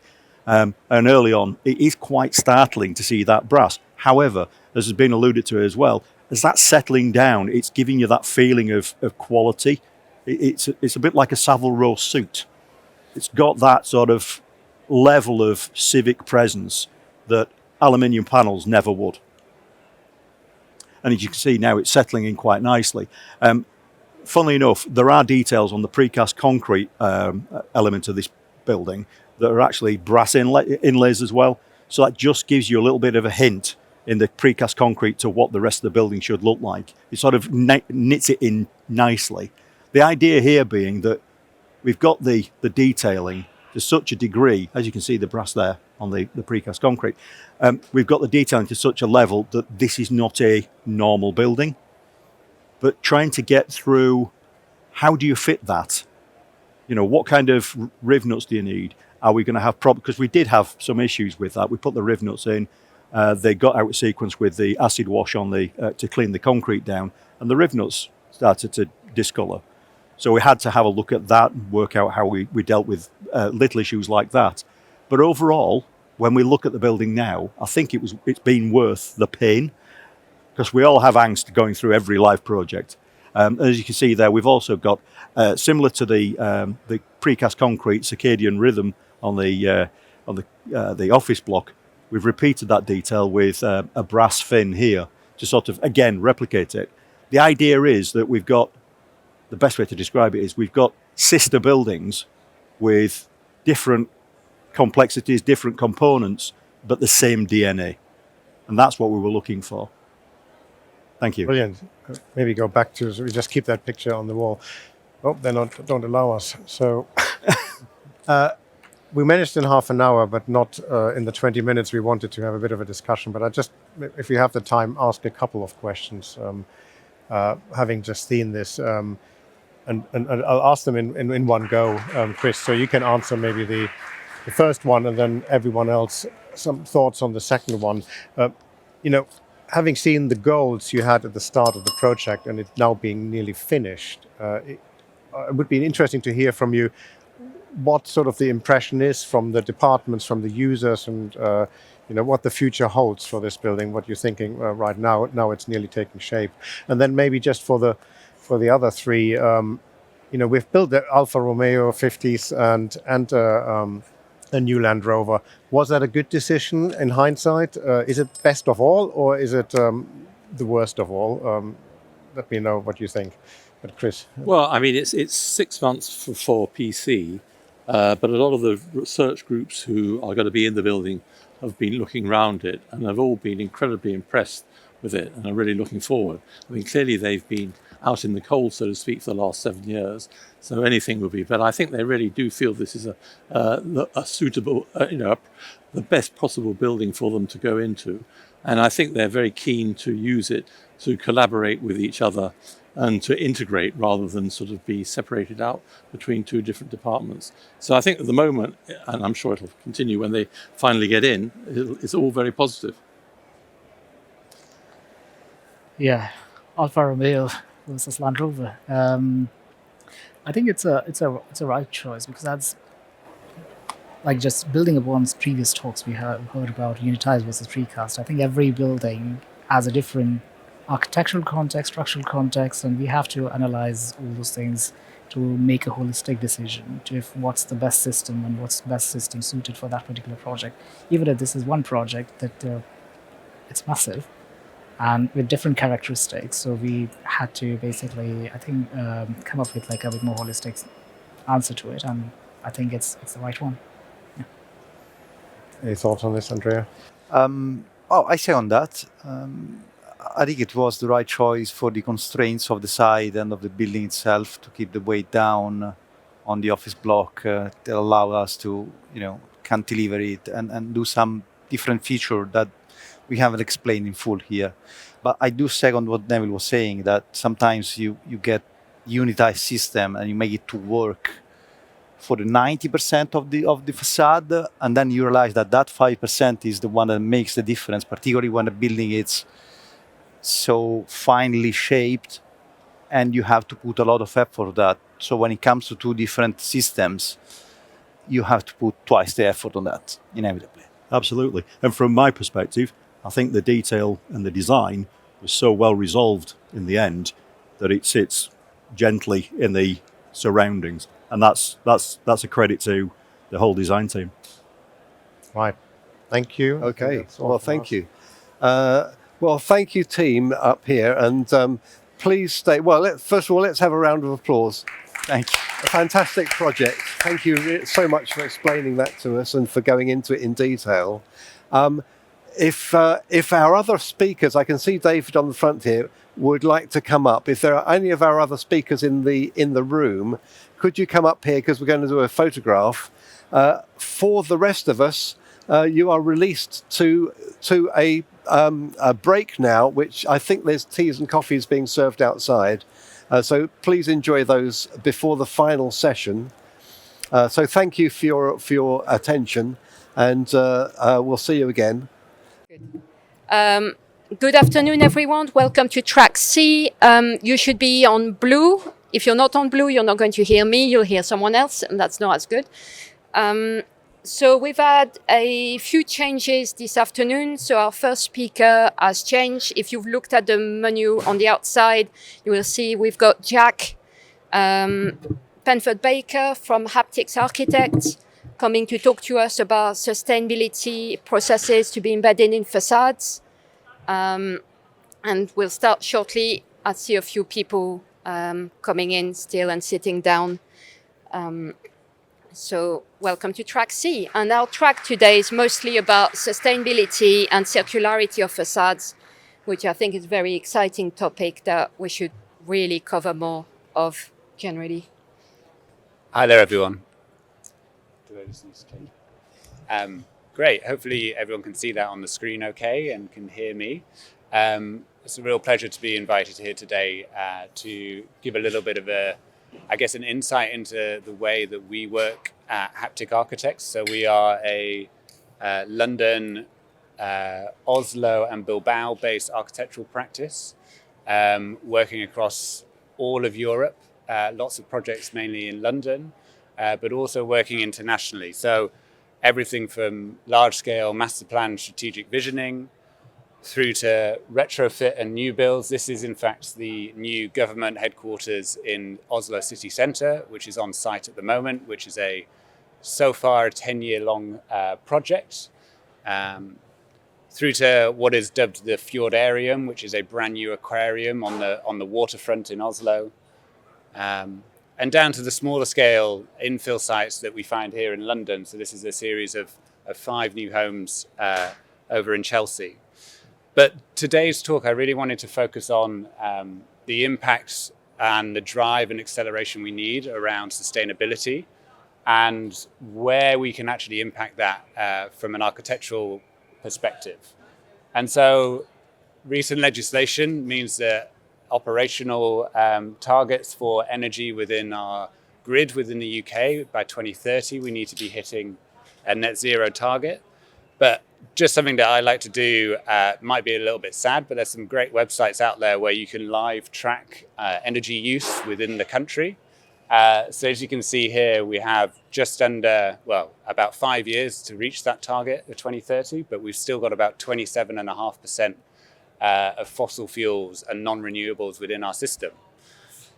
And so where does that sort of land when we're practicing architecture? And one thing that we did within our organization was establish an in-house sustainability team called Haptic Green, where we really felt that the natural sort of traditional model of a sustainability consultant sat outside of the core architecture team. And by bringing it in-house, it allows us to actually sort of live model and test in greater detail when we're designing the buildings and projects that we're working on. And that's sort of supported and bolstered by a wider network within the office, where we're looking at our peers, we're working in academia for research, and we're actually seeing this model where we're tending to share and sort of in an open source format with other architects, other engineers to really sort of accelerate our work in this field. And so bearing in mind that about 42% of our energy use is in the construction industry, but also understanding that only 0.7% of architecture and new builds within the country is new build. And there's a real focus here on what do we do with everything that is already here. And so just to sort of touch on a couple of projects to give you a bit of insight of the way that we work. This is 300 Gray's Inn Road. It's a commercial focused project. It's about 5-minute walk from King's Cross Station. It's a 1970s RC framed single masonry leaf construction building. It's not the prettiest building out there. And so our client asked us to look at a way of retaining as much of the existing building, but completely bringing new life to it. And the backdrop of this was that building actually currently only has an EPC rating of a F, and therefore with current legislation is completely unlettable. And by 2030, that sort of threshold will move down to EPC rating of C. And the result of that is that within London alone, there's 24 million square foot of commercial office space that will no longer be lettable by 2030. And some of our own sort of in-house research has looked at mapping. This is so just in Camden, the borough of Camden, where we're mapping buildings of over 1,000 square meters GIA, all commercial buildings that are not going to be compliant. And there's around 325 buildings in total in one single borough in central London. And so with that as a backdrop, we're actually starting to see that within the market and with potential tenants, that there's a real opportunity in the improvement of the sustainability and performance of a building in terms of rental income. So what you can see here is that if you're comparing the top and the bottom of the EPC ratings, that there's almost a 35% increase or potential increase in rental income if you're improving the performance factor of your building. And so the way that we worked with this was not simply just to create something new and fresh and exciting, but we wanted to work with the existing building as much as we could, and then bring in our Haptic Green sustainability team to help drive the design process itself. So rather than it being seen as something that we look at the end of a project, we're actually embedding it live in the way that we're designing every day. So the existing building sort of stands here, you can see in 3D. And a new proposed massing adds a couple of floors to the two components of the building. It pulls out the new lift core to free up a lot of the workspace and creates a series of setbacks to sort of respond to the architectural context. And the resulting building is a retention of the RC frame, but a brand new facade that is a far higher performance than the current facade is of the building. And here are just some views as the building sort of sits within its streetscape. So, very pleased with it. The building has got consent. But I think I really wanted to show to you today a bit of the finer detail of how we arrived at this design. And so strategically, the first instance is setting up a series of holistic strategies around sustainability. And then setting these targets in stone within the brief and being quite aspirational with our targets here. So actually working with the client to sort of really push what we can achieve. And so if we focus in on operational energy, here we're looking at overheating and ways in which we can reduce the operational energy use of the building. And this involves sort of live scripting within the practice, so taking our 3D models, setting the base case. So in the first instance, on the right-hand side there, we're able to very quickly assess that the west facade is where we're going to be, is the worst performing in terms of overheating analysis. So 73% of the overheating comes from the west facade. But what that allows us to do is then focus where we really need to be looking at to get the biggest gains. And so when you're zooming in to the facade, so the architectural team are developing this alongside the sustainability team, and we're picking out the components of the facade that will have the greatest impact. So here we're beginning to look at, okay, well, these vertical fins that we have on the facade design, what happens if we start to manipulate their profile, their shape? And I won't go into every single option, but what we ended up doing was having a series of different cases where we're looking at how far it extends out, how much it's rotated, for example, to really try and tweak the dial, let's say, to reduce the overall overheating in the building. Also looking at the actual sort of composition of that facade bay, looking at where you can get the biggest gains. And so actually the top option there in the middle was the best performing, where you've got around a 15% reduction in the solar gain of the building as a result of reducing the window sizes down and also into this sort of 3-panel system. However, as we sort of worked through it, we were sort of also balancing the architectural quality and the design. It's in a conservation area, this project. And what we ended up doing was tweaking our proposed facade, but also looking at the potential for external canopies and shading to each of those windows. And that in effect had the greatest impact. And so here we were then able to sort of go a little bit further, where we started to look at the facade as a whole and understand that you want to target the external shading to the upper floors as much as possible. And we were able to sort of really efficiently focus where that external shading goes. So you're not doing an overhaul of the whole building with the same shading. We're actually sort of targeting it just on upper floors. And so that's really helped us to drive the operational energy down of the building. But then we're also at the same time looking at the embodied carbon of our facades. Not to sort of take you through in a great detail, but whole life carbon assessments aren't just a single assessment done at the end of a building's construction phase. We were looking at this from early stages. So stage 2, we produced a whole life carbon report. But we're trying to be as honest as we can here. So we're not able to fully stipulate a precise sort of target for the embodied carbon of this scheme. However, we understand we can sort of establish a series of almost a scale in which we should be landing and really pushing the design to achieve. And so when you look at industry benchmarks such as LETI, this is where we began in our journey with embodied carbon. So we're looking at those targets that we should be delivering on, establishing our own based on sort of the best practice around there. But then you've really got to zoom in here. And so each building is unique when you're working in this manner.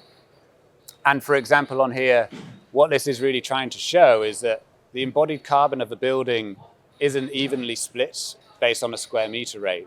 It's sort of weighted and proportioned depending on which element of the overall building. So you can see the substructure and the superstructure, they actually carry the biggest share of the total embodied carbon. The third element here is the facade, so around 17%.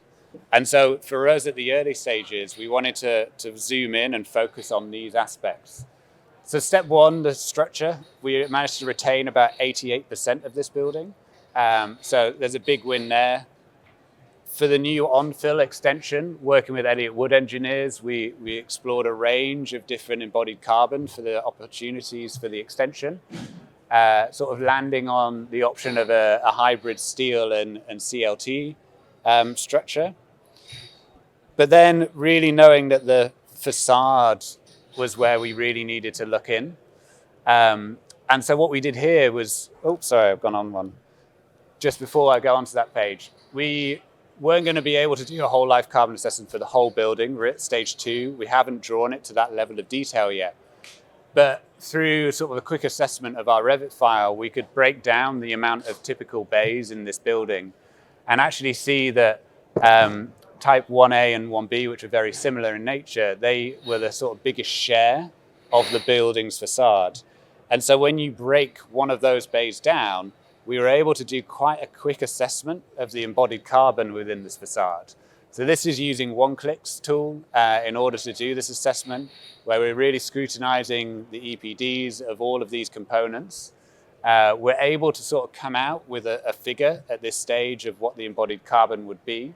But I think what we're then able to do is to zoom into those individual components and set up potential sort of alternatives for the later stages of the job. And that results in looking at alternative insulation, looking at alternative sort of secondary structure within there, looking at timber instead of steel. And here we're able to sort of gauge and then play back to the client that, you know what, here we can actually make some significant gains if we're able to sort of go down this route instead of what maybe we would be doing traditionally. But I think it's always really important to sort of keep on asking yourself, what would we do differently now? And this project got planning approval about a year ago. And so even since then, we sort of still look back at it. And a big question for me was, we very quickly decided to remove the whole of the existing facade. And we've started to ask our question, okay, but what could we do with that original facade and do even smaller interventions on the building's fabric? And so this is just really early days where we're looking into it. It's not really a project at this stage, but just some of the sort of internal thinking that we're going through. So that's about a retrofit project. And I know I talked about the 99.3% of buildings that are already here, but then there's the question about the new build. And so what do we do when we approach our facades on a new build project? So this is W3, which is in King's Cross. It's one of the final plots of the overall master plan. Our building sort of sat down in the bottom right there against those two larger towers. So W3 is a new community centre for the area, a creche and also a gym as well. So it's a really, to be fair, it's a really beautiful little gem of a project for the site. There's lots of big development across the King's Cross area, and our building is one of the smallest within it and one of the final pieces. And what we really wanted to do, and actually really grateful that the client, Argent Related, really wanted to sort of push the sustainability of this project. And so alongside the sort of the 3 stories of program that sits within the building, our design looked to not only use a mass timber superstructure, so it's a CLT frame, but also introduced a timber facade on the building. And so there's a lot of challenges that come up against using timber on the facade. Thankfully, the client and their insurers were really on board and collaborative within the process. And we were able to sort of work closely with engineers and ourselves and upskill in our knowledge and work with the manufacturers of the timber components to really assess and drill into the facade's technical performance. So around its fire rating, how we overcome fire spread, and how we actually make a building that is safe for its users, even though it does have timber on the outside. And so the biggest piece here sort of combined 2 aspects of working with wood when it's on the outside. And I'm sure everyone knows when you put a nice new piece of wood outside, it's got that lovely warm yellow color to it. But over a couple of years, the sort of weathering process kicks in and you end up with more of this sort of silver finish. And we knew this, that when you see a lot of timber buildings, you can see where there's shading or protection over certain bits, you'll retain some of that yellow warmth, but then it'll be darker in other places and it's a bit uneven across the facade. So we sort of knew that was one factor we had to think about. And then obviously the other side is the actual Class O rating of this facade. And we were able to sort of work with those both characteristics together. And so using this liquid treatment, which essentially impregnates into the timber and provides you with that Class O fire spread rating that is needed, we'll also worked really closely with the color that would come out on the wood. And actually the image on the left is the wood that we had specified, the Accoya, the sort of silver color that comes after a couple of years of weathering and when it's external. And we worked looking at sample testing to actually try and find a close match with the new fire product that's within the facade. And then on top of that, we're sort of working on site to really look at these details closely, look at sort of breaks in the facade, opportunities where we really need to sort of tie things together. And then here it is in construction. So this is the actual timber facade on site, fixing over the sort of the majority of the building. And then luckily this building's now finished. It is open. That's a public sort of park in front of it. So if any of you are in the area, do pop down and go have a look at it. We're really pleased with the sort of the quality of that timber and the nice moments with the glazing where the warmth of the interior wood, which we haven't stained, we haven't treated in that way because it's interior and will retain its sort of overall warmth and color. Those sort of pockets of warmth come through the windows when they're on the site. And I guess I just wanted to maybe finish with, again, that question of looking back at this scheme, what would we do differently? And I mentioned earlier, as part of Haptic Green, we have a real strong outreach within academia. A number of us in the practice teach across a range of architectural and engineer courses. And this is actually not our work. This is one of our students' thesis projects, where they did a deep dive into our building. We didn't have to produce any embodied carbon because the building was sort of designed about 4 or 5 years ago. But they did a deep dive into what we did, took our Revit model, opened it up. We were like, you go away, you do everything that you need. And they came back with a critique of what we had done. And so they were able to come back into the office and say, well, actually, if you were to do this again, maybe you should be thinking about not just simply a concrete core for your lifts, which we use within the building. Instead, why don't you use a full CLT? And then also they took a step further and started to look at bio-based materials and started to see the sort of target embodied carbon that would come out of that. And so you can't quite see the digits on the right, but we were able to sort of drive things down quite a bit by doing this. And I think I'll just wrap up then just to say that this whole process has been trying to close that loop and accelerate the way in which we work. And so this research, which isn't necessarily our own work, is really helping to inform and expedite the way that we work and try and drive down both embodied carbon, operational carbon within the building. So yeah, I'll leave it there. Thank you very much. Jack for coming to share his knowledge about sustainability processes in facade design. In the same way that building physics became standard scope for facade consultants and designers in the last 5 years, I do believe this will become standard scope for us in the next 5 to 10. So I hope you've been taking notes. Our next speakers are Matteo Lazzarotto from Arup and Ben Minton from Gensler. And they're going to come talk to us about repurposing stranded assets in the heart of London. Ben is a design director and senior associate for Gensler with over 14 years experience, in particular in commercial office design. And Matteo is a senior facade engineer with a strong background in sustainability. Thank you for joining. Okay, everyone can hear? Brilliant. Okay. Hi everyone, we're here to talk about our project, The Acre, which is a repositioning of a unique brutalist building in Covent Garden, London, designed by noted architect Richard Seifert. The scheme retains as much of the original structure as possible while transforming its experience, identity and performance. And so the original building is quite distinctive. It was designed by Richard Seifert, who is very well known across London. He designed many of our kind of brutalist landmarks, such as Centre Point and Tower 42. And this building has similar kind of brutalist styling. It's not listed, but it has many elements of architectural merit. It's got lots of interesting depth in the facade, lots of kind of shadow gaps and in and out features that you don't quite see in so many contemporary buildings. And he built it on this very kind of rigorous grid system. So both at the macro kind of site scale, it's broken into a grid of 20 blocks.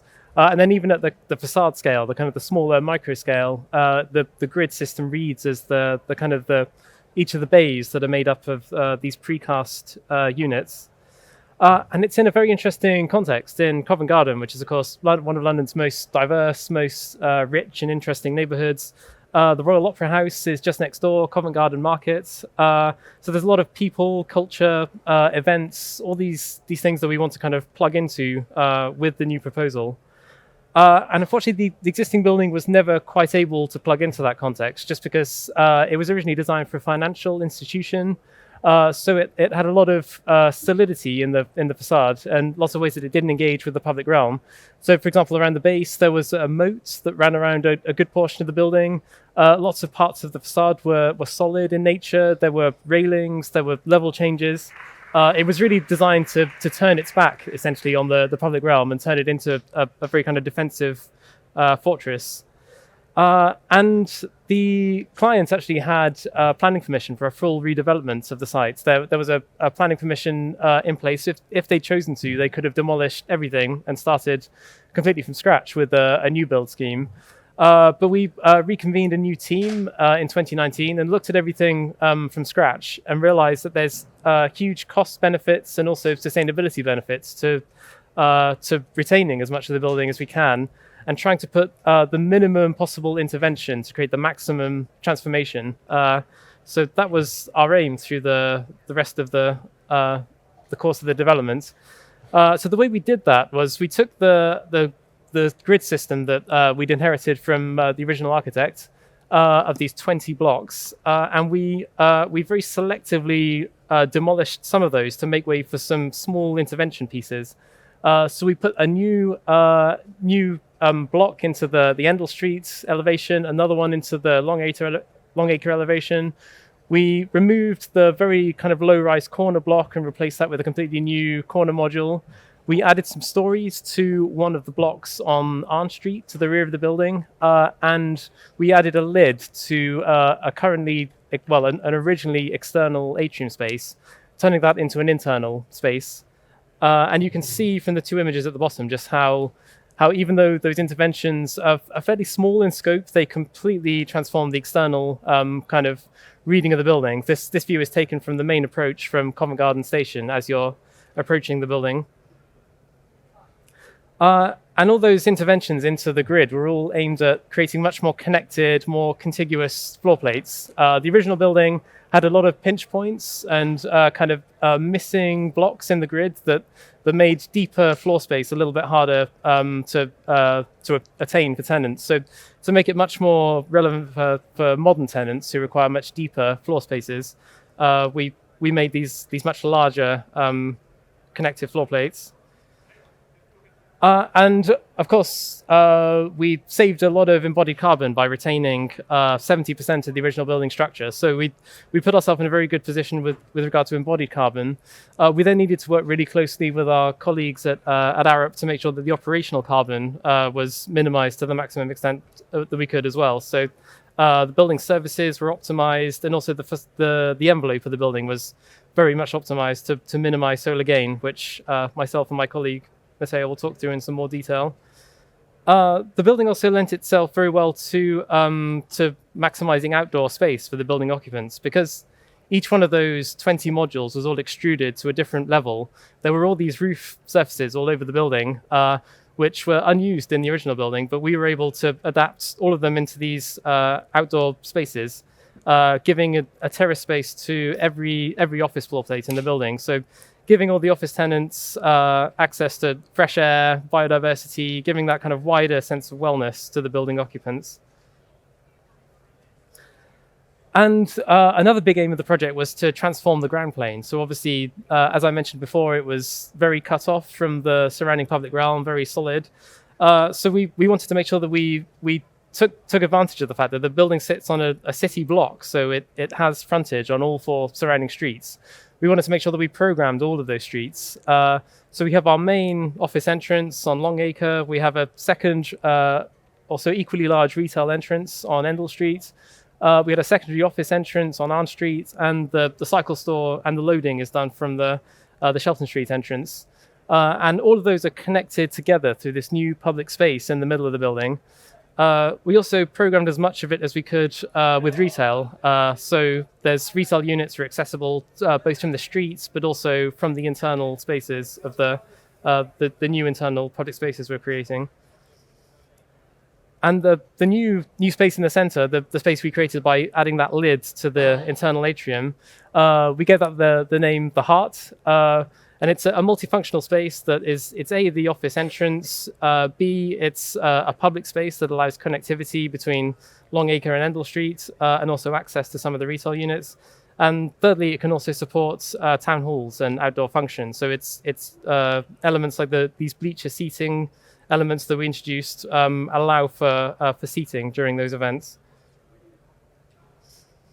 And we wanted the building to really perform in as many ways as possible. So a big focus was put into permeability of the facade, enabling natural ventilation so that the building tenants all had access to openable windows. We also used the atrium space as a stack effect natural ventilation element as well, with openable panels on the ETFE roof. And also you'll see how it performs socially as well. So the ground plane is connected, allowing people to flow from the street into those internal spaces to make use of the retail. And in terms of the facade language, we realized quite early on we needed to take cues from the existing building in our proposed facade, because we were only demolishing some elements of the facade and retaining others. So our new facade would sit directly next to elements of existing facade. And we took cues from the existing for two main reasons. Firstly, the planners were very keen to maintain the idea of a solid building with punched openings as the primary reading of the building. owing to the kind of the context of Covent Garden and the historic buildings in the area. Secondly, we wanted to make sure that we minimized solar gain on the envelope to make sure that it performed to the maximum extent it could from a solar gain point of view. And of course, modern tenants have a preference for floor-to-ceiling glazing on Cat A office floor plates. So by introducing these brise-soleil elements to the lower portions of the windows, we were able to create the impression of a floor-to-ceiling glazed element from the internal spaces. But when viewing from the streets, and especially when looking up from the street, it reads as a essentially solid facade with smaller punched window openings. Thank you, Ben. Can you hear me? So the Acre is an example of a truly coordinated project where the multidisciplinary approach to the design was fundamental to achieve the ambitious expectation.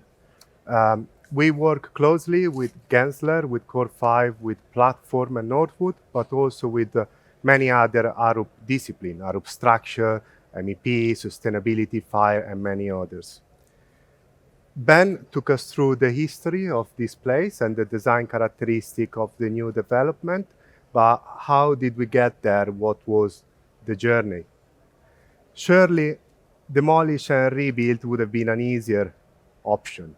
Less uncertainty with the design, less complexity with the detail, a more linear construction process. But what about the history of this place? What about the identity of Covent Garden? When the decision of retaining the existing building was made, a lot of questions came up. Is the cladding good enough? Can we still meet the building regulation? Could we still achieve the highest sustainability and energy accreditation? Fortunately, we had access to some as-built information and calculation, which enabled to respond to some of those questions. But we really wanted to go in deep and really understand the building. And therefore, we have advised on a set of testing and surveys to be carried out on the existing building to de-risk as much as possible the process and gain enough information to deliver a good design and therefore a construction process. We did intrusive testing on the concrete precast panel to understand what is the resistivity, the capacity, but also the position of the rebar. The team undertook some test cleaning trial on the existing precast to assess what is the best way to clean the existing facade without damaging it. And also rope access visual inspection and geometrical survey and many others. So reuse was definitely the right answer for this building. But this solution came with some challenges. As the existing structure, some of the existing structure had to be demolished, the structural stability of the building had to be maintained. So in order to deliver safely the construction site, big yellow prop, really scenic prop, have been installed between structure, between cores to stabilize the building. New structure were designed within the void, within the existing void, designed and constructed. A new plant room added on the roof, which will service more than 50,000 square feet of office space. We managed to retain almost 70% between existing cladding, structure, slab, and foundation. And this really helped to drive down substantially the embodied carbon of the scheme. But what about the operational carbon? So we thought to introduce passive design strategies within the design. We thought about massing, we thought about orientation, we thought about external shading system, natural ventilation, and so on and so forth. As you can see, the original building was made of several blocks joined together, so we had a lot of facade surface area which exchanged the heat with the environment. By infill the voids and closing off the atrium with a new ETFE roof, we generated a more compacted volume, more volumetric. We increase the form factor and we limit the thermal losses with the environment. All windows are openable, and that would enable cross ventilation between spaces.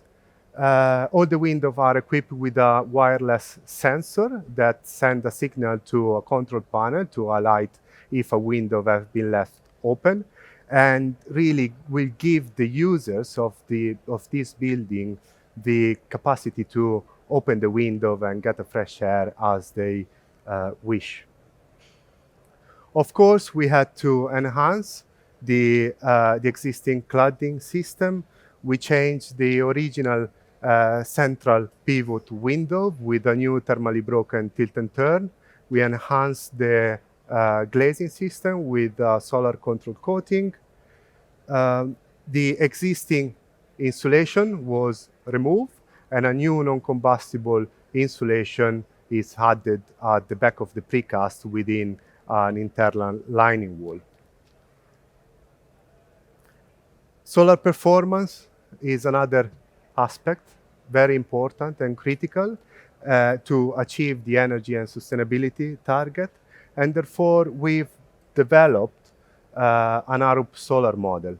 Arup Solar is an app that we've developed to work with the architect and other stakeholders during early design stages and understand the building massing, orientation, what is the impact on the energy of the building. In this case, we have assessed, we wanted to understand what is the incident solar radiation on different exposures. We use this tool to define and determine what is the window to wood ratio, so the amount of glass that we could use in this building versus the amount of opaque. And we've used this tool to select the right coating for the glass. Buildability. Buildability is something that is really, really important for every building, for every project, but it was very important for this project. Was especially important for Covent Garden because the streets around the site are very narrow. And so we had to think about prefabrication to deliver an off-site quality, but also we had to think about how do we deliver those panels. What is the maximum size, what is the maximum weight, and so on. So during the early design stages, we thought that a new precast panel system would have been an option to match the appearance of the existing cladding system. But as the design developed, we realized that that was not technically feasible. That's because of weight. We would have put a lot of weight on top of the existing structures, but also because we had several different finishes. Sometimes we have terracotta, sometimes we have stone, aluminium, sometimes we have lightweight concrete panels. So we come up with this idea to simplify the design and work with one unique system throughout. We have a unitized curtain wall, which is used as a backing wall everywhere in the building. And then in different locations, we hook on different finishes, like a clip-on panel. And in terms of sustainability, I think all these measures, all this design action that we took, changing the thermal line of the building, retaining as much as we could, enhancing the existing facade, were fundamental to put this project on the right track. The project is now running for a WELL Platinum, an EPC rating A, and a BREEAM Outstanding as a new build. So demolish and rebuild is not always the right answer, and the Acre is the example that refurbishment and retrofit project can still meet the building regulation and run for the highest sustainability energy certification. We have learned that as-built information and surveys are fundamental to deliver a good design and de-risk as much as possible the project. And I truly believe that the Acre is a great example of 1980s city icon in one of the best locations in London. And now to Ben for wrap up and conclusion. So the building is on site right now. It's due to be finished in early 2025. So there's a few pictures from site. The facade is now complete. And we just wanted to wrap up by giving our kind of 4 key considerations for repurposing existing buildings. So number 1 is always go with the grain of the building. Don't try to fight the grain because it never works in our experience. Be prepared for surprises during demolition because there always will be some. There were definitely many on this project in particular. The goal is to unlock value rather than just area because we need to think about the quality of the spaces that we're creating, not just the quantity. And lastly, always have a clear purpose to the project. So our kind of purpose statement for this scheme was a landmark of positivity in a joyful neighborhood. And every design decision that we made, we always went back and measured it against that kind of original purpose statement to make sure that we were meeting that purpose. So yeah, that's all from us.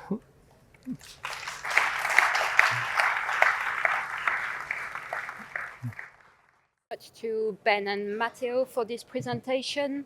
I think there's a preconception that existing building can be a quick and cheap spruce up. I think your presentation showed that it does require careful design and it tends to not be the cheapest option. Working with existing buildings rather than a blank page tends to bring a lot more challenges and quite often not the cheapest way to do it, but everybody should be aware of that. Our next speaker is Neil Dobbs, and Neil Dobbs is going to talk to us about retention of modern facades. Neil is head of facades at Multiplex and has been delivering major facade projects in London for over 13 years. So if I can have Neil to the stage. Thank you.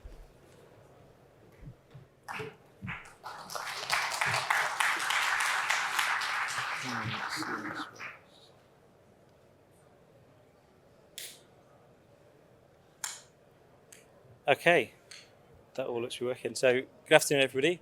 I'm here to give you a bit of a contractor's view on retention of modern facades. So, there's a lot that kind of chimes with the guys from Garza and Arab, and we'll dive straight into what we're used to. So, my role, head of facades at Multiplex. Multiplex is a global contractor, started in Australia about 60 years ago. Our heritage and what we're known for is high-rise construction, big commercial and residential in cities. That being said, our current workload, particularly in London, is probably a third repurposing existing buildings. So this is definitely a future we're involved in. These are some of our previous projects, and this is really what we're used to when we're talking about retaining modern facades. These are heavy masonry existing buildings. There's lots of capacity in these existing masonry structures. I think we're all used to dealing with these heavy masonry walls. We can retain them, we can maintain them. They have a very long life. What we're facing now in kind of post-war construction and the adaptive reuse that we're doing at the moment is really modern facades. And when we talk about modern facades, we're talking less about heavy masonry walls, we're talking more about component-based construction. So it's a bit more handset stone, it's a bit more lightweight materials. And that opens up a whole load of new challenges for us as builders about how we can possibly retain these more modern facades. Coupled with that, there's a big change in what an office post-pandemic and what an office is supposed to be. So it's not just about retaining the existing facade, it's about how do we make it fit for purpose for modern offices. So that could be more opening windows, better thermal performance.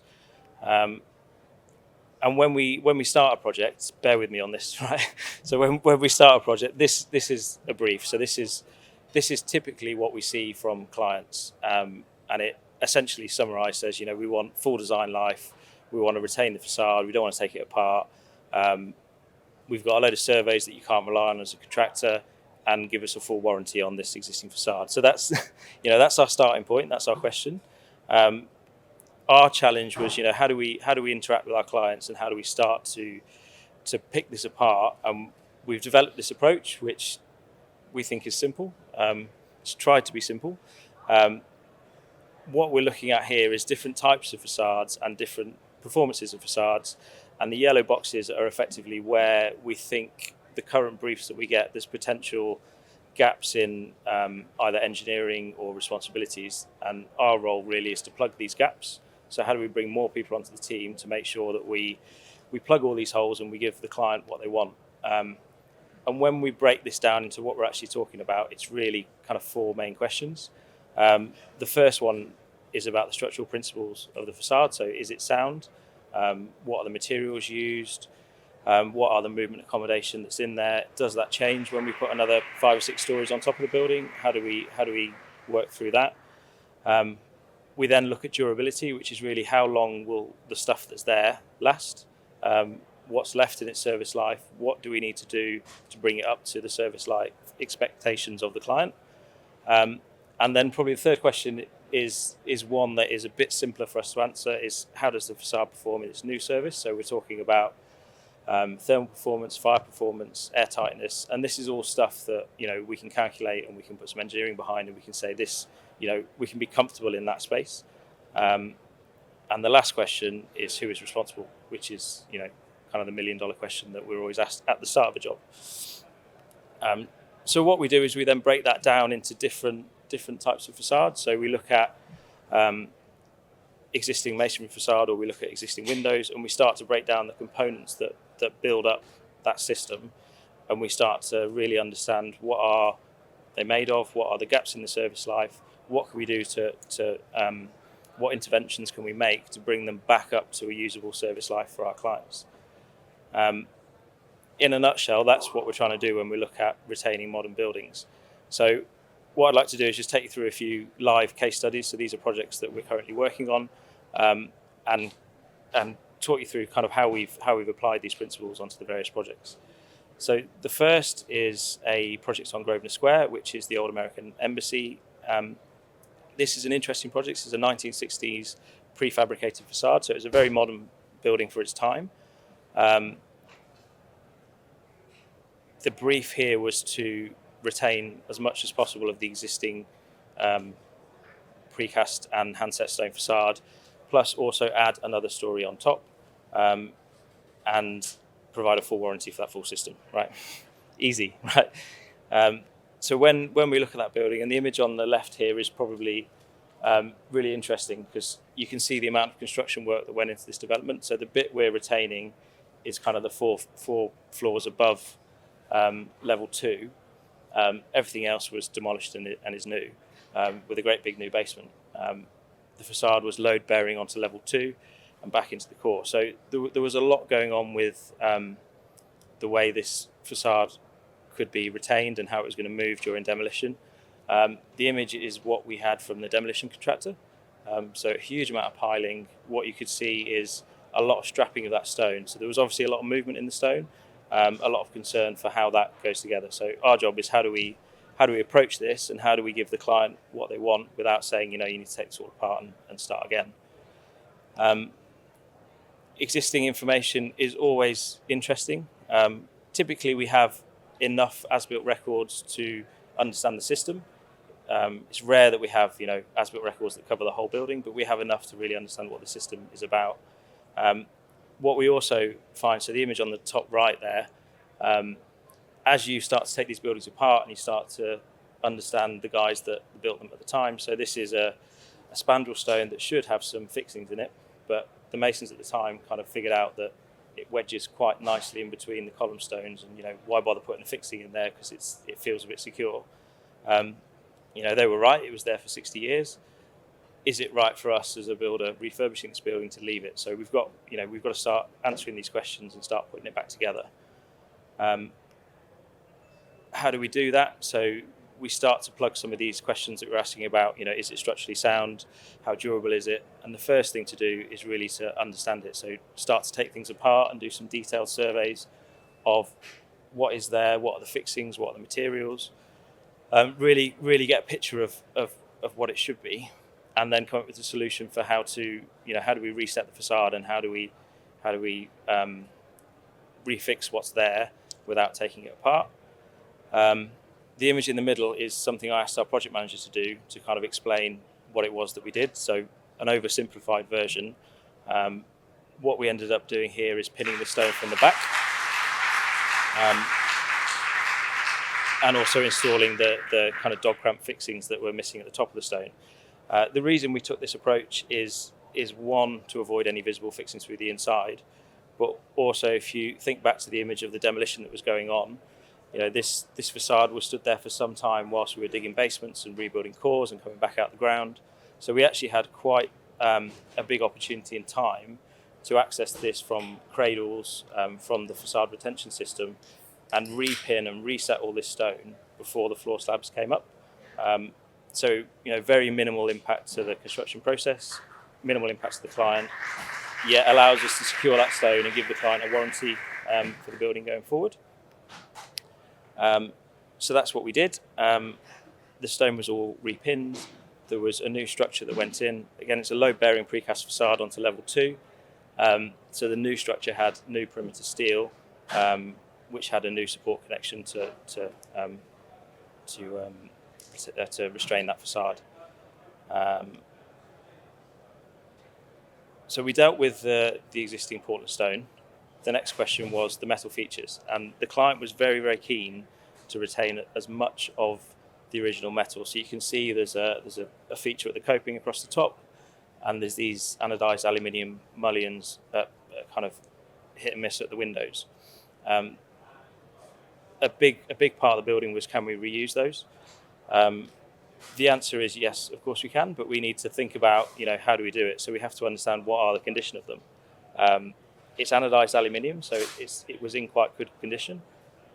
We were able to take them all apart, test them to see what sort of coating thickness is remaining in that profile, so we get a sense of what is the remaining durability. We can start to build up a picture of what the design life could be for those components. We actually, this being kind of one of the first projects we did, we took them all apart. The contractor we were working with, Schneider, actually wanted to take them all back to Germany, which isn't ideal in the sustainability story because we're shipping all this stuff to Germany for it to be checked and then ship it back. But that was how they wanted to engage with the process of retaining these. And what we found was a really positive reaction from the client and from the architects and the design team. The material had been on the building for 60 years. There is damage, there are bits of scratches, there's bits of pitting. There was a very collaborative approach with the team there to really, if you want to retain this, then you need to accept that there has to be some areas of damage and some kind of life to those materials. So we went through a process of selecting what could be acceptable, what definitely wasn't acceptable, and we managed to reuse enough that we can incorporate them all back on the building. Thinking back to the original questions about, is it structurally sound? The connections is something that, we're, as builders, we're not comfortable to just kind of leave them on there and do a few surveys and say it's going to be okay for another 50 years. So it was a case of taking these apart. We designed new connections, new bracketry. So we're responding to the client's brief here. They're getting a full warranty on the structural connections. They're getting a material they understand. The architect's really pleased to see, the life of the building retained. And I think we ended up with quite a good result. We managed to retain a lot of that metal, which was really great. So next project, similar 1960s. This is New Zealand House. So this was one of the first towers in London. It was also the first building that had fully glazed floor plates. The brief here was to replace the glazing but retain the stone with minimal intervention. So a very similar approach, slightly more challenging in that it was very difficult to fix this from the inside. So we We also found that when we were surveying it, that the perimeter upstand were precast columns, and a lot of the stones were spanning joints. So you naturally could see, the stones starting to fail across the life of the building where they were spanning joints in the precast. We also found lots of issues with workmanship. So, timber packers that have been left in the cavity between the stone and the concrete, which had expanded over time and started to crack the stone. So it was really about understanding the fixings, and the image on the right there is some repairs that had happened over the life of the building. So what was interesting on this project was, what do we do with the stone? Do we repair it, or does it become an ongoing maintenance thing? Does the client take it on as purely a part of the building that they need to maintain regularly? This went back and forth a number of times with the client on this building. The solution that we've ended up with is to pin the stone from the outside. The image is a very early sample before colour matching was kind of finished, but that was obviously a concern from the client as how visible are these fixings going to be. At the end of the day, the best thing for the building was, let's secure the stone, let's make sure it's structurally sound, rather than leave it for ongoing maintenance. So a similar approach in terms of stone. The third project I like to look at, which is One Exchange Square. So this is really into the more modern facades. So this is 1980s construction, part of the Broadgate estate. This was a huge refurbishment, so it is retaining 2 elevations of the facade, extending out the back, extending on the top, extending out the wings onto the side. So a really, really big intervention to the building. The brief here was to really retain the existing granite and the existing granite support system and just replace the glazing. So we go down this route again of trying to really understand what's going on. This is probably the most complex building we've had, in that we're dealing with a lot of uninsulated, unthermally broken components that are galvanized steel. So our real concern is, what is the lifespan of this material? How long has it got left? What can we do to increase its lifespan? The brief was to retain the stone. We, as builders, we probably would have liked to take all the stone off and really see what was going on behind, but the client was very insistent. The stone's got to stay on the building. This is the approach to the project. So the challenge to us is, how do we find a way of doing that? And the answer is to start to take it apart and start to come up with a solution for understanding what's there, understanding what we're putting back, and putting some verification behind it. This is the number of people that ended up being involved in this. The reason for this is that it's not a straightforward bit of facade where you can go to a contractor and go, I want to retain this. Can you come and have a look and tell us what you can do? Our approach here is to really understand it. So we use GBG, who are a materials consultancy, to do some testing on the existing metalwork, understand how much corrosion is there, understand what is the durability left on those components if we leave them. We then employed an engineering company to do the structural engineering of the new strongbacks. So we're replacing existing windows with new triple glazed windows. So there's a bit more load going onto the existing strongback. So it's about, we're also changing some of the bays from bay windows to flat windows. So the engineering firm comes in and then does the verification of that new system. So the combination of the durability and the engineering gives us a picture of how long that strongback should last. And then we have the guys doing the execution. So you've got a metalwork contractor who probably isn't comfortable doing the design, but is more than competent to do the modification work. So they do the strengthening, and then we have corrosion protection paint where we can, new glazing, and some works to the stone. So what on the face of it looked a simple request from the client, when you break it down into who are the right people to give the answer to the question, you end up with this kind of team of people putting it all together. And these are some examples of some of the surveys we did and some of the engineering outputs that we had. The last thing on this was the existing granite, which was something that is unique for us. So the intention was to change the colour from the pink granite or the red granite to a grey, and the product the client had tested before our involvement was a kind paint to do this. So our job was really to understand, what does this mean to do it?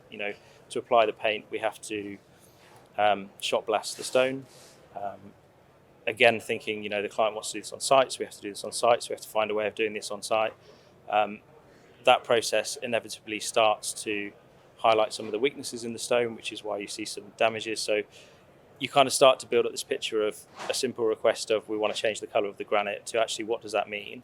And it's about understanding the robustness and durability of the solution. And we've ended up with the kind paint, which has been quite successful.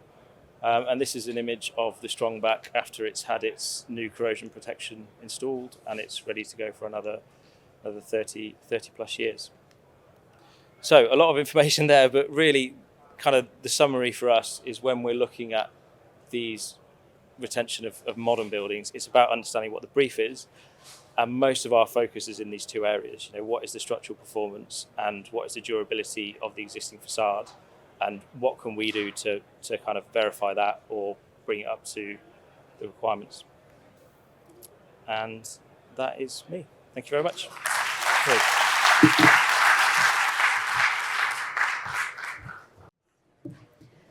Thank you very much, Neil, for this presentation and sharing the multiplex approach to existing buildings. I think it really shows the breadth and complexity of retaining modern facades. So thank you for sharing. We're going to change slightly of topic for the next two speakers, where we're going to start looking at glass circularity. So our next speaker is David Entwistle, and he's going to talk about from vicious circle to virtuous circle, how Glass Forever is radically transforming end-of-life glass recovery. David is Director of Major Projects for Saint-Gobain Glass and has been advising on technical aspects of glass design and glass circularity for a few years. David.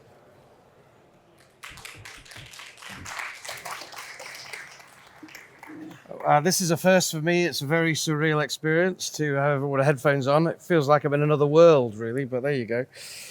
Okay, so this is a 40-minute presentation condensed into 15 minutes. So you better fasten your seatbelts. We're going to move super fast. But, we live in a world where I think we've got to do something now. And a lot of people are talking about things we can do in the future. It's really interesting. 2 weeks ago, I was at a conference in Germany, and we got criticized because we are talking a lot about recycling. We're not talking about reuse. And I just want to show you two pictures from two projects in London. These were pictures taken 2 weeks ago. This project here, the client paid for glass recovery. The demolition contractor realized probably right at the end that he should have recycled all the glass.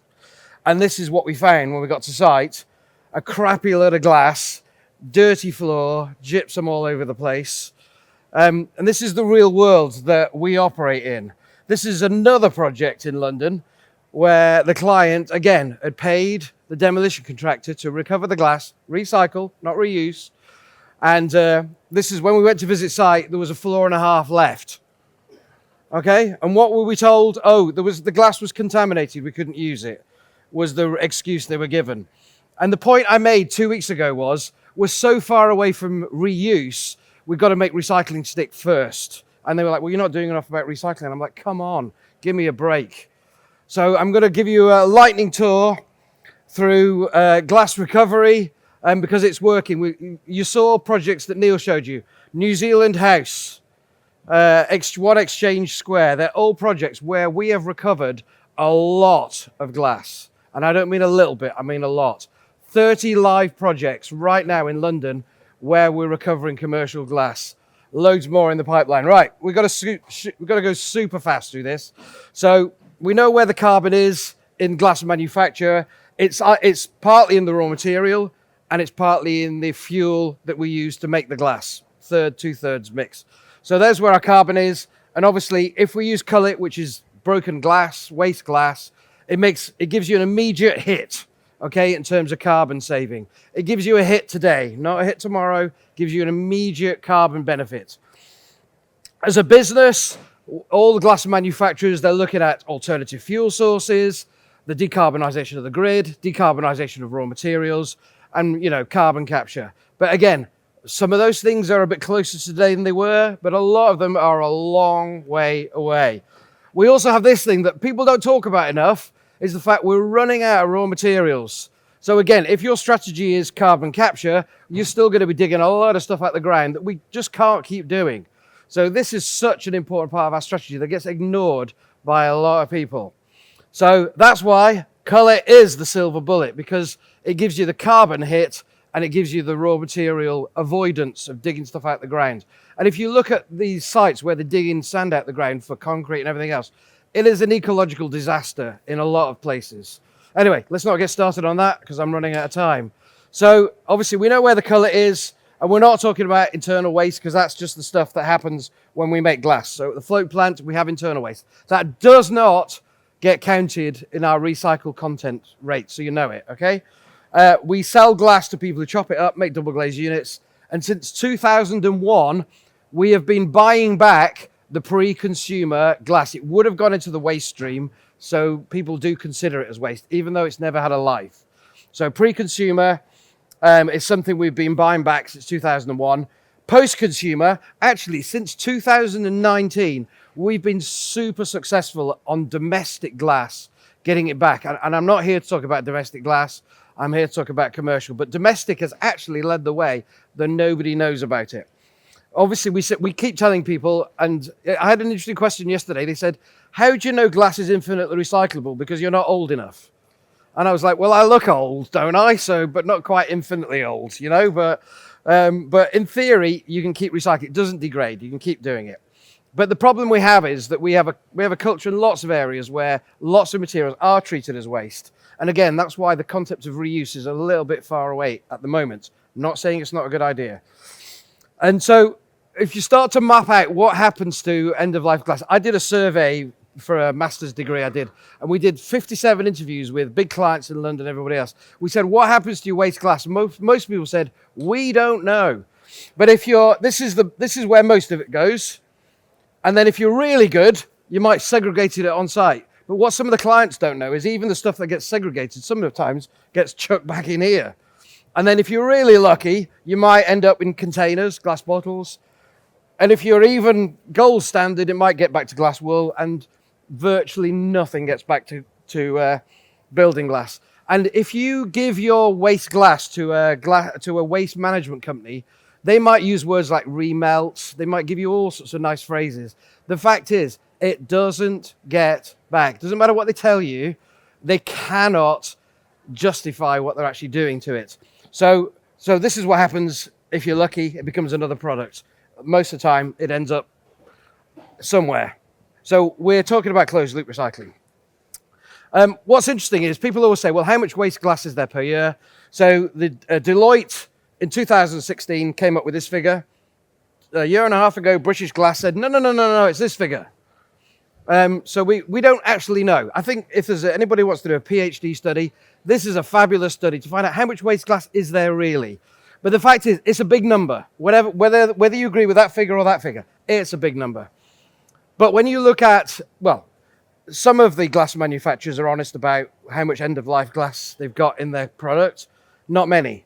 But the ones that are honest about it will tell you it's less than 1% by volume. But some are not very honest, obviously. But anyway.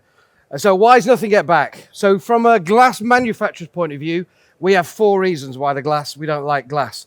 And we're actually part of the cause of the problem. Because we're so paranoid about the contaminants that could come back. So we're talking about nickel bearing steels. We're talking about lead. We're talking about carborundum.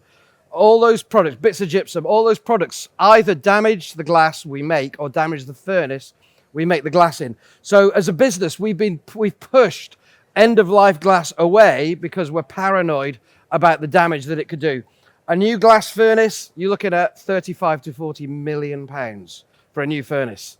So, and if we lose a week's production, we're talking hundreds of thousands of pounds. So the financial implications of it going wrong are horrendous. So we started about 3.5 years ago, talking to clients saying, how do you feel about us recycling your glass? And they were like, how much is it going to cost? How long is it going to take? Who's going to do it? And we were like, well, we don't know, but we think it's a good idea. And they were like, well, just go away and come back when you've got an answer. So the question is, well, who's going to deal with it? So we started mapping this thing out. And I think the danger of the world we live in at the moment is when we look at methods for glass recovery, we sometimes think we're disassembling the gherkin in London, and that becomes our model, and then we project that model onto every building. Whereas actually, when we actually start looking at, I mean, the domestic we'll talk about very briefly, but when we start looking at the commercial market, we've got interior glass and exterior glass. How much of it is simple to get off? And surely our strategy has to be based on where the biggest volume. We should put the most effort to where we're going to get the most glass out of it. So this is what we do for domestic glass. We've been doing it since about 2017, 18. Got these glass crushing machines, and I'm not here to talk about domestic glass, but we're pulling back thousands of tons of domestic glass per month for recycling. It's absolutely fabulous. But let's talk about commercial. So I picked a figure. It's got to be greater than 214. It's got to be less than 750,000. So I picked a figure and started to map out where does it lie. And so interior glass is pretty straightforward. It's really simple to get out. Exterior glass, this is just my guess, by the way. But, you know, how many 70, 80-story buildings are there? Now, there's quite a lot in London, but when you look across the UK, there's not many. Most are fairly low rise, a lot of ribbon windows, a lot of simple glazing to get hold of. So again, where do we put our time and effort into glass recovery? Let's not get seduced into thinking every job is the gherkin that we're going to take the glass off. So the next question was, who's going to do it? So at the moment, again, in theory, we'd like to reuse, but that's really difficult, and I'll explain why in a minute. But what we do have is we have people already who are involved in taking buildings apart. They may not do it how we want them to do it, but they're involved in this process already. And then we've also then got a small group on the end who might be the people who do take the glazing off a Swiss Re type product, where they'll take it off in reverse formation to the way they put it on. But it's relatively small. So 3 years ago, we kind of came up with this theoretical way of, we're going to deconstruct the building, we're going to put the glass on stillages, we're going to wrap it in cotton wool, we're going to take it somewhere. We didn't know where, because we didn't really know what we're doing. So we had this kind of theoretical idea of what we were going to do. But we couldn't put a cost and time to it. This is what we're doing on most jobs now. So I'm afraid we're the smashers of the world. We smash everything up to recycle it. It's a bit common. But again, the question is, do you do this in reverse formation or do you do that? That's one exchange square that Neil talked about earlier. And the fact is, most jobs in London, if they're not high rise, somebody will put a mini digger on the floor plate. They'll put a chain around one of the aluminium elements and they'll drag it into the building. That's what they're doing on a lot of buildings in London, even some surprising buildings. So again, do you upskill these people or do you create a new reverse supply chain? So here's the risks as far as the client is concerned, and then here's the things that we decided to mitigate the risk. So the first one was about this effort versus reward. So we've got to make sure that the client feels they're getting something out of it. But obviously, there's a limit to how much they're going to pay to make it happen. So we've got to find the sweet spot between what they get out of it and how much it costs them. So the effort versus reward thing is really, really important. As we talked about, we're recycling, we're not reusing. We're not against reuse.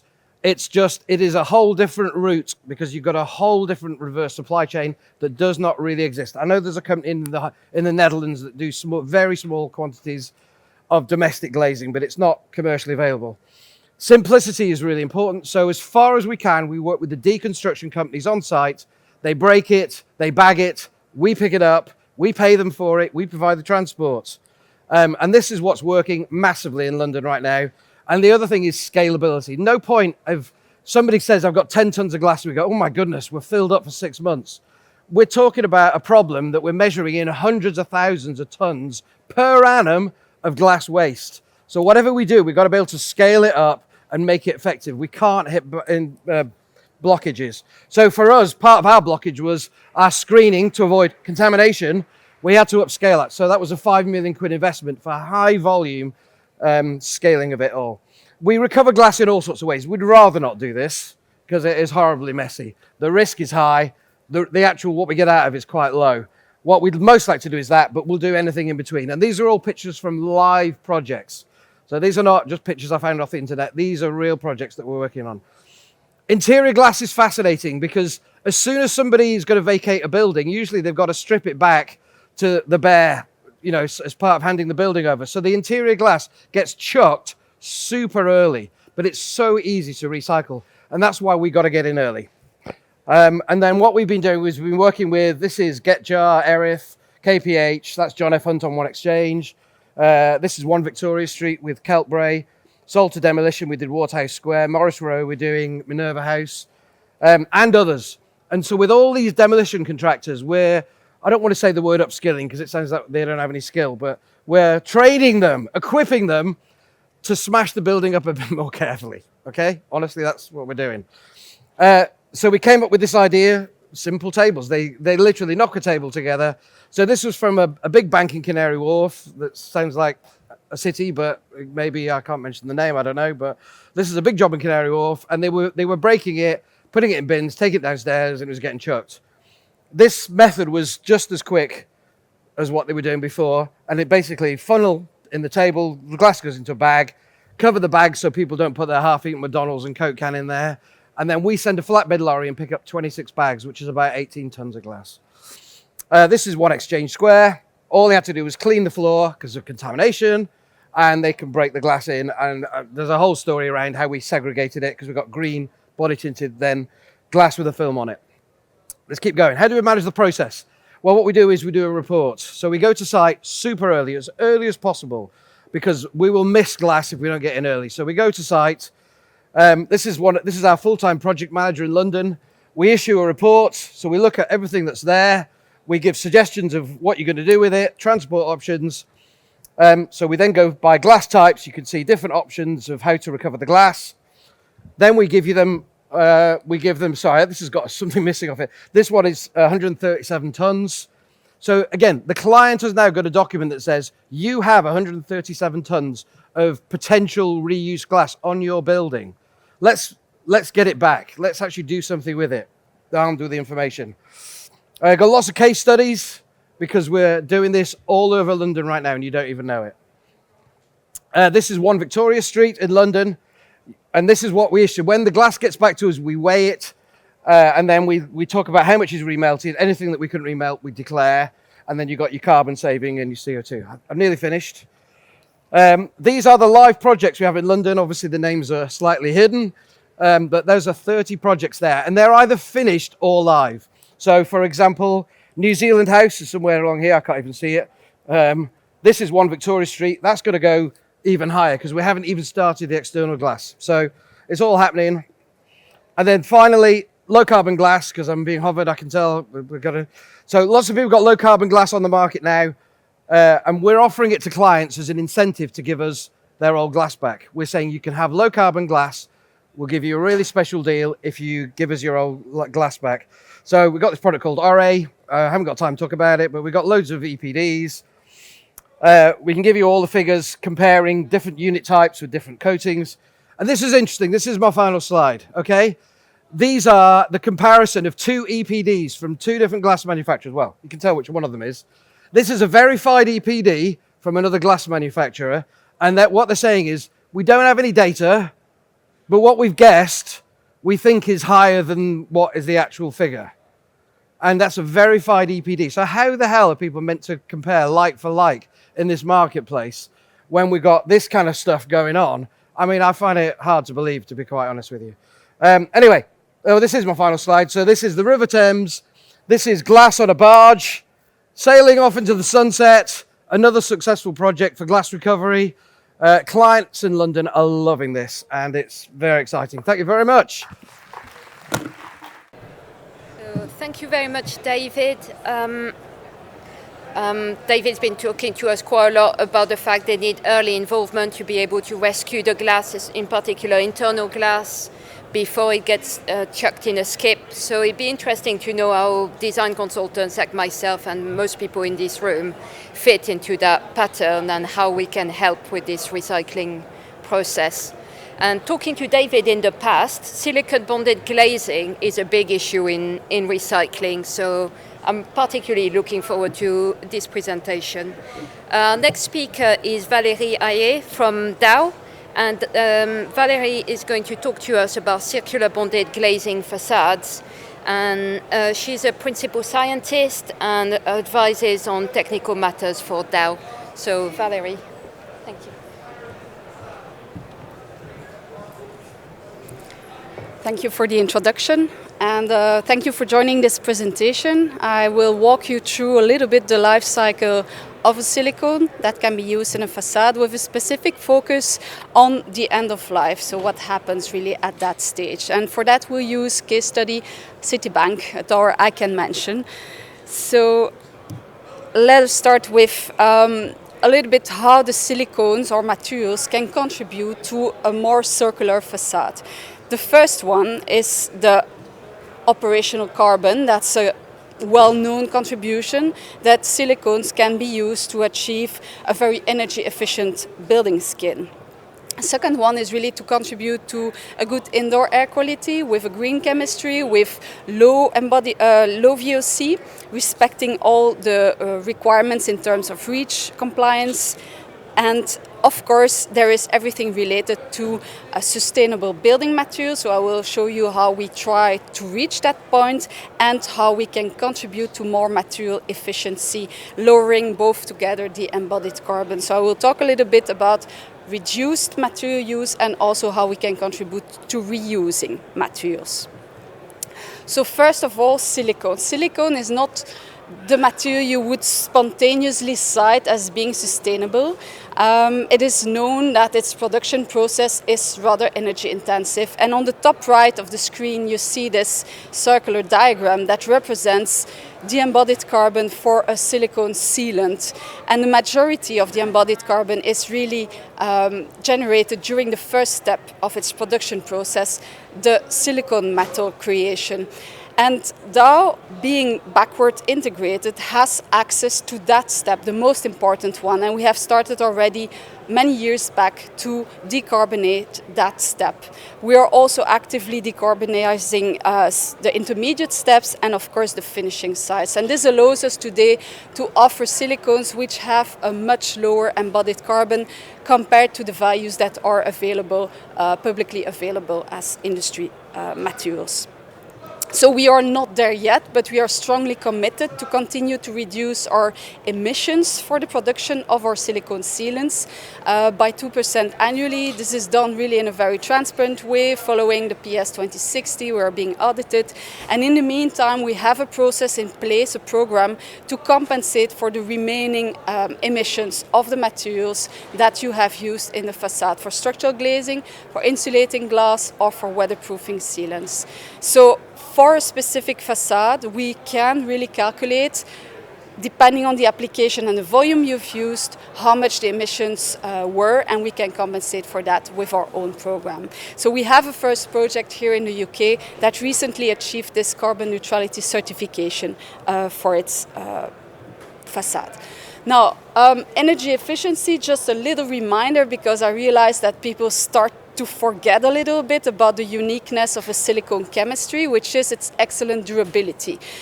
Silicone inherently is extremely good at resisting all kinds of weather conditions and especially UV.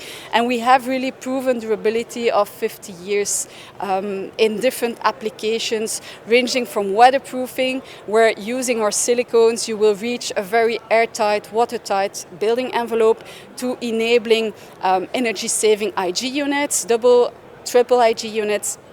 And independent studies have evaluated the benefit that you gain for these specific applications by using silicone versus the burden their production represented in terms of emissions. And that benefit can be quite significant depending on the application. So that is the known facts. What is slightly less known is that a silicone bonded facade or structurally glazed facade is also a very material efficient facade. So if you take two similar systems in terms of thermal performance and structural performance, and you compare really the material that was used, the aluminium, you can see that there is a significant difference and a benefit of using a silicone structurally glazed facade. There's the obvious cap that you miss, and that can add up a lot of aluminium, but you can go even one step further, and some of our customers are really doing advanced engineering using finite element analysis to use in specific zones, areas of their building, of their facade, these calculations to prove they don't need to increase the depth of the mullion to cope with the structural performance, because they benefit from some composite behavior. So overall, structural glazing can help you to reduce really the raw aluminium that you're using in the facade.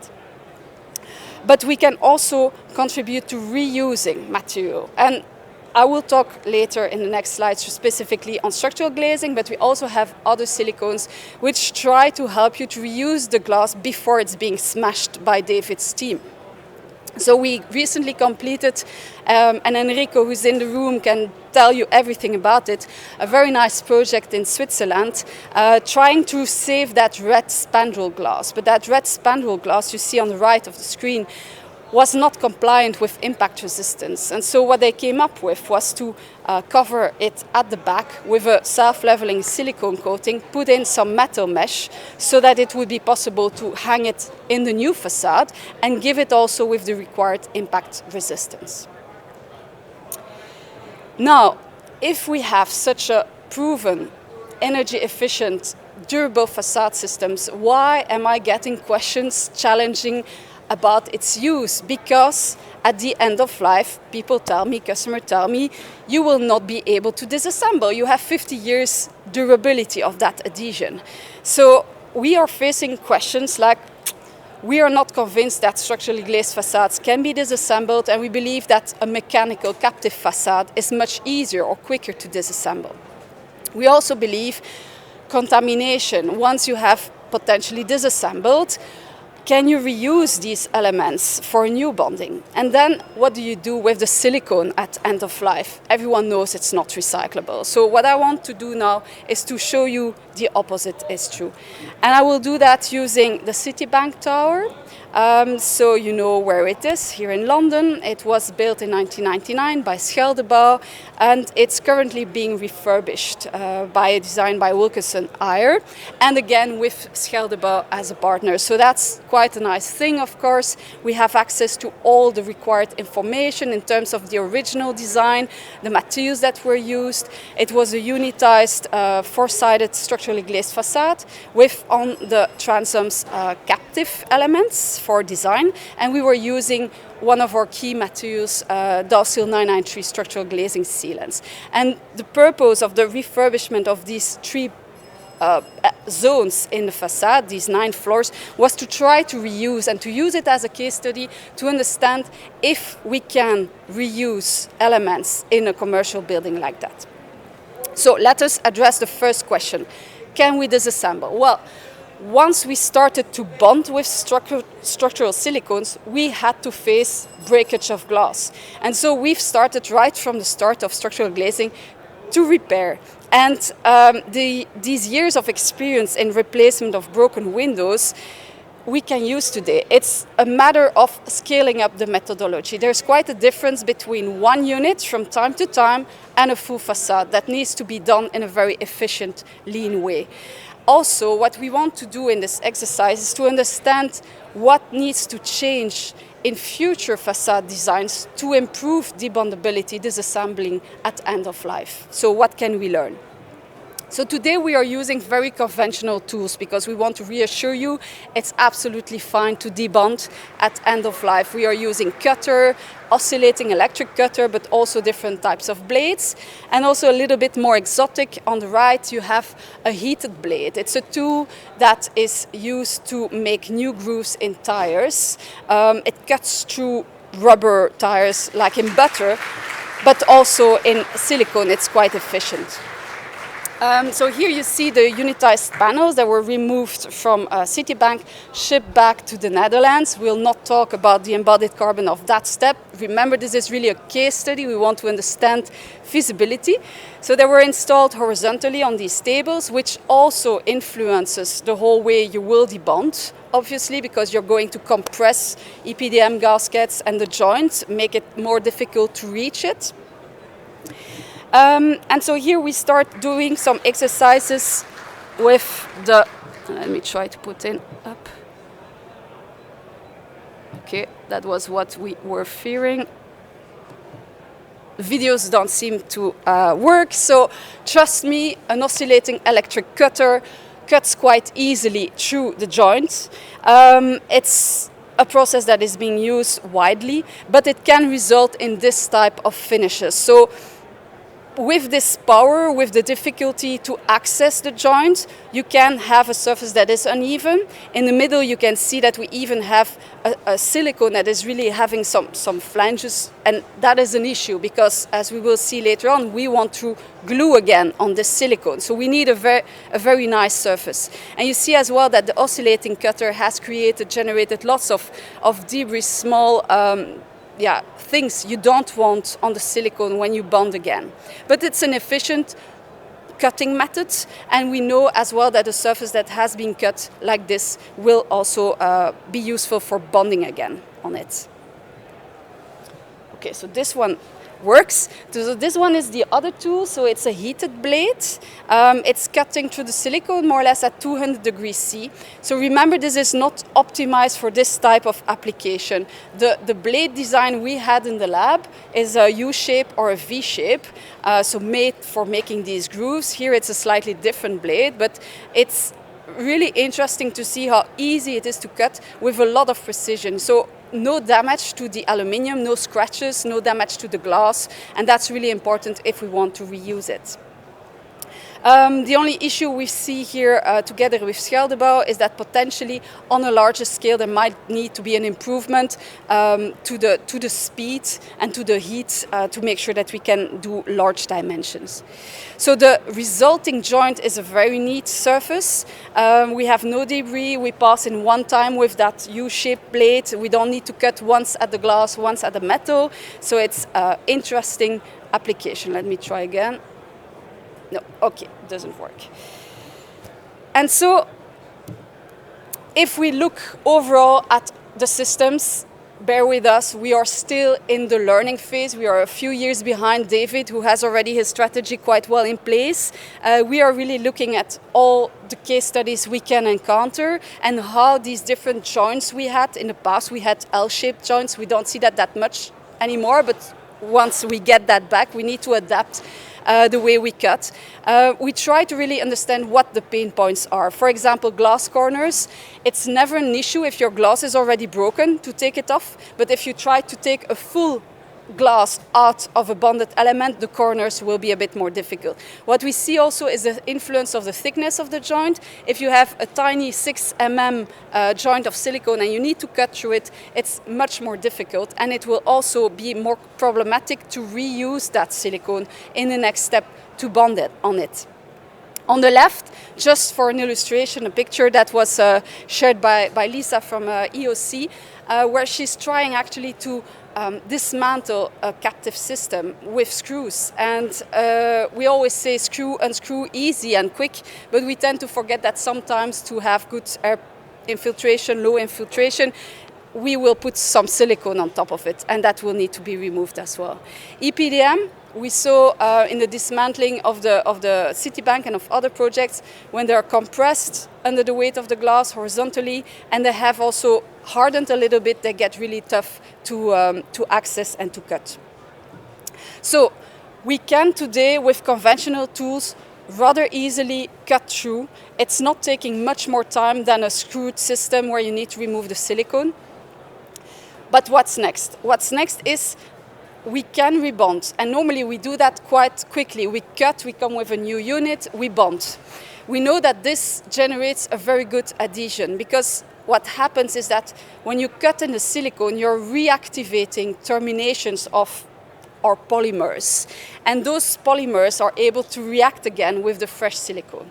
And that combined with other more physical adhesions, so interlocking, so really the movement of the joint, and interdiffusion, the fact that they want to mix, gives you really a very good adhesion. But again, we are facing a scaled up situation. It's not one unit, it's a full new facade where we want to be able to provide a warranty of 20 years. There was also this other presentation on that. And so there is really a need for us to go one step further in evaluating the quality of the original silicone, the remaining adhesion, the remaining mechanical performance. We are confident the material is good, but we want really to develop that, and we are working on developing in situ or as least as invasive possible tools to assess the quality of the remaining silicone.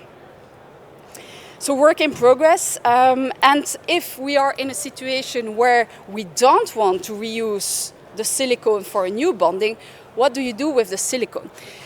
Silicone, you've seen it in the beginning, are extremely durable, which means there's no real push or need to develop a recycling process. It's not like single-use materials, plastic, where you use it once, you throw it away, you need to recycle. So there's a lot of motivation to develop recycling.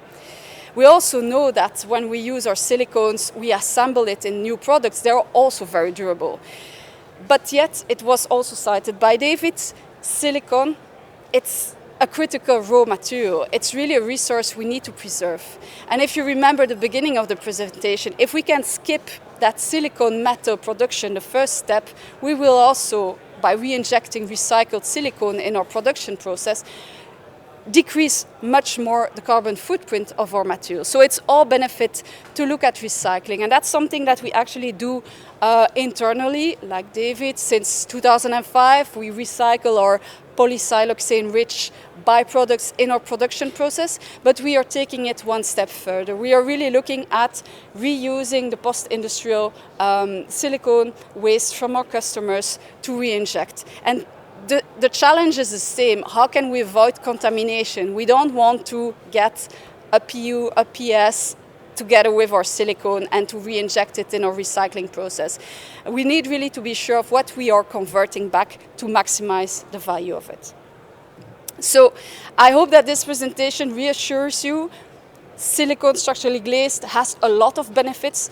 Don't disregard it because you're afraid of end of life, that you cannot disassemble. It is possible, we do it, we are developing a strategy.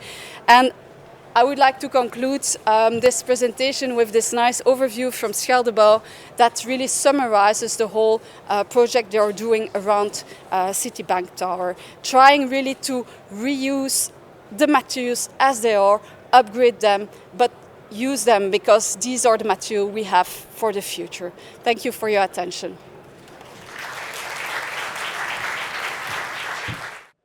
Thank you very much to Valérie, and it's great to see that the silicone industry cares about recycling of glass and recycling of facade as a whole, and that there's progress being made to dismantling the composite elements.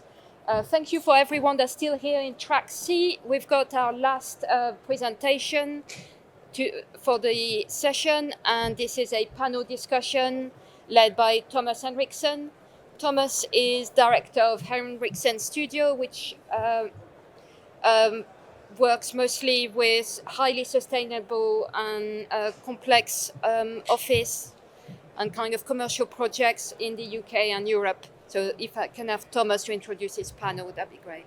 Thank you. Thank you for the presentation, Camille. And thank you to the panel. I will introduce them shortly. I'm just going to go through and present a bit the topic, because I think it's very important to all of us. Understanding renovation of buildings and facades and how to meet net zero carbon requirements in the future. Yeah. This is the panel. So I have James Hind from Simpson Hoff. I have Phil Sedge from Mace, and also Dan Gleason from Schüco, and Warren Stanley from Henriksen Studio. Yeah. Just to introduce the topic and why this is so important is that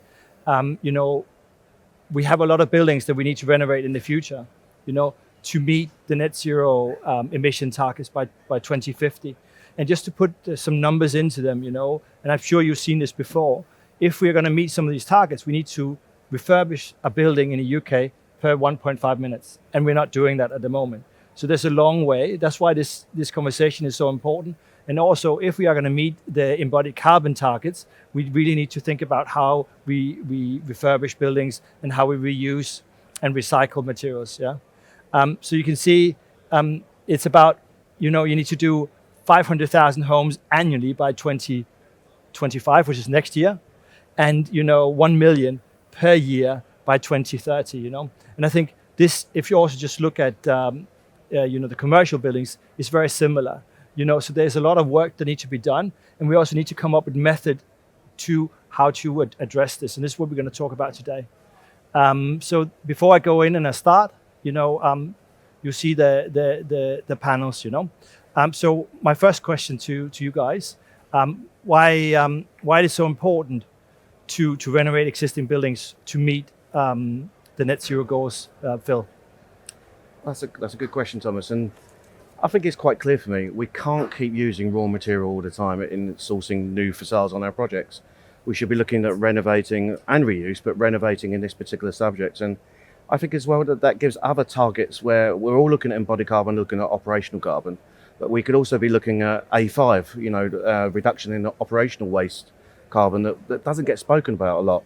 Well, actually, if we're using the and renovating materials that are already there, the reduction in the amount of logistics for the project, the amount of site operatives on the project can go down dramatically as well. So I think there's a combination of things, but that's my first point to throw back to this, Thomas. Yeah, no, and I think this is very important. I also think, you know, but it opens up another question: is how do we then meet the energy requirements, which is being more and more tightened, you know? And maybe you can also answer this, Dan, you know, because, you know, one thing, of course, is that if we just replace the same material with the same material, we will get a similar performance. But the performance requirements is becoming tougher and tougher, and we need to integrate more and more into the skins. So, Dan, what is your thought on that?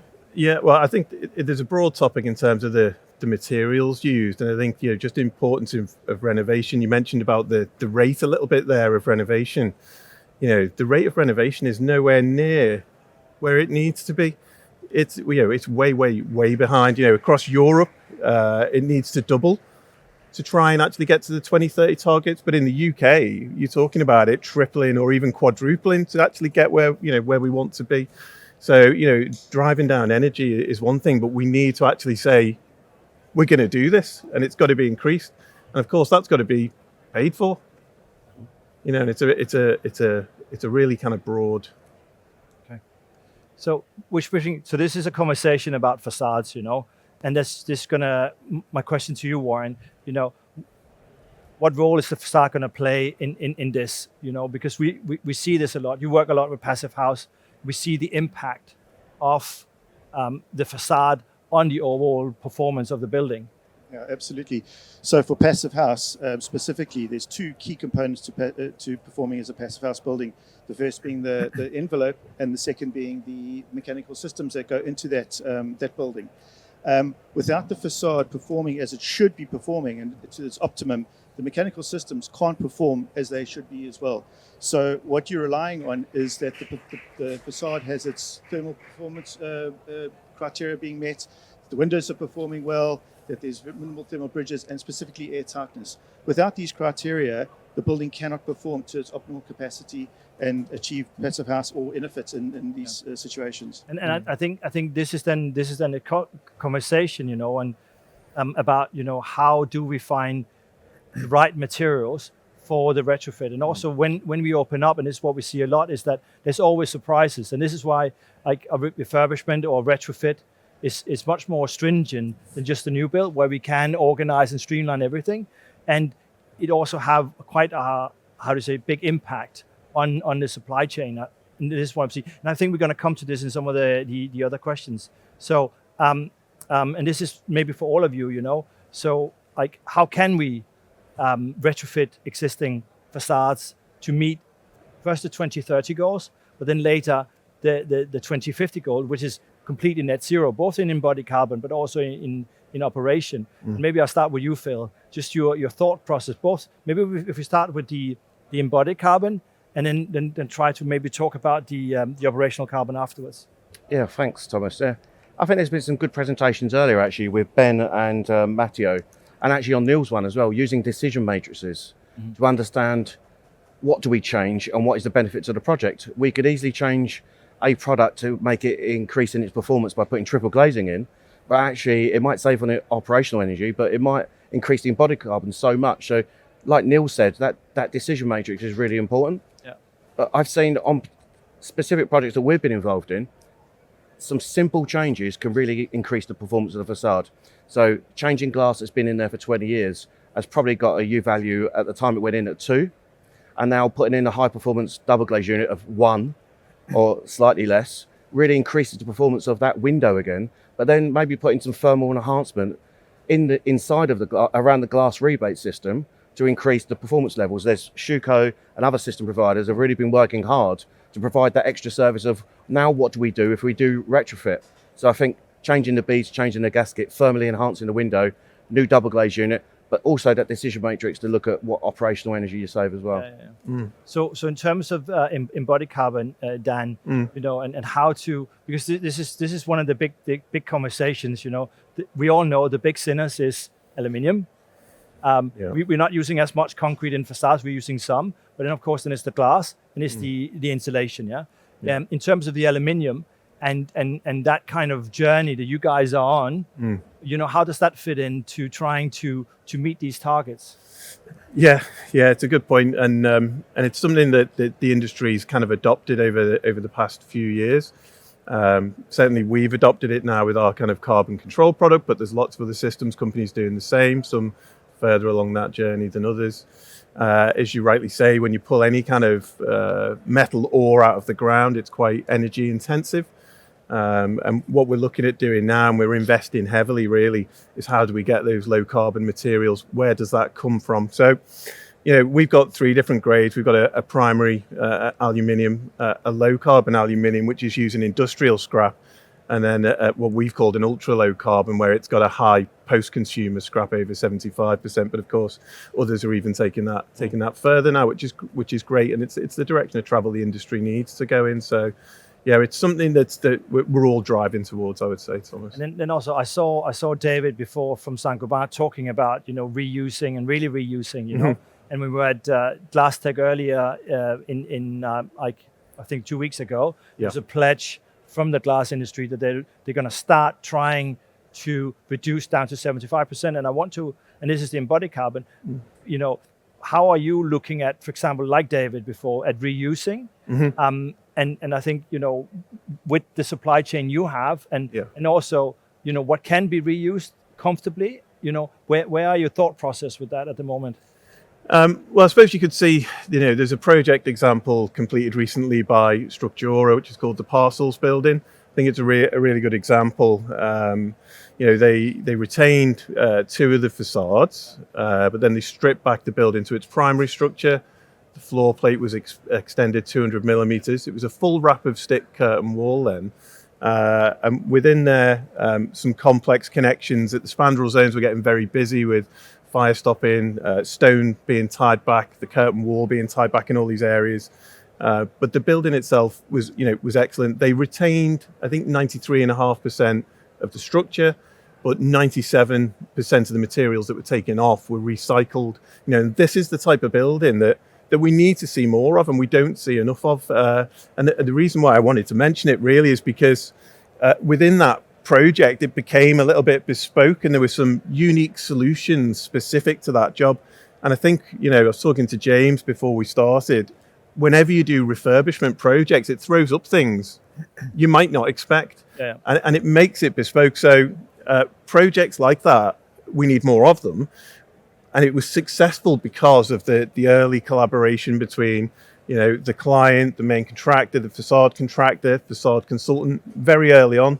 And also where there was an area that, you know, needed to be looked in more detail, or it was going to become more complex and have some cost to it, that people were prepared to pay for that, because, you know, there's an element there as well. So I know, Phil, and I correct me if I got it wrong, but I think we've discussed something about material passports, you know, and material passports. And I don't know how. I know you've been start looking into it from Mace's point of view, and I think this is something, because there's a lot of materials on buildings would have very continued design life, if they were just made small modifications to them. So where are you with that in terms of incorporating that and then getting that to work? That's a good one, Thomas, and it's really interesting actually. On one of our, it's been client driven, and that's been really good to see that clients are embracing refurbishment, recycling, etc. And one of our projects, 100 Fetter Lane, the client's really pushing on material passports there. So even on precast concrete, we're actually using QR codes from the design stage back into the BIM model, all the way through to manufacture and then installation on site. And that collates all the data all the way through from its design, its performance levels, its O&M manual, and how that product's been maintained as well, or it needs to be maintained. So we've started that process, and we can see that that's going to be a trend that just becomes a norm now on every project, and it should be really. And I think that it's very important also for us as designers that we think that into the projects. Yeah. So I'm just going to slightly change a bit, because I think it's very important also to have this conversation about how do we balance the requirements for net zero with architecture. And this is for you very much, James. How do you balance net zero requirements versus architectural and aesthetic design and demands in buildings? Because we don't want just square boxes made out of, recycled. No. Well, I think the key word there is balance. So I'm going to sort of come back to one of the points that Phil made, which is around the matrix, really, because I think with all of these kind of projects, and we're talking about retrofit in a world where we could be talking about, a grade 1 listed warehouse or a kind of a 1960s, even grade 2 star listed, kind of modernist office in the city, for example. So there's a huge variety of different typologies that we're kind of working within. And the key thing there, I think, in terms of understanding how we balance all of those different aspects, is just kind of layering out each individual action, really, and the equivalent impact. So we're talking about probably one of the most complex pieces in a building. Probably accounts for maybe around 20% of the overall embodied carbon in a new build. But it's an element that forms obviously part of the enclosure. It's there to keep us warm in the winter and cool in the summer, but it's presenting a formal face to the public. Often it's the first engagement that anybody has with a building, and it gives it its character and identity. So all of these things that you would naturally think about in terms of a new build suddenly get magnified when we're evaluating it in a retrofit scenario. So I think we come to this really important kind of process of working, which is kind of understanding where the sort of the positive and negative aspects are of each of those individual pieces. Huge number of stakeholders involved, so we're often getting conflicting views in terms of importance from, say, planning and heritage versus sustainability and carbon. And before you make any kind of decision on aesthetics, that's one part of it, appearance. Yeah. There's public benefits all the way through to maintenance and cost, really, in terms of cost parameters. So, that matrix of how we start to assess any of these things is the key decision-making process. So I think, it is about finding a balance, and therefore for any of those particular projects and those typical, typologies, you're going to find different outcomes throughout that process.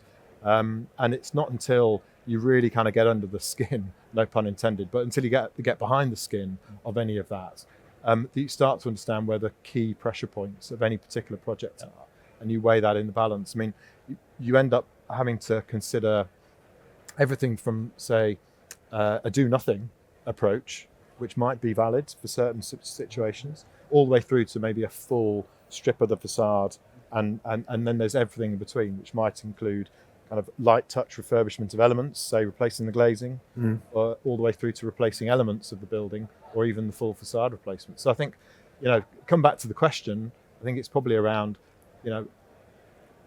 it's not a simple answer, I suppose, and it involves all the stakeholders getting together, fully understanding the building and the facade and the context, and then coming up with a kind of a joined up approach. So one of the buildings I like to bring up is the Parliament. And we're all aware that they're refurbishing the Parliament at the moment. And do anybody here has an idea about how much money they're spending refurbishing the Parliament? No one. It's billions. I think it's in the tens of billions at the moment. Maybe it got over at least 10 billion. It started at 3.5, and it's more than 10 billion just to renovate and keep a building like that. And I think, and this of course is legacy building. I'm not saying here that we should demolish Parliament, because I think that would be an atrocity.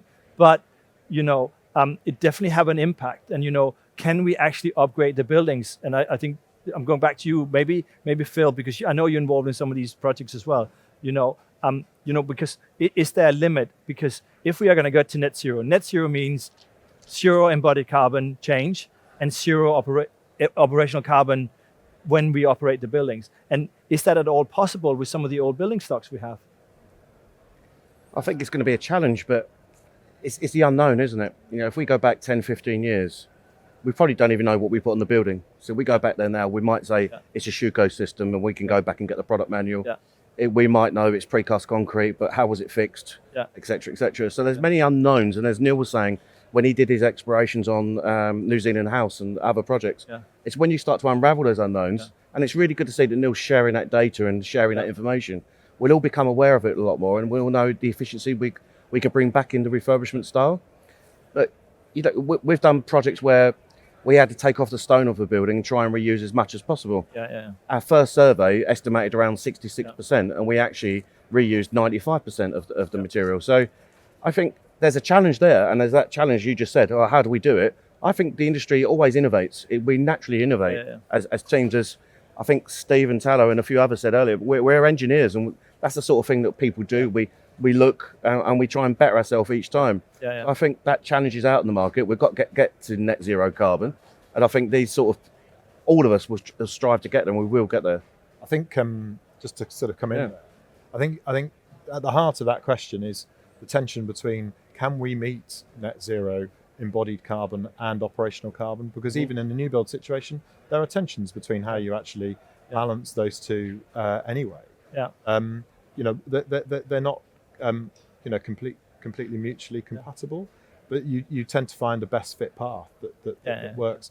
And I think it's an interesting reference point. The Parliament, the City of London has got a historic retrofit toolkit that I think was published either last year or earlier this year, which kind of sets out 9 steps really around how you approach a building like that. And it does start off with the matrix and understanding. And I think it would be, for any of those projects, you balance out what are your gains, what are you going to get through the operational energy reduction against what you might have to put in order to achieve that, which is actually going to pull your embodied carbon up. But I think it's an important conversation. Also also just getting a building to net zero is not always only relying on the facade.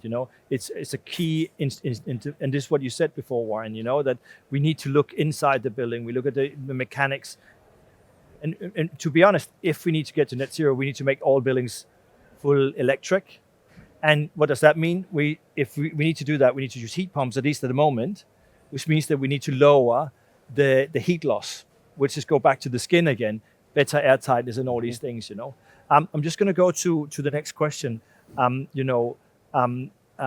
maybe just direct this to start with you, Phil. Like, what are the major challenges that you're seeing? Because I think you stand from the contractor side, and really are faced with the sequencing and all that stuff. So how do you see the major challenges in retrofitting buildings? It's really interesting. At Mace, we just did a circularity event just 2 weeks ago, and we had clients, architects, facade consultants, and other people and contractors in the room. And we went for a series of topics and just tried to understand, and there was key trends. So some of them there was a lack of incentivization in the industry. If you look at R&D is rewarded by tax credits. Now, what if you could reduce carbon, or you recycled or refurbished? There was a tax credit back to the project or the client or somebody, There is the unknown still. Now we're going to use material passports, put QR codes as glazing contractors and facade system suppliers are starting to do on all their products. The unknown around warranties. So we go to refurb a project, we change the glass, change the beads, maybe spray the windows, but who gives us the warranty back on the window? Do we need a warranty? It's good. We've done a survey. We've all done a condition survey. It says it's okay. The site logistics. on our refurb project where we recycled all the stone, we had to put some scaffold up, take the scaffold back down, ship all the stone up north, put it on the precast, ship it all the way back again, and put it back on the building again. There's a lot of work in that, so maybe we could do that better, and maybe there's places on the site we could redo that. So there's many obstacles, and obviously, I think somebody said earlier as well, cost is always key on our projects. If it's not commercially viable, the project will not happen. So I think that's a blocker, but we are getting much more engaging clients now that are saying, we want to do this. It's in our client brief. How do we do it? And then do we just change the budget to suit? So we might want gold curtains, but we're not going to have the gold curtains now, but we can recycle all the stone, for example. Yeah, and I think, and that's a really important point. And also this will also come. There will be more legislation, as we see. There will be more smart talk about in the future about embodied carbon and also how we reuse material. And there will be a requirement for us to reuse, and we'll start with a small part and then more and more and more. Which brings me to the next question, Dan. This is about which materials are best suitable, like sustainable materials for facade renovations. I know you guys are an expert in aluminium, but you do a lot of other materials as well. We do. Yeah. I'm probably biased towards aluminium, so I'm going to start giving you all the virtuals of it being a lightweight and durable and recyclable material. But we do look at other materials, and Schüco is investigating other avenues. That we do have an add-on profile with a composite curtain wall system. Timber is another material that can be used for facades. It does lock in an element of carbon. It comes from a renewable source. It's a good insulator. So there's definitely an element where timber has its benefits. Its elastic modulus is considerably less, so structurally it's not the same. Maybe 14 to 28,000 compared to 70,000 with aluminium. And when you look at the overall life cycle of timber, then you start to kind of maybe lean back towards aluminium, depending on if it's treated and how it's treated and so on and so forth. So I think aluminium and timber are excellent products for kind of windows, doors, curtain walling. If you start to look at other materials within that, just kind of that glazing side, plastic, not really, in terms of its recyclability, you can't get back to the same grade, as well as it giving off a load of harmful chemicals. If you were to expand it out to the rest of the envelope and start to look at the material palette there, stone could potentially be considered renewable if it's responsibly sourced. But the palette is vast, so maybe there are some. But I also think, but it's an important conversation. Is also this about, what materials are we using? And can we reuse those materials? Going back to the passport we talked about, and thinking about what does actually mean something is sustainable. If it can be reused 100 times, it becomes significantly more. Post-consumer waste. Huh? So I mean, the post-consumer waste aluminium is a huge part of the conversation, I think, in terms of sourcing that material. But equally, it comes back to that balance question as well, because if we are looking at a refurbishment of a facade, and bearing in mind that a massive part of the net zero journey is the reuse of the building in the first place. So you're saving on, potentially what would be 60% of the embodied carbon on a building just by retaining the structure. And then, then you can turn your attention to what can we actually salvage from that facade in the first place. So I think it's about kind of peeling back the onion on this, the onion skins and the onion layers, because rather than just assume that it's a full replacement facade, it should be, well, what can we retain? What can we keep? And that comes down to that kind of dialogue with the stakeholders. Because yes, completely agree that the operational carbon reduction is important, but that's a journey that's been that's well underway, really. And as the grid decarbonises, those marginal gains probably get less and less significant. And then it's about the minimisation of new material, really. I mean, it's about doing more with what's already on the building. Correct. How efficient can we be? And being responsible custodians of the material. Yeah, and it's an interesting point, just because I know that Schüco is investigating a number of new products with that specifically in mind. So there's one product that's called the minimal wall, where it's a less conservative design. It considers the glass load on it's a curtain wall bonded to a unitized curtain wall carcass. But it's a less conservative design, so therefore you can optimize the back box. You actually get more usable space on the floor plate. and you're actually getting more with less. But equally, there's a couple of new products that are being developed in terms of, can part of the existing windows, when it's being refurbished, be retained? Yeah. Now, I haven't actually seen this, but I know that it's going to be released at Bar with our adaptive reuse program. But this is also, some of the things, if we are reusing summer glass, we know that the U value is maybe not ideal. And this is this balance then, how much do we reuse versus the required energy consumption that the building will have in the future. Which brings me to the next question, which is like just looking a bit ahead, and this is a question maybe to all of you, because AI is getting better and better. We get more and more tools that we can optimize things with. What are the future trends that you guys see in the facade design to achieve this net zero? Is there any thought, Phil? Yeah, and actually you see it with a lot of system suppliers now. They're taking their old unitized systems and they're saying, we can trim the extrusion down now. We don't need that wall. Because, facade systems evolved from the American type systems with screw spline, box on box connection to crimped solutions, which then evolved, the systems having to do a bit more. So we introduced walls of aluminium to, make it work in so many different ways that it catered for everything. Now, some of those systems now can be, you see Hydro have done it a lot, Schüco are doing it, where they're really looking at taking some of those walls out, but also looking at the amount of gaskets that are within the system and saying we can reduce 2 or 3 of those, recycling the thermal breaks. So, the technology, I think as we said, we innovate. I think the system suppliers are driving that, and everybody will start to fall along and start to drive it as well. So I'm not sure about AI personally, how that improves on carbon, but I'm sure it will do, because it will do everything. But for me, go back to basics, I think.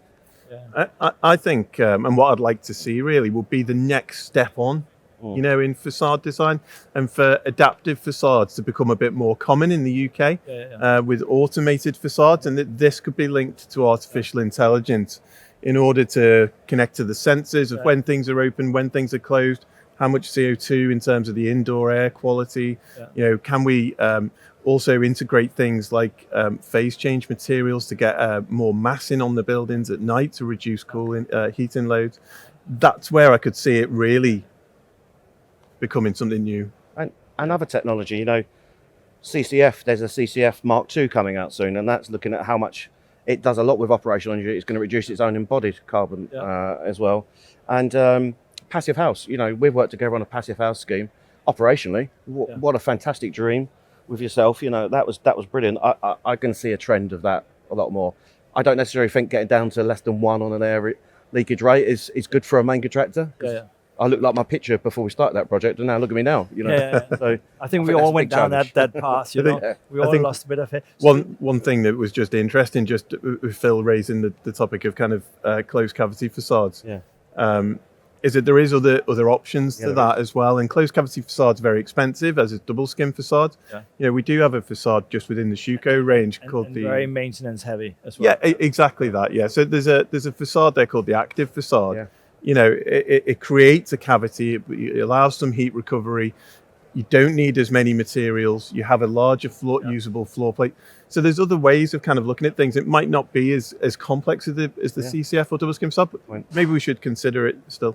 And then just to my last question, and again to all of you, maybe start with you, Warren. Collaboration. We worked with Mace, we worked with our stakeholder as well. Like, why is collaboration so important to meet these next stages? I think we've got some fantastic tools to evaluate how efficient our buildings are, how much embodied carbon there is, how much operational carbon it takes to operate a building. But it's only as good as the data that you're receiving from the people in your team, and also setting the targets that you need, that you want to assess in the performance of the building. So that's important. So the collaborative aspect of having a team that recognizes what they need to achieve and why the journey that they need to go on to achieve those targets, I think is important. You, James, you're on the front end, aren't you? And you very often, the collaboration is very important, isn't Knowledge it? is king in this situation, I think, because, going back to where we started on the panel, it's, you've got to really know everything about that facade. You've got to know, usually our starting point is visual surveys and then getting the right survey team in to kind of fully understand. You got to really kind of understand the context of the building. On the way over here, I walked past 60 Queen Victoria Street, the 1999 Foggo building, and I was reading up on that, and actually it was interesting that as part of their refurbishment, they took away the bronze screens because the context around had grown up.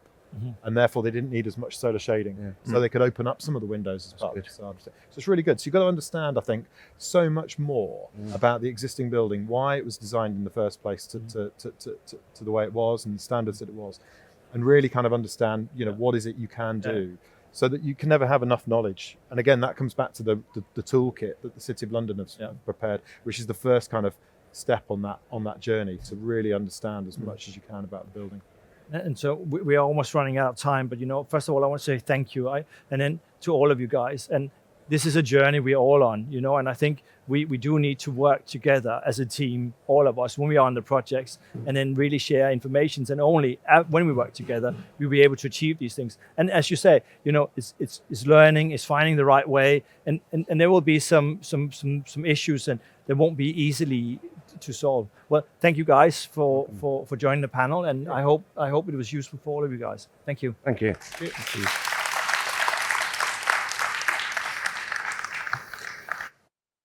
So thank you for sharing your knowledge and experience on the topic. And we're going to go to a break. If I can have all the speakers back to the stage. Hello? Yep, thank you. Thank you very much. Okay, we are going to start. If I can ask you to please take your seats quickly, we will start. We have perhaps the best session of the day now. So I will introduce our speakers. Our speakers are a combination architect-engineer. We have Alice Dicht from ALA Architects, based in Paris. And we have Klaas de Rika, or Rika. You're fine. Yeah, fine. From Engineers Bollinger Gromerton. And they will talk to us about design from spatial complexity to renovation and the challenge of improving life cycle and timeless design. So please start, and the hall will fill as you speak. All right. Good evening, everybody. Thank you for coming to this lecture. We're going to show to you two projects that Klaas and I are working together on, two very different approaches to this. I mean, actually, maybe the approaches are the same, but the conditions are very different, and we want to sort of draw parallel from one another. So the first project is a Belgrade Philharmonic in the capital city of Serbia, Belgrade, and this image was our starting point. It's a picture of the Danube River, which is just adjacent to the site. You see the beautiful color of the water, the forests that are coming up close to the river, and the sort of confluences of two rivers, the Sava that goes through Belgrade and the Danube that sort of goes along Belgrade. And in the middle of it, you see that piece of sort of untouched wilderness, which is the Great War Island, which is just adjacent to the site, and that has have to impose a lot of respect for a piece of nature that we are coming to build up to so close, and then how we can, with a public project, help generate a value for the entire city and for the entire site. So you see it here, the concert hall, and in the distance you see the two rivers, the Danube and then the Sava River come to the right. And on the left-hand side here, you see the Great War Island, this piece of wilderness, and then on the left-hand side, the city of Belgrade. And we're here in the middle of the two, at the confluences of the two. And so the project is about bringing the nature closer to the concert hall and the city with that piece of program that the most important cultural investment that Serbia has done in to date, and to bring those two elements that are characteristic of Belgrade in closer to one another. The brief is for 4 halls, 4 different venues, one concert hall, one recital, one studio, one podium. The podium is a sort of open stage to the park. And so we placed them in this sort of array cross-section to be able to create in the middle a social space, a sort of town square in the middle of the park that we are building onto. And by that arrangement, we allow to bring the park closer to the concert hall, and we allow for the public to be able to enter from any direction, whether they're coming from the park, whether they're coming from the old city, from the new city, this place of confluence, in the same way that the river, the two rivers meet together to be the birthplace of Belgrade. And you see somehow in this section how we're then going to try to bring unity between those four buildings, cover them with a veil, a facade, which is something, of course, we are talking about today. And the different degrees of porosity between the halls and the space outside. So quite schematically here, you see this public town square in the middle of the four concert halls arranged in array with the four venues. And you start to see the layering of fabrics almost of the halls themselves, which are have this sort of shape defined by the requirement of acoustics to make the perfect spaces for the orchestra or the recital or the more contemporary performance. And then the sort of millefeuille around it to sort of clad the rooms with the acoustic layer, the first sort of barrier between the public space, and then this sort of veil that will overall bring the four of the venue together into one roof. So the design of the facade came very much as a need to, a desire to express what was happening inside the concert hall, what that form that the concert hall have or the venues have, and which is so defined by the acoustic, how that is given shape to the building itself and reflect a sort of expression of harmony, somehow reflect a little bit the movement of the baton of music.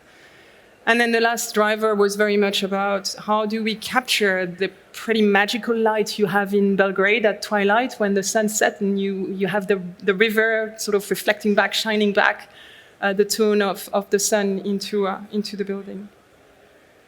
So you see it here, how the building is set in the landscape. The landscape comes as close as possible to the facade and then, or to the mass, really, to the volumetry, and how you invited it at the center with this sort of big opening to sort of cross and give porosity between the park and the building itself. And you can enter from all directions. This is how the musicians enter in the building, and the same way there's this big opening of crossroad between the four venues, and then the venue themselves being clad with this skin that will combine them together into one piece and a sort of ensemble, and play with the light and shadow of the forest and the park that comes close to the building. At night, the shape, the materiality of the facade takes a completely different dimension, with reflecting the light and this twilight hour, this sort of magical twilight hour in the skin of the building. Hi. So I think we were quite ambitious today to take two projects to present. So, and we only have 25 minutes. So we're trying not to bore you to death for those that are here. I think what was interesting in our ambition, why to show two projects, is because they are entirely different. There's one which is a renovation. So we're talking about ecology and facades and in projects. And so we decided with Alice to do it together and to talk about two different ones. The one is a renovation, which seems more easy in our times to defend the ecological footprint. But then how do you do it on a new building? And this is a Philharmonic. It's quite an iconic building. And the macro scale of talking about ecology, what Alice just showed, is it's going to be a building that we want to be there for at least 200 years. So the explanation, we as an engineer, normally we're talking about data. So this is what we can do. And as we saw this morning with the BIG presentation, we're so happy because we have the carbon footprint. We can calculate it. We can optimize it. That's what engineers do. But we have an architect where we can actually write a story together with. And there's something that we both believe very much in, is aesthetical sustainability. If the building is good enough, it will last forever in a way. And living in Paris, I see it with buildings. If they last there and stand there for 200 years, of course they are ecological. And I think that's the ambitions that ALA brings to the table. We can listen to that story and tap into that and try to bring our answer. And I put it into geometry, topology, materiality, which is typical the fields where we get very happy as an engineer to play with. And in general, this is also what we're part of the design drivers and where we can actually get on the same level of discussion with the architects. So we put it in parameters, what we can capture. We have action, reaction, causality, and then it goes together with aesthetics. And I think this is the beauty. So the same scheme, and we have the skin, right? We were big in the 90s. We're both from the grunge period with the different layers. Every skin has a little bit its performance. And we're going for performance, right? This is performance-based design. How do you do it? You want to optimize the volume. You want to optimize the performance of every single layer. And that's where you can work on. That's the geometry. And this is basically what happens throughout the whole process with the architects, where we're constantly aiming to reduce, to optimize. And what comes into play is to reduce, of course, the general volume of the project so as to heat up less space. We were working on the semi-public, less public spaces. That means also you have to heat up less or more. Yeah. In the country, or at least in Belgrade, the codes are a bit different. There's not much on exactly the amount of energy to be put in. There's no BREEAM code, so it's us who bring the ambition to go better. So it speaks about the volume, but also about the individual tiles. And that's where two worlds, you come from the macro level, I come from the detailing, and how these two clash together within that model. Right? And these are some, I will just go very fast, flip through some of these.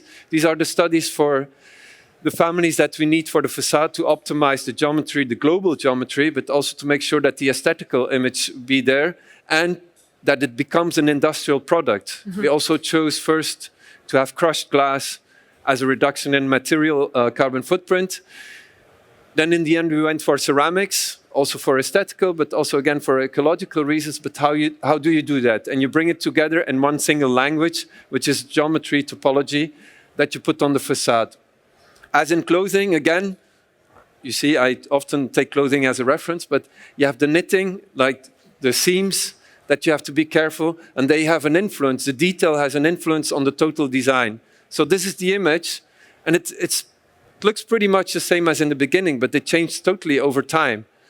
And this is how we capture, again, the moment where we were sitting a lot together. So here, again, about the detail, how it is reflecting or not. We only have 4 or 5 families, if I remember well. You have to play on the geometry, but of course on the reflection factor. So that's something the architects worked a lot on. We also tried to anticipate that.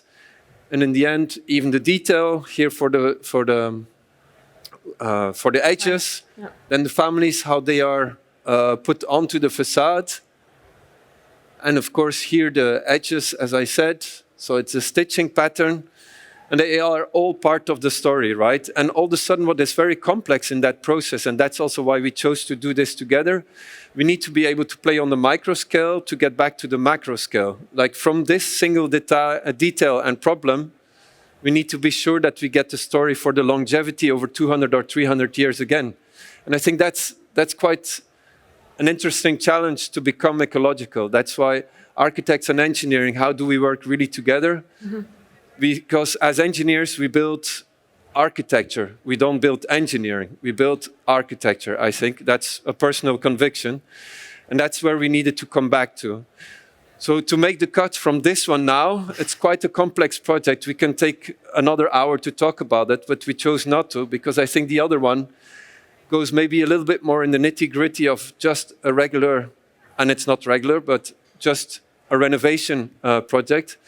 And the two are, again, for us at least, connected over how do we communicate between the engineers and how does that bring an ecological understanding of all the aspects. I leave you Yeah, yeah. How you build for long term, and this building was there much before we were here. This is a building that is the site of the Dieterlen family. It's the oldest family business in Brussels. They started on that site here in the beginning of the century, and then they evolved into the site. And as the company grew. From a carriage wheel maker to importing cars, to assembling cars, to renting cars, to now being a global group that has diversified beyond mobility, how that becomes a new shift for their business. And I really invite you. There's a fantastic museum of cars in Brussels. And well, it's in the Parc Jubilee Park, I think. Really great, and you see the whole history of this group also with the spring system that they developed in the 1800s already. So it's a family that is very much connected to technology, and that have been on that site for 200 years. You know, they have car glass, actually. And so. This is the site today. This is the building that is the sort of mid-century audacious building, very much inspired by maybe the American aesthetics of General Motors. And then you see there's still elements of warehouse that are dating back from the time where there were just really makers.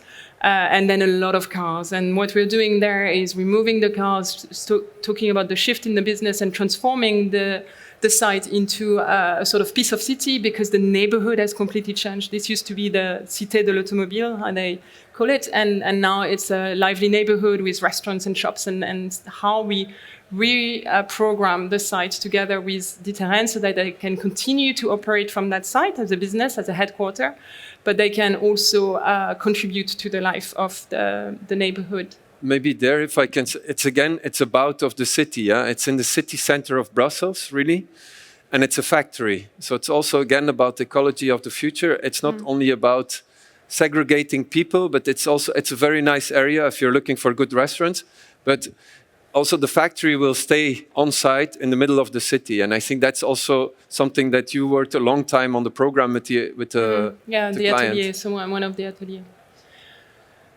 Sorry, I'm going backwards. We don't want that. And so I love this picture because it's one of the first sketch of René Stapels, the architect of the front part of the complex, which is that sort of very audacious, ambitious time. It sort of captured the optimism of the epoch and of the business, obviously. And you see this sort of transparency and this sort of hovering structure, hovering above.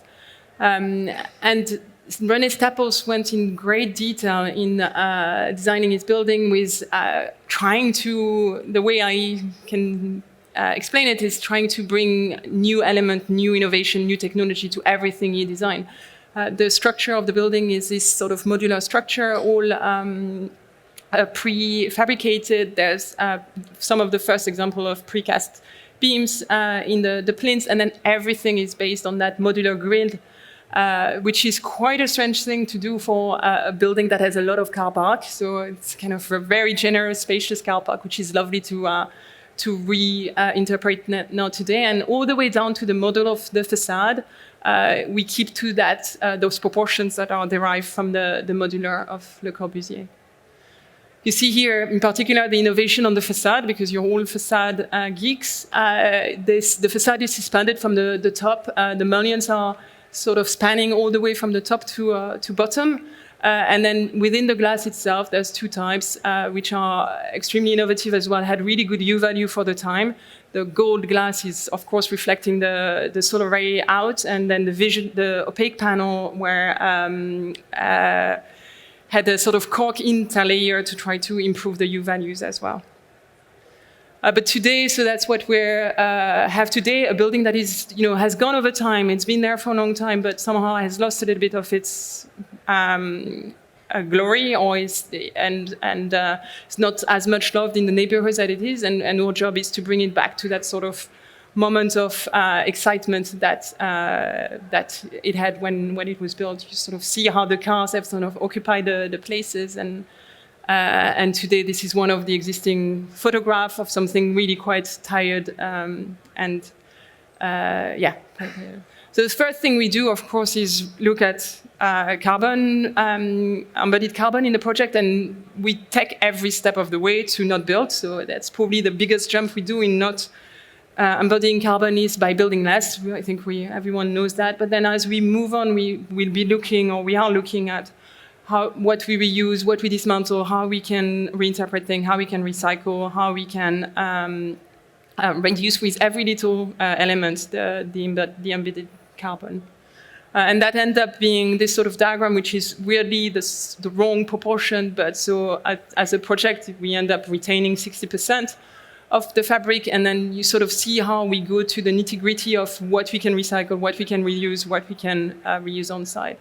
Coming back to the facade, though, it's in a bad condition. There's a lot of glazing elements that are damaged. The properties are, not to code. There's oxidation. There's all sorts of problems, thermal bridges and so on that are to do with the facade. So because our client is into the car business and because they were distributors of the Porsche for pretty much their entire time in Belgium, then we explained to them the different approach of how we could renovate this facade by taking this example of either restoring the icon of the facade faithfully, like this first example of the Porsche here. The second option would be to redesign the icon using modern technology. And the last option would be to completely reimagine the icon. And so we went together with Bollinger into a lot of variations and options to try to see what would that mean with this facade. So I think the restoration to the icon faithfully, that's pretty simple to understand and imagine. Redraw or reuse the aluminium element if we could. Integrate the element that, such as thermal bridges, thermal breaks, to resolve the issue of the thermal bridge. So that's sort of staying to what it is. But then we looked into the other options of redesigning the icon by replacing the aluminium mullion to a carbon fiber, for example, to reduce the weight of the facade, or to go all the way to a double skin facade to sort of bring new thermal performance. And that's one of the studies. There was many of those iterations of how the double skin could then, with the front skin, create I think there was already the discussion in the previous slide. I think indeed here you see you don't have the spandrel, and here the railing is different already. So that was where we moved to the frit. Yeah. How can we use it to our advantage also for glare, daylight, the solar heat and everything? The double skin proved to be quite complex. And you have to imagine in the original facade, the mullion over the whole length was uninterrupted, which is for fire reasons, of course, not so easy. If you would do that today, we couldn't do it. And the carbon fiber one is also, we really thought that would be the solution for a long time, but it proves to be quite complex under fire ratings also, which is not really the easiest to solve in this kind of facade. And so the double skin, typically what we would try to do is, again, we're engineers, so we love to calculate, but then we just open up the window a little bit for the architecture, where then we say, look, these are the data, it's up to you to decide. And I'm just going to go fast through these, because it's like, where do you put the frit? Which height does the frit have? And how much distance do you give it? It would mean more, less shadow over the course of a year, of course. So there's an optimum. So the Pareto optimum between all these factors, you can easily calculate it. So it's a simple parametric exercise. And we use the same, let's say, what we try to do is to interpret from the architecture. As an engineer, we're mere interpreters, right? And we put it into data and we let the data speak for us. And that's where you can just open it up, the debate. And what happened here is so this is what I was saying. Like, how far do you put it away from the facade? How high do you put it? What really does it have as an impact? The technology of the frit itself, you can still debate if it's a chromium, if it's a real frit, like an enameled frit or print actually or not. That's still secondary. But it immediately has an impact on the image, of course, too. So you're never This is another exercise that's just for the double skin. But typically this comes out of it, where should this double skin closed cavity or whatever be placed best? And these are simple calculations, but it helps to understand in which domain. And if we do it for another context, let's say you're in Oslo or you're in Belgrade, the exercise will not be the same, of course. And that's where it makes it also very local to the context itself of that building. Again, some exercises. And typically speaking, you would look at the light reflection, life cycle cost, energy performance, daylight quality, energy efficiency, construction cost.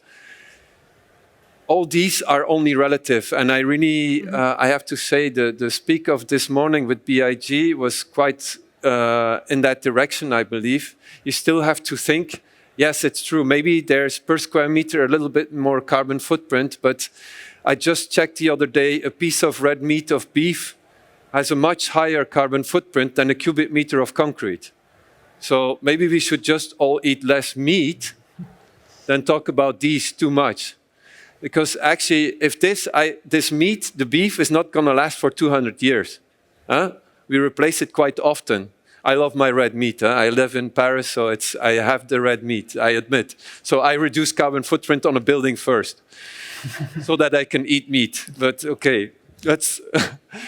Now, I think what's quite interesting with this exercise that we wanted to present to you is how the iterations are then, the science, the data is then to meet also the almost the emotional part, the client that has a building that they've been living in for a long time, and where they want to go with it. How do we keep it a building that will continue to be an icon for the next 200 years?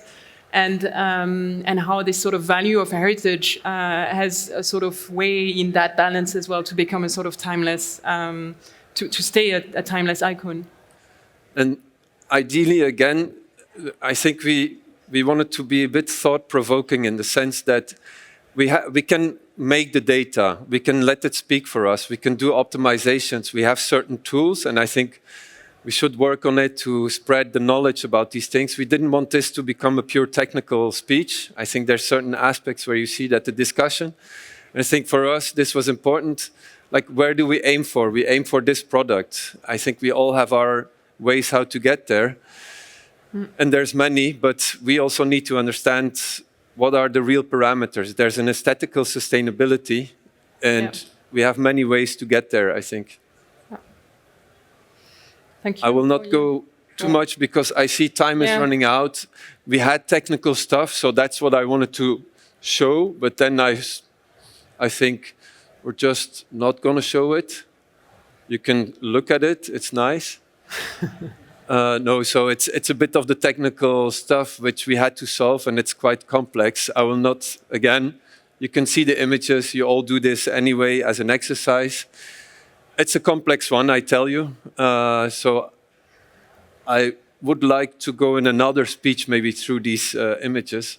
But typically speaking, this is the long story of this is the short story of a long project, actually, because we're on it. Two long projects. Yeah. We're on it since what, 4 years? Yeah. It's fine. It's a long one, and I think this was the last one, no? Yes. Yeah. Okay, perfect. Thank you. Thank you. Thank you both very much. Really interesting that you look at the balance of the what you call aesthetic sustainability. I think that's a really interesting concept. Can I just ask, where are these projects now? Are they built? Are they in construction? They are at the end of the design stage, and they are going to be in construction from next year or the year after. Okay. Well, I hope you'll come back in future when it's built. Yeah. And we need good contractors, by the way. I mean, one of them is built, so it's in the Brussels obviously is in use in the moment. So yeah. Okay. Yeah. Great. Thank you. Thank you very much. We have one more presentation before our final panel discussion. The next presentation is from Lewis Stanley. Lewis, are you there? He is there. Lewis is from Procter Group, and he's going to talk to us about efficiency through air tightness. Thank you very much. Fab. So hi everyone, my name's Lewis Stanley. I'm the Business Development Manager for High Rise and Facades projects at the APROX Group. As a business, we are a supplier and technical solution provider for membrane products. That can be ground gas solutions, wall-in membranes, it can be VCLs, breather membranes, and also pitch roofing applications, alongside a variety of different products that we have unique solutions for the facades membranes applications. Now, for today's presentation, and as you can see here, we're generally going to focus on simplifying the air tightness strategy on our projects and how this can improve the overall building design efficiency. What we can do through air tightness when looking at different parameters such as U values and compare that to the overall performances of air tightness and what we can do to compare the two of them. Now, what we must always do when we're considering air tightness, condensation control, building performances is ensure that what we're designing doesn't have a detrimental effect on the overall building efficiency, building performances. And at Proctors, we have 3 key parameters that we take into consideration when looking at the overall moisture. First of all, we take the most important factor, the building occupancy. What is the building purpose? Is it a residential project? Is it a care home? Is it student accommodation? What's the internal occupancy going to be like on a regular basis? And what are the moisture loadings that are going to be present or on a regular basis to that building in question? Moisture loadings can vary quite dramatically from, let's say, a care home with high humidity from cooking, drying of clothes, washing of clothes, and a genuine large occupancy for regular times throughout the day, when compared to, say, a factory, which is very natural, has natural airflow right the way throughout, and the moisture control is much less of a consideration for the design aspect. The next one is the building materials, which as architects, designers, consultants, contractors, we have a little bit more control over. And again, in terms of moisture control, the different design factors or different materials that we specify for a project can have a dramatic effect in terms of the overall moisture drive, moisture control, and moisture penetration through that facade package. Things like vapor permeable insulants or vapor permeable breather membranes will allow for vapor to bypass through the facade construction. On the flip side, if we have vapor tight constructions or even use vapor control layers on the inside, you're stopping that moisture from going through the facade. And there's different areas where we would and wouldn't use each of those products. The final one is the external considerations, weathering, the external environment in terms of other buildings in the surrounding perimeter and how they can play a dramatic effect. Obviously, during the construction phase, the weather is a key parameter.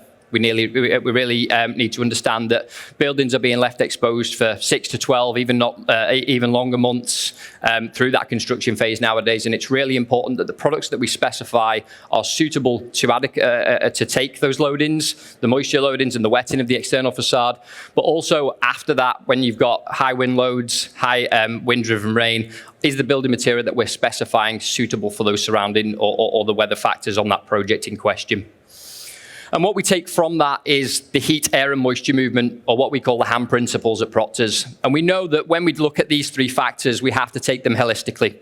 The heating requirements of the building and the airflow or the air movement requirements within the building fabric come hand in hand, but they can both contribute or minimize the moisture within the building itself or going through that building envelope. And it's really important that when we affect the heating strategy or increase insulation, reduce our air tightness, that again, it can have an effect on the overall moisture loadings. And it's really important that what we do with that moisture going through the facade package is done successfully, and we carry out hygrothermal assessment methods to ensure that what we're specifying, again, doesn't have a detrimental effect on the overall building performance. Now, when we talk about air tightness, again, one of the key parameters for us in building design nowadays, and because that's becoming more and more prevalent, we generally focus on 4 different documents throughout the UK, different building regulations and different standards. But for England and Wales, it's approved document L. And this all focuses around the conservation of fuel and power in dwellings. Now, each of these 4 documents have some similarities, they have some differences, but one thing that they do have in common is air pressure testing that's to be carried out at either a pressurized or a depressurized test. That's carried out at 50 pascals of pressure through that wall construction to gain or to maintain a steady balance of flow of air to give you your airflow through the wall area. And that's in or measured in meters cubed per meter squared per hour. And we're looking at, in the UK, some typical backstop performances. The guidance documents or the building regulation documents state these performances as a worst case scenario, what we have to achieve on new build dwellings.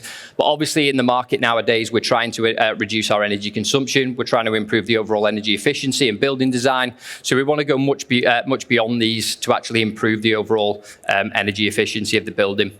Again, just to look at these, they vary from 7 to 10 within the UK.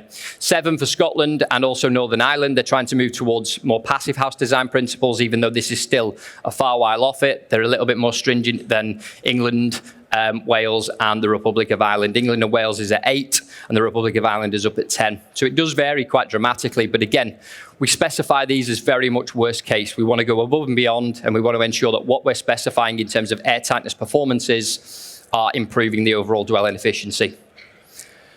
Now, when we talk about airtightness, we can always talk about U-values performances and put that into insulation factors, and we can put that into a U-value calculation and show how much insulation is required to achieve a certain U-value.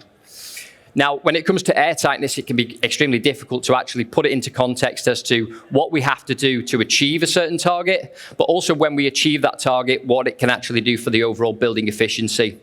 So we can take some information, typically the dwelling emission rate from a SAP assessment. We can set some key parameters or standard parameters for our U-value targets and our air leakage at a U-value of 0.15, an air leakage of 7. These are both the worst case scenarios for a new build project up in Scotland. And that gives us a dwelling emission rate of 12.18. Now, we can enhance our overall dwelling emission rate, keeping everything else in the facade package exactly the same, and change 2 key things to gain a more efficient building design.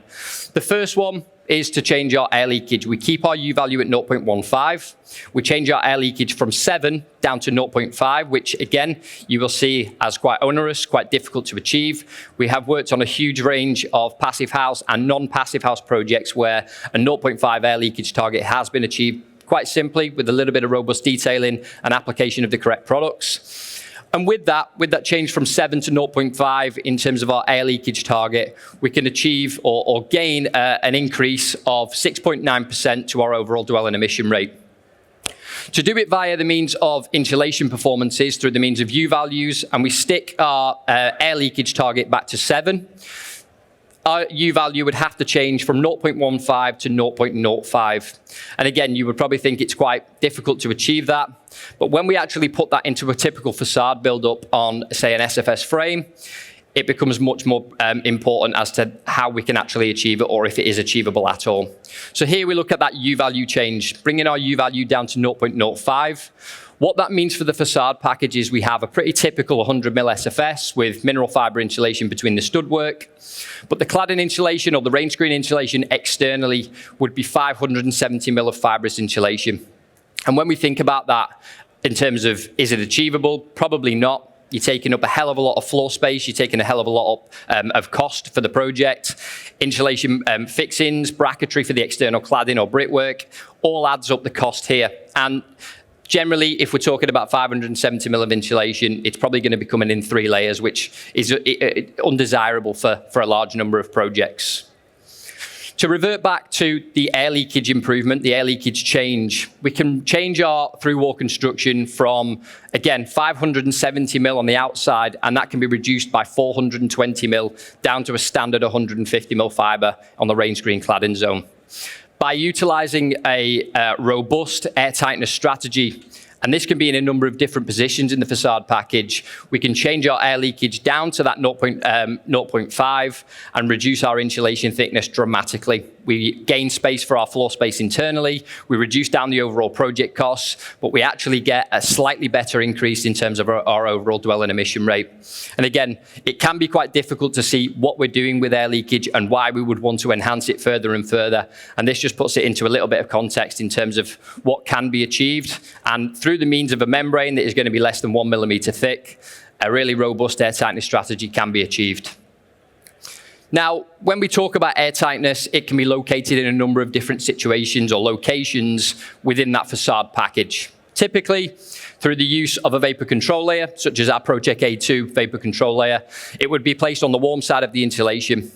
And with that natural vapor drive, we're stopping any moisture coming through the facade package and obviously stopping the air leakage at the same time. However, the reliability of vapor control layers, the high level of detailing that is required to achieve a robust air tightness strategy internally can be quite onerous and quite difficult to achieve on a long-term basis, especially when we move into the lifespan of that building, the occupants move in, and they're obviously perforating the dry lining, which goes through the vapor control layer on a regular basis, reducing our air tightness on a regular basis and moving through the lifespan. To situate your air tightness externally on the face of the sheathing board, again, through the means of a really robust air tightness strategy such as wrap tight, we can simplify that installation, we can simplify the detailing, but we can also provide a more robust and a more long lifespan air tightness strategy for that building in question. Having the wrap tight or air tightness line externally means that we're moving the air tightness line away from those penetrations. One, during the construction phase, the level of detailing is dramatically simplified, but also throughout the lifespan of that building, we're not going to get anywhere near as many penetrations through the external facade after the construction phase in which they can all be managed. If we were to move it even further out, again, through the likes of our ProBreathe A2, there may be other parameters that we need to take into consideration. Weather factors such as long exposures. We mentioned earlier about sort of 6 to 12 exposures, 6-month exposures on a project. Having weather resistance to insulation boards is becoming more and more critical, but also protection to the facade package throughout the lifespan. So it can be placed in a number of different situations. Generally, we would stick with the one in the middle over the face of the sheathing board to give you the most robust and rigid air tightness strategy for the lifespan of that building in question. So as you can see there, the insulations are placed on the inside of the frame and on the outside.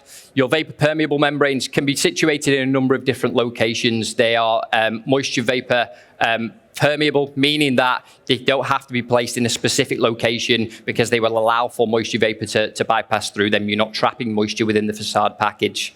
With the vapor type membrane, that always has to be placed on the warm side of the insulation so that any moisture that's going through the facade buildup doesn't get trapped within the SFS or in a place in which it can degrade or damage any of the building materials.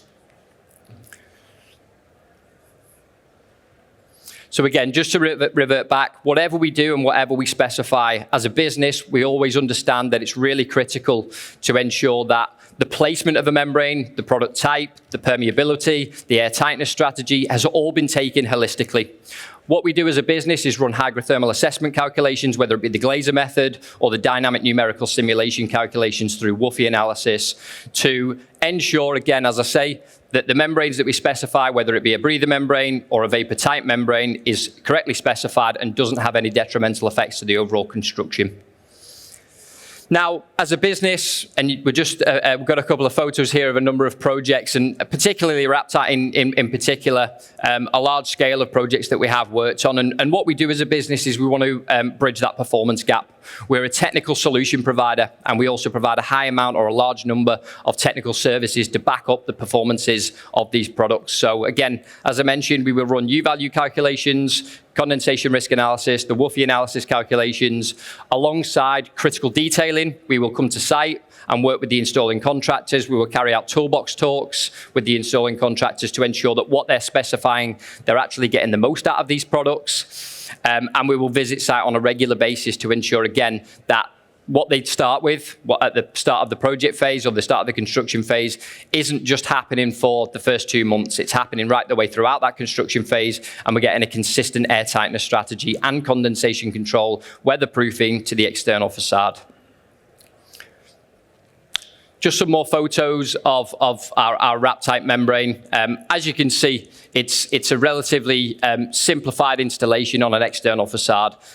Installation of vapor control layers can be really difficult. The high level of detailing required means that we have to really detail them up specifically at the design stage, but also follow that through to the installation stage in construction. With an airtight vapor permeable membrane, the level of detailing is again dramatically simplified. A self-adhesive product like wrap tight again further simplifies that installation, reduces the requirement for application or installation tapes, and removes any lateral airflow behind the membrane during construction. It allows for a much greater and a much more robust air tightness strategy throughout the lifespan of that building, as I mentioned earlier. That's it for today's presentation. We do have a stand outside, so if anyone has any questions on any of our products, if you would like any guidance on any projects, please feel free to ask away. We are a technical service provider, as I mentioned, so we're always here to help, and thank you very much. Thank you, Lewis. Well done. Thank you very much. Thank you. Now, we have really saved the best part of the day till the very end. We have a really distinguished panel that will tell us a little bit about what we're doing.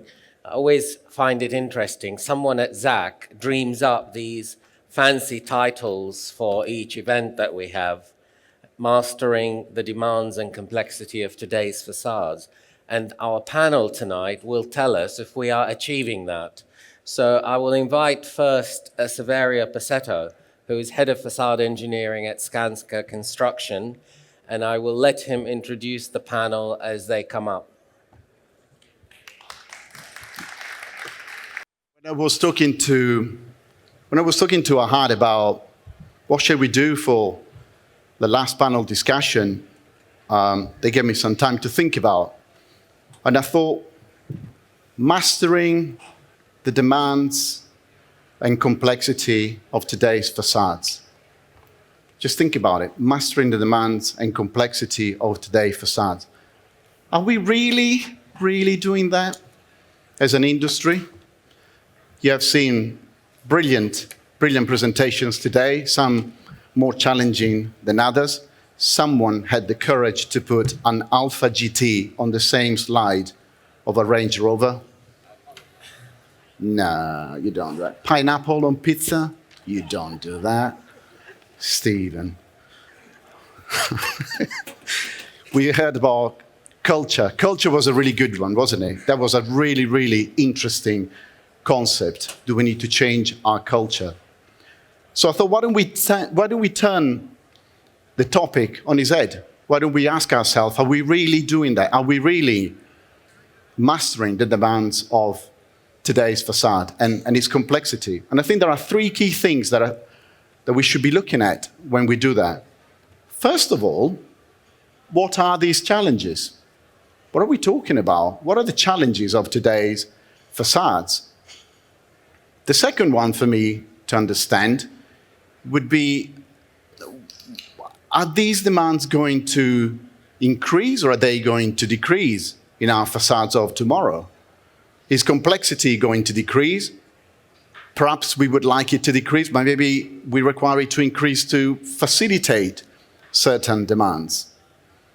And thirdly, what innovation do we need? What do we need to change? I'm not just talking about AI. I'm talking about real changes with effect. And if you think about a cultural change, that's a real challenge.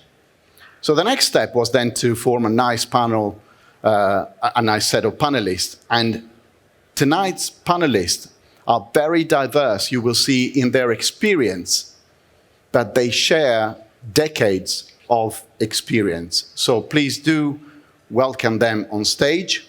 Shane Lincoln. Shane, welcome Shane. So you see, Shane has over 3 decades of experience in London. He's now a director at G&T. He's been a design director, he's been a project director. So he will provide his experience on running projects, both for design and project management.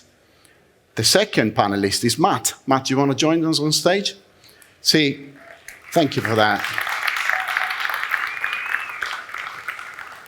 See, Matt has just come back after nearly 2 decades, Matt, from the US. And he's got experience in the UK market, and he's got nearly 2 decades in the US, and not just that, but also international projects, right? So he will provide a really good contraposed experience and set of ideas to the one that Shane has. Our third speaker is Nisha.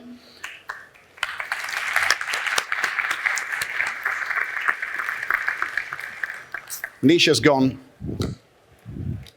all around. I'm just going to help her on stage.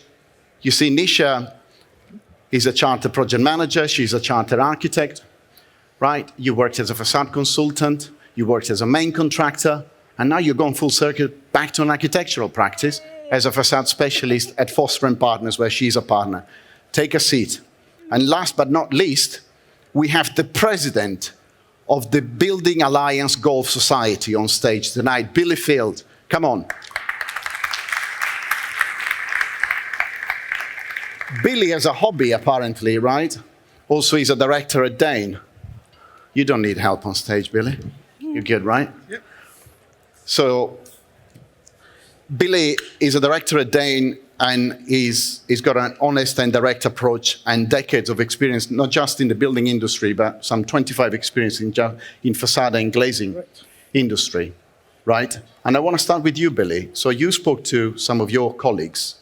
I did. What do you think the challenges of today facades are for you and your colleagues from the facade industry in the UK?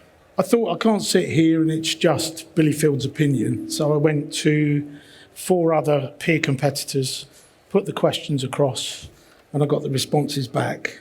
And it was a great relief to realise that my opinion was actually spot. Oh, excellent. Okay. Steve, this morning in his first session, he actually crossed that the subject that I was going to put first on this.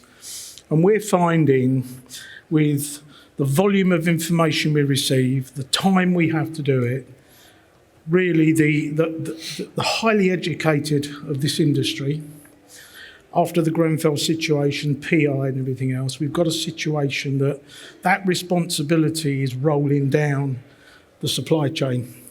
And, a lot of my peers also agree we're left with a design that hasn't really been thought through, priced wrong, and, it's unsustainable. Okay, what issues that cause for you in practical terms? I think, we talk about pressure and we talk about mental health and we talk about all these things, and yet what we do in this industry is seem to apply as much pressure as we can on individuals. So you can imagine, we used to, when I first started this, used to get an envelope with a dozen drawings, project specific, a spec. You'd read it, you'd then price it. 2 weeks, 3 weeks later, you submit it. It grew to boxes with project-specific information, and then we had the dreaded WE transfer. So all of a sudden, we were downloading, gigabytes of information that, I'm doing the facade and I've even got the toilet layout. And now we have portals like Aconex, where you're given a code to go in there and you're looking at the whole project. Right. Now, we need a week sometimes just to disseminate that information. So a huge workload. And the time it then takes to pull it out, upload it to our system, and before you even get into to pricing it or understanding what the project's about. And that time period hasn't changed for years. So I had a recent job, probably worth about 9 million, and the QS honestly thought I would turn it around in 2 weeks. Okay. We now need at least a minimum of 6 weeks, a maximum of, say, 12, depending on the complexity. Because even our supply chains can't cope with getting the information back to us. So a disproportionate amount of information in a very short amount of time, which is also having impact not just on your efficiency of estimation, but also mental health of the people that you said, in a way. You're putting a massive pressure on people. And unfortunately, when you're estimating, you're damned if you do, you're damned if you don't. Because if you get the price right, you won't win the job. Okay? Yeah. If you make the mistake, you'll win the job, and then you go to bed every night wondering where you've made that mistake. So, I think we're seeing QSs. I'm told of a project very early on. You watch it come through. It goes on our CRM system, awaiting tender. It takes weeks and weeks and weeks, and when it arrives, all of a sudden we're in the fast lane. Sure. And I think everyone needs to step back and give people a little bit more time because time is stress. Matt, Yeah, have you seen the same on the other side of the pond, or? What is interesting since I've been back in the UK, I think we're seeing it from both sides of the fence. So obviously as facade consultants, we're working with design teams, but we're very much closely aligned with a lot of the subcontractors and the contractors as well. And what we're seeing at the moment is that they're being pulled in opposite directions. And we're seeing a lot of the design teams, the expectation is that RIBA Stage 1 has become the new RIBA Stage 2. Architects are being expected to do so much more so early, and I think understanding the volume of work and the input that's required to do carbon calculations, U-value calculations at RIBA Stage 1, that they're trying to push as much down the road as possible. Whereas we're then talking to the contracting industry, and they're receiving these mountains of information, but actually trying to decipher it. We're actually then being approached by the contractors saying, can you decipher it and redo Stage 3 for us so that we can understand what we're actually being asked to price? And there is a very much a pulling in opposite directions at the moment that I think is quite concerning, because I think Nishi, you can talk to this as well. The client's expectation is that you're doing so much so early to prove a project and to validate a project, and then the responsibility gets pushed further down the road to somebody like Billy for you to sort out the odds and sods that actually nobody's had time to knit it all together and to deal with the actual interfaces and the nitty-gritty of how it all comes together, the logistics of how it's actually built. So at the moment, we're finding that we're kind of in that grey zone between the design teams and the contracting teams, trying to join the dots between all of the different interested parties. And I think RIBA Stage 1 is becoming much more onerous for everybody because of the codes. The codes are becoming a lot more onerous. Sure. Obviously having to deal with Grenfell and fire. We're now talking about the Building Safety Act as well. Lots of new information that people are trying to get an understanding of, and the impact of that on their design, so that they can prove to the clients that actually the project is viable, and then they can move the design forward to a point where we can then start to understand procurement strategies of where does a contractor come on board to help realise that and fill that void that I think exists, which I'm seeing certainly since I've been back in the UK, that void that exists at the moment. So, design director and architect consultants, what are your views on that? Do you see the same, Nisha? So I think what's really interesting is, as you heard from my experience, I've been in all different fields, and now being back in architecture, I'm seeing really quite a change in the architecture I knew 20 years ago. I did the same as Billy, and I went and asked quite a few of our senior partners what they think the challenges are in the complexity of facades. And I think one of the biggest challenges we have is managing a client's expectations and aspirations. I think something I find fascinating is architects now design through visualization. And it comes back down to what Billy was saying, is they've visualized something, it may be a beautiful thing, but it's not really thought through. It's not thought through about how it'll actually go together. I mean, we're designing through AI now, which is quite scary. But I think that's a really difficult thing to manage, because we'll show something to a client early on, but actually we haven't engaged at that point with a facade consultant. We've had no input from, contractors, etc. at that point. Yeah, we've got a cost plan probably, and we've blown that. But I think, in some ways I see what's happening in the UK is probably going to pull that back together a little more now. I think with the Building Safety Act, I'm looking at it globally. I mean, 85% of our jobs are overseas, and that's the really difficult one to manage. But I think, I think the client's aspirations are really difficult. It's interesting because actually, indirectly, Billy, what you were saying has a lot to do with managing client aspiration, actually expectations, because a shorter time scale based on more information is a direct result and has a direct impact on that. And it is that kicking the can down the road. So often you'll sit and hear someone say, actually, it's not my problem, it's somebody else's.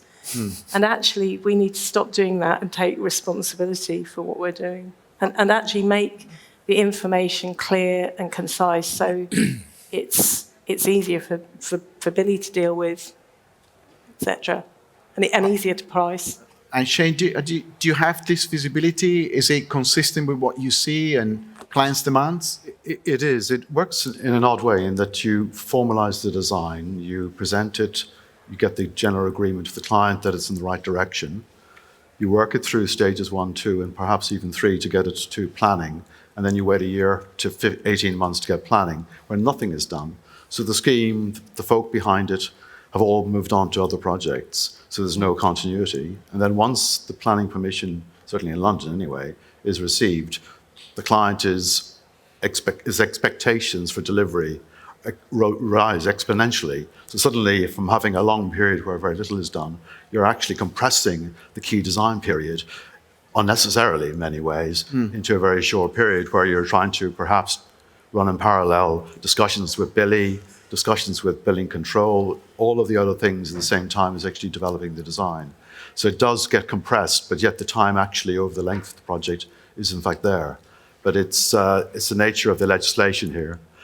Picking up on what Matt was saying about the Building Control Act and the Golden Thread and so forth, this is another thing that is beginning to emerge since the codes were clarified in March of this year.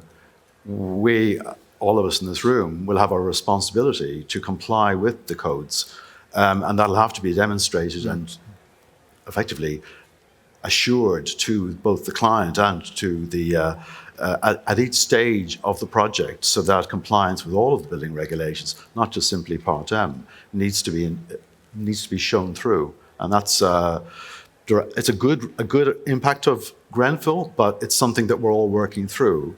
But we don't quite know how it fits in with this mix of time that we're all sort of exasperated by. So, in a nutshell, the challenges are huge amount of information, the quality of those information and what is required now, managing client expectations and aspirations. And I think programs are being squeezed. It gets squeezed so much now, as we all know, and there's more information that we're needed to provide actually early on, as Matt was saying, in a squeezed program. Which do you feel we may need to change entirely the way we procure and manage this whole process? You came up with a nice new definition of DMB, right? Yeah, I mean, I think, and you know, some people might not realise, but PI insurance, which is something that's required, you know, for fabricators like us, for cladding consultants, for everyone.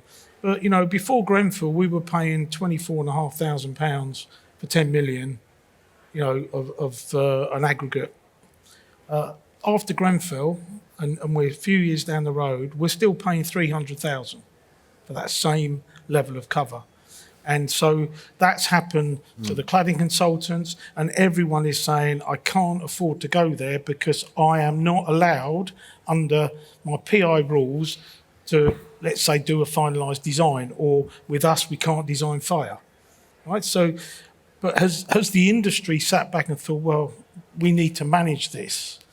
Because I would much rather be in a situation that FMDC come along and say, you know, here's a design, we've done initial calculations, we're happy that it works, and then we can just get stuck into how we're going to build it, how we're going to manufacture it, etc.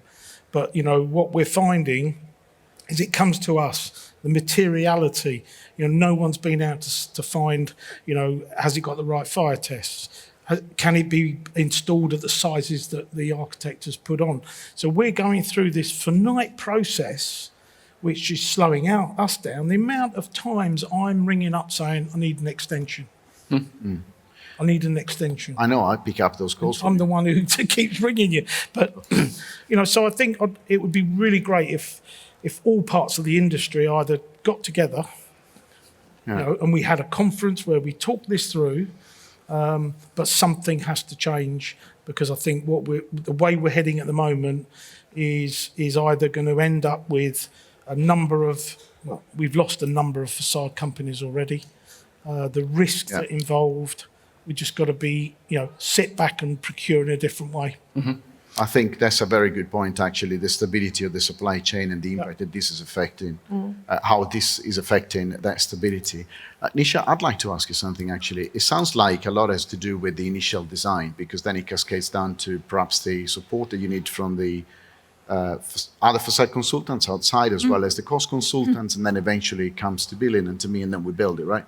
So moving on to the next question, do you think these demands, these challenges are going to, I know that it sounds a silly question, but it might not be, are they going to increase or are they going to decrease? Or perhaps, do we need them to decrease in order to address this?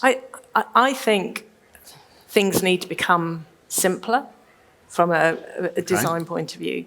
I think if we can, the complex issue is trying to simplify things. And this is where I'd like to bring in a bit of a discussion about sustainability. We're all trying to build more sustainably, and that comes down to, I love this, less is more. Actually, how do we do the same performance with less? Yeah. Which is actually a really complicated thing to do. So simplifying things is actually very complicated. Yeah.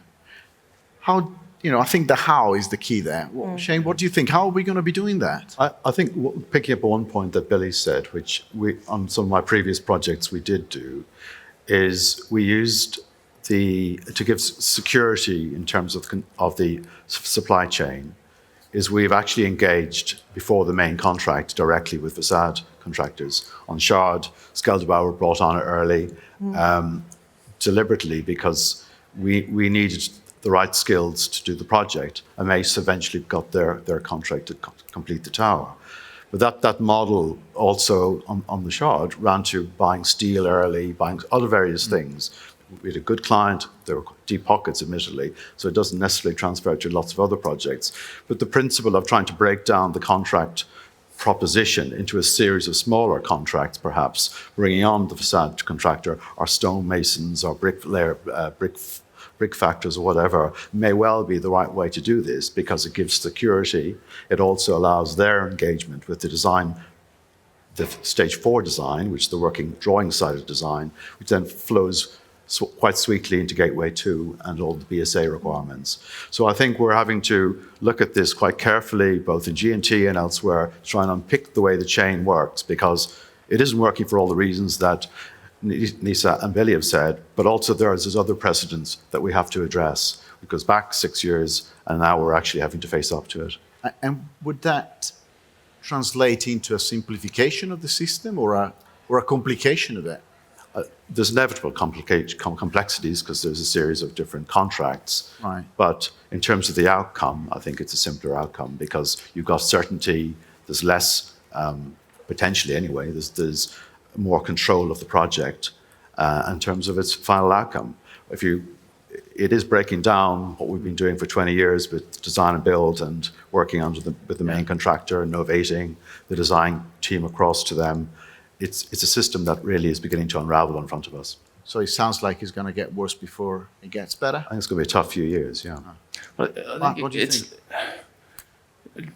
To Shane's point, simplification of the contracts. There's also, how do you break down the silos? It's about clarity of scope, and it's about communication. And how do you break down those silos? At the moment, there's too much emphasis, to Billy's point, about PII and pushing away risk.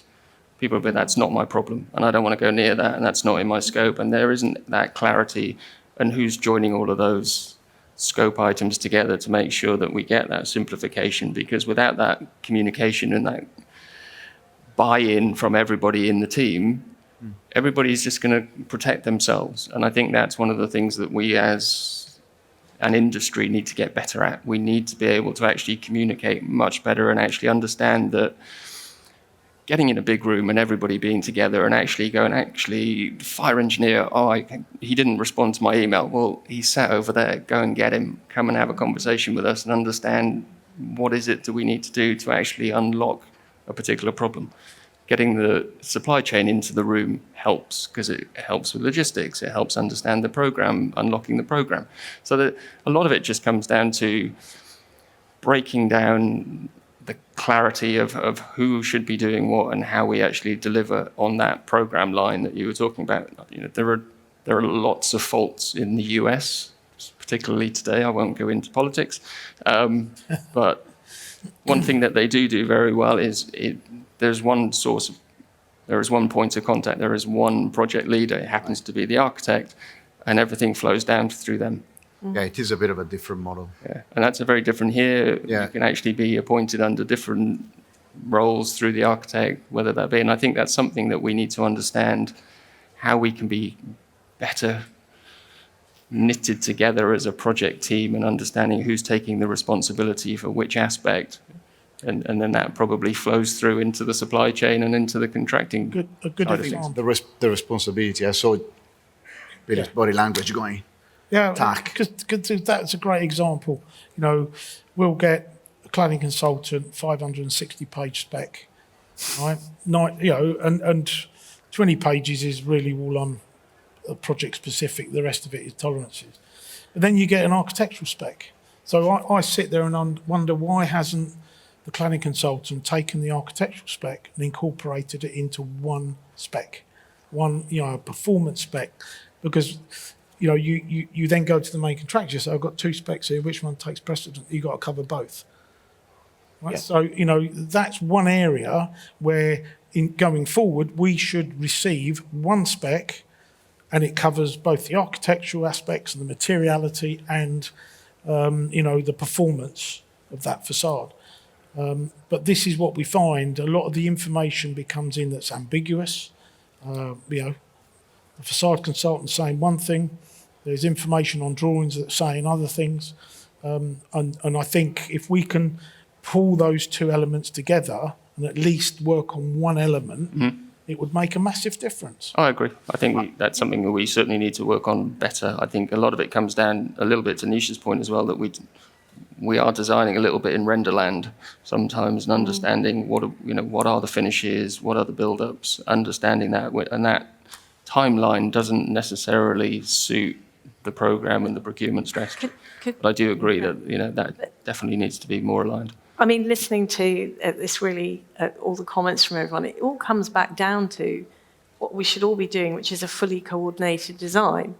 If there happen to be two specifications, because quite often the architectural spec will cover maybe the finishes, the facade engineering one will cover performance. If there isn't the time to coordinate those, because the project has been squeezed so much, that's where we get the issues. And this is where, again, it's managing the client's, expectations.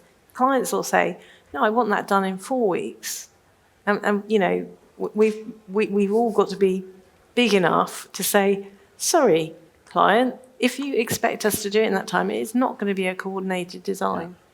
Well, and that's actually simplifying it. Coordinating it means simplifying it.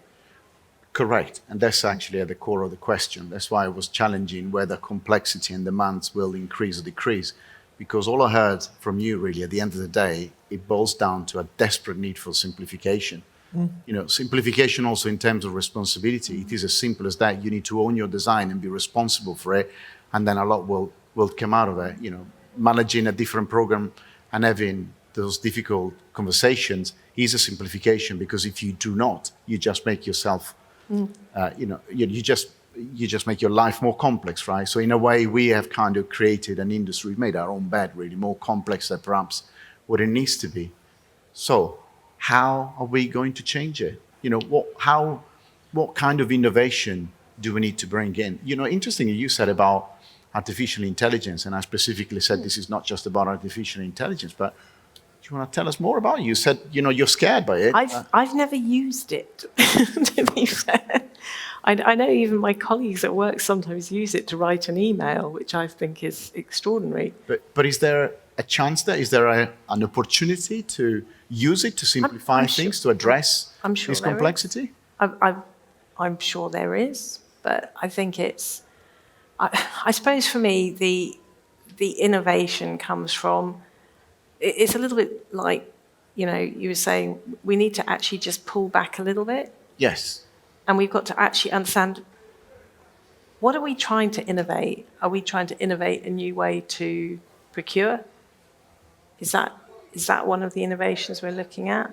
Well, it sounds like, a new way of doing it would be, it sounds like something needs to change, right? You could throw a bomb, I pull the pin, throw it in. Why the hell do we go to planning before we finalise the design and we know what the cost is? So if I hear an architect say, well, I can't change that, it's gone through planning, but why did it go through planning?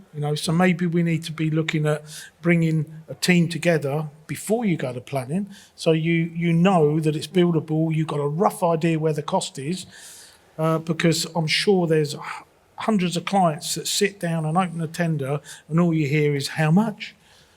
Right. I'm even shocked, with the inflation that we've had. I'm normally pretty good opening up, looking at the elevations, and I'll say that is a £7-8 million job. I mean, I think but this comes back down to, again, if you've got a fully coordinated design, it's almost going back to the way we maybe did things, dare I say it, many years ago. Yeah. We did have the time. Yeah. And actually we should be using technology we've got now to make that process better. I think one of the things that was the great promise, 10, 15 years ago was BIM, and all of that helped in terms of clash detection and so on. And certainly over the last 5 years, where I've been working on projects where it's supposedly being used in an intelligent way, the innovation isn't there. We seem to be getting more problems rather than less. Now, perhaps it's not being used correctly, and doubtless there are those in the room who have better experience of BIM than I do, but it was the great white hope in some ways, certainly when it was brought out by MarketStation and subsequently Autodesk, 10, 15, 12, 20 years ago now. It hasn't really delivered, and it seems to go back to, earlier point, it's being used as a foil. And in fact, actually, some of the consultant teams are using it as an additional work stream. So it runs absolutely counter to what Nisa is saying in terms of actually bringing everything together. It's actually it's an add value to the fee package. And it's quite frustrating because ultimately it is the coordinated scheme that comes in on time and on cost. And the uncoordinated scheme causes so much grief for clients. So, maybe we may have put down BIM as an innovation back then, but I'm not too sure it's really delivered. So the use of AI as this kind of global general white hope, if that's the right phrase, for the future, I think probably is misplaced. Yeah. Okay. So can I just say, it's interesting because, we spoke about, the whole title is the complexity. One would expect, even from the audience, that complexity to be geometrical, the size of the project and so on. That has not come out at all from the discussion. It is all about changing something really early, and at the core, we design any project of any complexity. That is irrelevant, right? But more about the way we procure it and the way we interact with each other. You only gave us half an hour. What do you think? You only gave us half an hour. We could go into code and part L and part O and fire and okay. So pick one of those. Which one is that we can change and how. I don't know if you can at the moment because they're all conflicting interests. Yeah. I think when you're dealing with part L, you're dealing with thermal performance. Where, in my personal view, please correct me, I think we're over-insulating buildings. We're smaller windows, triple glazed. Want to minimize how much heat gets into the building because we want to minimize overheating, but at the same time we have to deal with daylighting, acoustics, natural ventilation. All of those things are conflicting challenges that I don't think. So can I just speak on that? So your innovation, would that be making building, what do we need to change? Less insulated? Different type of windows? What do you think? What would you change? To the same point, our regulations need to be talking to each other and they need to understand the conflicting challenges that the left hand is not telling the right hand. Absolutely. I think the innovation would be actually to relook at our approved documents. They conflict so much, so ridiculous. Exactly as you say, Part O is extraordinary and quite difficult to meet. When you're told by your MEP consultant that, yes, to stop the overheating in that apartment, you need to leave your windows open all night. But then you don't meet the 30 dB. Which is fine if you're in a quiet road, but one of the developments I've been recently involved in is beside a railway, and they're obliged to keep them sealed for that very reason. So because they, you know. Okay, So, so yeah, it sounds like that Mm. innovation is coming from changes of being more coordinated on a number of things, from regulations to the way we operate. Put all the approved documents into a big pot, mix them up, take them out and start again. Okay. Billy, how's That that would be going to my work out for you? innovation. What do you think? Is that what you would change? What would you change? What would you innovate? Or how are you innovating? Well, you know, day to day. I've got a very good digital manager, and we use modelling extensively at Dane.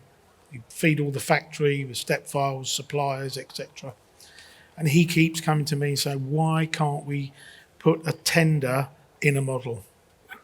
Yeah. Okay, so you know he wants me to give my estimators the training that they will take a model, do a takeoff, right, and we will then put back into the model our tender, so you can click it, see where it is on a build page or whatever. Yeah. Sounds absolutely fantastic, but the models we get, which are usually in Revit, okay, are not populated enough to be able to go into the detail, the interfaces, etc. So we're still a long way away from using that technology at the front end.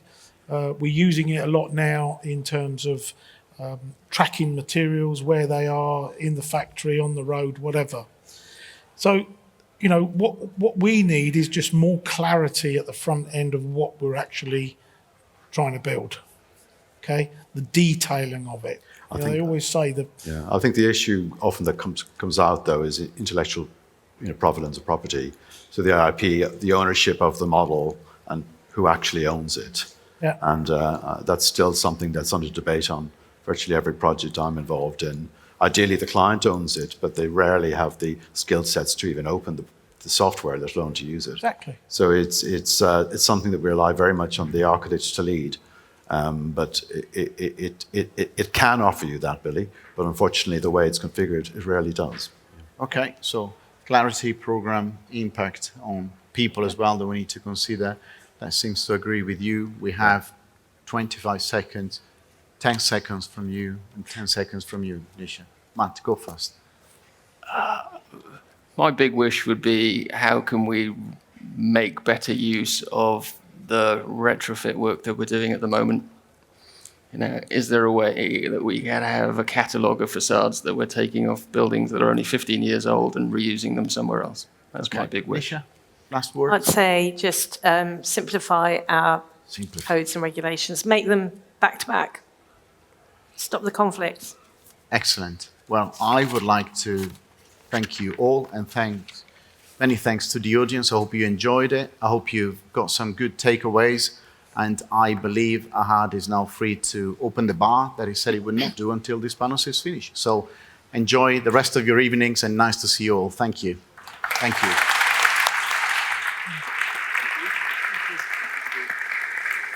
Thank you, Saverio. Thank you, panel. A really good way to end, a really good discussion, a no-nonsense discussion. And I hope you're going to take away all these innovations and propose that we do something about them. Because there's some good ideas has come out of this. So I hope we can implement it. Yeah, sure. I just want to say from my side, thank you to Ahmed. Thank you for the whole Zak team for another meticulously organized event. We keep thinking it can't get bigger, and it does every time. So that's a credit to you and a credit to the team. And thank you to all the contributors, the panel here, and everybody who contributed today, because as I said at the start of the day, it's only worthwhile because of the amount of effort, the amount of thinking, the amount of research Billy did on his own to come today. So that's what makes this event special. So thank you to all the contributors. And thank you all for being here and staying here till this very bitter end. So till next year, see you then. Hello. Thank you. And also a round of applause for Steve and Tanno. Fabulous once again. Seventh time around. Thank you. So as I said this morning, we've recorded today's event, so you can watch the YouTube link, which we'll provide to you a week from now.